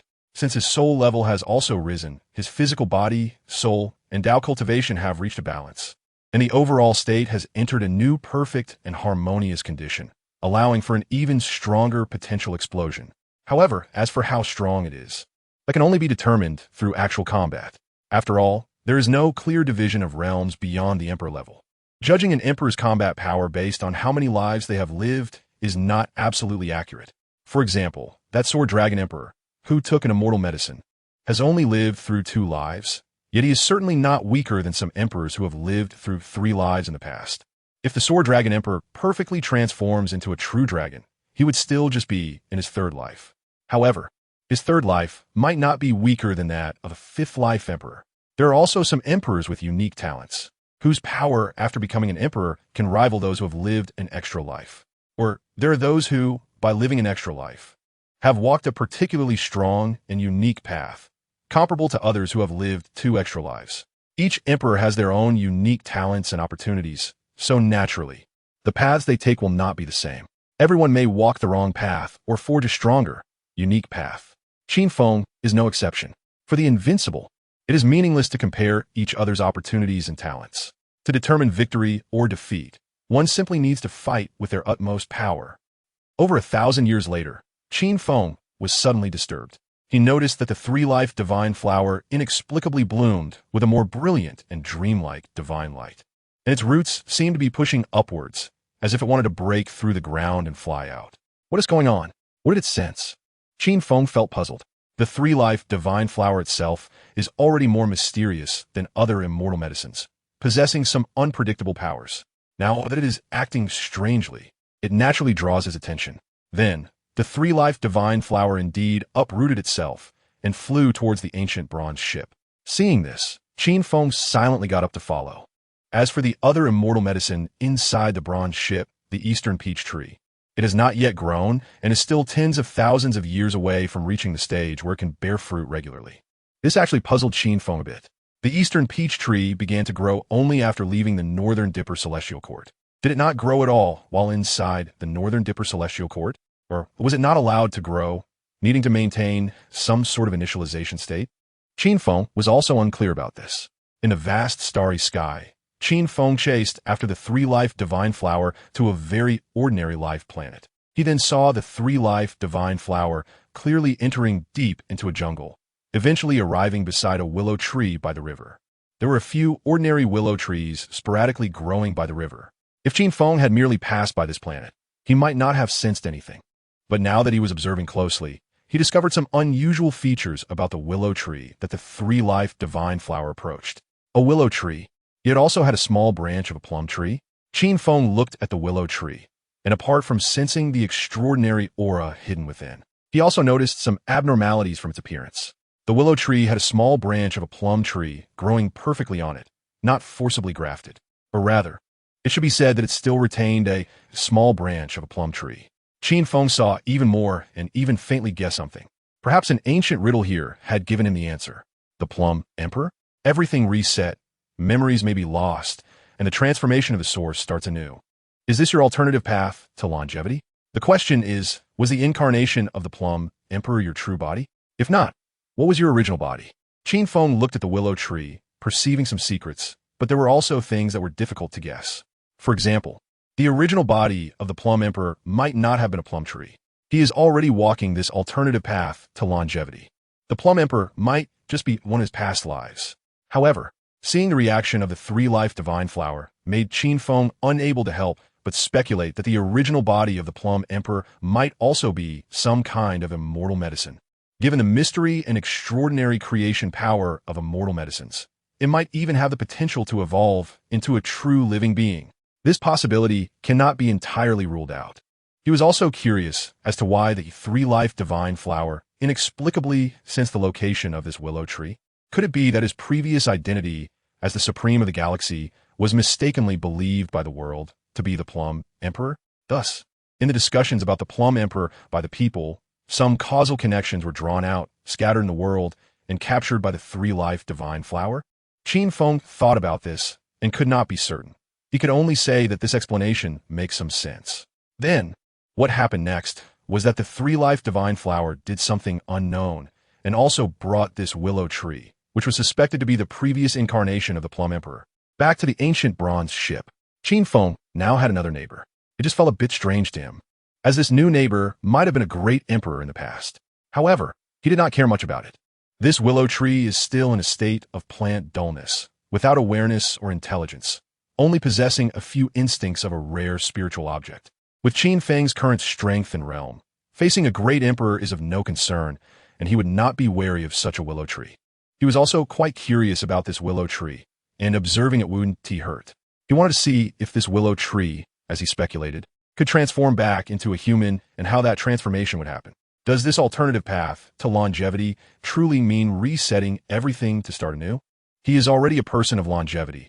Is it possible to briefly meet a friend of longevity in this world? As he continues to meet this friend of longevity through various lives, when this friend of longevity restores their past memories, will they be surprised to find that there has always been a familiar figure in each of their lives?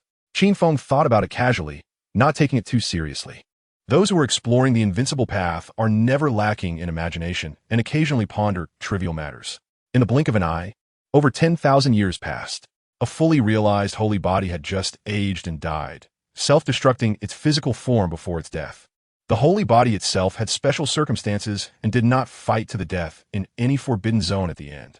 However, after this great holy body died, only a little over 100 years passed, and Qin Feng suddenly sensed a very faint and weak abnormal fluctuation. He discovered something, and then he acted. It was time for his taboo supreme identity, which combined the Tao of life and the ancient Thunderwood, to make a true appearance. This identity had actually been somewhat active during the era of that lonely and exceptional emperor and was likely known to some taboo beings. There was also a causal relationship and enmity with that lonely and exceptional emperor. As for whether that lonely and exceptional emperor really died back then, Qin Feng could not know. At least, so far, no traces of his existence have been found. Chapter 46, A Catastrophe in the Making Edge of the Universe.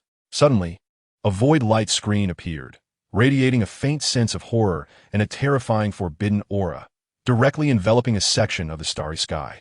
Then, an extremely evil and bloody, forbidden aura erupted within the light screen, overwhelming and instantly sweeping across all areas of this starry sky. Any living being that touched this evil aura was instantly crushed, transforming into a pure essence of life that gathered at the top of the light screen. Catastrophe. Some powerful beings within this starry sky realized what it was just before their death, their faces filled with terror as they trembled and uttered two words. Some called out the name of the recently deceased great saint body, but obviously received no response. Many others shouted the names of ancient, invincible emperors, perhaps the ones they admired and revered the most. The name that was shouted the most was that of the Emperor Yuanji. Historical records suggest that Emperor Yuanji was likely a supreme being of a different path who would emerge to protect the living when catastrophe erupted in the world. However, any aura within this starry sky was blocked by the void light screen, unable to be transmitted out. At this moment, the one instigating the catastrophe was the Emperor of Chaos. He was a supreme being from the abyss of demons. This time, he initiated a catastrophe to devour the life essence of all beings, being extremely cautious, using his expertise in void techniques to conceal his aura, and covering a very small area, not daring to act recklessly.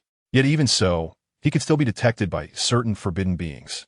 Moreover, a sudden loss of contact in a section of the starry sky was no small matter in the vast universe and could immediately cause a huge uproar. But the Emperor of Chaos still had to do this, as he could hardly endure any longer. He needed to take the risk to replenish some life essence. Otherwise, he would truly collapse and decay at any moment. In this end-of-law era, the forbidden beings lurking in the darkness were also significantly affected. Originally, even if they self-inflicted wounds to survive in their divine source, some life essence would inevitably be lost, and the end-of-law era accelerated the rate of their life essence depletion. In fact, forbidden beings had long wanted to instigate a catastrophe. However, there were also invincible beings in the end-of-law era, enough to suppress them. Especially with the presence of the Emperor Yuanji, a being of a different path. Many forbidden beings did not dare to act alone or in small groups to trigger a catastrophe. A supreme being willing to fight against a catastrophe with everything they had still possessed considerable deterrence. However, having only one supreme being of a different path was clearly not enough to suppress all darkness in the world.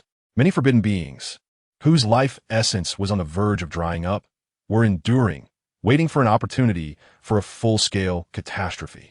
It would be best if they could rely on a mythological forbidden zone to unleash the highest level of catastrophe. The longer the current era of peace lasted, the more terrifying the eventual catastrophe would be. Those forbidden beings on the brink of decay could not simply sit and wait for death. They were waiting for an opportunity. Given the current situation, This opportunity could be the impending mythological upheaval. It could also be the golden age following the end of the law, when the overall life essence of the beings in the universe would inevitably be more vigorous and surging than in any past era. The gains from instigating a catastrophe in the golden age would be several times higher than in ordinary times, making it extremely cost-effective and undoubtedly the best opportunity.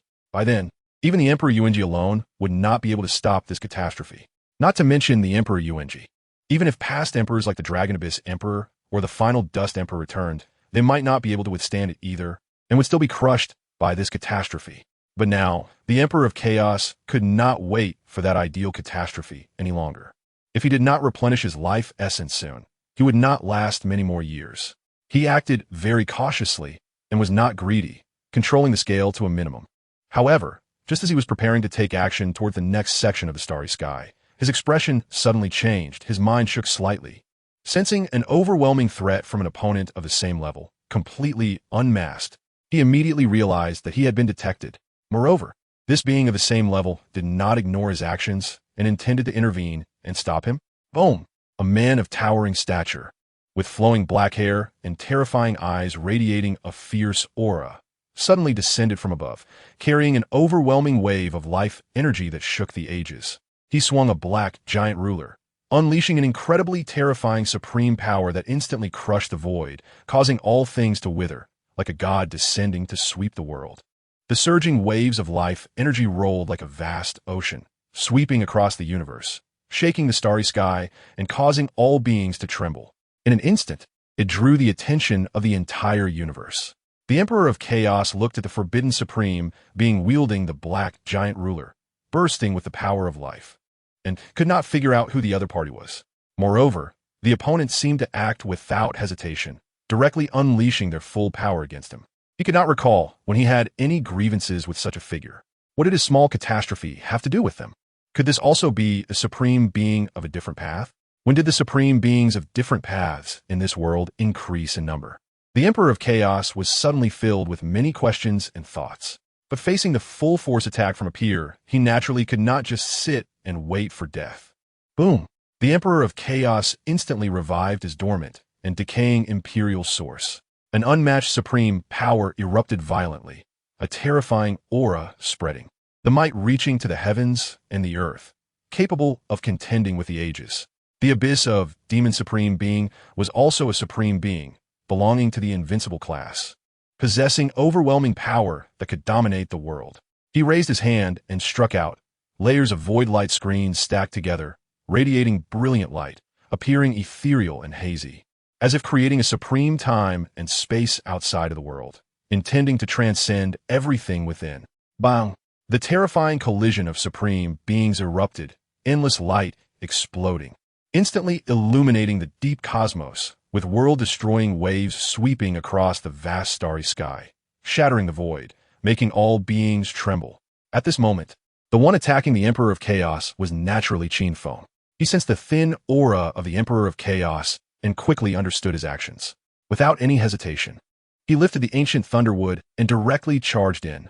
Of course, the ancient thunderwood had long been refined by him into an extremely powerful imperial weapon, appearing like a narrow coffin board or a large ruler. He named this imperial weapon the Ancient Thunder Ruler. Boom! The section of the void light screen created by the Emperor of Chaos was directly shattered by the Ancient Thunder Ruler, transforming into countless fragments of radiant light scattering everywhere. The might of the Ancient Thunder Ruler surged, and the waves of life energy continued to send the Emperor of Chaos flying. Blood splattered from the Emperor of Chaos, his once towering imperial body now constantly retreating under the pressure of that overwhelming life energy. Each step he took back caused the starry sky to tremble violently, as if a colossal being from ancient times was shaking the universe, while his imperial blood fell, staining the vast starry sky red. Chapter 47. The Two Children of the Bronze Ancient Ship. Boom! The battle erupted, shaking the universe and awakening some forbidden beings. However, upon seeing the situation on the battlefield, they were somewhat baffled. The Chaos Emperor had a certain level of notoriety, and many forbidden beings recognized him. However, very few knew the Forbidden Supreme who wielded the Black Great Ruler and displayed astonishing life laws. Still, There were a few rare, forbidden beings who recognized that this life supreme had been active during the era of the solitary emperor. The Chaos Emperor initiated a small disaster. Soon, some forbidden beings noticed an unusually empty starry sky and caught a whiff of blood, immediately understanding what was happening. Bang! Qin Feng swung the ruler again, unleashing overwhelming divine might that suppressed the ancient red dust. The ancient thunder ruler moved, causing the stars to tremble as if about to be overturned, and the universe quaked. The Chaos Emperor was once again sent flying by a swing of the ruler, staining the starry sky with blood. The scene was shocking to the world, even causing the Forbidden Supremes to feel a hint of surprise. However, in reality, Qin Feng had not unleashed his true full power. He was merely using a portion of his basic ceiling combat strength. Even so, it was enough to rival the might of the current emperors. Moreover, the Chaos Emperor was clearly in a very poor state, his life essence drained, his body and soul decayed, and his imperial source no longer robust. However, having fought to such an extent, the Chaos Emperor realized that this battle was a matter of life and death, and that he was likely to face defeat. His expression revealed a tragic determination, and his eyes suddenly emitted an intense light of overwhelming power, leading him to fully unleash his might. His already decaying imperial source began to violently boil, risking collapse to maximize his battle strength. In an instant, the Chaos Emperor's momentum surged to its peak, his divine might overshadowing the ancient world, reminiscent of his former pinnacle power, akin to an emperor. Boom!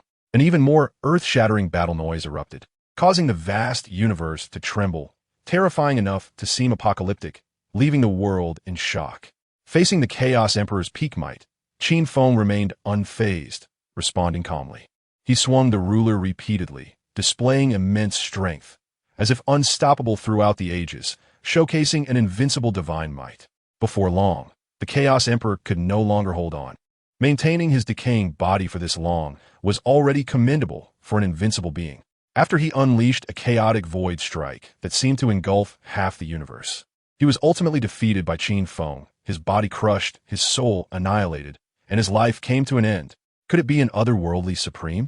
In the depths of the starry sky, some forbidden beings watched silently, harboring doubts that the life supreme who had subdued the Chaos Emperor was indeed an otherworldly supreme. The Chaos Emperor originated from the demon abyss and had no significant grievances with the supremes of the vast universe. And the demon abyss supremes had always been low-key in the grand universe. Coupled with the signs of disaster initiated by the Chaos Emperor in the starry sky, it naturally led to suspicions that this life supreme discovered the Chaos Emperor's actions, chose not to tolerate them, and thus struck to kill. Such behavior was entirely characteristic of an otherworldly supreme.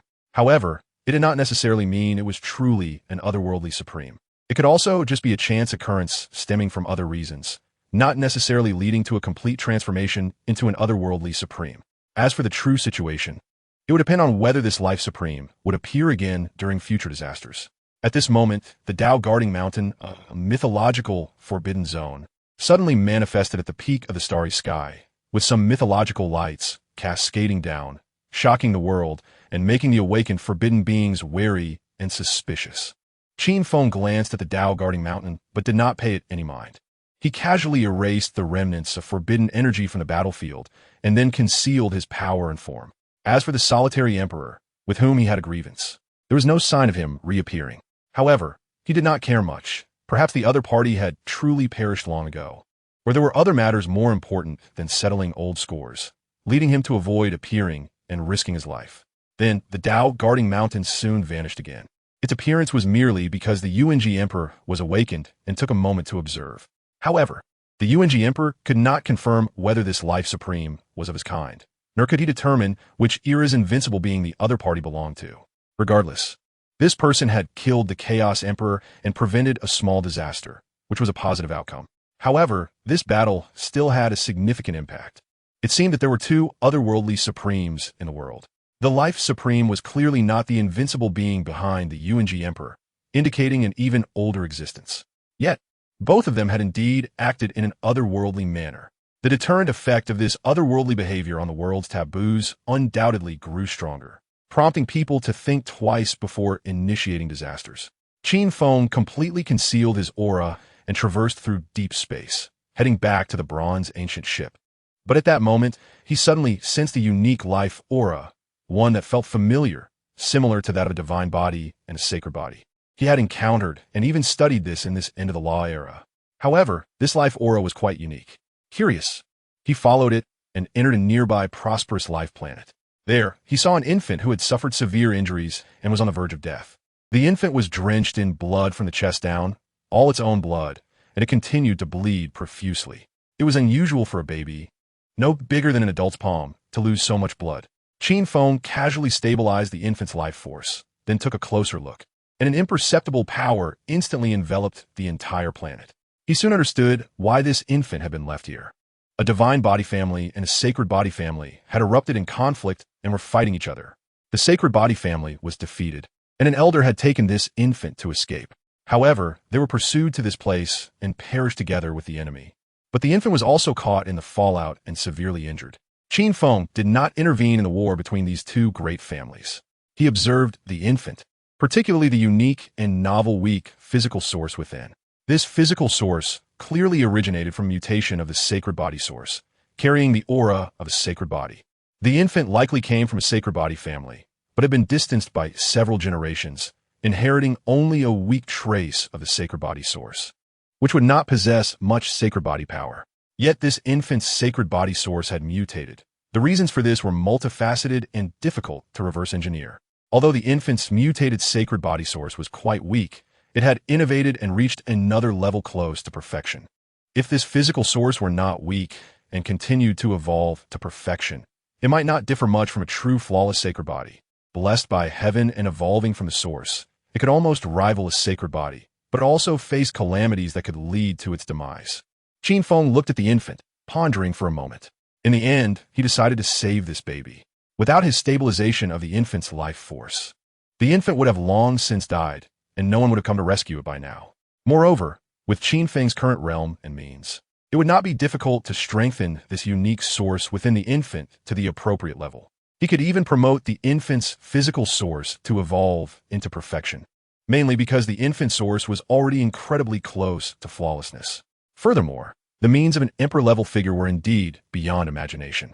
In the past, there were emperors who, in order to extend their lives, conducted research on a race of beings, indirectly creating another unique race. Eventually, this race evolved to perfection, indistinguishable from many other races in the vast universe, all possessing the potential to grow into invincibility. Qin Feng was merely transforming a baby that had already mutated and approached perfection. It was not a truly difficult or troublesome task. In the blink of an eye, 5 years had passed. The baby that Qin Feng saved was already 5 years old. Under his influence, the source within the baby grew stronger year by year, restoring to the abundant level it was supposed to have, and finally crossing that threshold, evolving to a flawless and perfect state. It seemed that after hundreds of thousands of years, being alone was still a bit lonely. Having several children indeed brought about a different experience. Qin Feng looked at the little child, who could now climb the East Peach tree and play around, gradually feeling a fresh taste of the mortal world. In fact, even in his first life, he had been fighting on the path to invincibility and had not really experienced what was called the human life. However, whether he experienced it or not did not hold much significance for him. But truly experiencing it was not bad at all, especially during his endless and lonely long life. It had indeed been too monotonous, and he needed something new to add some color. Born from the human race's holy body, but not quite qualifying as the imperial body of the human race, calling it the human emperor body was also not entirely appropriate. So, he lowered it a level and decided to call it the human king body. From now on, you shall be named Qin Human King. Qin Feng named the child. However, this human king body would undoubtedly be unique, almost impossible to replicate, because such a mutation and evolution process could not be duplicated again. Even if it could be inherited, it would not be a perfect inheritance, as there would always be flaws. In the end, after Qin Feng brought the child to the age of 7, he sealed him with divine source and placed him directly next to the willow tree transformed by the Plum Emperor. He naturally knew that after the end of the era of magic, there would be an unprecedented golden age. He planned to let the Qin Human King be born during that time. The willow tree, transformed by the Plum Emperor, might also catch up and would likely become a little willow spirit. At that time, he would throw them both into the golden age and see how far they could go. However, regardless of the circumstances, Qin Feng did not intend to let these two children know his true identity and the secret of his longevity. Over the years, the Qin human king had been eating demigod items like food on the ancient bronze ship, swimming in the galaxy, fighting with the 3 lives divine flower, using the time knife to saw the East Peach tree, and sleeping on the ancient thunder ruler as a bed, treating other divine items as toys. But Qin Feng had actually done a certain degree of concealment. Demigod items and some rare spiritual objects were inconsequential. There was no need to conceal them. Just gnawing on them was enough. However, a large batch of divine items was obscured by Qin Feng, losing their divine brilliance, and appeared to be similar to some rare spiritual objects. Because in the future, when the Qin human king grew up, he might deduce that the masters of the bronze ship, the galaxy sovereign, and the life sovereign were the same person, potentially uncovering many of Qin Feng's secrets. Qin Feng could let the Qin human king know that he was of extraordinary origin, but he could not let him know that he came from a mythical forbidden zone. The same reasoning applied to the willow tree. Chapter 48. The return to the North Dipper heavenly court in the blink of an eye. 30,000 years have passed. Qin Feng is now over 340,000 years old, and he is close to achieving the second complete transformation of the divine fetus. Over the years, he has never stopped exploring other paths to break through the limitations of his strength. Recently, he has had some ideas and started to experiment, which should yield results. At this moment, he puts aside his cultivation for a moment to assess his own situation. He then follows the usual practice of asking whether the 3 lives divine flower has manifested in the North Dipper heavenly court. This time, after nearly 200,000 years, the 3 lives divine flower finally reacted to the North Dipper heavenly court. The 3 indescribable dreamlike flowers instantly burst into a more brilliant light, illuminating the entire ancient bronze ship with an immortal mythical aura spreading, more sacred than ever before. This unusual event also stirred the eastern peach tree, causing the already mature and fruit-bearing immortal divine tree to emit astonishing rays of divine light, and the young green peaches on it also shimmered with hazy divine light. The 2 immortal divine medicines gradually responded to each other, as if communicating. Finally, the 3 lives divine flower and the eastern peach tree simultaneously soared into the air, flying towards the outside of the ancient bronze ship. Qin Feng, seeing this, immediately followed.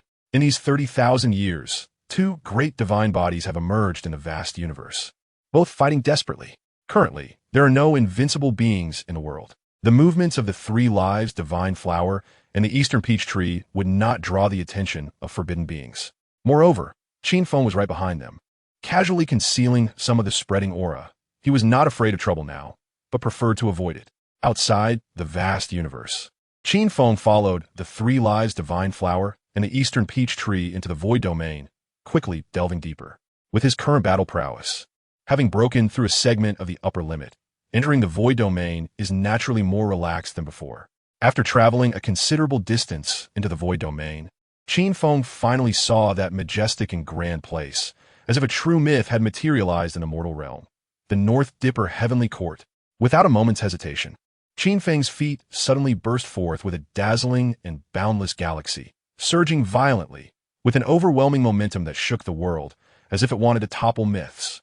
He also stepped onto the galaxy, his entire being radiating supreme divine might, incredibly powerful, as if standing firm for eternity, ready to suppress everything. Boom! The North Dipper heavenly court was suddenly impacted and shook violently.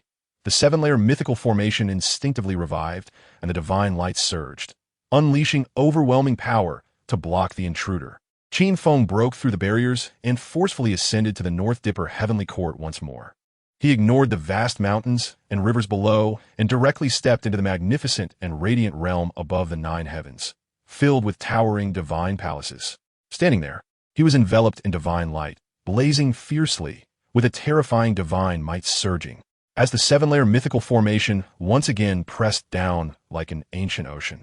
Qin Feng raised the galaxy formation, more calmly blocking it than before. With the galaxy accompanying him, it made resisting the mythical forbidden zone much easier. Then, the 7-layer mythical formation further revived, its power suddenly increasing dramatically, creating a terrifying wave, as if a colossal mythical tide was crashing down.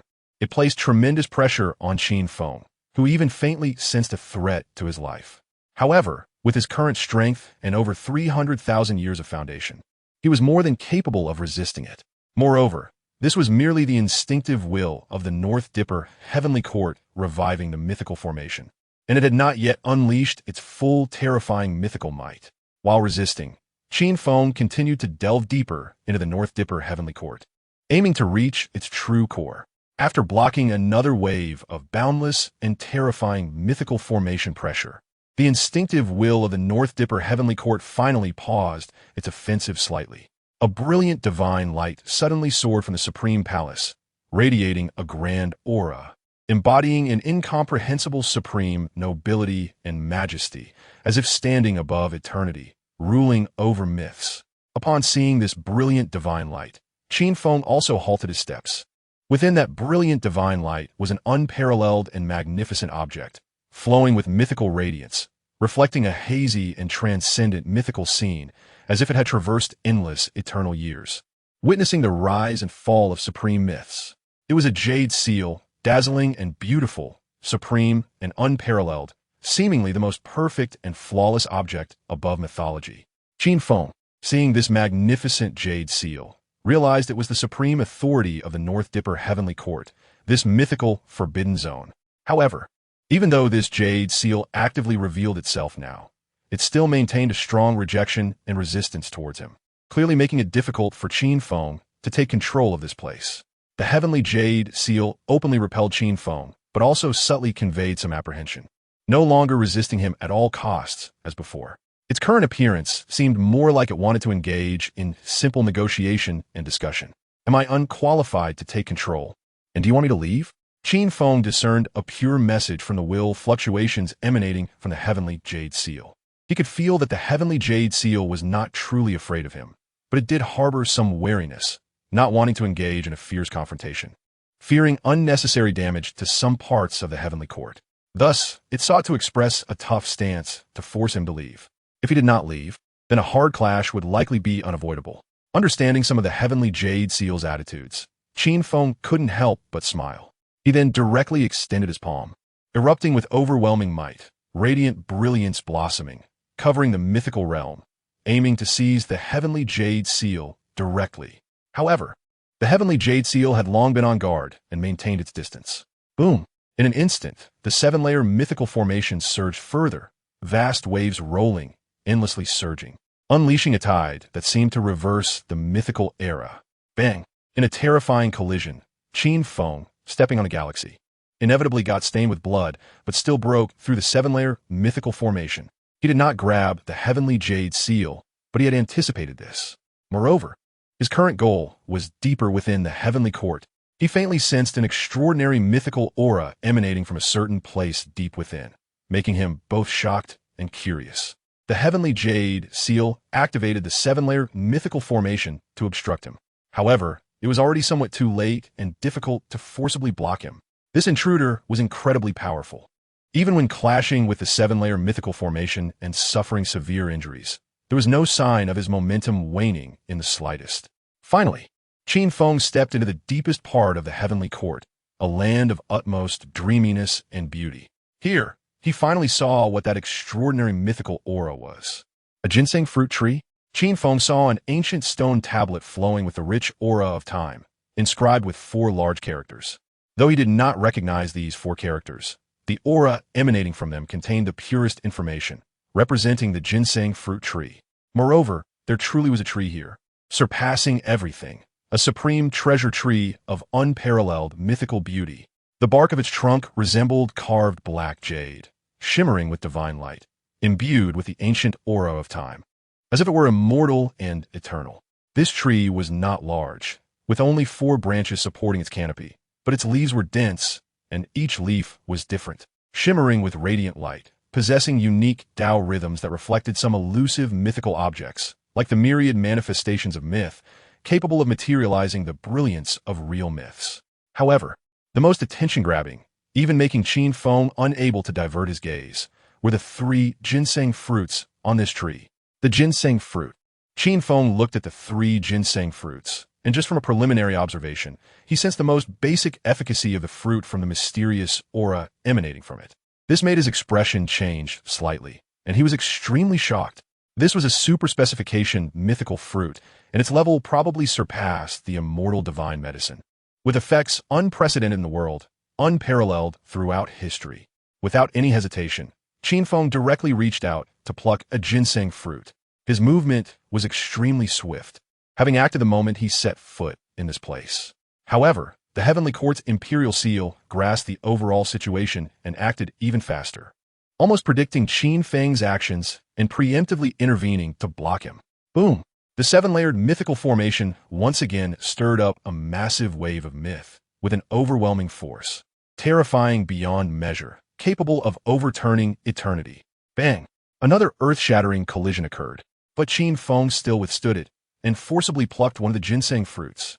Among the three ginseng fruits, two were clearly mature, exuding a flawless and supreme mythical aura. The other was still formless, just a hazy and indistinct chaos of light and shadow. Qin Feng initially deduced that it probably took around 1,000,000 years for a ginseng fruit to mature. Containing unimaginable mythical creation, and its level and rarity might even be considered a peerless treasure, even in the land of myths. This further astonished him regarding this mythical forbidden zone. It was merely a fallen mythical forbidden zone. Why was there a need to place such an extraordinary super-specification divine object here? Moreover, he still couldn't understand why, with his level of combat power, he was still being excluded and unrecognized by the Heavenly Court's imperial seal. This made him speculate. Perhaps it wasn't that he wasn't qualified enough. It could just be that he wasn't the right person. The Northern Dipper Heavenly Court wasn't looking for a qualified ruler, but rather waiting for someone who had promised to appear but had yet to show up. Boom! The seven-layered mythical formation once again gathered an overwhelming force and pressed down on Qin Feng. Qin Feng had already put away the ginseng fruit he had just plucked. He originally thought about forcibly taking another ginseng fruit, but the Heavenly Court's imperial seal was determined to expel him at any cost. Moreover, the ginseng fruit tree was also extraordinary, possessing a self-preservation instinct, actively hiding the remaining two ginseng fruits, and the light and shadow within began to shrink continuously, as if it wanted to escape. If it weren't for the obstruction of the Heavenly Court's imperial seal, Qin Feng could have naturally intercepted the ginseng fruits and found the hidden ones. But at this moment, the Northern Dipper Heavenly Court had already sped deep into the void, aiming to drag him into the void to bury him or force him to leave. Qin Feng had long sensed this and was constantly attuned to the position of the great universe. Previously, he still had some leeway to linger here for a while, but now he had no choice but to leave. He still did not want to delve deeper into the void and lose his bearings in the great universe. Staying in the Northern Dipper Heavenly Court had little meaning, unless he could find a practical way to truly take command here, or one day truly overwhelm everything and forcefully claim authority. In the end, Qin Feng still left. Before departing, he also cleared a path for the three-life divine flower and the eastern peach tree. Otherwise, they might not be able to leave easily at this moment. He saw that these two immortal divine medicines seemed to be flirting with a few small saplings in some garden. However, those small saplings showed no reaction. Qin Feng did not want to meddle in the affairs of the two immortal divine medicines, merely clearing a path for them, seeing that he was about to leave. The two immortal divine medicines also did not linger, but followed him out. Qin Feng watched as the Northern Dipper Heavenly Court continued to delve deeper into the void. Without much nostalgia, he sensed the somewhat vague position of the great universe and immediately turned to return. Chapter 49, The Dream of Enlightenment, the end of the Dharma ending. On the ancient bronze ship, Qin Feng has returned, and the three-life divine flower and the eastern peach tree have also returned to their roots, gradually calming down. However, Qin Feng is still not at peace. In addition to harvesting an unimaginable ginseng fruit, he wants to further study its effects. He can't help but reflect on the moments when he confronted the mythic formations in the Northern Dipper Heavenly Court, capturing some fluctuations from that jade seal, analyzing some extraordinary information from it. Firstly, the jade seal seems to convey a sense of urgency, but perhaps it's not about expelling him. Rather, it's because it has not yet awaited the promised sovereign. Secondly, the subsequent information is somewhat chaotic, seemingly expressing that the black box needs to maintain a certain state, thus not allowing a certain type of person to appear. Qin Feng combines this information with what he learned from previous exchanges with major taboo figures. Coupled with the grand events and significant figures throughout history, he gradually becomes more serious, forming several hypotheses in his mind, perhaps getting closer to certain truths. But how to proceed still requires further exploration and observation. Now it's time to focus on this ginseng fruit. Qin Feng suppresses some thoughts and begins to look at the ginseng fruit, shaped and sized like a human fetus, its exterior crystal clear like jade, exuding a mythical brilliance, with an astonishing aura, possessing a unique creation that transcends the mundane world. Indeed, this ginseng fruit is likely capable of cultivating a perfect and flawless avatar.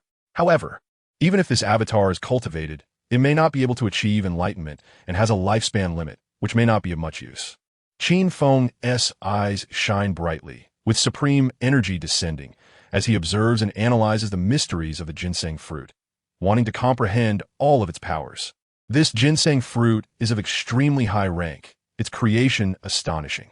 Yet it is not completely beyond his understanding of the complex and intricate mythical entities. He sweeps his divine consciousness, experiencing it in detail, and is still able to fundamentally grasp all its conditions.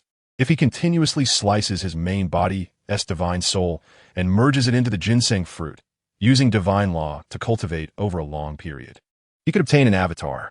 The avatar is an extension of the main body, still akin to one entity. If the avatar could achieve enlightenment and become an emperor, it would possess imperial combat power, naturally having great utility. But the problem is, in Qin Feng's judgment, the avatar cultivated from the ginseng fruit is unlikely to achieve enlightenment. Because in this vast universe, the supreme heavenly heart transcends all, and there are established criteria for those who achieve enlightenment, which cannot be crossed. At the very least, Qin Feng knows that there are 4 types of people who find it extremely difficult to succeed in enlightenment or cannot achieve it at all. The first type can be called non-natural talents or non-given ones. These individuals do not possess innate bloodlines or qualities, such as those imperial sons, ancient princes, and supreme sons, who are the most typical representatives of this type.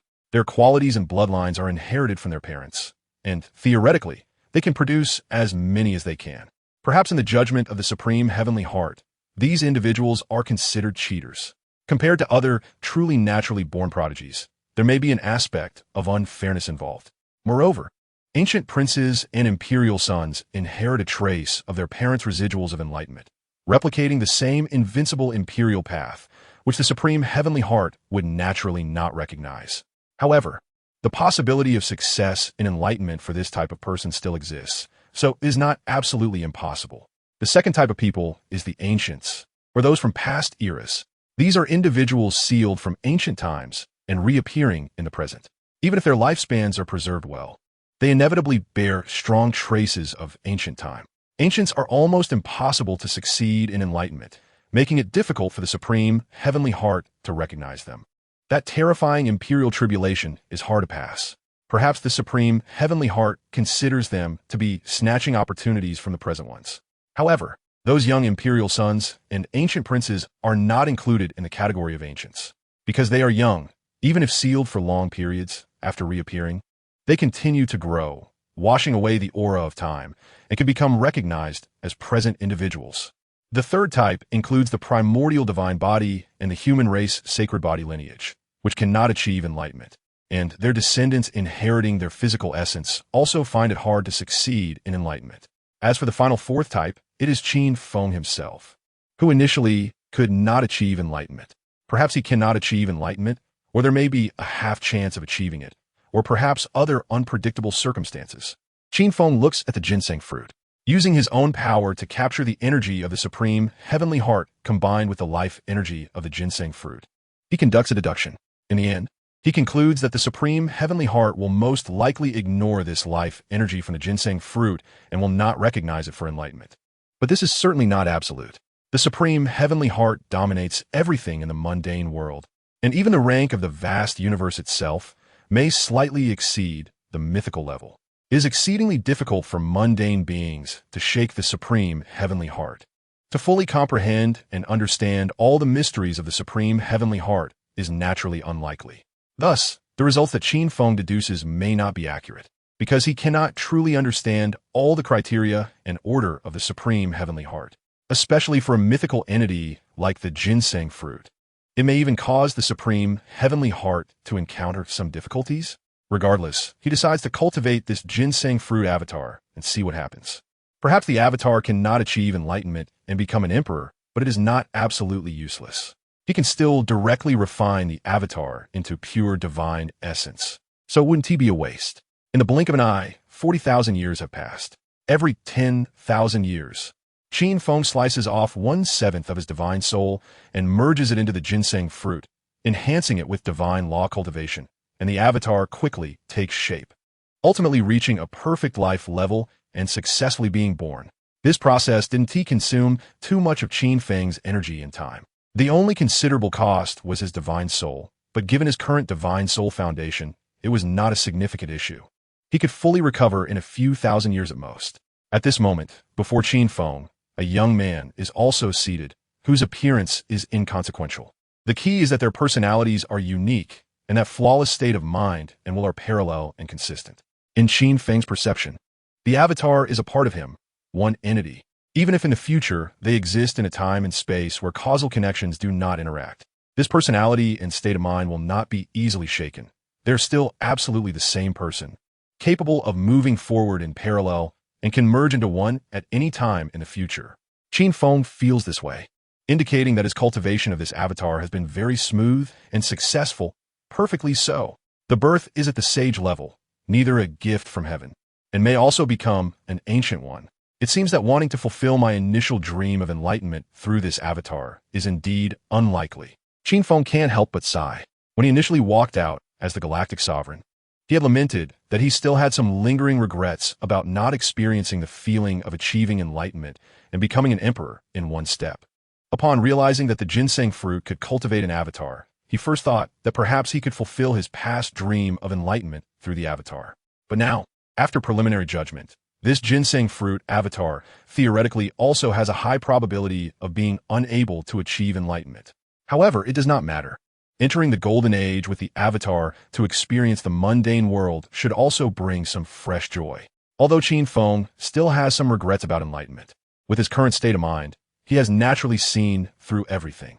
Moreover, this avatar is similar to ordinary beings, also having a lifespan limit, and will decay until it approaches death.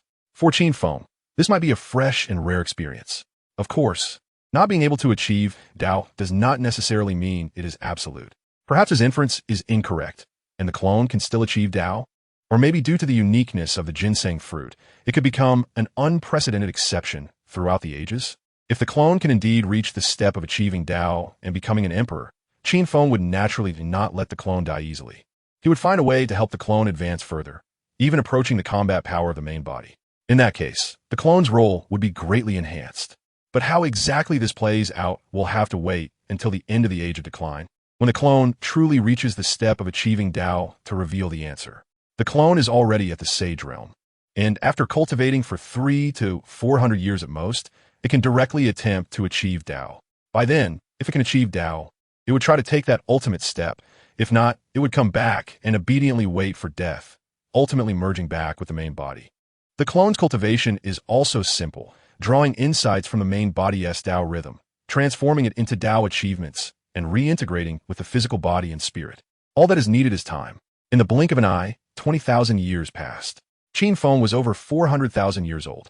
On this day, the Age of Decline came to an end. A grand and magnificent movement instantly spread across the universe.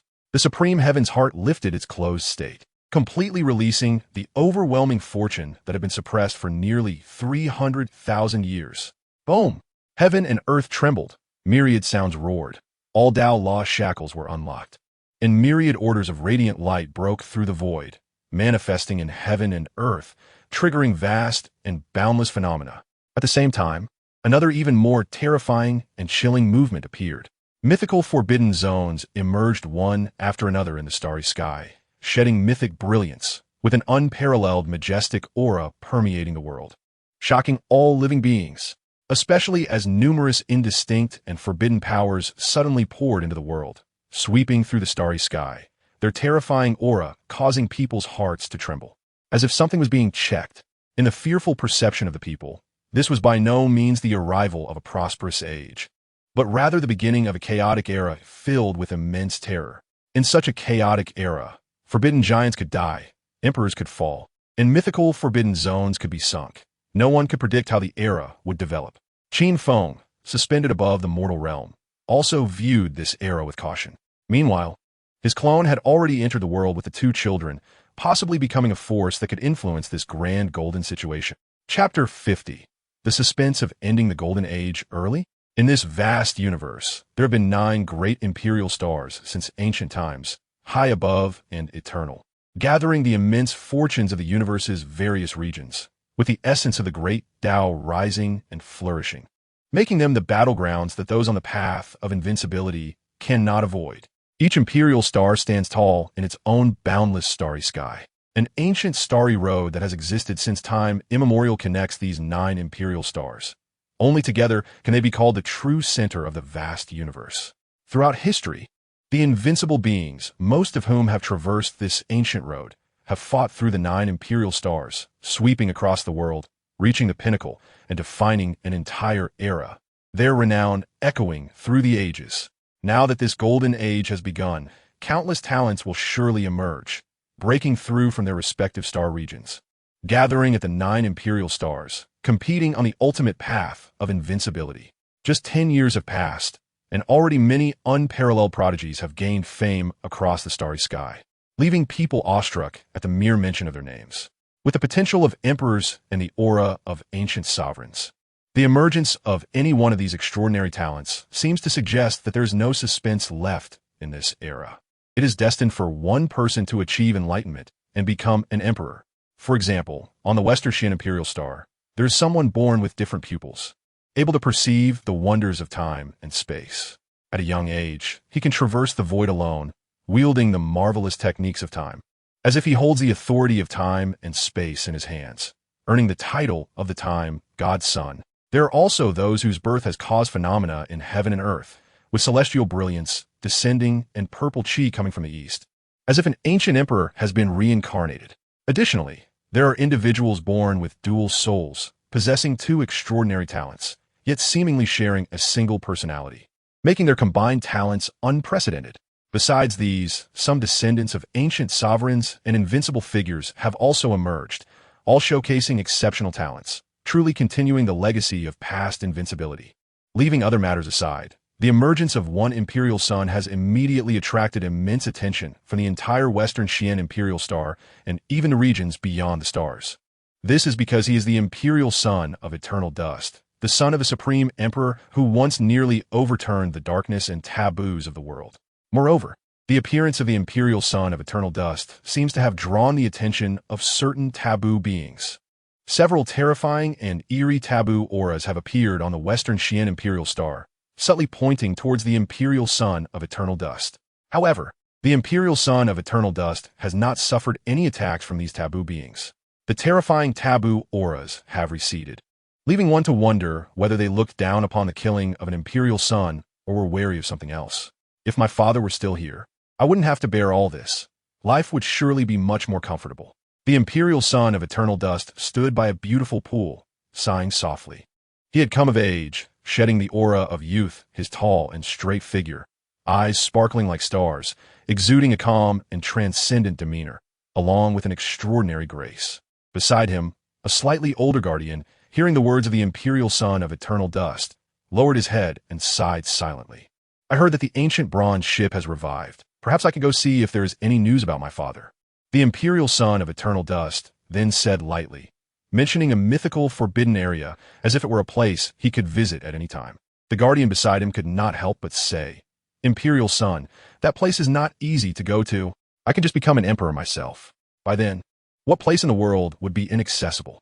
The imperial son of eternal dust casually replied, his eyes hiding a fierce and sharp spirit that could conquer ancient and modern times, and his calm tone also exuded a firm and invincible confidence. The Golden Age has only just begun for 10 years. Just in the Western Xian imperial star, numerous astounding prodigies have emerged. The situations in the other imperial stars are not much different. The once-in-a-thousand-year extraordinary talents are now appearing one after another, and at least 10 fingers wouldn't be enough to count them all. On the Eastern Yu imperial star, the avatar of Qin Feng arrived at this imperial star, taking a small city as a base and renaming it Changshu City. He also brought down 2 children from the ancient bronze ship. One is the Qin People King, possessing a unique physical origin, evolved from the thin human saint body origin, which can be considered a miracle unparalleled for ages. According to Qin Feng's deduction, the physical origin of the Qin people king should not be inferior to that of the human saint body, but it is highly likely that he cannot achieve enlightenment. However, theoretically, if he elevates his physical origin to the extreme, he could still enter the realm of invincibility. But that is just a theory. How things will unfold and whether there will be any accidents depend on the future growth of the Qin people king. The other child is the willow tree transformed from the former plum emperor. Over 10,000 years ago, that plum tree successfully transformed, becoming a delicate willow tree spirit. But at that time, it was still the end of the law era. The plum emperor's willow tree obviously could not determine whether the vast universe was in an era of enlightenment, and thus control the timing of its emergence. However, for the plum emperor, this alternative path to longevity does not seem to pursue achieving enlightenment in every life. He simply undergoes transformation from life to life, settling in the endless mortal realm until the day he thoroughly comprehends longevity arrives. Nevertheless, Qin Feng still hopes that the newly born willow tree spirit can compete in this golden age. After all, he was once a character who could become an emperor, and having walked a different path to longevity, he might just ride the tide of fortune and achieve enlightenment again. Therefore, Qin Feng named the willow tree spirit Lu Mei, raised her until she was 7 years old, and then sealed her. It was not until the Golden Age began that he unsealed the Qin people king and Lu Mei, bringing them into the world together. In just 10 years, both children have grown up and displayed extraordinary talents, making a significant name for themselves in a large region of the Eastern Imperial Star.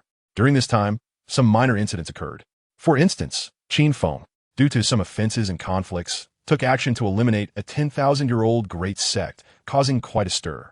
His reputation as a contemporary saint of the end of the law era spread directly, and basically, all major forces and schools of thought in the Eastern Imperial Star became aware of this contemporary saint from another star region. After all, being able to become a saint in the end of the law era is considered the strongest figure outside of invincibility. The value of a contemporary saint in the end of the law era is self-evident. The great sect that Qin Feng eliminated was founded by a former saint of the end of the law, and it was prominent for a time. Although this avatar of Qin Feng had also been sealed for 20,000 years, perhaps due to the special nature of the ginseng fruit, the traces of time on him, although accumulated, were not heavy, making him look quite similar to contemporary people. In fact, he was no longer at the saint level. His avatar initially was at the peak of the saint level, and only a few years had passed before he directly crossed into the next great realm. One day, the Qin people king and Lu Mei came before Qin Feng, expressing their desire to venture further afield and bidding farewell. At the age of 17 or 18, it is entirely sufficient for extraordinary prodigies to venture out on their own. Naturally, Qin Feng did not stop them. In fact, he had long allowed them to grow independently, hardly intervening in their development. "Master Uncle, I have a few questions. Can you answer them for me now?" The Qin people king asked Qin Feng. He had accumulated many questions in his heart. Before he understood things, he had asked without answers, and after understanding, he did not dare to ask casually, as these questions might involve deep and terrifying secrets. But now he felt qualified to know some truths. "Speak." Qin Feng glanced at the Qin people king and said. He let the Qin people king and Lu Mei call him Master Uncle, because this avatar was indeed not the original body that had brought the two children for several years. This avatar at least appeared to be a contemporary person. "Uncle, sure, Lu Mei and I have averaged 3 death replacement talismans refined within us. And I have a large handful of imperial talismans in hand, various spiritual objects and demigod items that we can consume at will. And the cultivation insights we have are all supreme methods. Can you give us a hint about our origins? Is there some untouchable taboo figure above us?" The king of Qin asked cautiously, lowering his voice, still deeply respectful of the so-called taboos. "You might have a chance to know in the future.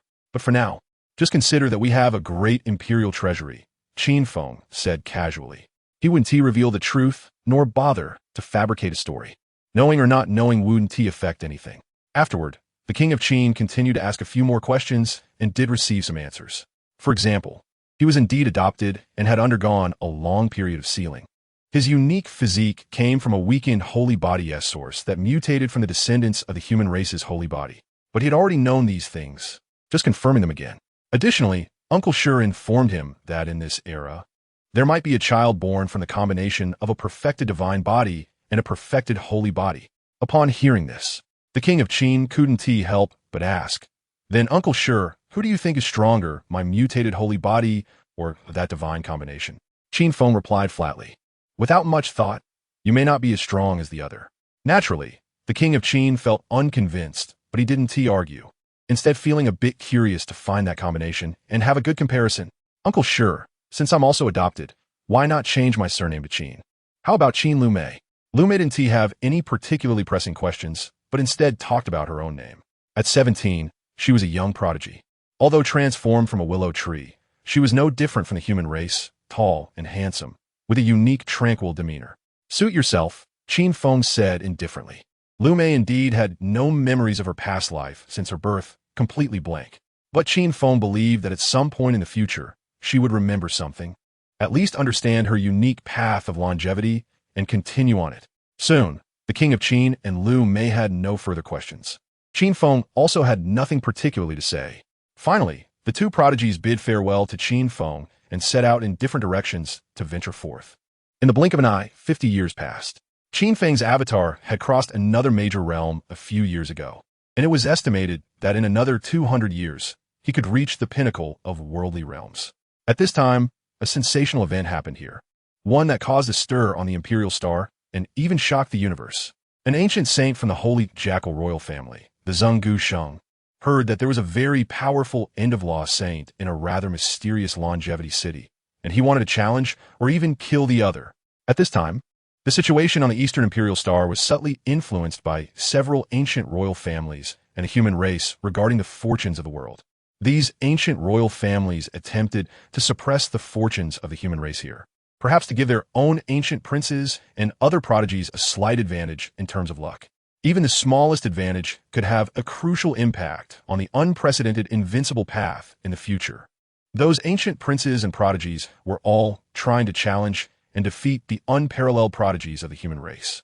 Zhenggu Sheng, not wanted to be just a guardian, also wanted to stir things up, so he set his sights on that end-of-law saint in a longevity city. Killing a contemporary saint who had survived from the end-of-law era might not have a negligible impact on the fortunes of the clan in the unseen realm. Making the decision, Zhenggu Sheng directly struck. On that day, the might of the ancient saint was overwhelming, shaking the heavens and earth as he descended upon the longevity city, startling all around and quickly recognizing him as Zhenggu Sheng.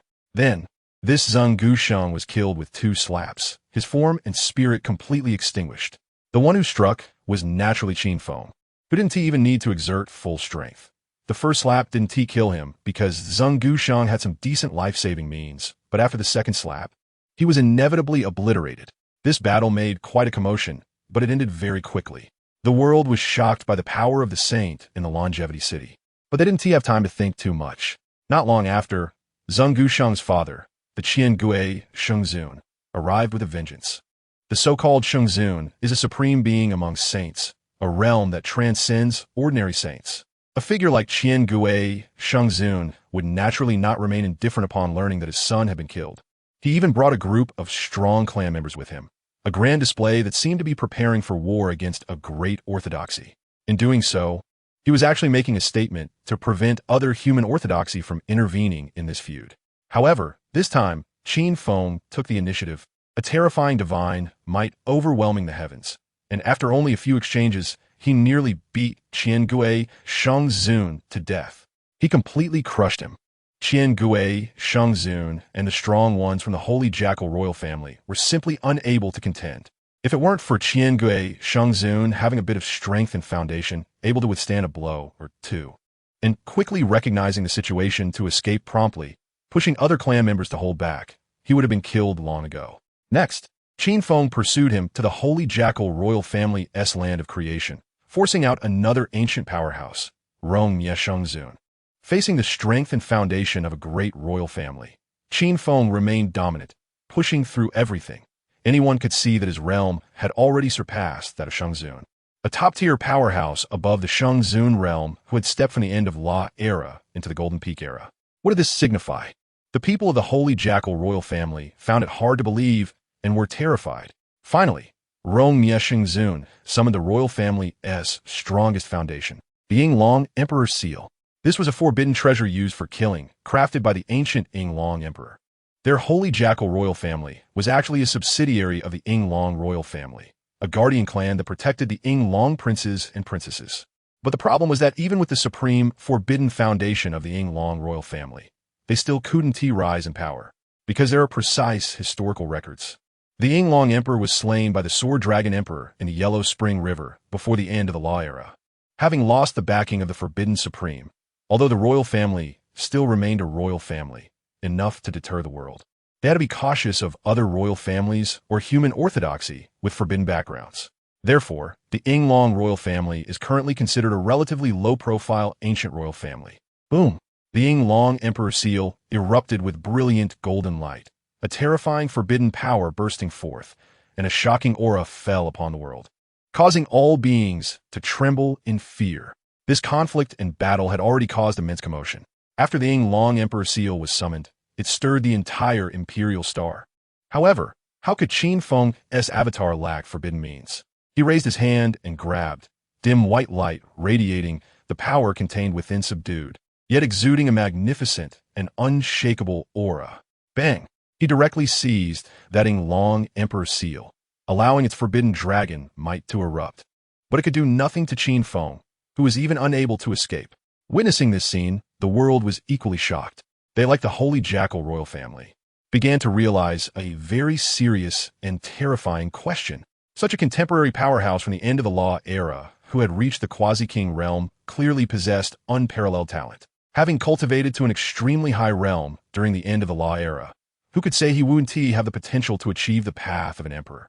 After the quasi-king comes the king, with several major realms, such as quasi-peak and the world's peak.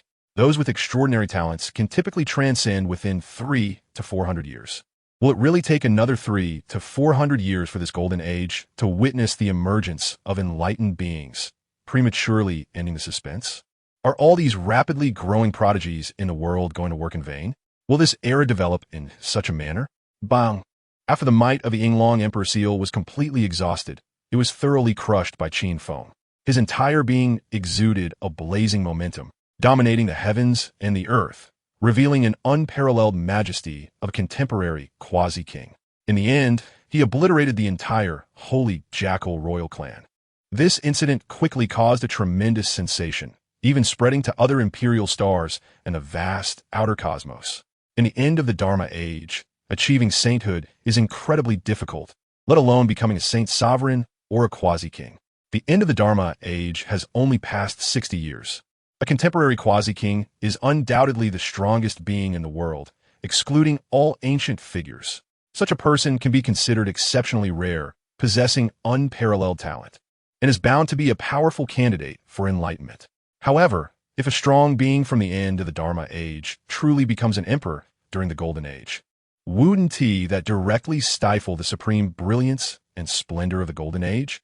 What about those imperial sons and ancient princes who wish to ride this immense golden fortune to defy the odds and become emperors? This is a very serious issue that could pose a significant threat. Not long after, beneath the darkness of the world, some taboo beings watching the Golden Age learned about this illegal strong being from the end of the Dharma age. Even they could not deny the possibility of this end of Dharma strong being achieving enlightenment. This indeed presents certain problems. But these problems are something that the taboo parents of those ancient princes and imperial sons might pay some attention to. The several mythic forbidden zones suspended outside the world are not concerned about this at this moment, nor will they be. Whether a contemporary emperor appears, and when they appear, is not particularly crucial at this point. At this moment, atop the Guardian Path Mountain, deep within the sacred soil of this mythic forbidden zone, the supreme taboo giant, the master of Guardian Path Mountain, suddenly awakened slightly, as he sensed something vague. It seems the time is approaching, and the path of guardianship may be reopened. The master of Guardian Path Mountain thought, his gaze revealing a faint aura of eternal desolation, which also awakened another taboo giant. Moreover, this taboo giant was once a terrifyingly powerful emperor, Emperor Long Yuan, also within Guardian Path Mountain, sensed the aura of the master and immediately realized something. Is it coming soon? Much earlier than I expected.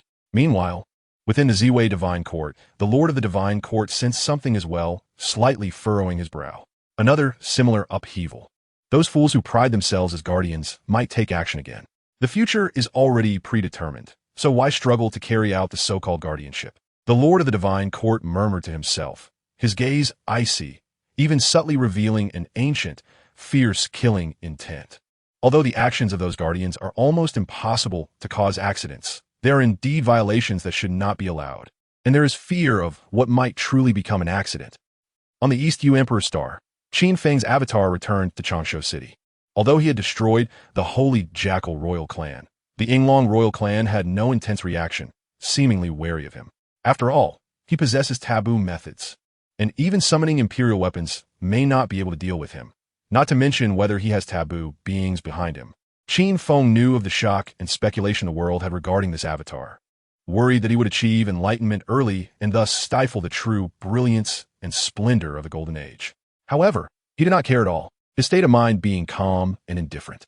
He was indeed as curious as everyone else, wondering whether he could achieve enlightenment. In another 200 years, perhaps the mystery will be revealed. Qin Feng looked up at the sky, trying to sense the aura of the supreme heavenly heart, but he gained little, making it difficult to determine what attitude the supreme heavenly heart would have towards this avatar. Chapter 51, the ongoing match that lasted for 500,000 years in the blink of an eye. The Golden Age has been underway for over 140 years. At this stage, many prodigies have swept through the various realms of the starry sky, establishing an unrivaled reputation and ascending the 9 imperial stars along ancient paths.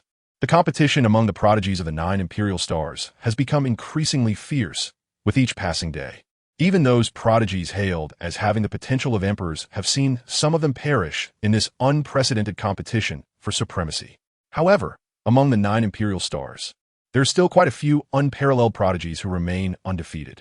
New prodigies continue to emerge from various regions of the universe, ascending to the imperial stars. This era of great contention has only just begun over 140 years ago, and it is far from the time when the true strongest will be determined. Yet, as things stand, there are several prodigies who are highly regarded by the world. For example, there is the space-time son from the Xian imperial star, who possesses unique eyes that see through time and space, traversing heaven and earth and dominating the starry sea, with almost no peers among his contemporaries. His name as an unrivaled prodigy has long spread across the universe, making him one of the top favorites to be the ultimate victor of this era. Then there is the son of the Suzhun sect, named Wu Dao, whose name seems to embody his unique path to invincibility. It is uncertain whether it is due to his background with the Suzhun sect that he bears a resemblance to the former unrivaled figure, the Suzhun emperor, who established this immortal lineage. Simply put, he is unconventional, standing out even among other distinctly styled prodigies. As the son of the Suzhun sect, Wu Dao does not cultivate laws or paths. Rather, he himself is the law and the path. In his presence, all paths are false, all laws are illusory, and only he possesses the true path. Few unparalleled prodigies are willing to engage in battle with Wu Dao because this person is flawless, deemed unbeatable. Wu Dao is also considered one of the prodigies most likely to reach the end of the path of invincibility. Interestingly, there exists another prodigy nearly the opposite of Wu Dao in this era. His name is Wu Run, the son of the Shenshao sect, who possesses an unmatched, invincible physique known as the Heavenly Heart Body. When news of this Heavenly Heart Body first emerged, most believed that there was no suspense left in this era. Those with the Heavenly Heart Body are akin to walking embodiments of the myriad paths of heaven and earth, considered the true son of the supreme Heavenly Heart, seemingly endowed with the authority to act in place of the heavenly way, wielding unparalleled supreme power. One is without law or path, and the other is a walking embodiment of the myriad paths, acting with the authority of the heavenly way. These two prodigies are regarded by the world as potential archrivals, as their paths to invincibility are nearly diametrically opposed. Unfortunately, these two have yet to meet, and there has been no battle between them. Otherwise, it could have been a prelude to the climactic showdown at the end of the path of invincibility. These 3 unparalleled prodigies have clear backgrounds and overwhelming reputations. However, there are also some more mysterious prodigies whose backgrounds are not well known, yet they possess extraordinary strength and an invincible demeanor capable of sweeping through an era. For example, there's a female prodigy with a single character Yi in her name, unmatched in her courage and overwhelming in her might, sweeping through several vast starry regions, akin to a reincarnated celestial being, causing contemporaries to tremble in fear. This prodigy has now ascended to the Luo-Gu imperial star, drawing the attention and wariness of many other unparalleled prodigies. Among the descendants of former unrivaled figures like ancient princes and imperial sons, there are also formidable and terrifying peers. For instance, the Zhong Chun imperial son, who never defeats his enemies in less than 3 moves, is as powerful as the reemergence of the Zhong Chun emperor, boasting a terrifying record of directly killing 2 descendants of invincible figures. Besides the Zhong Chun imperial son, there is another descendant of an invincible figure who is also exceptionally powerful and somewhat special. He is the Demon Dragon Prince, the offspring of the invincible Demon Dragon Emperor from the Demon Abyss. The supreme being of the Demon Abyss is a flawless entity and can naturally reproduce with beings from the vast universe. Therefore, many supreme beings from the Demon Abyss have descendants in the great universe. In the past few 100,000 years, the Demon Abyss has produced 6 invincible figures. However, the invincible figures from the Demon Abyss tend to be quite low-key, not causing trouble during their lifetimes, and after death, they cannot cause any trouble either. Usually self-sealing in the divine source, ultimately surviving in the Demon Abyss or the great universe. The Demon Dragon Emperor was also subdued by the Sword Dragon Emperor back in the day. The Demon Dragon Prince lost his forbidden background, but remains neither low-key nor ostentatious, steadily conquering one imperial star after another, remaining undefeated to this day. A few years later, the Qin Feng king arrived at the Luo-Gu imperial star from the Eastern Yu imperial star. However, he did not come to Luo-Gu imperial star after defeating the Eastern Yu imperial star. He simply grew tired of the constant encounters with those unparalleled prodigies there. They fought among themselves too frequently, and if there were no further breakthroughs or growth, there would be no epic battles. Although the Eastern Yu imperial star is vast and boundless, with many secret places, treasures, and possibly forbidden entities worth exploring, he still wanted to meet new, unparalleled prodigies and clash with more peers. So he came to the Luo-Gu imperial star, and he did not come alone. He had made friends with 3 good brothers, forming a group of 4, all regarded as unparalleled prodigies, traversing every corner of the Eastern Yu imperial star, boasting rare rivals. The 4 of them were ready to make some noise at the Luo-Gu imperial star. However, within half a year, the Qin Feng king was defeated by a female prodigy of the same generation. The one named Dihu had swept through several vast starry regions.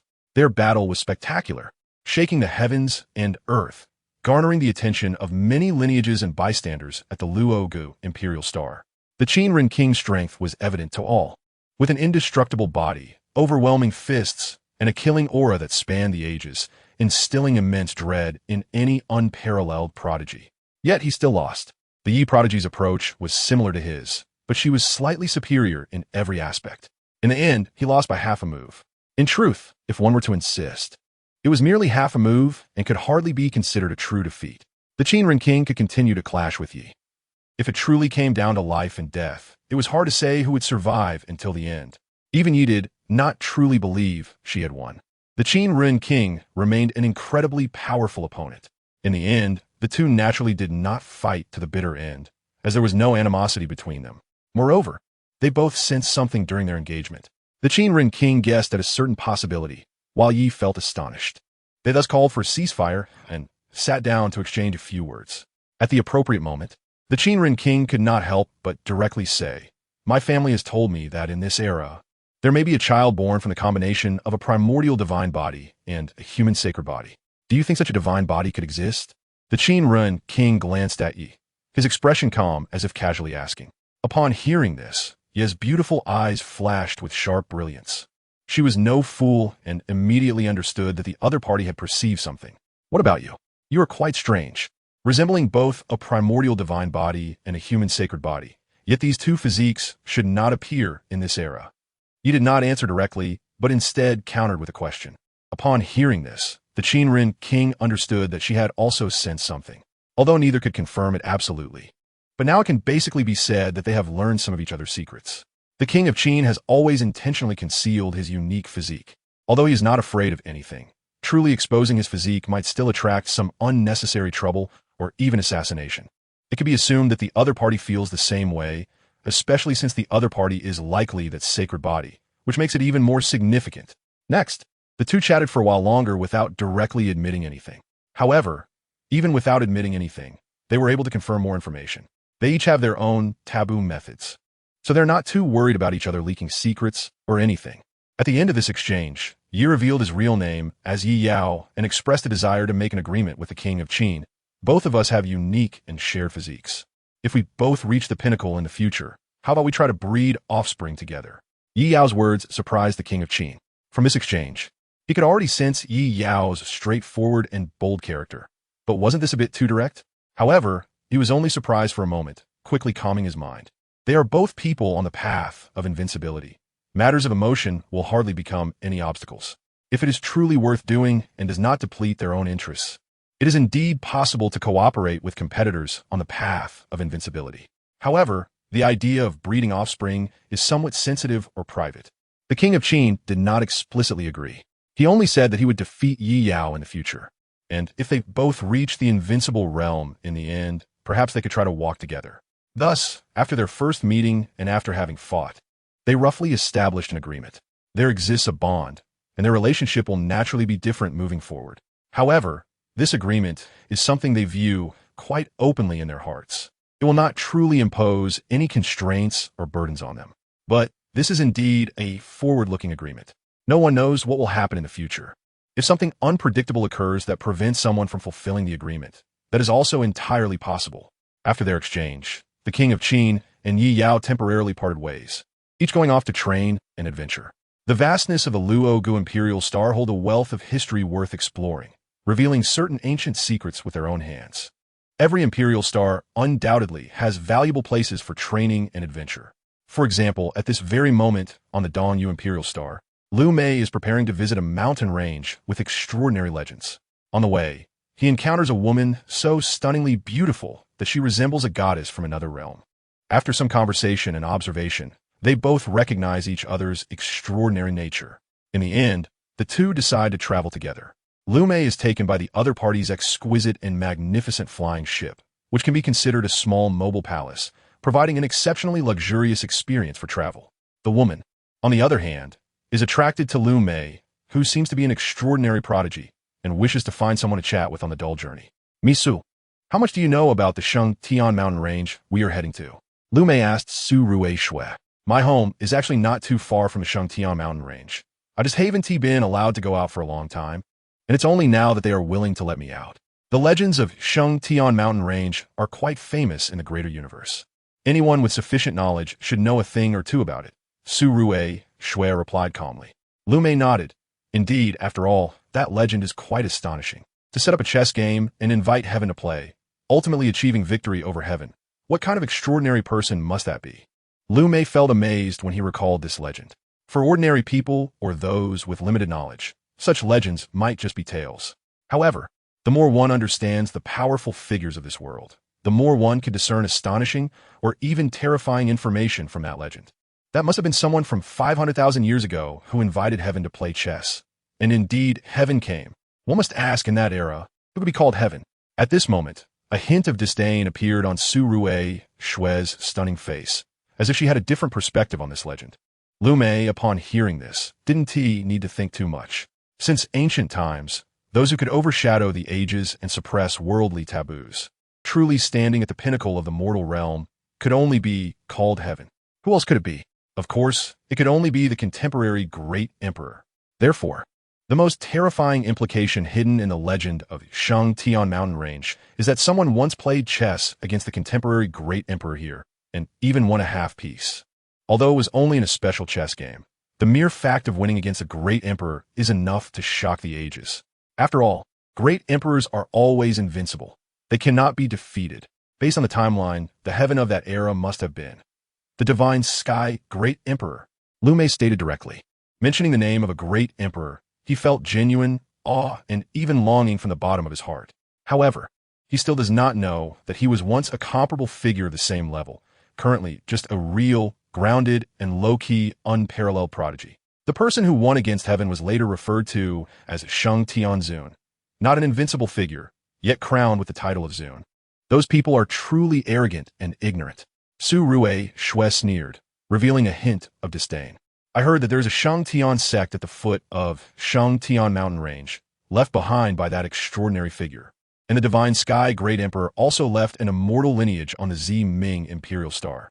These two lineages probably don't get along, right? Lu Mei couldn't help but ask. At this moment, he also picked up on some of Su Rui Shue's views, seeming to have some opinions about the practices of the Shangtian sect. Indeed, they don't get along, Su Rui Shui replied. After all, the great emperor cannot be insulted. The people of the Shangtian sect have always boasted that their ancestor defeated the divine sky great emperor. Who could tolerate that? However, the chessboard from that match against heaven remains at Shangtian mountain range. It is not an imperial weapon, but very close to one, possessing extraordinary power. The divine sky sect also cannot easily deal with this Shangtian sect.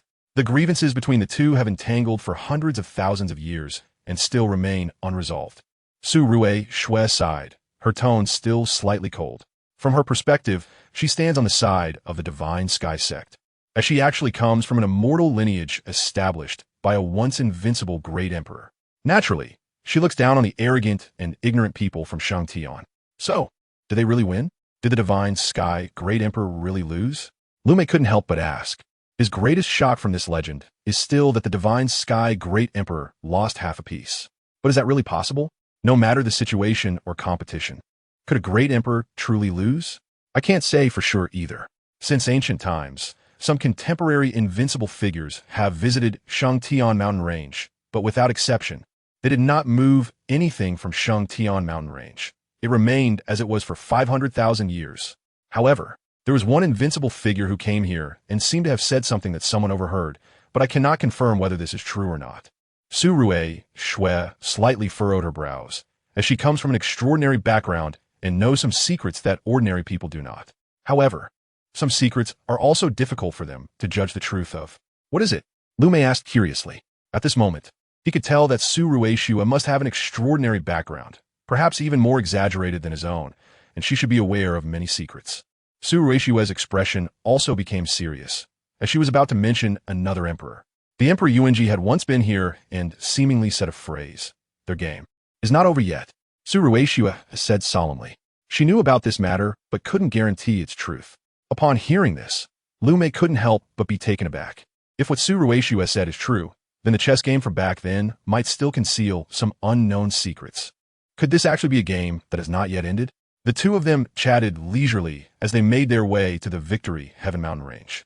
However, they did not expect that just 2 days later, the Victory Heaven Mountain Range would erupt in a terrifying and catastrophic taboo disaster. Such taboo disasters are generally caused by things left behind by some invincible beings from the past, whether intentionally or unintentionally. If there were invincible beings in the present, they could easily suppress it with a snap of their fingers. But now, there are no invincible beings in the world. The outbreak of such a taboo disaster would be quite troublesome. Su Rui Shui and Lu Mei were still on their way, and even from a distance, they could sense the terrifying aura of the taboo disaster, making them tremble slightly. They quickly learned that something had happened in the Victory Heaven Mountain Range. They could guess that indeed, there was some great terror hidden within the Victory Heaven Mountain Range. It should be related to the Victory Heaven game from 500,000 years ago, and it was likely that there were truly unknown secrets concealed within, but perhaps it was about to be revealed now. Updates will be a bit late. I have something to do after work and will return too late. Not enough time to write. I will have to stay up late to continue writing, and it should be posted around 1 or 2 in the morning. Everyone can check it out tomorrow morning. Chapter 52, a new imperial weapon at this moment. The Victory Sky mountain range erupted with brilliant radiance, illuminating some remnants of a chessboard and unleashing an incredibly terrifying forbidden aura. For tens of thousands of miles around, the earth trembled violently, the sky shattered, and the world was filled with fear and trepidation. This was a forbidden catastrophe. It burst forth from the Victory Sky mountain range and, in an instant, engulfed the Victory Sky sect located on the outskirts of the mountains. All the buildings of the Victory Sky sect and its cultivators were crushed in an instant, with almost no resistance, as it was the very Victory chessboard that had brought about their destruction. Fortunately, the true scope of this forbidden catastrophe was not very large. It merely swept away some cities and treasures affiliated with the Victory Sky sect. Moreover, the Qingqi Holy Land and the Beichin Holy Land, not far from a Victory Sky mountain range, reacted extremely quickly. These two immortal traditions, possessing imperial-level heritage and foundation, immediately summoned their respective imperial weapons to suppress the area, preventing the forbidden catastrophe from spreading. However, that was all they could do for the time being. Even with imperial weapons, few dared to charge indirectly. One misstep could lead to death. Although there were some ancient beings of unparalleled strength that had broken their seals in the world today, even they might not dare to wield imperial weapons and charge in. It was fine to wait it out. As long as the forbidden catastrophe did not spread, it would be all right. They could wait for the catastrophe to naturally dissipate or simply wait for sufficiently powerful individuals to emerge in the world who would dare to enter and quell the disaster. Not long after, the Xinshaо sect, located far away on the Zimming Emperor star, learned of the incident at the Victory Sky mountain range and rushed over with their own imperial weapon. After all, in the legends of the Victory Sky mountain range, the Xinshao Emperor had once been one of the parties involved. The Xinshao sect and the recently obliterated Victory Sky sect had entangled in conflict for hundreds of thousands of years, harboring deep grudges. The three great imperial weapons, Qinshi boat, Beichen pagoda, and Xinshao sword, each occupied a position, radiating brilliant light, with imperial energy permeating the air, exuding a supreme presence that brought with it the majesty of an emperor. Suppressing the Victory Sky mountain range and cutting off the terrifying forbidden aura that was continuously radiating outward. The Xinshao sect sought to understand what had truly happened in the Victory Sky mountain range and whether the legendary chess game from back then held any secrets. Therefore, they directly dispatched a guardian at the king level, armed with the Xinshao sword, into the Victory Sky mountain range. Then, a terrifying commotion erupted from within, the Victory chessboard rising and falling, unleashing earth-shattering forbidden powers, daring to confront the Xinshao sword head-on. The brilliant light exploded, unleashing a terrifying forbidden aura. Fortunately, the Qinshi boat and Beichun pagoda were there to suppress it, and the overwhelming energy descended, blocking the spreading forbidden power. When the terrifying noise subsided, the Xinshao sword, carrying an unparalleled sharpness, flew out unscathed. However, the king-level guardian had evidently perished inside. The imperial weapon had not protected him. Seeing this, the people from the Xinshao sect, as well as those from the Qinshi Holy Land and Beichen Holy Land, were taken aback. If a king and an imperial weapon could not handle this forbidden catastrophe, and even the imperial weapon could not protect him, it would likely require a guardian of unparalleled strength or even an absolute pinnacle being to stabilize the situation. However, a guardian of such caliber was crucial. If they perished, it would be a great loss. The Xinshao sect was unwilling to take further risks. Losing a king was already a significant setback, and the fact that a king with an imperial weapon could not even escape was truly unexpected. As for absolute pinnacle beings, they were generally unavailable. Such figures usually possessed great aspirations and ambitions and were rarely willing to become guardians. With the death of a king, naturally, no one dared to enter the Victory Sky mountain range. However, at that moment, Qin Feng's avatar arrived, breaking through the void and traversing the vast heavens, exuding the overwhelming aura of a king as he came here. He ignored the gazes of those around him, merely looking at the Victory Sky mountain range, and said, "Who will lend me an imperial weapon for a moment?" His gaze was deep, as if containing the vastness of the heavens and earth. His figure stood tall and majestic, with a presence that seemed to swallow the mountains and rivers, exuding an unparalleled grace.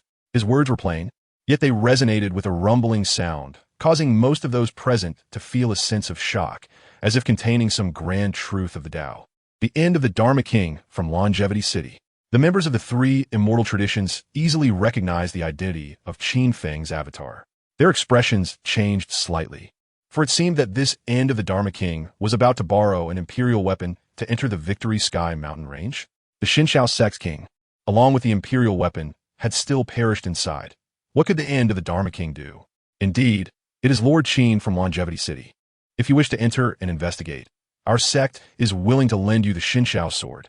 The current leader of the Xinshao sect directly offered to lend the imperial weapon. They had been eager to understand what had truly happened within the Victory Sky mountain range. Although they had just lost a king, it was clear that this end of the Dharma King was no ordinary king. He was not a fool and likely had his own confidence and means. The unparalleled Xinshao sword then flew through the air, glimmering with sharp sword light, and landed before Qin Feng's avatar.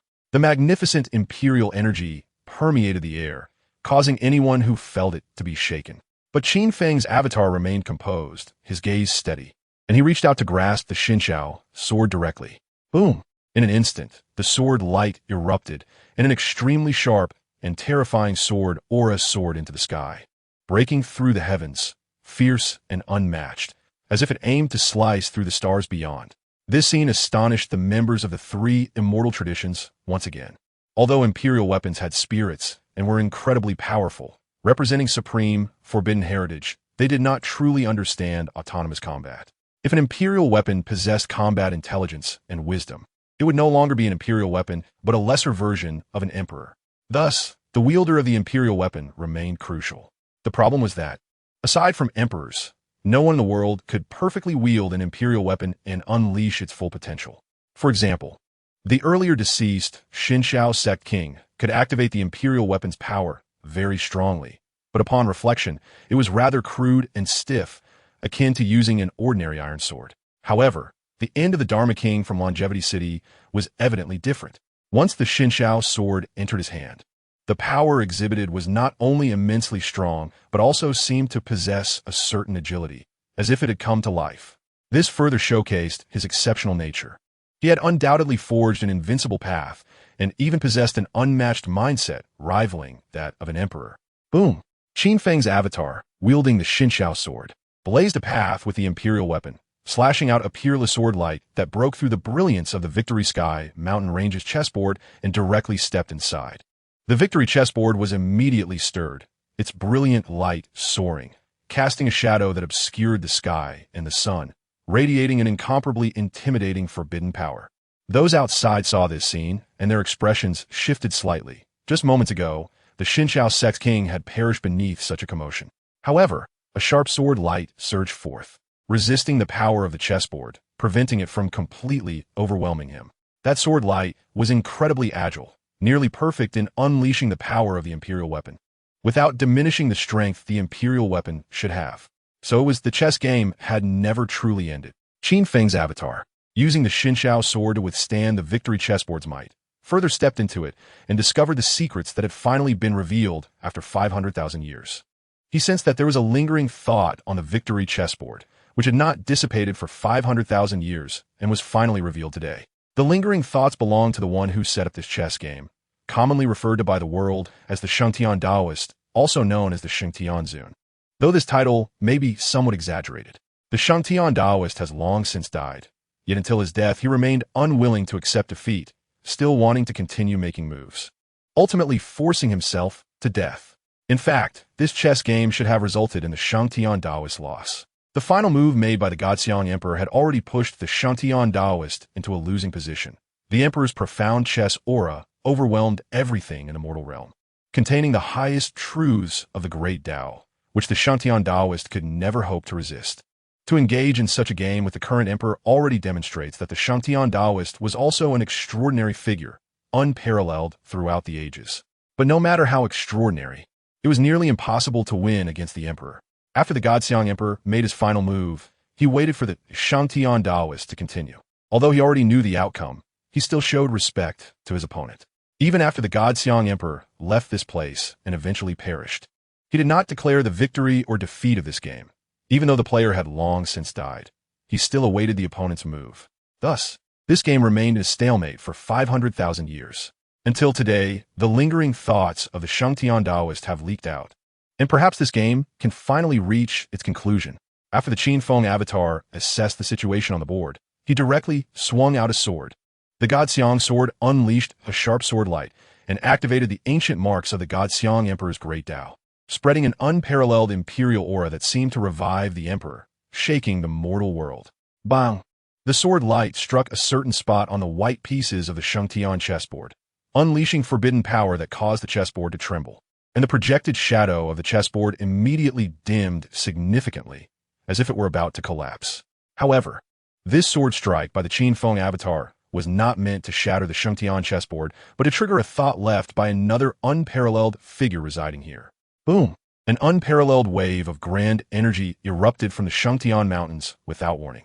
A towering and extraordinary illusory figure appeared above the chessboard, its form blurred yet majestic, as if it stood above the ages. Without mentioning anything else, just that aura was enough to overwhelm everything causing all beings in the mortal realm to tremble. The residual shadow of the god Xiang Emperor. Those outside the Xingtian Mountains were all astonished and trembling at this scene. The people of the god Xiang sect were even more excited and invigorated. Even the god Xiang sword in the hands of the Qin Feng avatar trembled faintly, seemingly out of control, wanting to fly toward the shadow of the god Xiang Emperor. However, that was merely a residual shadow, a thought left by the god Xiang Emperor at that time. It should still possess a simple will, but could not possibly have a complete thought. The residual shadow of the god Xiang Emperor looked at the Shantan Taoist's chaotic and twisted lingering thoughts, and in a vague manner, it seemed to emit a soft sigh. Then he raised his hand and pointed. A ripple of void spread out, permeating with the supreme aura of the emperor, capable of overwhelming all things in the world. The Shantan Taoist's lingering thoughts were swept through by this imperial ripple, and the chaotic and twisted light and shadow quickly restored, revealing a blurred and dim figure, still faintly exuding some extraordinary charm, but naturally incomparable to the god Xiang Emperor. At this moment, the Shantian Taoist's illusory figure seemed to have also awoken. He looked up at the figure towering above everything, invincible. To this day, he had no choice but to concede. I have lost. The illusory figure of the Shantian Taoist uttered a few barely discernible words, then raised his hand and made the move that should have been made 500,000 years ago. At last, boom! The entire chess game was completely decided, and two extraordinary supreme chess auras surged into the sky, spreading in all directions, shaking the imperial stars. But it was evident that the aura belonging to the god Xiang Emperor absolutely overwhelmed the opponent, unparalleled throughout the ages, transcending the mortal realm. This heaven of his had never been defeated. Only later generations did not understand the truth and spread rumors carelessly, especially the descendants of the Shangtian Taoist, who firmly believed this was the fact that their ancestor was unparalleled, yet could not defeat the Shangtian half-move. But in reality, it was merely a joke. As for the Shangtian chessboard, during this 500,000-year-long duel, under the baptism of the two supreme chess auras, especially with the god Xiang Emperor's unparalleled hand, this chessboard ultimately transformed into an imperial weapon, hanging high above the mountains, radiating endless brilliance, illuminating the nine heavens, shining upon the vast starry sky beyond. A unique imperial aura emanated from the Shangtian chessboard, as if containing some supreme order and truth, incredibly profound and immensely powerful, embodying the true might of an immaculate imperial weapon. The Xingtian chessboard has transformed into an imperial weapon. Those outside the Xingtian Mountains witnessed this scene, utterly shocked. This kind of thing is unprecedented. Without the emperor personally refining it, it actually advanced to become an imperial weapon. But upon reflection, this chessboard had indeed been played upon by an unparalleled emperor, and had also been touched by the emperor's hand. Especially since the final residual shadow of the god Xiang Emperor seemed to have merged into the chessboard, likely further promoting its transformation into an imperial weapon. An imperial weapon with no master? The people of Qinqi's sacred land, Beichen's sacred land, and the god Xiang sect quickly realized something, their eyes filled with fiery light. The Shangtian chessboard. This is an unclaimed imperial weapon, let alone the original Shangtian sect, which had already been crushed in this forbidden catastrophe. Even if the Shangtian sect still existed, it would not necessarily have the qualification to control the Shangtian chessboard. It was clear to everyone that the Shangtian chessboard could advance to become an imperial weapon largely because of the profound influence of the god Xiang Emperor, containing the emperor's supreme chess aura and truth. The chessboard should belong to the god Xiang sect. The people of the god Xiang sect immediately shouted, then directly performed secret methods to recall the god Xiang sword, intending to seize the Shangtian chessboard directly. The people of Qinqi's sacred land and Beichen's sacred land also did not lag behind, similarly aiming to activate the imperial weapon to snatch the Shangtian chessboard. However, the Shangtian chessboard suddenly erupted with a shocking wave of energy, a powerful forbidden force impacting in all directions, immediately breaking through the encirclement of the three imperial weapons. But the problem was, everyone present could see clearly. It was the final king of the long-lived city holding the Shangtian chessboard, charging out. It seemed that the Shangtian chessboard had already fallen into his hands. Moreover, it willingly accepted his control. Leave the chessboard. The people of Qinqi's sacred land, Beichen's sacred land, and the god Xiang sect were, of course, unwilling, all pursuing the imperial weapon directly. However, the ability of the Qin Feng avatar to control the imperial weapon was far beyond that of the three immortal sections. Even facing 3 opponents, he remained calm and unafraid, even severely injuring the 3 Imperial weapon controllers in several hard clashes. At this rate, he could completely counterattack. In the end, he indeed overwhelmed the leader of the God Xiang sect, causing the God Xiang sword to temporarily lose its controller and autonomously fly away from the battlefield. The people of Qinqi's sacred land and Beichin's sacred land recognized the situation and fled ahead of the God Xiang sword, fully activating the Imperial weapons to escape back to their sacred lands. Fortunately, their stronghold was not far away. Seeing this, the Qin Feng avatar also temporarily let go. With his current strength, he was not enough to flatten an immortal sect, but if he has the ability in the future, he will remember to settle accounts. Thus, this forbidden catastrophe ended with the emergence of a brand new Imperial weapon. The Shengtian Mountains, the characters Shengtian within, are not real. Now the world has learned the truth, giving the God Xiang Emperor, who possesses a heart that surpasses all ages, a measure of justice. Even for that emperor, such matters were actually trivial, just as he had always waited for his opponent to make the final move. The grandeur of the great emperor looks down upon both ancient and modern times. Aside from this, the emergence of the chessboard of victory over heaven has taken place. It is a brand new imperial weapon that has evolved from the era of no emperors in the later generations. Moreover, it has been obtained by the last ruler of the end of Lost City, capable of perfectly unleashing the divine power of the imperial weapon, which even the holders of the 3 great orthodoxies cannot withstand. However, now the chessboard of victory over heaven has been renamed by the opponent to the reincarnation chessboard. Upon hearing this name, people are puzzled and unclear as to why it bears such a name. It is understandable that it is not called victory over heaven, as the name does not match the reality and indirectly insults the great emperor. But reincarnation seems completely mismatched, right? The public does not understand and is unwilling to accept this name. However, the last ruler of the end of Lost City does not care and insists on this. Qin Feng, as avatar, changing this name naturally has its profound meaning. It may not fit now, but who knows what the future holds. His trip to the Victory over Heaven mountain range was merely out of curiosity about this forbidden disaster and the legend of victory over heaven. However, he unexpectedly gained a new imperial weapon. Although he does not actually lack imperial weapons, no one would ever complain about having too many. Moreover, this reincarnation chessboard indeed possesses extraordinary qualities, made of ascendant immortal gold, which is also a supreme divine material. Otherwise, it would not have been able to transform into an imperial weapon. Actually, I wrote over 2,000 words about the protagonist's main body cultivation situation, but after finishing and revising it, I was still not satisfied.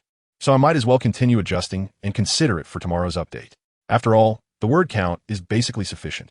Chapter 53, the so-called Foron, the ancient bronze ship.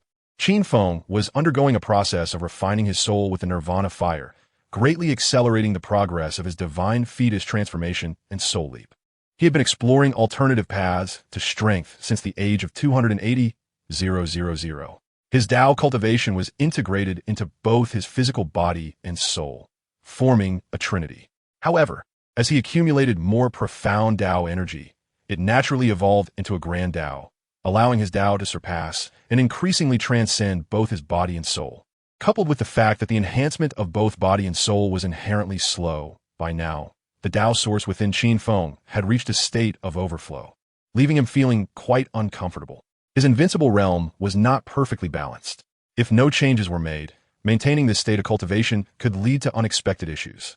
In the realm of the invincible, combat power had already reached the ceiling of the world. To continue growing stronger, he had to rely on his own exploration of a path, which naturally involved unpredictable unknowns and dangers. However, Qin Feng had actually anticipated that he would encounter problems early on. Therefore, he began pondering methods for change quite some time ago. His method of change was the path of nirvana and the path of karmic fire. The term karmic fire is understood in the secular world as a transcendent flame that burns away sins and impurities. Yet, karmic fire itself is a great truth of the Tao, a path of transformation and rebirth. The path of karmic fire is naturally related to fire and requires special flames as a carrier to reflect and radiate the true meaning of karmic fire. Cultivating a unique nirvana technique. Thus, since ancient times, only certain unique races or exceptionally gifted individuals have been involved in the transformative path of karmic fire nirvana. This is a method of the Tao that has the potential for limitless upper limits. not only burning away one's own impurities and flaws to achieve perfection, but also capable of incinerating emotions, desires, and even obliterating time and causality to achieve unimaginable transcendence. Theoretically speaking, the path of karmic fire could transcend mythology. Without any relevant talents or unique opportunities related to the path of karmic fire, Qin Feng, relying on his many flawless and grand Tao insights, approached the path of karmic fire from various angles. It took him over 40,000 years to fully comprehend the true meaning of karmic fire and the great Tao of burning away residual impurities. His goal was not merely to initially grasp this truth, but to fully traverse this grand Tao. Otherwise, it would not be enough to shake his current invincible realm. Then he spent another 20,000 years using his surging Tao energy as the fire source to create his unique karmic fire nirvana technique. The so-called karmic fire nirvana naturally requires a fire-based foundation to carry the path of karmic fire. By now, Qin Feng could easily summon a blazing Tao fire with his overflowing Tao energy, allowing the supreme truth of karmic fire to manifest above the flames. Igniting such a worldly karmic fire, enveloping his entire body inside and out, and pressing deep into his soul. Under the illumination of the karmic fire, the supreme Tao rhythm soared, and both his body and soul became incredibly transparent, as if all traces and veins from his birth to the present could be traced. This karmic fire nirvana technique could be considered the most profound and intricate grand technique he had created to date. It was also the path of karmic fire promotion that he had explored and improved over 100,000 years before finally perfecting. Qin Feng's entire being was enveloped in colorless flames, with a majestic appearance, and an indescribable vast and magnificent Tao rhythm emanated alongside the extreme intensity of the karmic fire. In such a unique state of cultivation, he could almost see through himself, and both his body and soul began to become extremely active, making it easier to be transformed, breaking through shackles to achieve metamorphosis and sublimation. He initially entered this state of cultivation at the age of 350,000, with a much faster improvement rate than in the past. By now, his second soul leap had long been completed, and the third leap was gradually catching up with the progress of the third transformation of the divine fetus. Additionally, both the third soul leap and the third transformation of the divine fetus were close to perfection, and within 10,000 years, he could ascend to another flawless and perfect small step.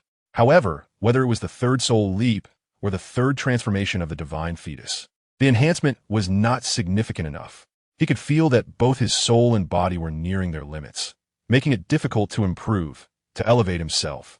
He must break through to a higher grand step. Therefore, at the next step, the improvements brought by the third soul leap and the third transformation would instead become shackles, imprisoning him and making it difficult to break through. But this was also a natural and reasonable phenomenon in cultivation. If pushed deeper, it might involve some eternally existing supreme truths or principles. However, Qin Feng believed that by continuing to cultivate steadily, he could still step over the grand threshold of the fourth soul leap and the fourth transformation of the divine fetus, albeit with considerable difficulty and time-consuming effort. It seemed that the number 4 was indeed special. Qin Feng thought at this moment. Even the path to improvement he had explored himself. Stepping up layer by layer of flawless small steps would still encounter shackles and barriers related to 4. Perhaps this was also a certain eternally existing supreme truth. According to existing historical records, Qin Feng deduced that the emperor of ultimate dust should have lived to the 5th generation. If excluding the generation with the immortal medicine, the emperor of ultimate dust effectively lived to the 4th generation. It was this 4th generation that allowed the Emperor of Ultimate Dust to elevate his combat power to a higher level, and his lifespan must have seen a significant increase, theoretically qualifying him as a figure at the level of a heavenly emperor in myth. This path of earthly promotion from the proof of Tao to becoming an emperor also seemed to be bottlenecked by 4. Meanwhile, Qin Feng's own path to immortality and invincibility without proof of Tao also faced the shackles of 4. Although it cannot be definitively stated whether the Emperor of Ultimate Dust truly lived to the 4th generation, the concept of 4 indeed seems special. The later Emperor Long Yuan, excluding the generation with the immortal medicine, should have only lived to the 3rd generation, just a step away, not reaching 4, perhaps qualifying as a quasi-heavenly emperor. However, the gap between a quasi-heavenly emperor and the so-called heavenly emperor should not be enormous, and they could also be comparable. Qin Feng's current combat power realm might surpass that of a quasi-heavenly emperor, as he possesses no weaknesses. But he should not have reached the level of a heavenly emperor yet. The specific level of combat power can only be verified by truly engaging with terrifying existences of that level. Historically, there has never been a clear division of realms beyond the invincible. No one underestimates any invincible being, and one must fight to know the strong and the weak. His deductions about the combat power of the Emperor of Ultimate Dust and the Emperor Long Yuan were merely based on historical records and primarily consider their lifespan. However, this may not be entirely accurate, as they could have completely severed their connection to the supreme heavenly heart and hidden for tens of thousands of years at the end. It is possible that the Emperor Long Yuan had undergone a thorough transformation in a certain generation, already reaching heavenly emperor-level combat power.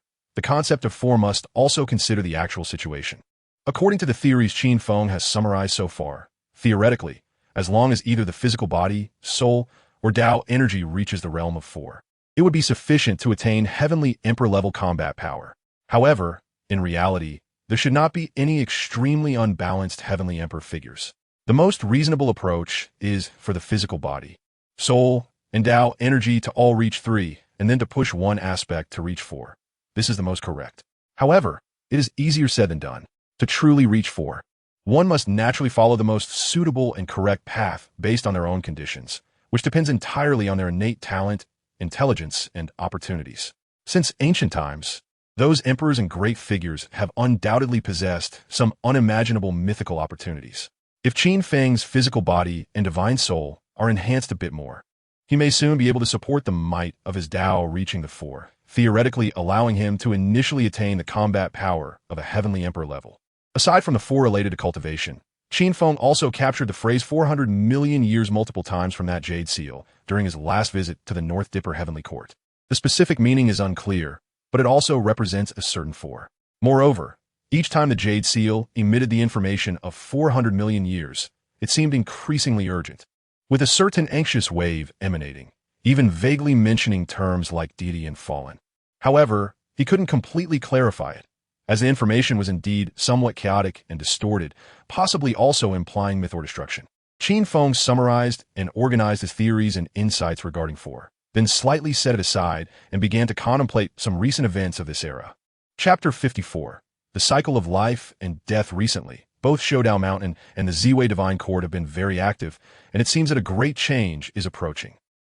Qin Feng pondered. He has also had a unique intuition lately, which is hard to describe. If he had to put into words, it feels as if some unimaginable mythical entity is approaching this mortal world, creating a vague sense of pressure that is difficult to articulate or clarify. Therefore, since the Golden Era began, he has not fully entered the state of cultivation engulfed by the fires of the mortal realm, instead maintaining a shallow level of those fires. This cultivation state carries many dangers, and unexpected incidents can easily occur. If he is not careful, he might face serious problems, resulting in irreversible damage. Thus, when entering the state of cultivation amidst the fires of the mortal realm, he must be fully focused, basically having no distractions. In this state, he is almost no different from those forbidden beings who lie dormant within the source of divine energy, unable to maintain a heightened sensitivity to the outside world. However, the current era is special, and an unknown change is imminent. Qin Feng feels it's better to remain attentive and vigilant towards the outside world for the time being. Therefore, his current state of cultivation with the fires is merely superficial. Moreover, he is quite curious about the anomalies at Shoudao Mountain and the Ziwei Divine Court. Based on the information he has gathered, he already has some guesses in his mind, perhaps close to the truth, but he cannot be certain. There may be certain stances within the forbidden realms of this world. Those stances might coexist or be in opposition to each other. Qin Feng once believed that as long as one becomes powerful enough, they could do as they please in this mortal realm. But now it seems that this is not necessarily the case. Based on his current speculations, even if he could truly push everything aside in this mortal realm, there may still exist some unknown, insurmountable terror that may not be within the black box. The supreme taboo giants in those mythical forbidden zones are not necessarily the enemies standing at the highest and deepest positions. They might not even truly be enemies. They could be collaborators or allies. It all depends on what Qin Feng's own stance is. However, he currently has too many unknowns and does not yet have a stance to speak of. Therefore, he wants to quickly elevate his combat power further. then completely suppress and occupy the Beidou heavenly court, perhaps from which he can uncover more truths, and at that point he might have a stance. Of course, he is a special immortal being, and certain interests may not align with others. Perhaps his final stance will also be unique, not necessarily aligning with any of the taboo giants. But for now, he still strives to maintain a sense of detachment and neutrality, cautiously viewing this world. In the blink of an eye, over 20 years have passed.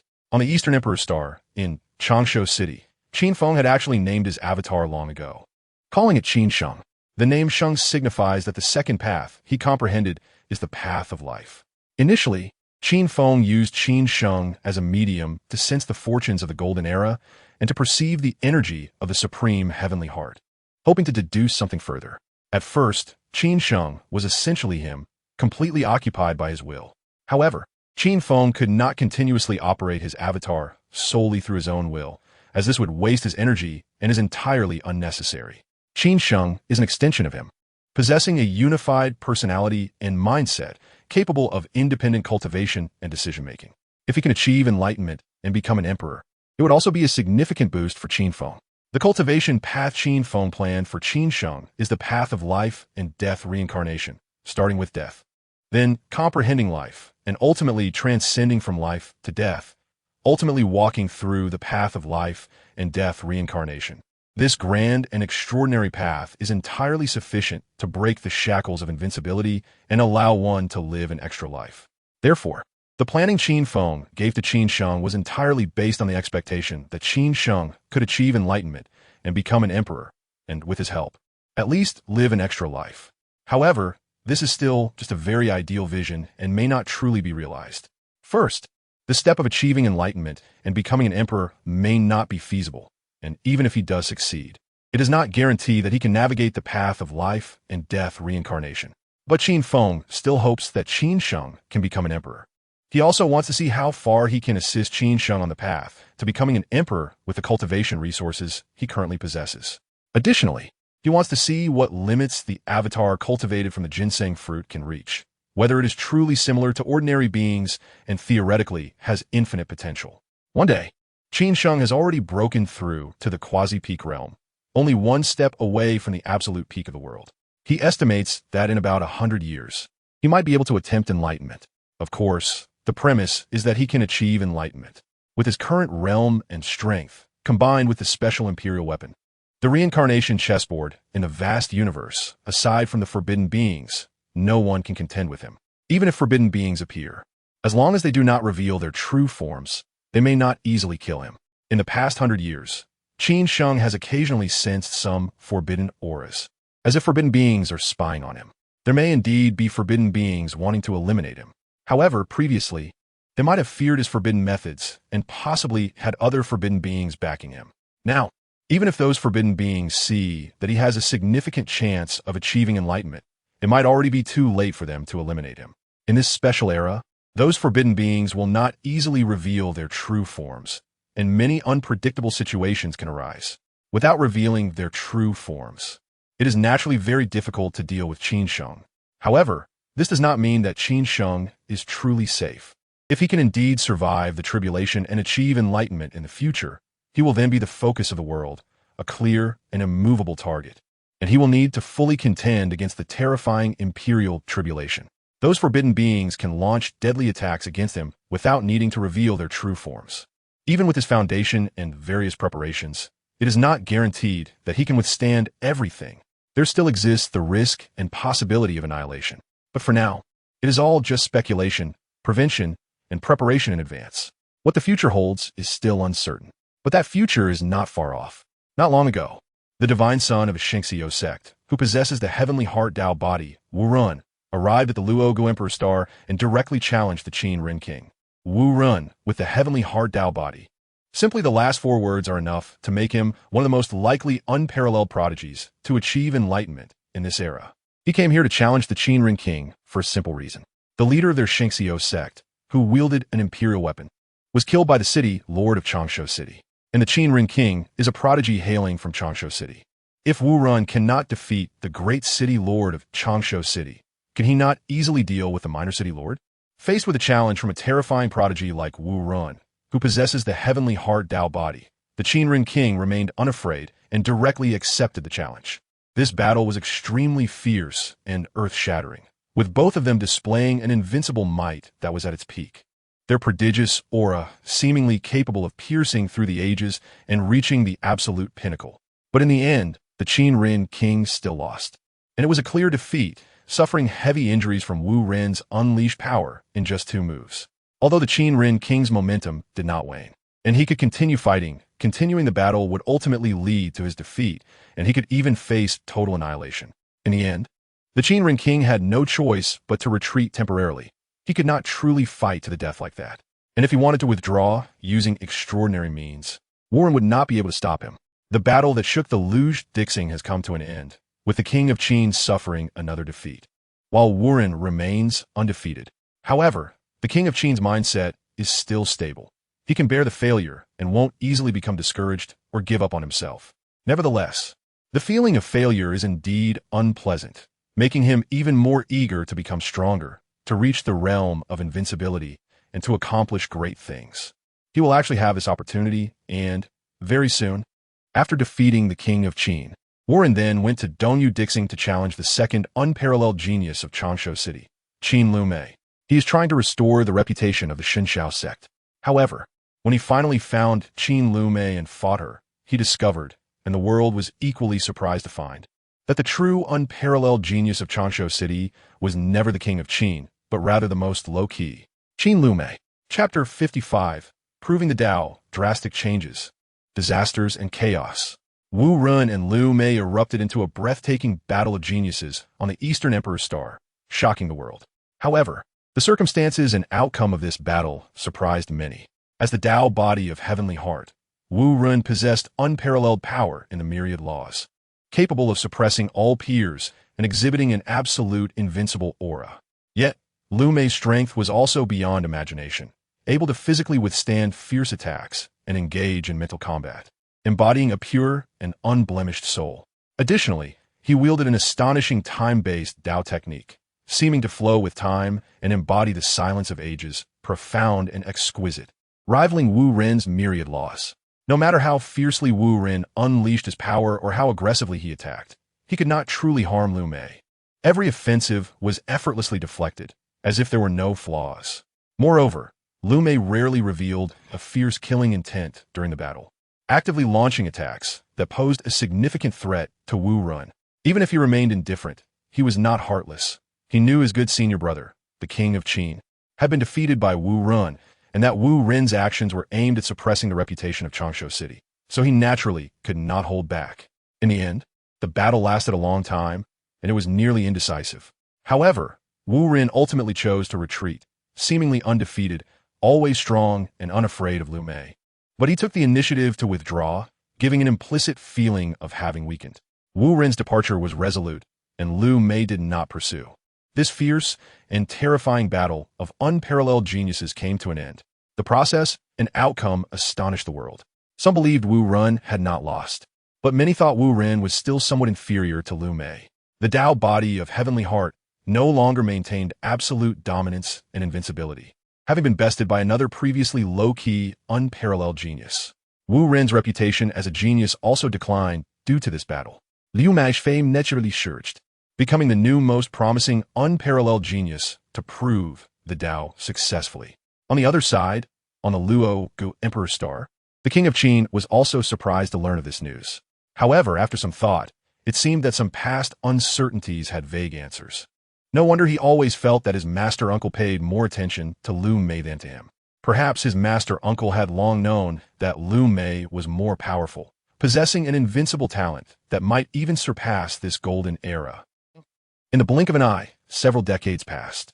During this time, the king of Qin had pushed his innate origin to the saint realm, and then he discovered that his body's innate origin had undergone another change, becoming unusually active and extraordinarily sensitive. He studied this for a long time and finally made a shocking judgment. He returned to Changsha City to inquire with his master uncle, Qin Feng. After understanding the situation, Qin Feng's expression became slightly serious and told the king of Qin that as long as he did not activate it indefinitely, there would be no major issues. Thus, this matter was put aside. Time flew by, and several more decades passed. By this time, Qin Feng had already reached the pinnacle realm of the world and had polished his realm to perfection, theoretically able to prove the Tao at any moment. Since stepping into this realm, he had been comprehending the aura of the highest heavenly heart. Regarding whether he could prove the Tao, he had basically found the answer a few years ago, although the highest heavenly heart seemed to convey indifference and neglect towards him. It also appeared to permit him to prove the Tao, as he could invoke that Tao tribulation. However, he could also sense the overwhelming and tumultuous energy of the highest heavenly heart in this era, which seemed capable of crushing the golden fortune of all ancient epics. Since he began his cultivation at the peak of the Saint Realm, he had not been riding this golden fortune.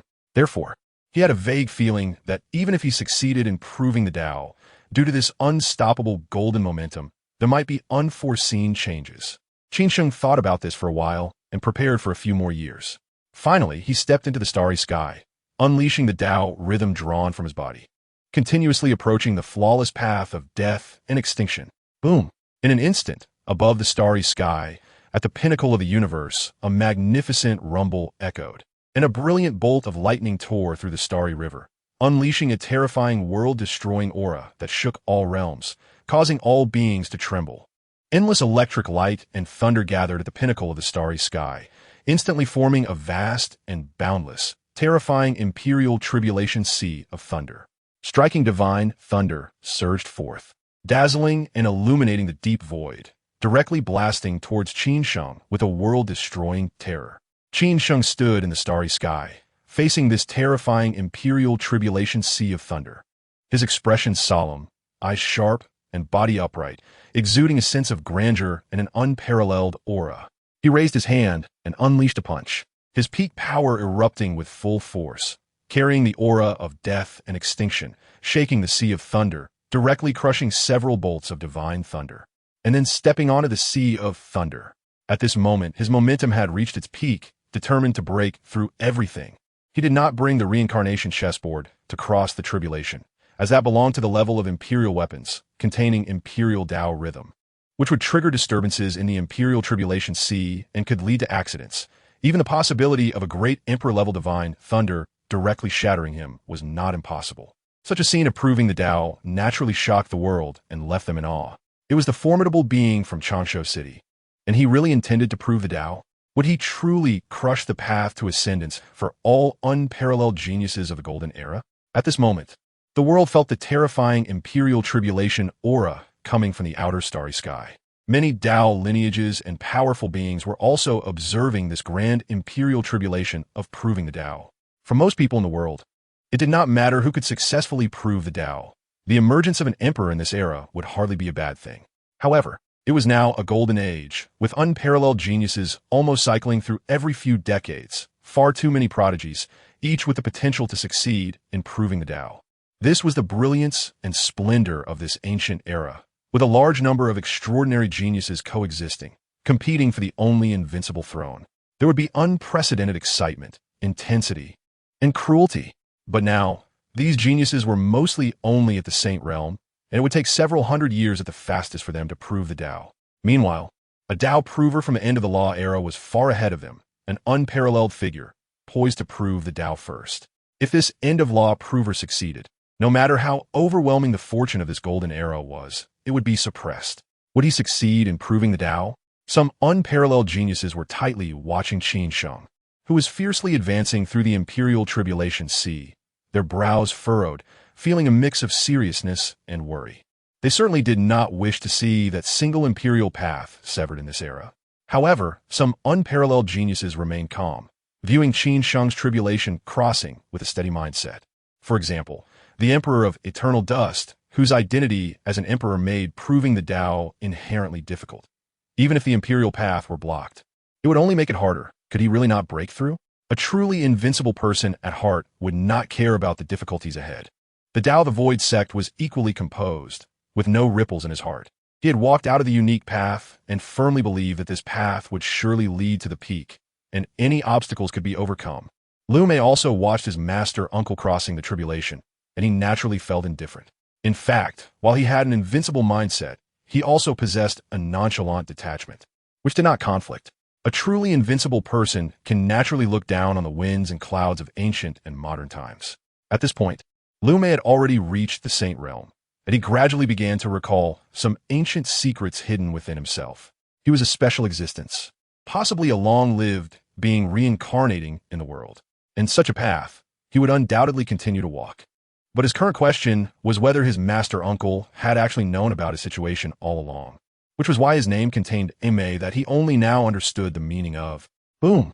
Qin Feng was unmatched in bravery, with an awe-inspiring momentum, defying the universe and charging upwards, obliterating divine thunder and suppressing the sea of thunder, almost reaching the end of the imperial tribulation.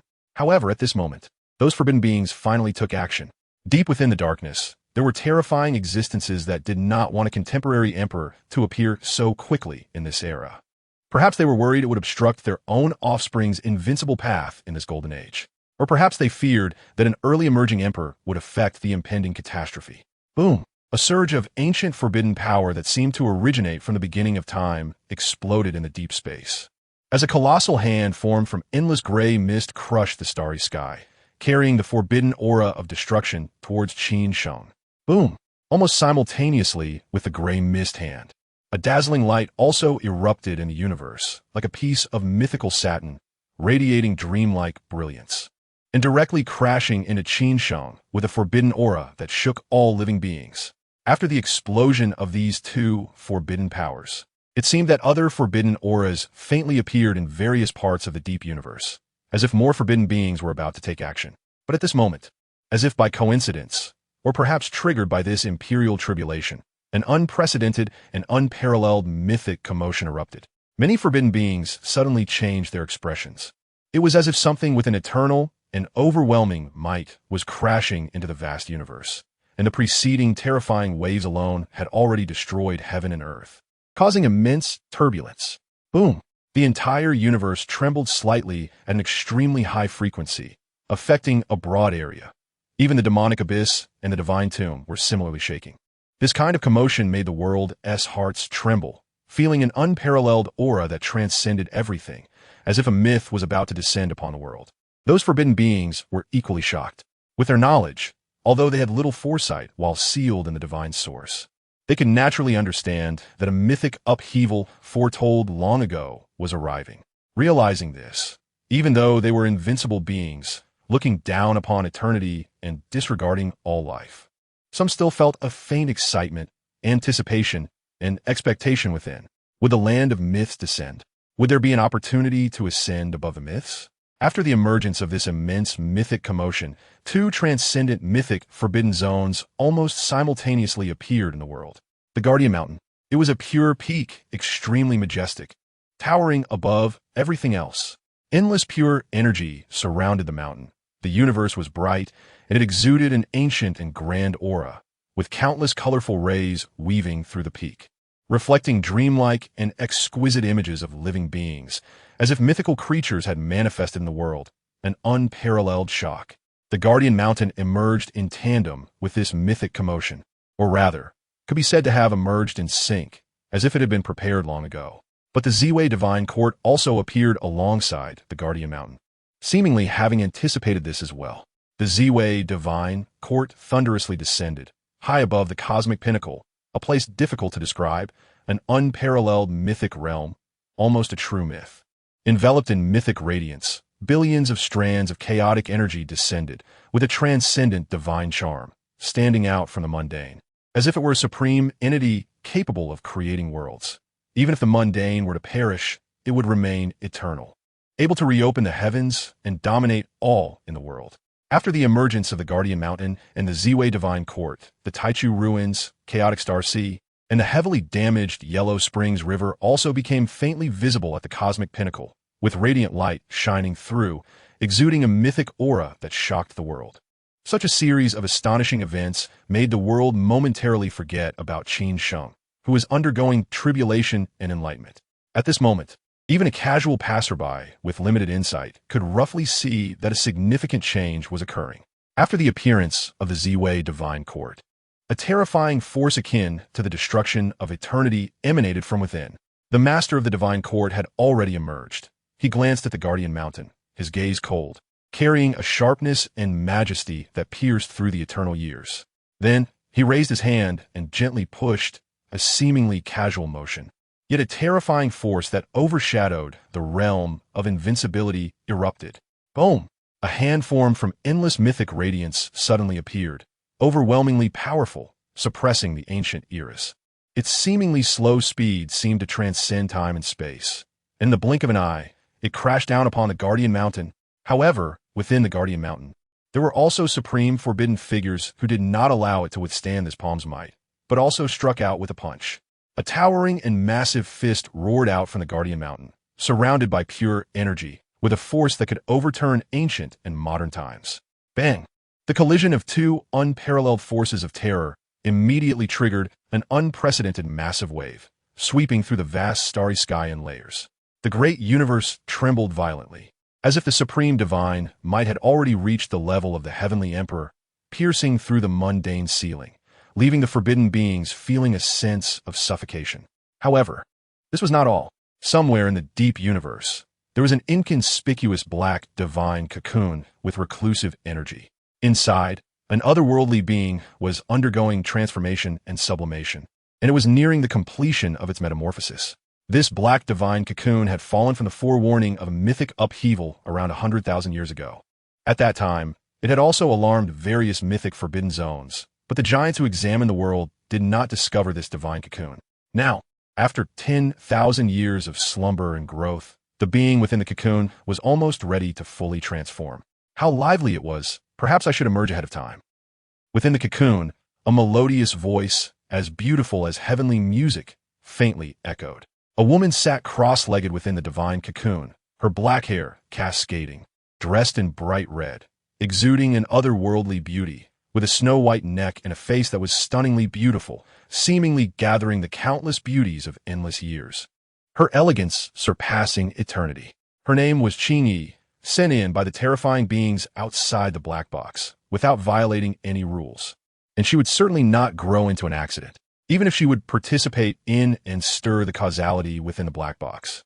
As long as she maintained the absolute darkness of the black box and remained unknown to the outside, there would be no problem. Her purpose for entering the black box was not to guard or to cause destruction.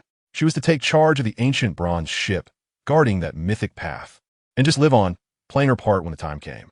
As for what that purpose would be, she could not know.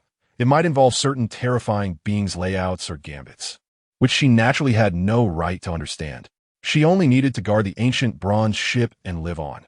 Everything else could be left to her discretion. And now, sensing the turmoil in the great universe, with even the master of the Z-Way Divine Court taking action and the Guardian Mountain having powerful figures to contend with, she also thought about directly emerging. Only such a grand occasion would be most suitable for a grand entrance befitting her status.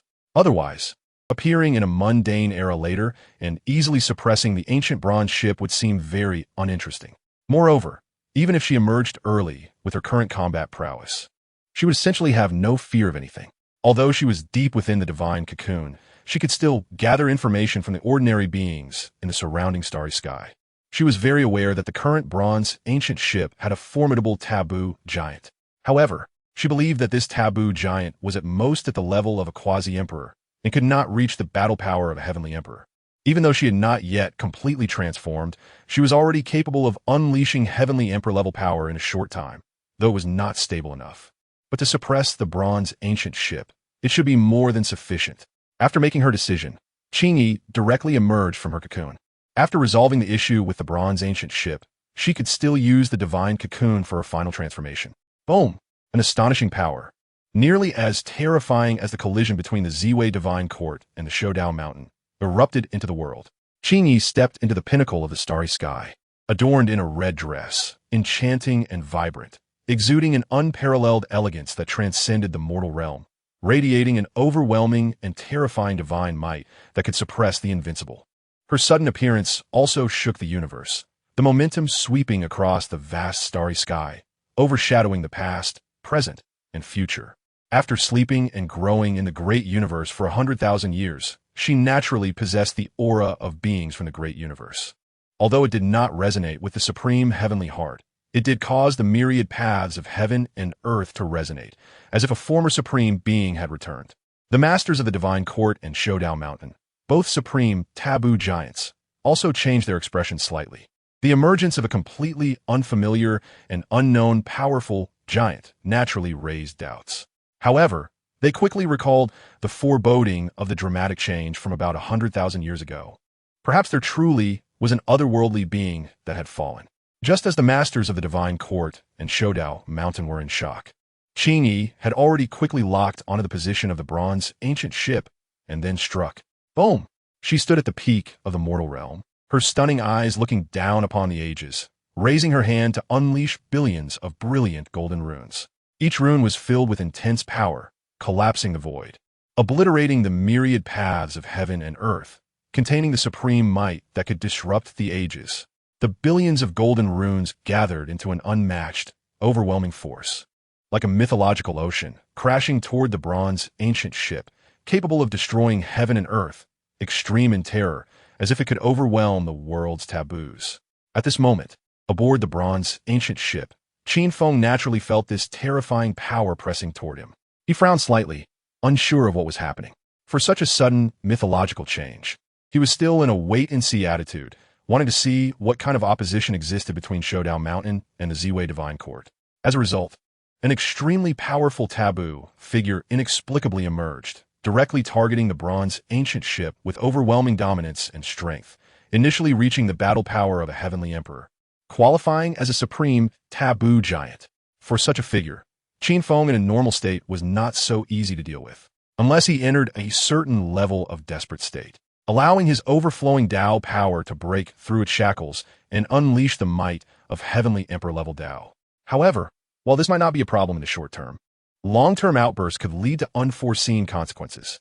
His Tao power was rooted deeply within his physical body and soul, and forcibly unleashing the power of a heavenly emperor could potentially crush and tear apart his physical body and soul, causing irreversible foundational damage.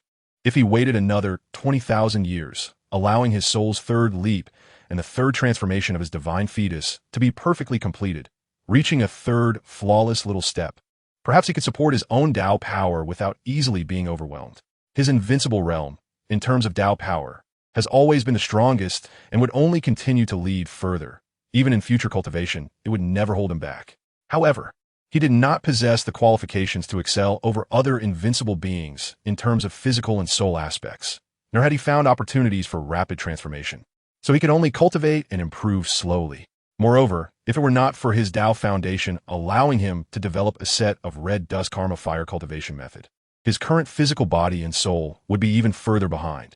Nevertheless, with a strong enemy approaching, he could not avoid the battle. Even if he had to forcibly unleash the power of a heavenly emperor, he had auxiliary means that could significantly reduce the impact of extreme Tao power on his physical body and soul. Whoosh! A black great halberd, extraordinary in its radiance, suddenly appeared, positioned before Qin Feng, with vast purple energy cascading down, possessing the might to dominate ancient and modern times, as well as an unparalleled sharpness that could cut through time and future. This was the imperial weapon Qin Feng had forged at the age of 170,000.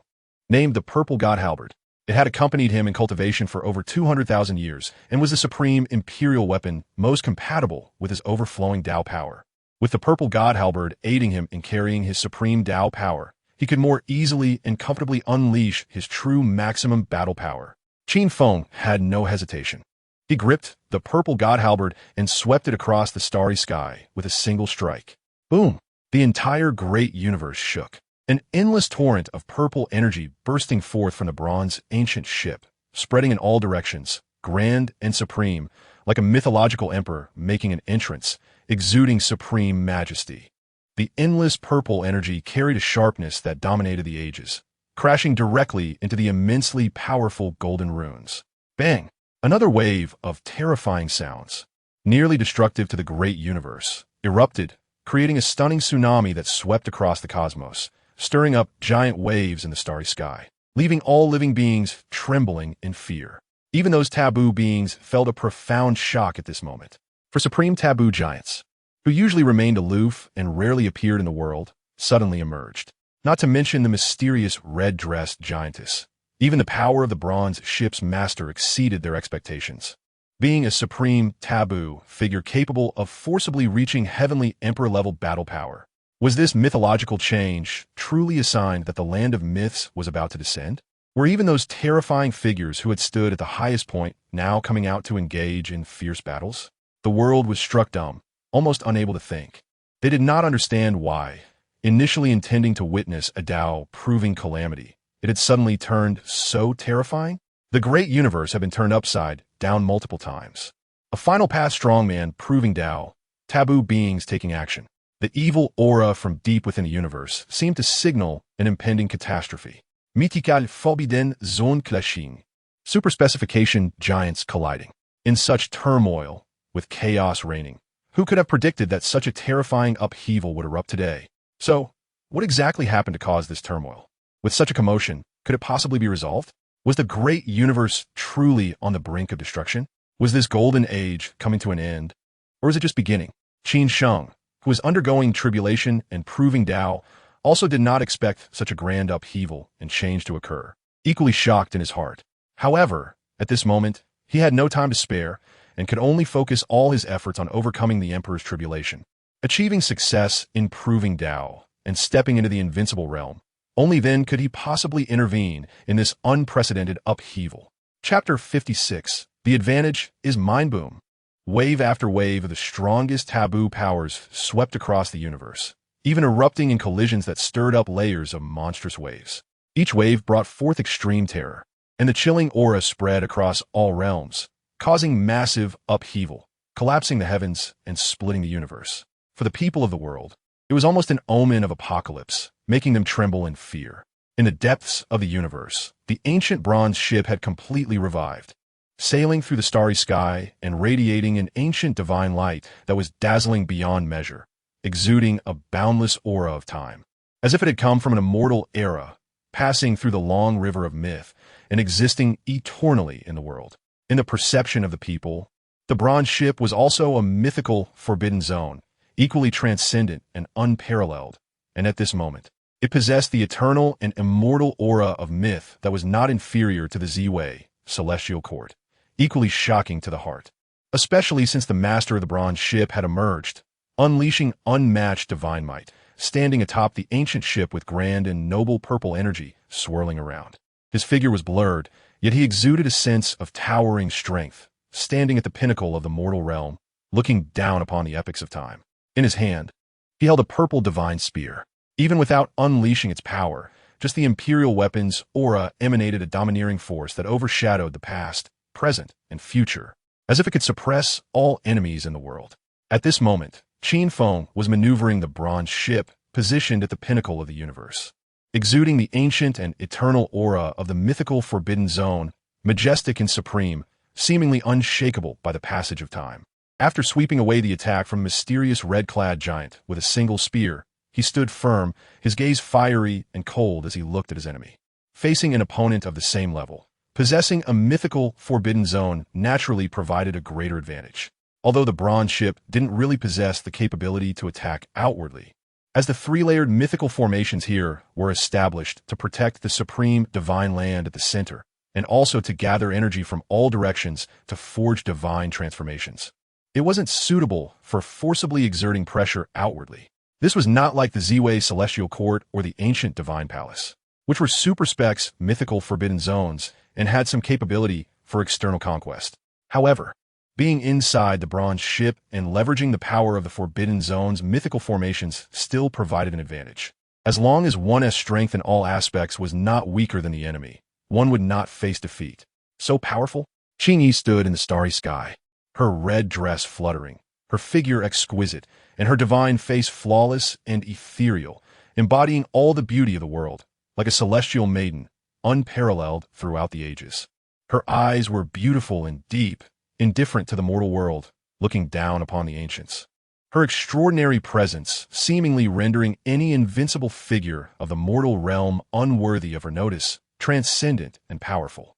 However, as she looked at the master of the bronze ship, she was still somewhat surprised by his strength. She originally thought that the current master of the bronze ship, no matter how strong, would at most be at the quasi-emperor level, or perhaps not even that, merely a deeply rooted taboo giant. Yet, the opponent calmly blocked her first wave of attack, revealing strength that was not necessarily weaker than hers. Nevertheless, Even so, Qin still had absolute confidence that she could surpass him. Well, the celestial emperor. In the mortal realm, a celestial emperor was merely a decaying being waiting for death, having to self-inflict a wound.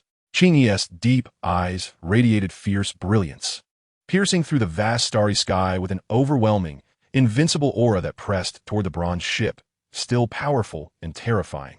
Now, she and the celestial emperor of the mortal realm were fundamentally different. First and foremost was the aspect of longevity. She had grown in the divine cocoon for 100,000 years, where terrifying beings from outside the world refined some longevity material from the mythic vast land. And even though she had consumed part of it, it was still enough to allow her to live for several tens of thousands of years. Moreover, even the celestial emperor in this black box, upon living a second life, would have an enhancement of longevity that exceeded 10,000 years, or even reached 20,000 years. By the time they lived a third life, it would generally increase by nearly 30,000 years. If one were to take a stronger path or have a more extraordinary opportunity in a new life, the increase in longevity would be even greater.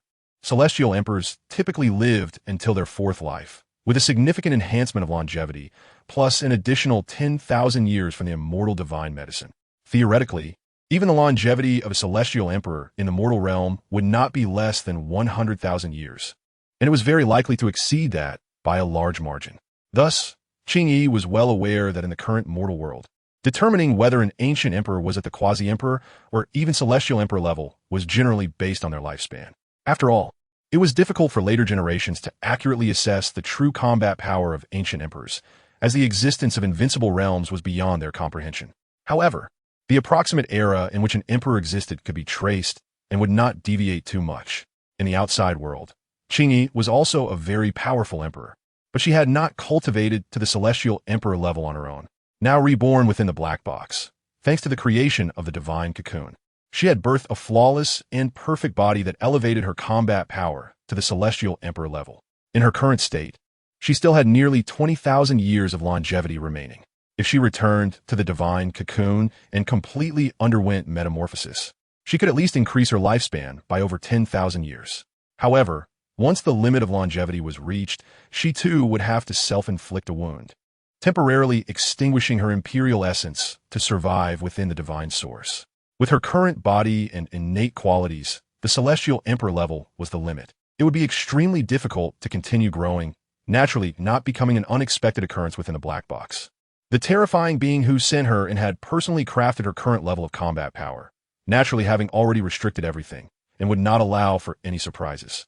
Moreover, even without restrictions, it would be virtually impossible for her to cultivate beyond the celestial emperor level.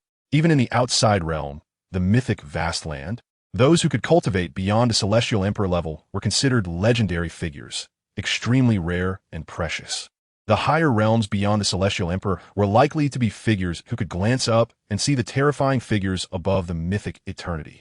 Such a supreme realm, to say she could reach it, would indeed be overestimating her capabilities. However, her inability to cultivate to that level did not mean others could not. Even within this black box, it was not impossible for someone to reach such a realm.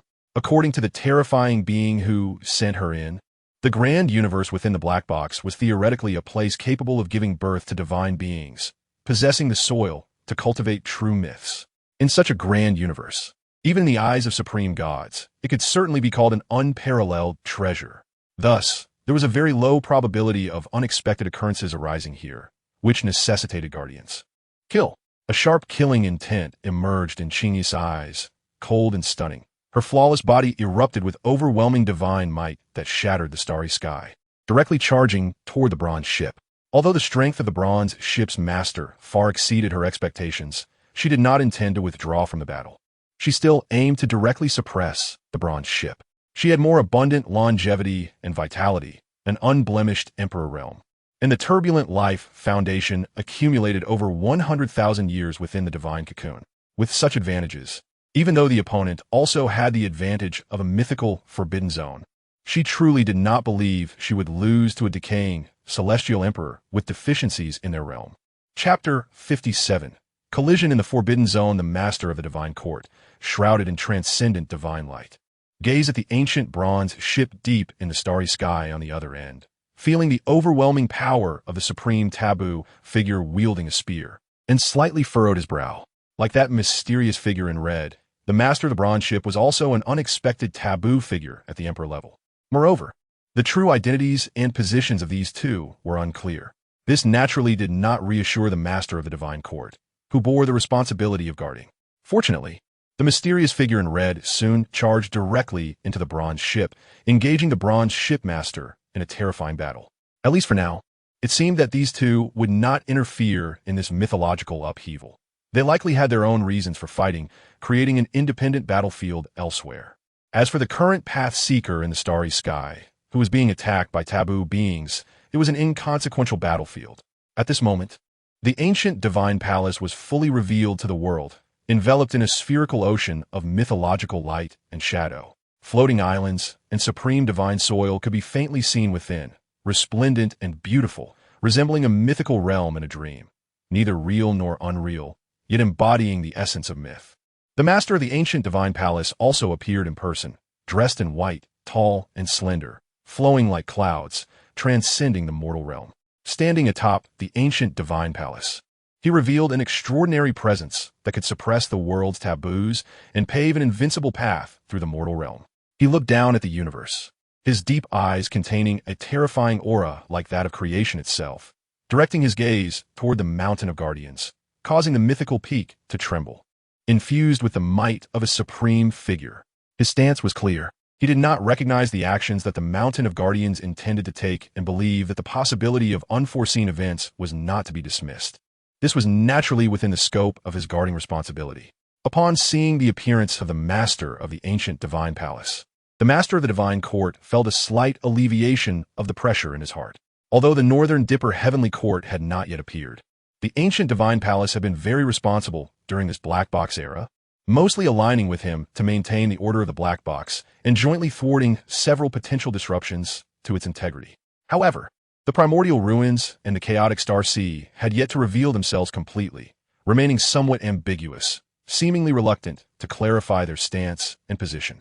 Did those two figures truly believe that the actions of the Mountain of Guardians could not lead to unforeseen events, thus unwilling to expend energy to intervene? Boom! Another wave of intense and grand mythological commotion suddenly descended, sweeping across the entire mortal realm in an instant. The tremors were not excessively violent, but they emanated an extraordinary aura that penetrated everyone's hearts, causing momentary dazes, even affecting taboo beings. Meanwhile, the Mountain of Guardians rapidly moved to pursue the source of this mythological disturbance, crashing through stars and shattering the void, unstoppable. The divine court of Ziwei and the ancient divine palace did not lag behind, aiming to intercept and obstruct the Mountain of Guardians. However, the master of the Mountain of Guardians took the initiative this time. He stepped into the sky, revealing his towering figure above the mortal realm, exuding immense power and an awe-inspiring presence that overshadowed the universe. Boom!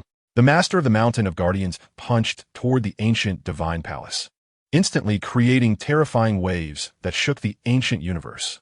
A majestic flow of pure and grand energy surged forth, unleashing an unmatched punch that shattered the barriers of time and space, striking directly at the ancient divine palace. But the master of the Mountain of Guardians did not stop at just this punch. With a casual wave of his hand, the entire Mountain of Guardians surged with immense primordial energy. Streams reflecting bizarre, mythological creatures rose up, converging into a tidal wave of chaos that seemed poised to overturn the ancient mortal realm, directly pressing toward the divine court of Ziwei. The master of the Mountain of Guardians suddenly unleashed supreme divine power, simultaneously striking at both the ancient divine palace and the divine court of Ziwei with overwhelming force, shocking the world. Seeing this from a master of the divine court and a master of the ancient divine palace, both furrowed their brows. They were not thinking about the audacity of the master of the Mountain of Guardians taking on two opponents alone. Instead, with their keen senses, they quickly realized that this sudden offensive was merely providing cover for another person. And indeed, boom, at that moment, another wave of overwhelming imperial power erupted from within the Mountain of Guardians. A figure ascended against the heavens, exuding a powerful aura, terrifying enough to overwhelm the ages, carrying an unparalleled authority that dominated the timeline. It was the Dragon Abyss Emperor. The master of the divine court and the master of the ancient divine palace immediately recognized this terrifying figure, whose might could shatter both ancient and modern eras, as the former emperor-level figure. The Dragon Abyss Emperor. The Dragon Abyss Emperor suddenly emerged, instantly reviving the imperial essence within him, reclaiming the supreme power that surpassed the ages. The entire universe trembled, and the highest heavenly center resonated with unparalleled Tao sounds, responding to this once invincible being who had suppressed the world for a long time. Soon, people began to discern that the Dragon Abyss Emperor had reappeared, and they were deeply shocked. The power of the Dragon Abyss Emperor was legendary in historical records, unmatched in fame, even compelling the mythological taboos to bow. Even such an emperor had ultimately become a taboo being and now reemerged amid this upheaval. What exactly was this mythological turmoil aiming for? Was it a grand reckoning of the ages? As soon as the Dragon Abyss Emperor appeared, he ascended into the sky, and a magnificent golden bell flew out afterward, radiating endless brilliance to catch up with him, hovering above his head. Ding! As the bell rang, it stirred up vast waves, suppressing the ancient mortal realm, akin to the sound of a true dragon, carrying an authority that surpassed all races and beings. The sound of the bell echoed, causing the universe to tremble. An unparalleled power burst forth, breaking through layers of void, piercing through everything, as if opening up the void to create a new world. After the Dragon Abyss Emperor made his move, that mythological commotion seemed to attract even more attention, stirring up another layer of astonishing waves, causing great upheaval in the mortal realm. The master of the divine court and the master of the ancient divine palace, upon witnessing this, immediately turned cold, revealing their murderous intent. They wanted to intervene and stop it, but the master of the mountain of guardians had already taken the lead with the might of the mythological taboo to block them. Even they could not completely break through this obstruction. Boom!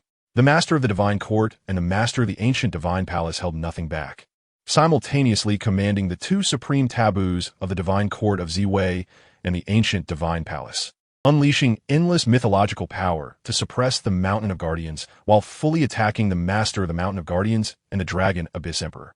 In an instant, a terrifying wave of incredible magnitude erupted, with titans clashing, and the mythological taboos were about to collide. The mere sight of it was already terrifying, as if it could overturn the universe and obliterate the mortal realm. Even the powerful beings in the cosmic realm had retreated, afraid to show themselves, fearing to be caught in the crossfire.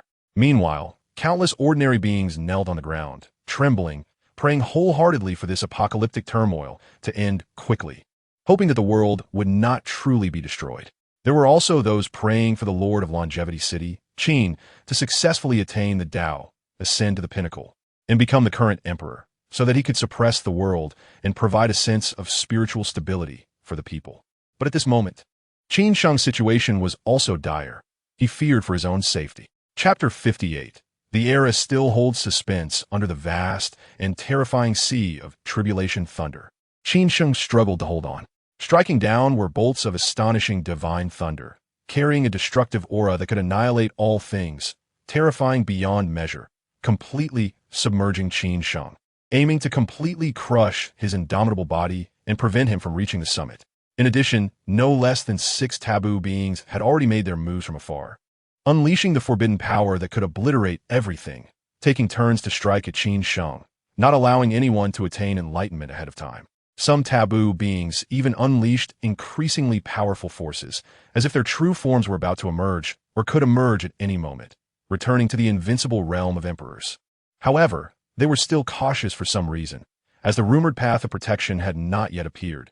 Everything was still uncertain, and they did not dare to easily reveal their true forms to avoid prematurely triggering certain great battles. Some taboo beings were still holding back, waiting for something. Qin Feng's figure, under the brilliant and boundless rumbling sea of thunder, resisted everything, his body battered and bloodied, faintly swaying as if he could no longer withstand the tribulation. Yet he had not given up. There remained an indomitable and unyielding momentum within him, sharp and unstoppable, determined to break through everything and achieve invincibility. His ability to withstand until now was not only due to his thorough preparation, but also because he was a flawless being cultivated from the extraordinary ginseng fruit, endowing him with profound life essence. However, No matter how deep that foundation was, it was entirely insufficient to endure in such a terrifying environment of enlightenment. Nevertheless, he still had a trump card left unused. Boom! Qin Feng let out a deep roar, exhausting himself to the limit, once again unleashing a peak power.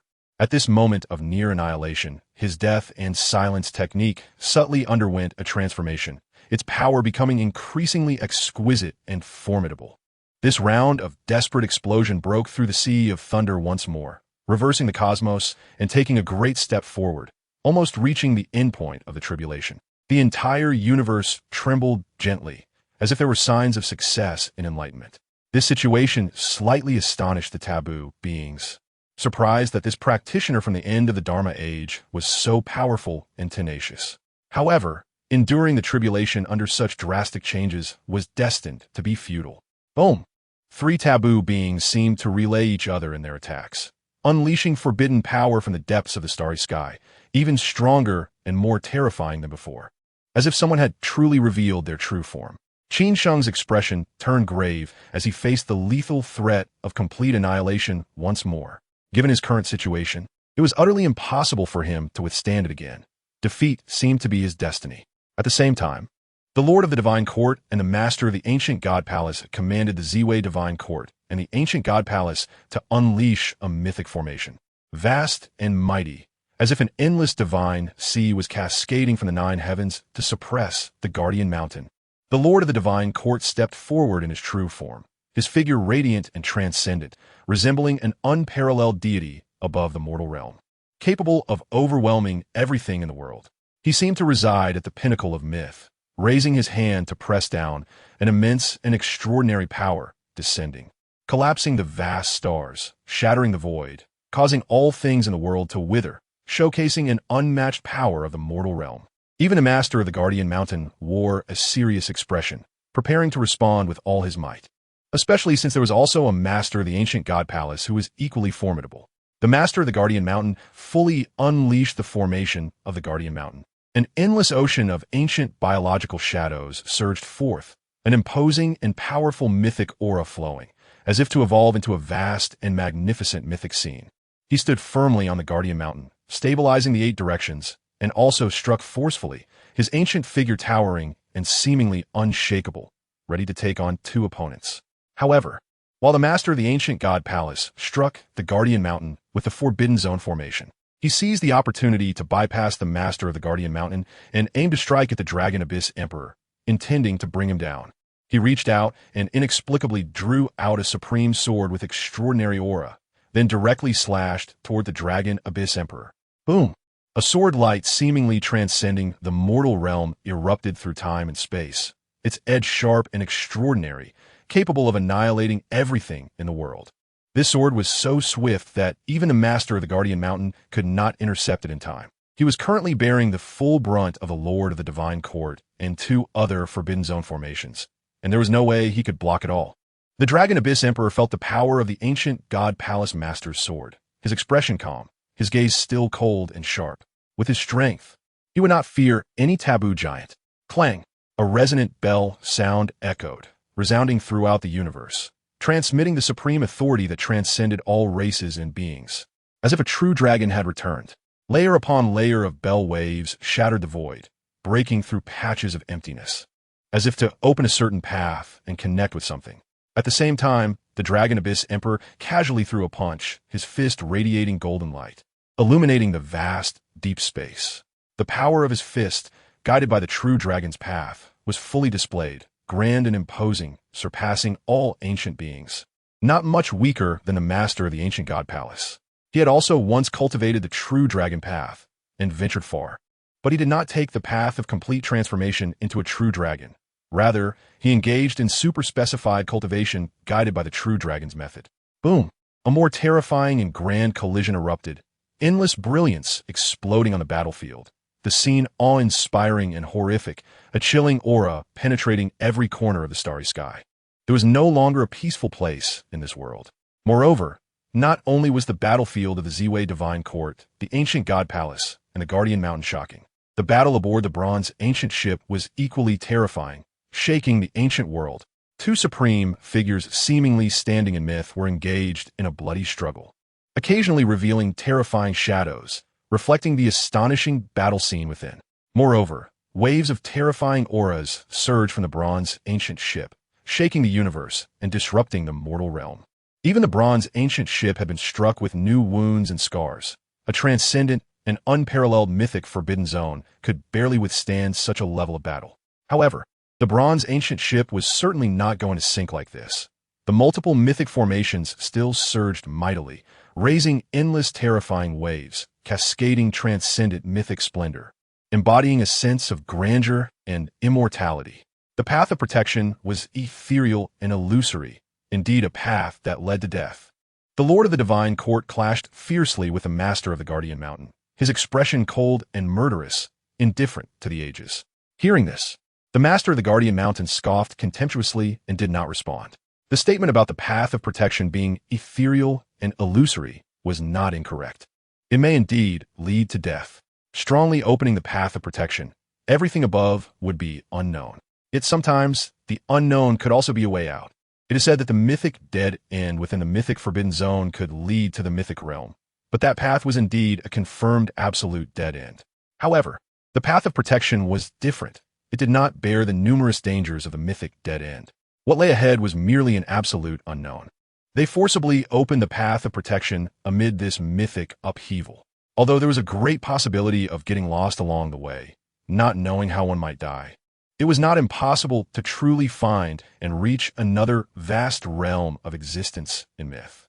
The legendary mythic realm might be unique, high above, transcending eternity and immortality, ruling over countless timelines and endless causes and effects.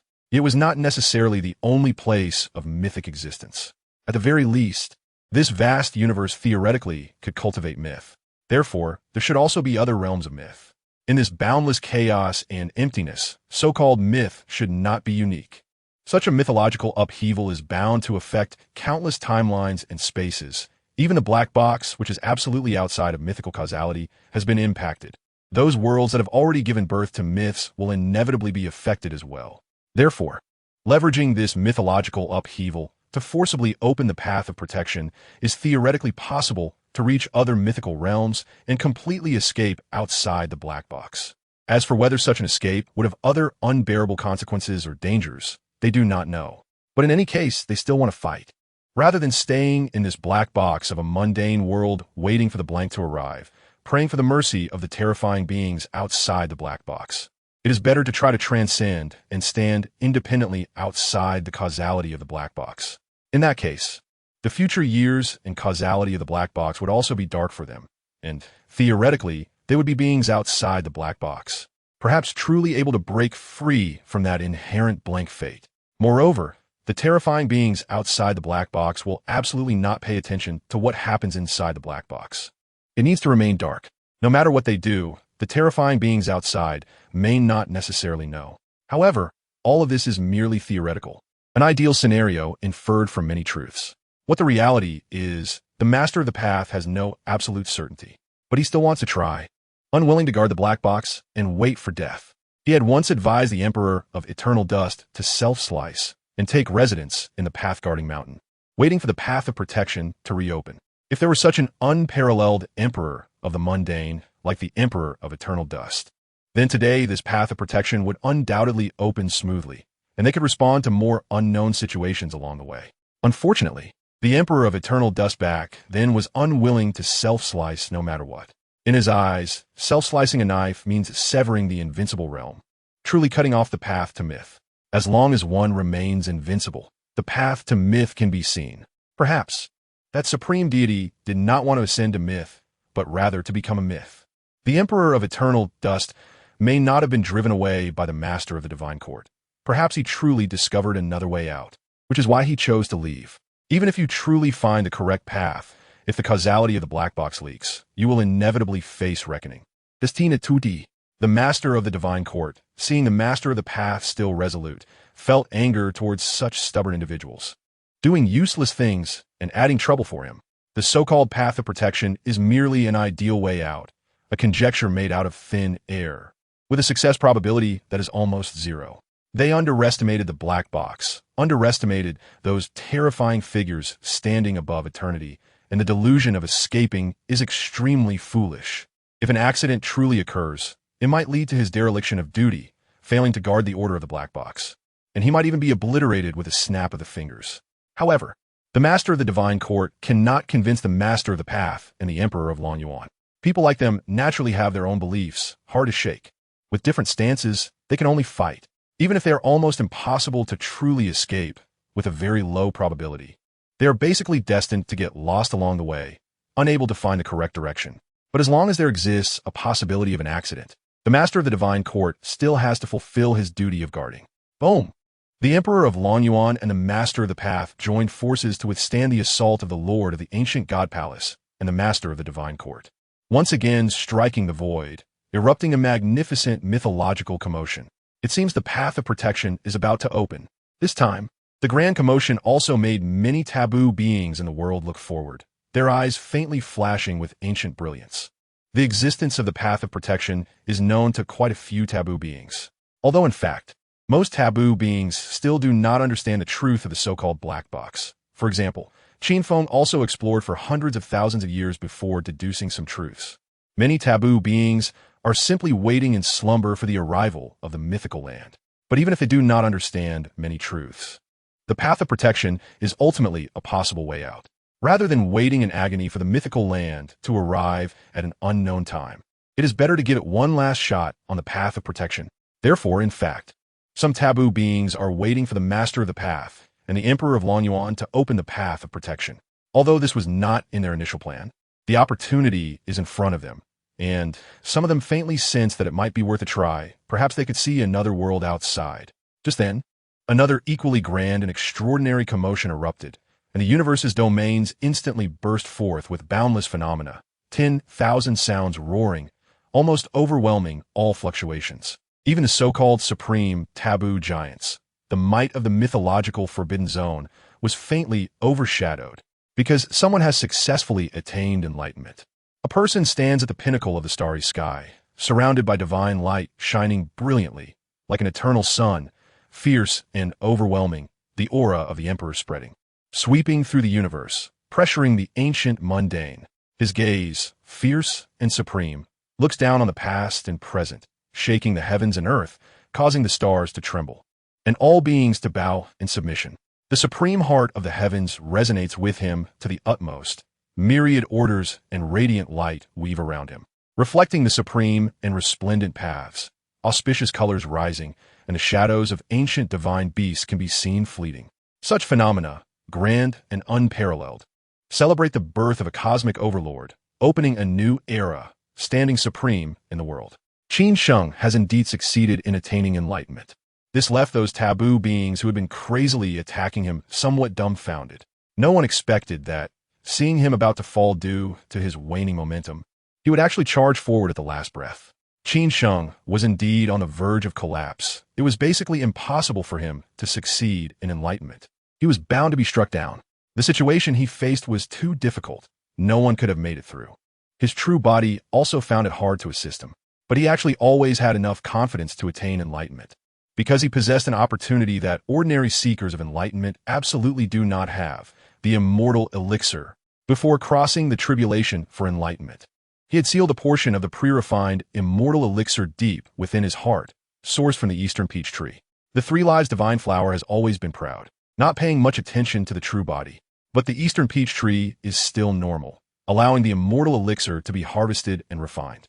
Qin Feng's body originates from the ginseng fruit and indeed belongs to the category of immortal elixirs. Taking the immortal elixir cannot completely wash away the essence of his life with that kind of immortal transformation, making it hard to reverse and be reborn. But that does not mean the immortal elixir is useless to him. The first time he took it still had astonishing effects, allowing him to instantly restore his state. He relied on the refining of the immortal elixir at the last moment to instantly recover from his injuries. Even if he had to withstand everything, he still broke through the final imperial tribulation, ascending to the peak, successfully attaining enlightenment. The supreme heart of the heavens precisely directed the supreme source of the path to him, allowing his flesh, soul, and Tao to merge and reach the utmost sublimation.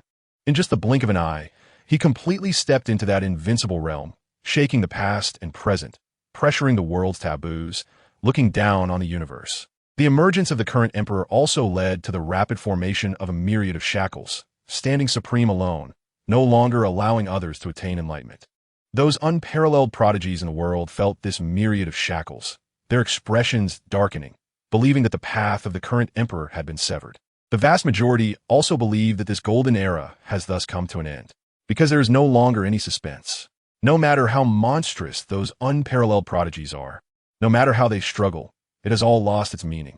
However, Qin Feng and those taboo beings sense something first, involuntarily glancing toward the highest point of the universe. The supreme fortune belonging to the golden era, which had been suppressed for hundreds of thousands of years, in fact, did not get released simply because someone attained enlightenment. At this moment, a surge of supreme golden fortune charged forth with a different kind of will from the highest heavens, crashing violently. Crack! It sounded as if something had split open. At this moment, the once unassailable shackles of 10,000 paths had been breached.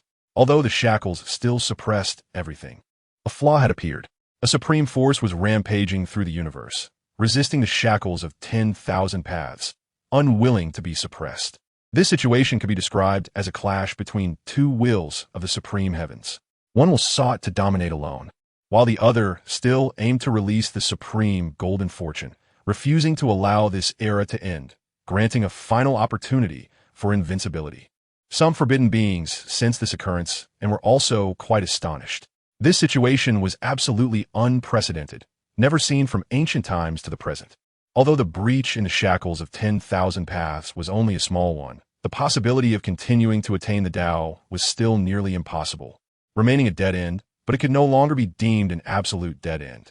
Perhaps a truly powerful and terrifying genius could seize this last opportunity to break through all shackles and chains, becoming the second emperor of this age. This golden age may not yet be over. Perhaps there still exists a final suspense. However, this ultimately depends on the current emperor's demeanor. Firstly, the breach in the shackles of 10,000 paths could theoretically still be mended by the current emperor, which should not be a difficult task. Secondly, if the current emperor wanted to prevent others from attaining the Tao, it would be exceedingly easy. One breath could blow someone away. Therefore, it still depends on the current emperor's breadth of mind. Would he allow for the emergence of another emperor? This era has not yet ended. Soon, some of the world's top powerhouses and unparalleled geniuses with keen senses also detected the breach in the shackles of 10,000 paths. It seemed there was still a possibility of attaining the Tao and becoming an emperor. Even if this possibility was extremely low and difficult, it was no longer absolutely impossible. This golden age was indeed unprecedented, and the years to come might be hard to replicate. Was there truly still a final suspense? But could another emperor really emerge?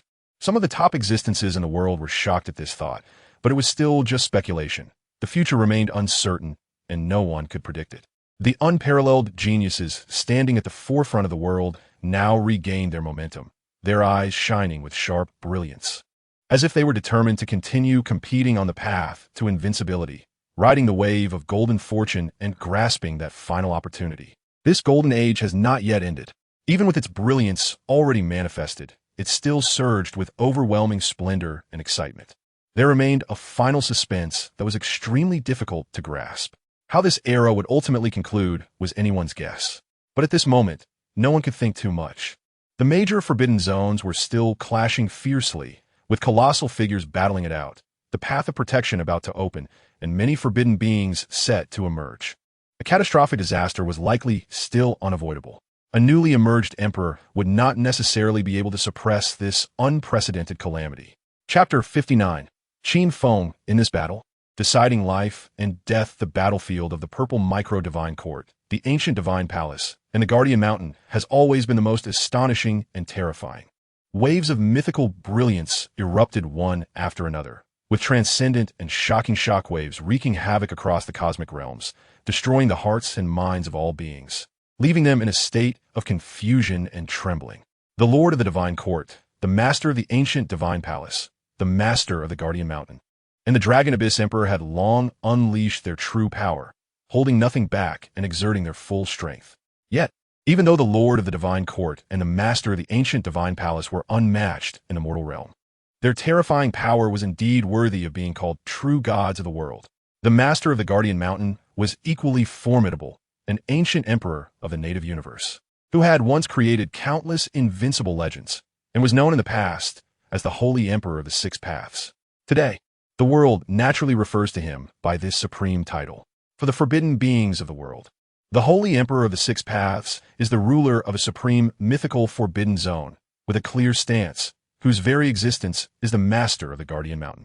Although the Dragon Abyss Emperor was slightly inferior, his overwhelming Tao power, dominated by the true Dragon Tao law, was already nearing the level of the Heavenly Emperor and was not much weaker than the supreme, forbidden giants like the master of the ancient divine palace. The four supreme beings, each of whom had pierced through the mortal realm, were locked in a fierce struggle, making it difficult to gain the upper hand in a short time.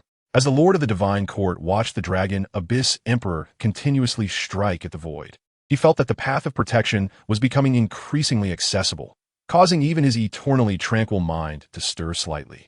He was furious about the insistence of the master of the Guardian Mountain and others on the so-called path of protection. He was even more displeased that the primordial void and the chaotic star sea were still watching, seemingly unwilling to intervene. If the two of them were to join, it might be possible to immediately halt the opening of the path of protection. But now it seemed that the two had chosen to stand by. They likely believed that the path of protection would not lead to any unexpected outcomes, and were curious about it, wanting to observe, perhaps even planning to join the path of protection in the future. The positions of the two, primordial and chaotic, were inherently unstable, and unless a heavenly emperor like the Dust Emperor, who posed an almost unstoppable threat, emerged, they were unlikely to intervene. As for the emergence of the contemporary emperors, the Lord of the Divine Court and other giants merely glanced over without paying much attention. Even if the contemporary emperors intervened in the path of protection, it wouldn't significantly affect anything, regardless of which side they took. Boom! Another magnificent and unparalleled mythical sound echoed through the vast universe, and an astonishingly transcendent mythical aura permeated, penetrating the souls of all beings, leaving them profoundly shocked and trembling, as if they could feel the eternal energy of that legendary mythical land. Under the efforts of the Dragon Abyss Emperor and the master of the Guardian Mountain, the path of protection seemed to be right in front of them, as if it only needed to break through the last thin barrier to be fully opened. At the same time, inside the bronze ancient ship, Qin Feng held the purple god spear, his body radiating a faint yet intensely blazing light, with divine might surging to the heavens, scorching the mundane world to the point of melting and collapsing. He looked at the red-clad female giant opposite him, sensing her fighting will and transcendent confidence, wanting to fight him to the bitter end. After a warm-up and a temporary stabilization of his own state, he began to try to further unleash his full combat power. This battle might only end with a decision of life and death. Boom! The source of Tao within Qin Feng surged violently, and an even more intense and overwhelming might exploded from his body. His Tao cultivation not only broke through the shackles of the Heavenly Emperor, but surged forward even further, nearing the complete eruption of his peak Tao power. However, the consequence of this was that his physical body and divine soul, as the foundation supporting this extreme eruption of Tao power, made him feel an immense pressure that hinted at a potential collapse of his foundation. Even the purple god spear in his hand, which assisted in supporting his Tao power, trembled slightly, radiating an even more brilliant and dazzling light. The unparalleled sharpness that dominated ancient and modern pierced through the vast deep space, overshadowing everything, seemingly wanting to annihilate all, even threatening to melt and cut through the imperial weapon itself. But for now, he could still endure all of this. He had no intention of holding back in this battle. Qin Feng struck out with the spear, carrying a brilliance so intense it was terrifying, like a resplendent and eternal divine light that, in an instant, broke through the void, unstoppable, as if it could destroy myths. This level of supreme, heavenly emperor might, surpassing the invincible realm of the mundane world, caused the red-clad female giant to instantly change her expression. Puff! The light of the divine spear was unstoppable, domineering and sharp to the extreme, capable of cutting through the ancient, instantly piercing through the body of the red-clad female giant, drawing forth a stream of bright red, otherworldly imperial blood. The terrifying might of this strike pierced out from the bronze ancient ship.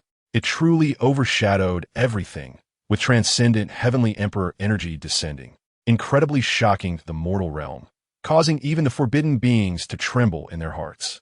Even the Lord of the Divine Court and the Master of the Guardian Mountain, along with some other figures, were slightly startled, able to sense the might of the Master of the Bronze Ship, which again surprised them regarding the strength of this equally mysterious, forbidden giant. However, Qin Feng also suffered from forcibly unleashing this strike, causing the Purple God Spear, an extraordinary imperial weapon, to lose a fist-sized piece from its front blade.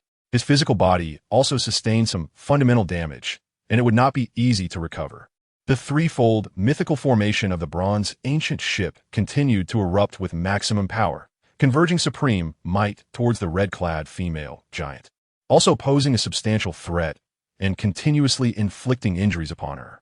Qin was severely wounded by this strike, and it was a true heavy injury, rendering her unable to recover in a short time, forcing her to suppress it and temporarily preventing any impact on her combat power. Although she was still somewhat shaken by the sudden eruption of strength from the master of the bronze ship, she remained calm and confident within, still believing that someone of her caliber, a newly ascended heavenly emperor, would not be defeated by a decaying red-clad heavenly emperor. The more the opponent erupted with such extraordinary power, the more it indicated that they had been pushed to a life-or-death situation. Moreover, she could roughly see that the opponent's state was not stable, clearly indicating that they had long-standing issues. But this was to be expected, as a decaying red-clad heavenly emperor, after self-slicing, had extinguished their imperial source, and their realm could not be flawless. Although her own realm was not yet fully stabilized, it was certainly much better than the opponent's. She remained full of energy and could unleash her divine might for a longer duration. This battle was far more difficult than she had imagined. But having already engaged in battle and reached this point, she had no retreat. Even if she truly wanted to back down, there was nowhere to go. The opponent would not easily let her leave, and if entangled, they could only fight to the death. Yet, she remained confident, her momentum always climbing to the peak, her strikes fierce and terrifying, capable of transcending the ages, believing she could ultimately bring everything to a strong conclusion. On the other side, Qin Feng successfully achieved enlightenment, truly possessing the might of an emperor, with supreme power overshadowing the universe and intimidating forbidden beings in the world. Although he could quickly lock on several forbidden beings, he was not in a hurry to directly engage in combat. Now he could move a single hair and affect his entire body. If he chose a target to fight, it would mean being entangled, potentially becoming a signal that directly prompted other forbidden beings to emerge, bringing about catastrophe. Many forbidden beings were waiting, anticipating the opening of the path of protection, which might be the opportunity for all those wanting to emerge. At that time, the forbidden catastrophe would crash down like ancient waves, unstoppable by anyone, even the Lord of the Divine Court. Qin Feng first summoned the reincarnation chessboard, officially beginning to integrate it into his own imperial Tao rhythm for refining. This imperial weapon would accompany him in his cultivation and enhancement. Secondly, he directly traversed the starry sky, retrieving 2 creation grounds that his true self had set up long ago. Here, there existed some pre-prepared forbidden items that could help him deal with the upcoming changes more calmly. However, not long after, almost immediately following Qin Feng's ascension to the throne, the path of protection was opened. Boom! A bell rang out, its unmatched supreme might crashing in waves, a terrifying aura spreading and shaking the mortal world.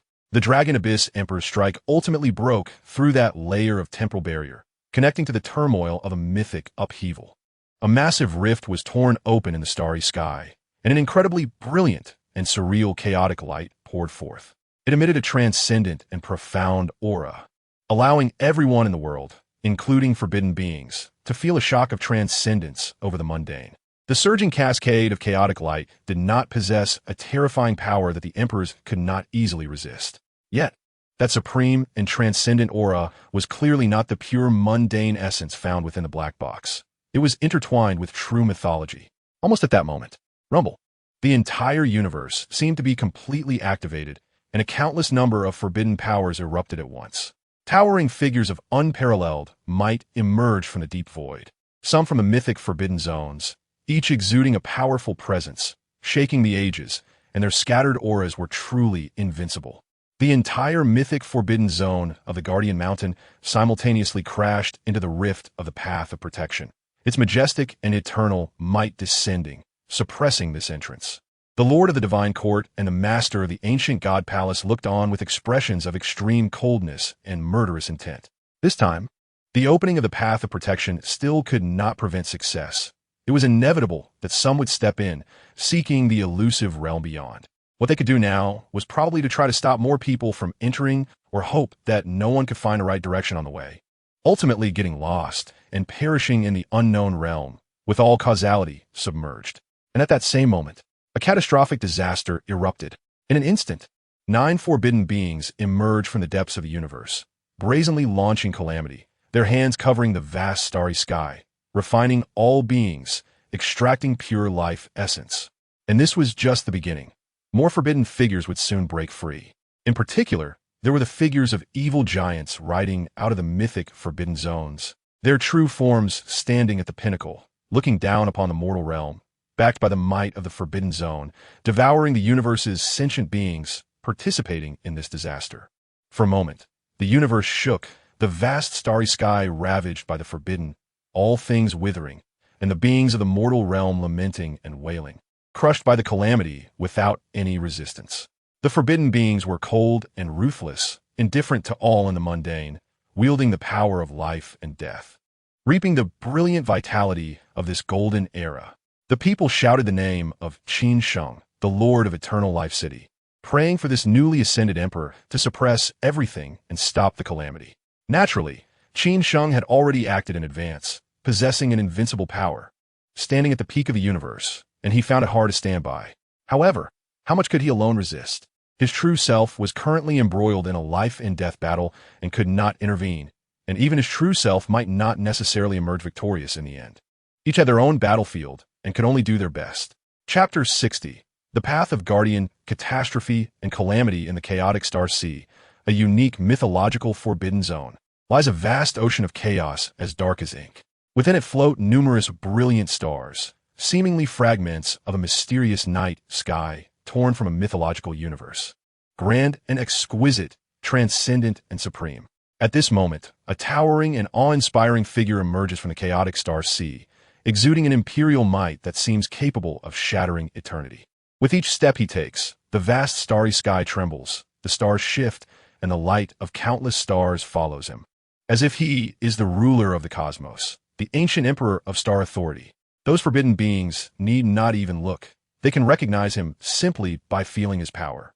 The ancient emperor of star authority is also a formidable taboo giant, a terrifying existence unmatched in the ancient era.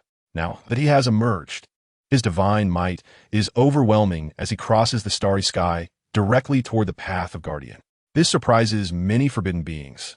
The ancient emperor of star authority has come from the chaotic star sea, and he aims to venture into that ethereal path of guardianship. Seeing this, the lord of the divine court wasted no time and directly struck out a palm toward the ancient emperor of star authority. Boom! A radiant hand transcended the barriers of time and space, carrying a terrifying power that seemed to annihilate the past, present, and future, descending upon the ancient emperor of star authority like a mythological weight. The ancient emperor of star authority felt this might. His eyes turned cold, but his expression remained indifferent. He was indeed no match for the lord of the divine court and sensed a strong threat from that palm. However, as an invincible being, regardless of the disparity in strength, he would never fear any existence in the world. The ancient emperor of star authority raised his hand and unleashed an unparalleled power, pulling out a vast expanse of brilliant and fierce starlight, equally immense and awe-inspiring, threatening to overturn heaven and earth. At the same time, the master of the Guardian Mountain also made a move to help the ancient emperor of star authority resist the lord of the divine court. The path of Guardian was opened by their Guardian Mountain, and naturally, they must temporarily protect this path. The more companions on this journey, even if they may not walk together in the end, at least they have a greater chance of finding another mythological realm, even if they're not the ones who succeed in the end. The primordial ruins. This mythological forbidden zone does not appear as dreamlike and exquisite as most mythological forbidden zones. Its exterior resembles an ancient, crumbling ruin. Yet, it exudes an aura that seems to originate from the very beginning of mythology, as if it were a place of the original myth that has long extinguished. Even in desolation, it remains supremely transcendent, stirring the hearts of those who behold it. At this moment, another taboo giant emerged from the primordial ruins, and as soon as he stepped out, he unleashed a tremendous and awe-inspiring wave of domineering aura throughout the universe, possessing an invincible demeanor that looked down upon the past and present. He is the Emperor Chengwu, who has also emerged and is heading straight for the path of Guardian. The master of the ancient god palace then made a move to intercept him. Even if he could not prevent the Emperor Chengwu from entering the path of Guardian, he must weaken his power and reduce their chances of finding the correct direction on the path of Guardian. A sharp sword light, piercing through the ages, shot out from the ancient god palace, instantly slicing through the vast starry sky, descending with unparalleled brilliance toward the Emperor Chengwu. However, a golden bell suddenly appeared with a resounding clang, and the sound of the bell echoed, causing the universe to tremble. The sword light was immediately impacted by the sound of the bell, dimming significantly in an instant. The Emperor Longyuan also temporarily guarded this path, willing to assist other emperors in ascending the path of Guardian. The Emperor Chengwu naturally retaliated against the master of the ancient god palace, being an invincible being. He feared nothing. However, at the same time, as the Emperor Chengwu rapidly crossed the starry sky to ascend the path of Guardian, he glanced at another side of the starry sky, where a taboo supreme being was unleashing calamity, casually throwing out a punch. A wave of overwhelming might erupted, shaking the universe and alarming all forbidden beings currently participating in the catastrophe. The target of the Emperor Chengwu's punch was the celestial lord Qin Feng, an ancient invincible being. At this moment, the celestial lord Qin Feng's expression changed.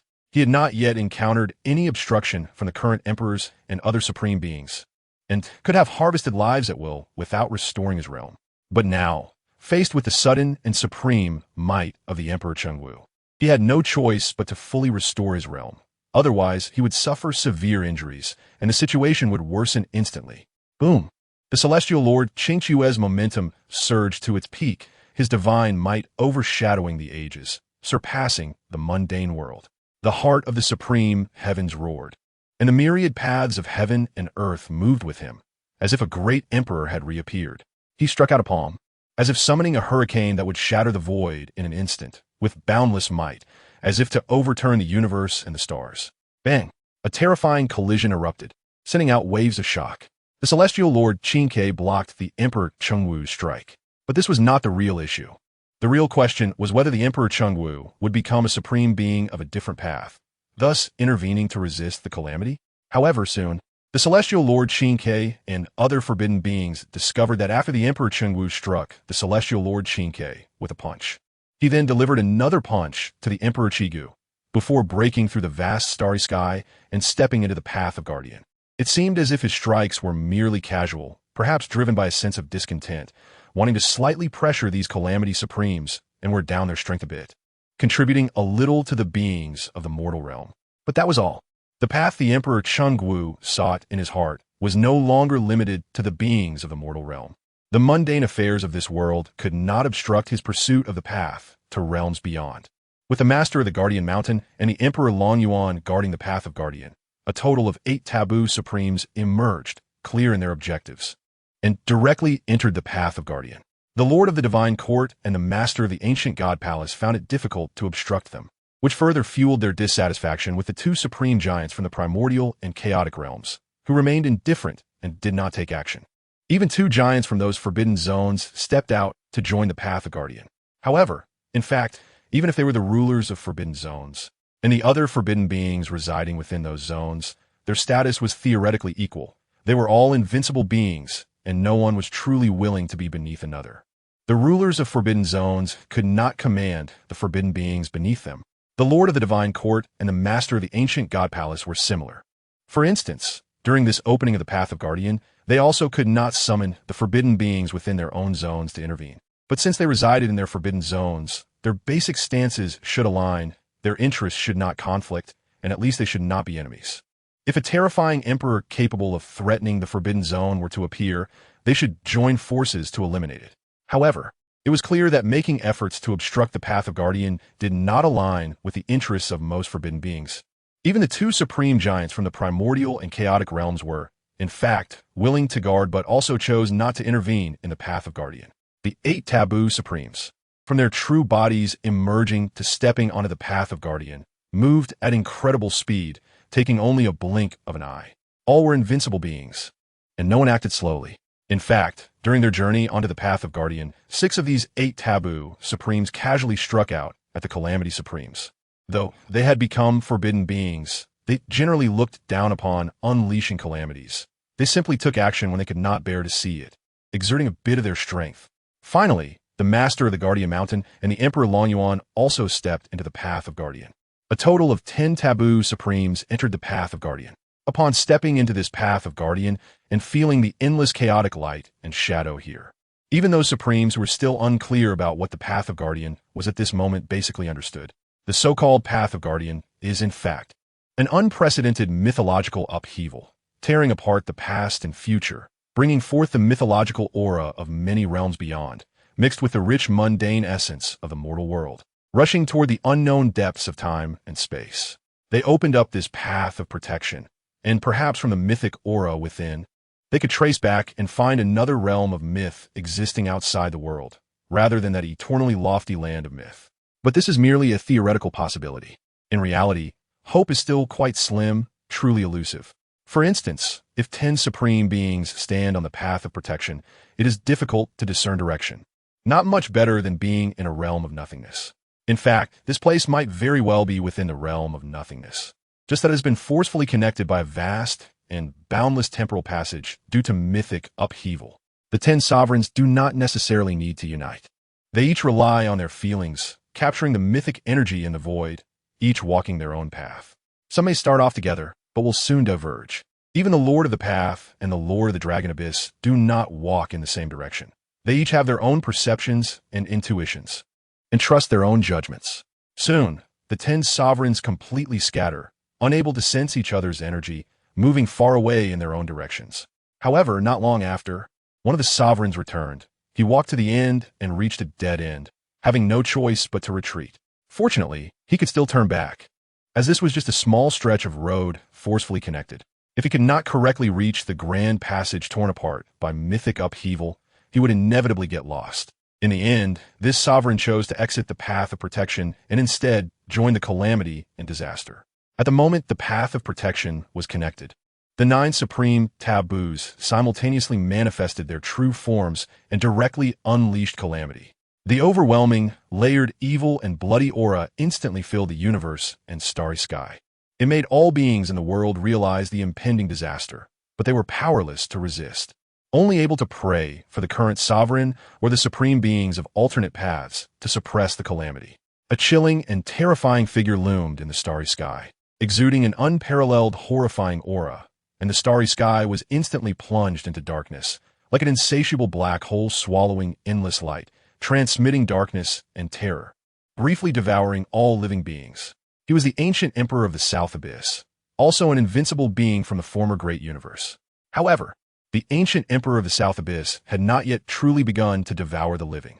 Qin Feng, holding the reincarnation chessboard, stepped onto 2 pieces of forbidden creation ground and descended with a thunderous roar, without any idle talk, directly erupting in a fierce battle with the ancient emperor of the South Abyss.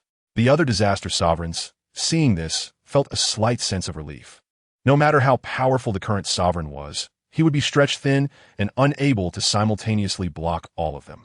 Even adding 2 or 3 alternate path sovereigns would not be enough, as alternate path sovereigns typically only exchanged 1 for 1, especially since the 2 forbidden zones, the Eternal Ladder and the Yellow Springs River, were fully manifested at this moment, with forbidden sovereigns emerging to join the calamity, including one of the forbidden titans. They could launch calamities backed by mythic forbidden zones, wantonly harvesting the life essence of countless beings, without too much worry about being hunted down by the current sovereign. Because even the current sovereign would find it difficult to breach the forbidden zone unprepared. Moreover, there were many other disaster sovereigns who could not operate backed by forbidden zones. They were the more immediate targets for the current sovereign. The 2 forbidden zones could not arbitrarily protect those disaster sovereigns at this time, making it easier for them to assault the current sovereign. As for whether the current sovereign would later hold the forbidden zones accountable, that would be another matter.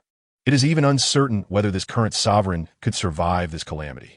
After all, which of those emerging now is not an invincible being? In the end, they could all deal significant damage to the current sovereign. If there were continuous battles, it might even lead to harvesting a severely injured and dying current sovereign. Therefore, Based on the number of disaster sovereigns emerging at this moment, only a small portion of them had previously intervened to stop Qin Feng from attaining enlightenment and tribulation, while a much larger portion even tacitly allowed him to succeed. With so many disaster sovereigns emerging, how could the beings of a universe cope? If a current sovereign emerged, they could kill a few disaster sovereigns, allowing others to harvest more. Furthermore, they might even continue to harvest the current sovereign's essence in the end. This, for most disaster sovereigns, especially those in the Forbidden Zone, was not necessarily a bad thing. Those few who intervened to stop Qin Feng from attaining enlightenment simply did not want any surprises, wishing to prevent the emergence of the current sovereign. Many disaster sovereigns would have their own thoughts and calculations, making what they believed to be correct choices. But Qin Feng's actions were just the beginning. The power to resist this calamity was not limited to him. At this moment, it was also erupting one after another, ready to support this current sovereign in facing the calamity. Chapter 61. The underlying strength to resist calamity in the world boom. Qin Feng unleashed the imperial-level essence, maximizing his battle power, as his fist flickered with the ghostly light of annihilation and death, crashing into the decayed imperial body of the ancient emperor of South Abyss. The overwhelming divine power belonging to the contemporary emperor surged down, overwhelming everything, unmatched in the world, directly spilling out large amounts of imperial blood, severely wounding the ancient emperor of South Abyss with the first strike. The reincarnation chessboard above his head also shone with black and white brilliance, sweeping down a powerful imperial aura that similarly inflicted serious wounds on the ancient emperor of South Abyss. In addition, beneath Qin Feng's feet were two pieces of creation ground, containing imperial-level array stones he had casually refined from rare materials of the universe during his leisure time. These imperial-level array stones contained terrifying forbidden power, capable of unleashing a strength comparable to an ordinary strike from an emperor in one go. Bang! One of the imperial-level array stones was activated and launched by Qin Feng, immediately releasing a terrifying and dazzling wave of power, with the aura of an emperor rising and spreading, overwhelming the mundane world. A threat strong enough to severely challenge the Forbidden Supreme. The ancient emperor of South Abyss was violently struck by the power of the imperial-level array stone, suffering even greater injuries, and his aura was significantly diminished. From the very beginning, he was subjected to a combination attack from the contemporary emperor. Even the ancient emperor of South Abyss couldn't help but secretly lament his bad luck, being targeted first by the contemporary emperor. Moreover, he was already on the verge of life and death, and after suffering successive heavy blows, he found it difficult to withstand fully, sensing an imminent crisis of falling and even foreseeing his own demise. But with the situation being so dire, what could he do? He could only fight to the end. At this moment, no one would be willing to join forces with him to battle the contemporary emperor. They were all waiting for him to weaken the emperor first. However, Qin Feng was not only fiercely attacking the ancient emperor of South Abyss. From the two pieces of creation ground beneath his feet, there were over 100 imperial-level array stones. He was simultaneously launching array stones towards other supreme beings of calamity, activating the surging power within, pouring down upon them like the vast seas of the nine heavens, attempting to stop their rampage in the world. Having so many imperial-level array stones was thanks to his early leisure, where he not only improved his Tao but also refined array stones to test the purity of his own Tao Source S power. Thus, these imperial-level array stones did not bear clear traces of Tao cultivation, but were simply pure imperial power. In a boundless starry sky, the divine emperor, Qian Miao, stood there, her long hair flowing, her divine visage eternally beautiful, with a pair of exquisitely beautiful eyes exuding extreme coldness and indifference. She had not restored her former realm, but simply standing there, her invincible aura naturally radiated, enough to sweep away everything in the mortal realm. Her deep eyes suddenly erupted with an extraordinary and supreme aura, transcending terror, overwhelming all, covering a vast expanse of starry sky. Within that profound and supreme power lay a hidden evil and bloodshed. The beings under this starry sky felt the approaching forbidden power ravaging towards them and needed no further thought. Amidst the current turmoil, it could only be calamity. However, at a critical moment, an imperial-level array stone was activated in advance, transforming into a surging imperial wave that shattered the void, directly colliding with the divine emperor Qin Miao. The calamity's power was directly curtailed, but still, A small portion of the star domains near her suffered devastation. The divine Emperor Qian Miao did not expect that the contemporary emperor could still employ such means to obstruct them. However, she still had not restored her realm and forcibly endured the might of that imperial-level array stone in her current state, sustaining considerable injury, but she was still holding on. And the situation was not too dire. Similar situations were occurring throughout the universe's starry sky. Qin Feng was striving to use his own strength to resist this calamity. Even in the mythological forbidden zones of the Yellow Spring River and the Eternal Ladder, he was also throwing several stones, effectively blocking them. This situation surprised the supreme beings of calamity. They could not understand how this newly ascended emperor possessed such abundant forbidden means. Moreover, the fact that he had forcibly broken through the emperor's tribulation with an immortal divine medicine was not an opportunity that ordinary path cultivators could obtain. Additionally, his origin in the end of the law era was also unique. In short, the current emperor was shrouded in an inscrutable mystery. The emperor, the myriad beings of the world, could clearly see that the contemporary emperor was exerting great effort to suppress the calamity, protecting them. This allowed them to feel a final sense of stability amidst the darkness and terror of turmoil, a reassurance that the contemporary emperor could still be relied upon. The people were still unaware of the emperor's title, mostly silently praying, calling out the words emperor, and only the contemporary emperor could truly be regarded as an emperor. However, a small number were calling out for City Lord Qin, or the longevity emperor, or the reincarnation emperor. This was because the city where Qin Feng resided was indeed called Longevity City, and he had inexplicably renamed the chessboard of victory to the reincarnation chessboard, which perhaps had deeper meaning, as he had already established confidence in becoming an emperor, laying down a path of unmatched supremacy. Yet, even as Qin Feng fought desperately, vast star domains were gradually extinguished, being swept away and devoured by the supreme beings of calamity. He could not completely prevent all calamities. The scale of this disaster was still too exaggerated. The only consolation was that Qin Feng was not fighting alone. The Yuan-Ji Emperor, who was basically confirmed to be an extraordinary supreme being, had also emerged this time. However, he had regained his realm and found it difficult to replicate the former glory of the peak emperor, having survived for hundreds of thousands of years. Although he was in the mythological forbidden zone of the Guardian Path Mountain, his imperial-level essence was relatively stable. But it was naturally far from what it had been at the beginning, and he could no longer continuously unleash the essence to enhance his battle power. His state and maximum combat power were not necessarily better than those of the supreme beings of calamity. Moreover, this calamity was unprecedentedly terrifying. Today's battle was likely to be his last, with little chance of survival beyond this point. Even if he could survive, he would undoubtedly be decayed and weakened, and it might even be difficult to maintain his imperial-level realm, leaving little meaning in living. Boom! The Yuan-Ji Emperor retrieved the Yuan-Ji spear stored in the Yuan-Ji sacred land. This imperial weapon responded to its former master, erupting with a heavenly sharpness, tearing through the stars, aiming to strike for eternity. The Yuan-Ji Emperor wielded the spear and charged directly at the supreme Emperor Kuei, who was from the abyss of demons and was currently unleashing calamity. A great battle erupted, creating a vast commotion that affected the universe's domains. The Yuan-Ji Emperor temporarily protected this vast star domain, giving the people a renewed sense of hope. However, facing the supreme Emperor Kuei, he was essentially evenly matched, unable to gain much advantage. Even if he won, he might not be able to continue fighting, and mutual destruction was a possibility.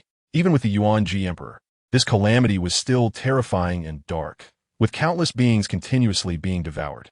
The beings cried out for help, hoping for more ancient emperors to emerge. At this moment, it seemed as if they truly heard the pleas of the myriad beings. Indeed, someone else had emerged to resist the calamity, but they were not invincible beings. Rather, they were weak beings forcefully entering the realm of invincibility, and not just one, but a large group. In a certain deep corner of the starry sky, there was a hidden ancient place, home to a transformation god platform. The former transformation god emperor had once intended to evolve himself into a myth here, but failed, destroying his realm and shattering his body and soul. The transformation god emperor did not die immediately, but became utterly muddled, merging everything into this transformation god platform until his eventual death. Many taboo beings still believe that the emperor of transformation should have self-destructed and become a taboo being, not realizing that he perished due to the collapse of his realm, which is somewhat similar to self-destruction. At this moment, the Emperor of Transformation arrived here. His demeanor carefree and unrestrained, with a wild smile on his face. He stepped onto the transformation platform without any hesitation, directly offering everything he had through a secret method, including his physical body, soul, and the path inherited from the Emperor of Transformation. With this, he directly activated the sealed imperial power within the transformation platform. Boom! An overwhelming divine might erupted, sweeping across the vast starry sky, with an imperial aura spreading, shocking the world. At this moment, the Emperor of Transformation had bloodshot eyes, his body gushing blood, life rapidly burning away. Yet, he still used himself as a medium to revive the transformation platform and grasp its authority, enabling him to unleash this final imperial power. Then, he controlled the transformation platform and charged into the starry sky, his eyes shooting out blazing brilliance, his entire being emanating a fierce and frenzied aura, radiating an imperial might. Although it couldn't truly compare to the power of a real emperor, there was still a significant gap, yet it was enough to resist the invincible. The Emperor of Transformation was very clear about what he was doing and knew he was undoubtedly going to die. He didn't feel particularly great. He simply longed to take control of the transformation platform and squander that remaining imperial power. Now that the opportunity had come, he couldn't wait any longer. To be born in this golden age was also to become an emperor and step into the realm of invincibility. Wasn't it fundamentally about suppressing the world's taboos? He could directly act on it now. Did it really make a significant difference whether he became an emperor or not?